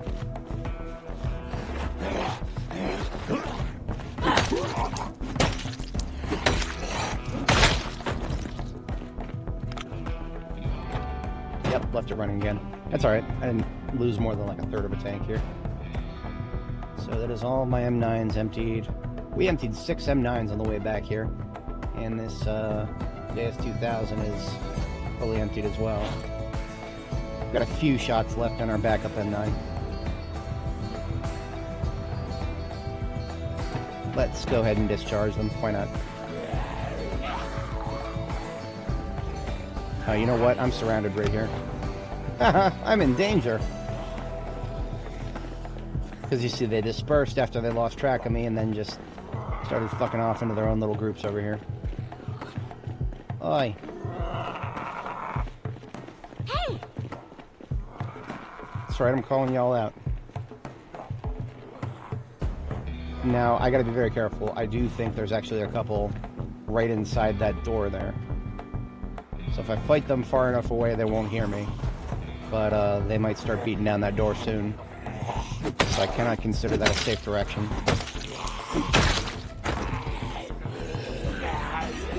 Pull this one guy here.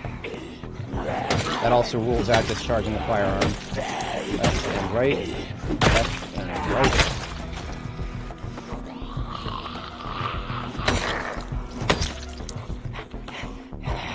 Still trying to level my short blade when I get an opportunity.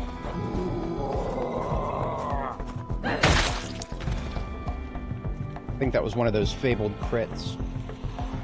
Sometimes the axe just doesn't crit as much as it should.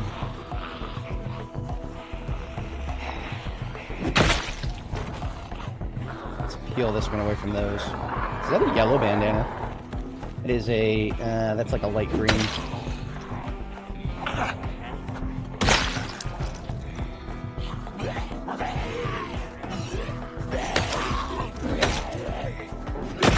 And right. Look at that. It's the corner that keeps on giving.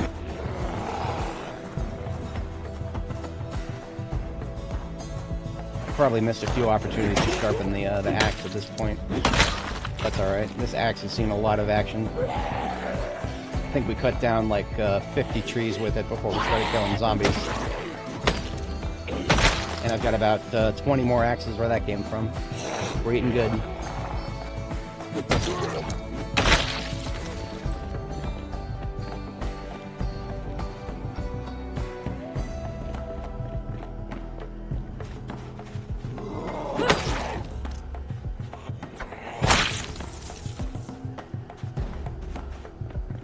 I know I saw one in the trees up here. Yeah. I'm okay with there not being one in the trees.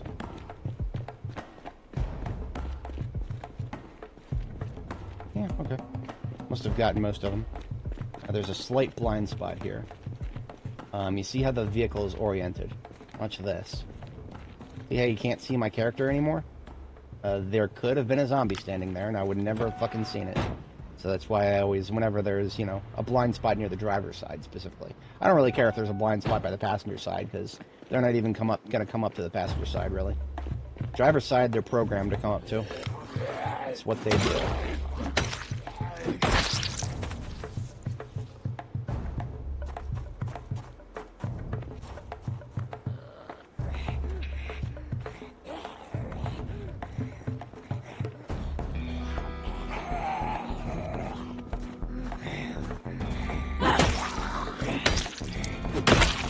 If it looks like I'm orbiting them while I kill them, it's that's very intentional. It's so that I can grind experience in the nimble trait. I'm about what am I, a third of the way through level 4? I don't know if I've ever made it to level 4. I think this particular character has killed almost as much as my 16-month character, which actually tracks because we have chronologically we've survived longer than my 16-month character at this point, because my 16-month character was back when the default was 60-minute days. As of one of the recent Build 42 changes, they've made it so that day length is now 90 minutes. So the fact that we've almost made it to a year on 90-minute days is very different from 16 months on 60-minute days. This is the longest Zomboid run I've done on stream, possibly as long as I've done personally as well. Let me check my, I think my footage before this stream is equal to exactly 200 hours and some change. I just want to confirm that. It's going to take a second to load the folder. That's how big it is. Come on, any day now. This is a Seagate Exo, so it's not the fastest, but it is the biggest. Yeah, okay. 20 files, 1.89 terabytes, 200 hours, 47 minutes, and 3 seconds before the start of this stream. We've been going for 8 hours, so this character has been around for 208 hours now. I did not get quite, I think, you know what? I think 218 hours. I think that was my 16-month character, I think. And there's this guy on Reddit I was talking to, some Twitch streamer, I think he was, And he was saying, "Oh, dude, I've survived for 10 years. Yeah, dude, I've been around for 10 years." And I'm like, okay, that's interesting. How many hours are you up to? And he's like, "Oh, I don't know, like 200 something." Dude, really? Really? Are you sure about that? Do you think you might be lowballing that a little bit? I mean, I don't think he even counted his own Twitch hours, so maybe he just doesn't know how to count. Maybe there might not have been any maliciousness there. I got a lot of downvotes for even questioning it, so that's Reddit for you right there. That's Reddit for you right there. Maybe he had 30-minute days or something. I didn't even ask him if his sandbox settings were changed. Okay, we're clear up here. We are... No, we're not. It's always those assholes. Every time. Come on now. Combat music was supposed to be over already. There's always these leftovers.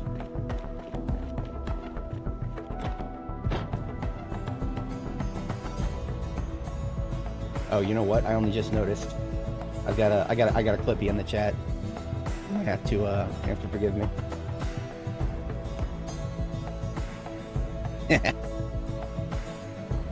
Clippies unite. This pleases engines here, Clippy.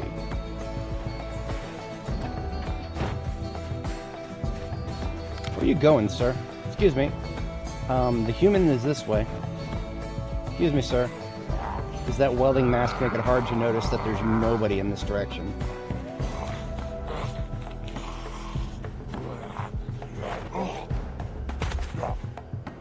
I've already asked this for several zombies, but I would like to know why you were going south. Do you have anything to say about that? What is your favorite color? What is the speed of an African swallow? Alright, we're done here.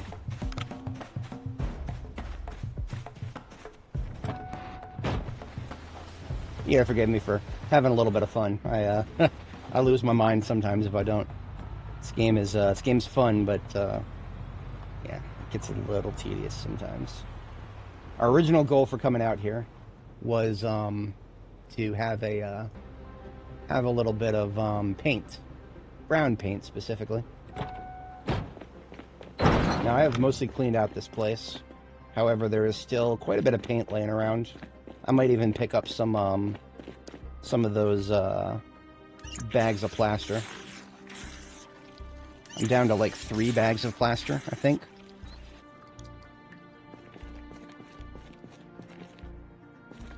I'll take the welding torches too, absolutely. Those can go straight into my backpack.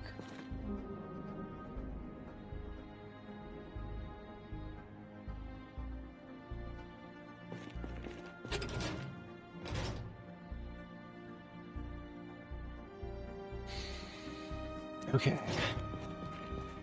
Wow, I have been at this for 8 hours already. Jeez Louise. This game is easy to lose track.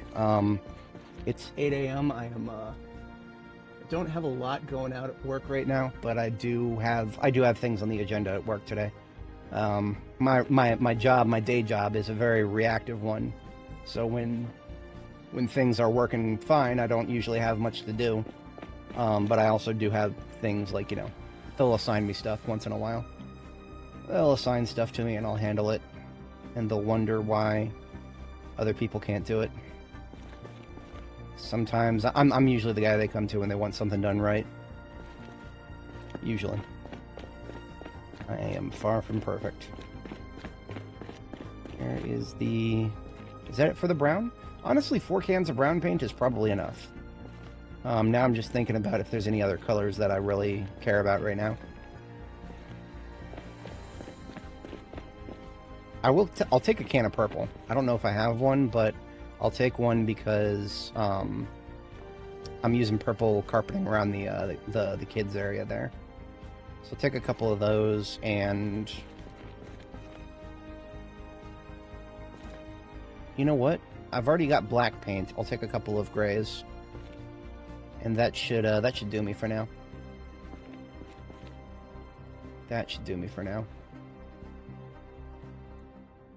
I'm taking the green just because it's a little bit rare. when I went down to Muldraw and sorted out Mass Gen Fatco. There's more paint that spawns there. I only came away with like 3 greens. So those can go into the trunk. And you know what? While I'm here, I am going to go ahead and back this up onto the piles of boxes of, what the hell do you call it? The sacks of building materials. Gotta make sure that I don't back it up too far, though, because the stupid, believe it or not, if you try to run over a campfire, the game will treat it as if you drove into a brick wall. So I don't want to do that. I'll just back it up a little ways. See, realistically speaking, these trucks should have little white lights that turn on the back, you know, reverse lights. You see, they're even there. They're these little JPEGs here, the little white ones, but they don't turn on when you're backing up. That would be a nice touch, because they're there for a reason. They're supposed to light up things behind you, so you can, you know, see where you're backing up to. Whatever. We got 5 more bags of plaster powder. That should be more than enough. Let's get out of here. I've actually taken to leaving these doors open, because if there's respawns inside, I just want them to come outside. I don't want them to start pounding the doors. So when we get back, we're retiring this fire axe, because it is now officially dull. We'll slate it for reforging.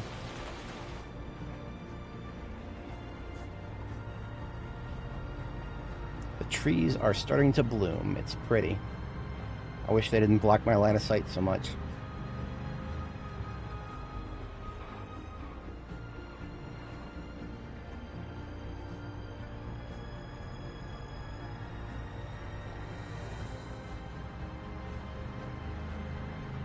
Oh, you know what? It's April 23rd. That means we've got 1 week until the May planting season. And that's when we'll be planting your corpse in the ground, you epoxy cur. Dearly beloved, we be gathered here today to nail your gizzards to the mast, you epoxy cur. Anyone else? Oh, of course, always. You know what? I'm supposed to be carrying paint. That's making my attack speed very slow. Let's put those in my backpack. These are my roads. You will not pollute my roads with your corpses. Oh, no. Yeah, that was just the factory. I was just looting the factory there. There actually was not much left in the factory. Most of what I just looted was paint and plaster powder.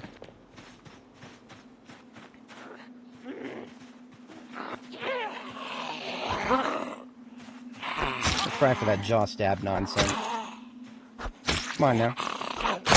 Didn't work. Why does it not work sometimes? I don't know. I was always under the impression that if your character does the little hand raise thing, you know, so right now my hand is not raised. If my opposite hand raises, I always thought that that was the indication that I was ready for a jaw stab. Doesn't seem to be it. I've had my hand raised many times, and she's not done a jaw stab. Sometimes she does, and sometimes it almost starts to feel reliable, and then shit like that happens where it just doesn't go. It just doesn't go. Whatever. We're almost home. Let's see how many people have shown up here. We just killed a bunch of assholes right here. Yeah, anyone? There's a whole line of corpses right here. Okay, we're clear, thankfully. Honestly, with the way the respawns have been lately, it would not surprise me in the slightest if there was just like another little group right there for no reason. But in any case, we are back home. This is home sweet home. This is my lovely base. I built it in the Ohio River to avoid respawns. That is how much I despise the respawns in this game.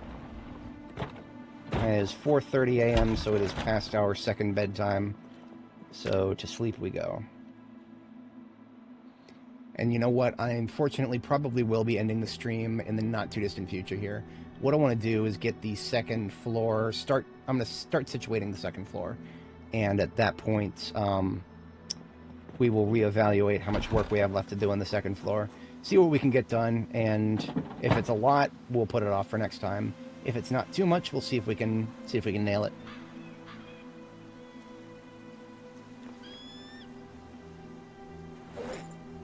I don't think I'm going to need more than 2 cans, but let's get 2 and see where this gets us.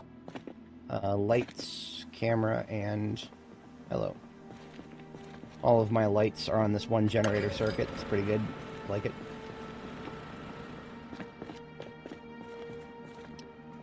So we started with light brown, and I didn't really like it. Because not necessarily that it's not a good match for the carpet, but it's not a good match for the mahogany furniture that I'm going to want to put there. So I'm going to go ahead and drop the can of paint in my primary hand with my little key binding here. And then I'm going to go get a paintbrush. I think I left one right over here. Put that in my primary hand. And let's get these walls browned up here. Much better. That's going to be a nice match for mahogany. I really wish I could mix paints. That would be amazing. I would absolutely go. I would go nuts with that. Finding the exact shade of brown that would give me a nice midpoint between the carpeting and the mahogany furniture that I'm going to put up here. Oh yeah, I would be a very happy man if I could do that.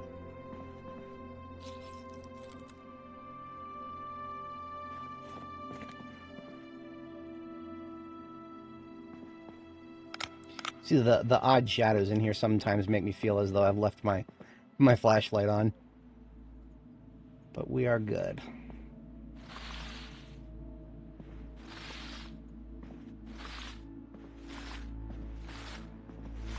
Looks like it's going to probably be 3 cans of brown paint. Yeah, like 2 and a little bit of change here. In fact, that's a good opportunity to put these paint cans outside where they'll be filled up by the rain.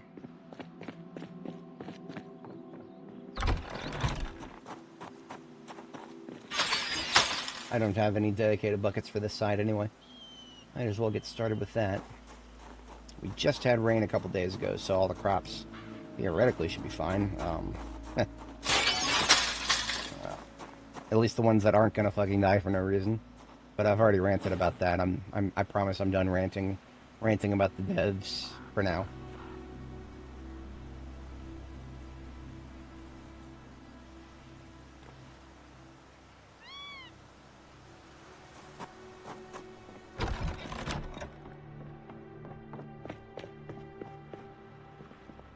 So I've got some black paint on the floor here. I'm going to put the gray next to it. And I also found another can of green. I don't think I'm going to need it, but I like to have a little bit of everything. And I've got the brown in my offhand here. So we'll do brown all the way up to this window here.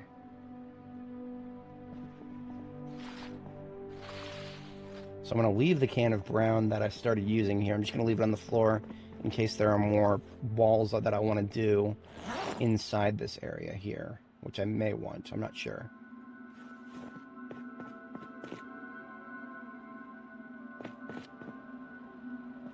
So, designing a bar, there are some important considerations. One of which is the fact that your liquor cabinets are 3 wide. You can make them longer by getting extra middle pieces, but beyond that they are 3 wide, and that's about it. So what I'm going to do is put 1 military backpack in each hand, and to preserve the organization structure that I already have, I'm going to use the backpacks to separate the liquor based on each cabinet here.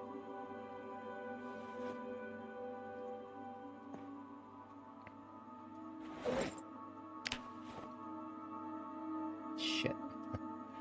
I've got a little too much. Let's drop this other can of brown paint right here for now.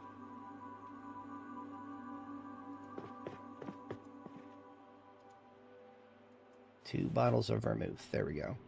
Now, am I capable of... No, I'm not. So what I'm going to do is I need to lose some weight so that I can actually pick those things up. So the sorting that I did was red wine to the left, white wine in the center, and then the expensive wine off to the side. So I'll put my backpack there and my other backpack here, my main backpack, and that's fine. And now I can pick up the other bar pieces.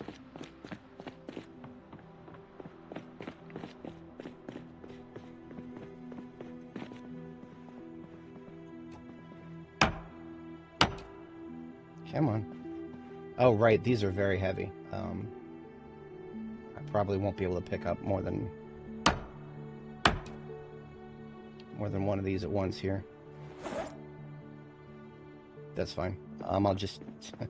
I hate going back and forth more often than necessary, but at this point it's necessary.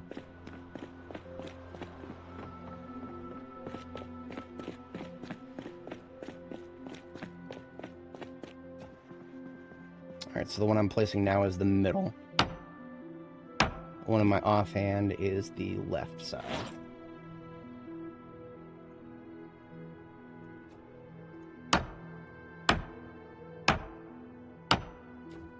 And I can actually...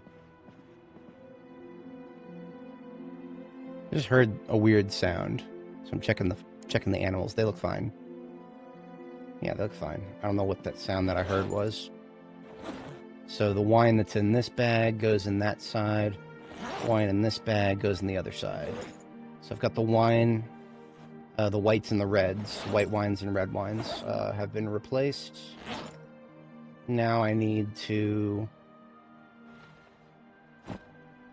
get 2 cabinets up here. Now I do have a floating cabinet, as in like an extra. So I can take the mahogany counter right here, empty that. And I'll just put that... Basically, we're just going to move it upstairs exactly as is. I'm just going to put it on the second floor.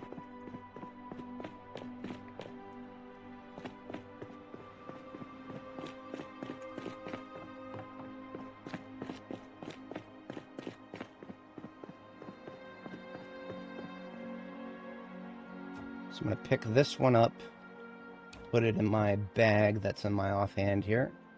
Then I'm going to pick this one up, or I'm going to take the contents out of this. Shit. There's literally a full military backpack's worth of clears. Gin, tequila, and vodka. Shit. Okay, well. I have a lot of booze, what can I say? I collect it more than I drink it. Same in real life, too. I have a lot of booze over there on my booze collection counter, and I don't drink anywhere near as much as I collect. Hello, can you... She froze for a second there. I don't know what happened. But we should be able to fit this. No, we shouldn't. I think I can fit the rest of this in my main... Yes, I can fit the rest of that in my main inventory.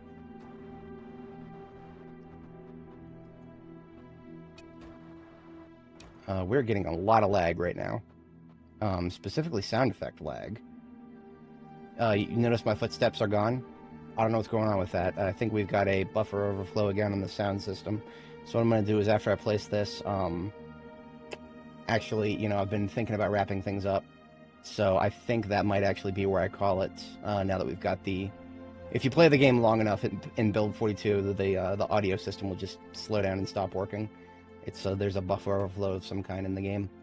Don't know exactly what causes it, but it's easy fix. Just quit and reload the game if it happens in the middle of what you're doing. See, look at that. It just froze up. It completely froze up. Fuck. Okay, we're good. That was a bit of a small heart attack there. Yeah, as soon as I'm done putting down this bar, I'm going to go ahead and call it. Because the game is becoming unstable. More unstable than it normally is. Okay, there's that, and then the contents of my main backpack here goes in there. And the purple paint can go on the floor here. Not that I'm going to need more than 2 cans, but it's whatever. And then I am done with this first load of bringing stuff upstairs. So I'm going to go ahead and call it here. We've done great things. Many great things to be done here. If you guys enjoy my content, like and subscribe. I do not have a regular streaming schedule just yet. I'm still working on that. This stream, for example, was started midnight local time because both my sleep schedule and my stream schedule are memes at the moment. There's for my next thumbnail, and I will see you all next time. Just before I quit, I'm gonna give our girl something to drink so that she's at least got a fresh start next time. Okay. And then, of course, the last thing I always do, and I always want to show everybody to do this when you're playing an unstable beta, especially one that's getting as unstable as that, I have my save folder right down here in the center. And when I'm done with a game session, especially just a long one, if you're doing shorter sessions, maybe do this every other session. Just make a new folder somewhere. In this case, I'm making one called 23 because it's the 23rd time that I've backed up my save. Just going to copy the entire save folder over to that backup folder. And that's going to take, 5, possibly even 6 to 7 minutes to transfer because we've got about 250,000 files across 650 megabytes. So I will catch you all in the next stream. Good game.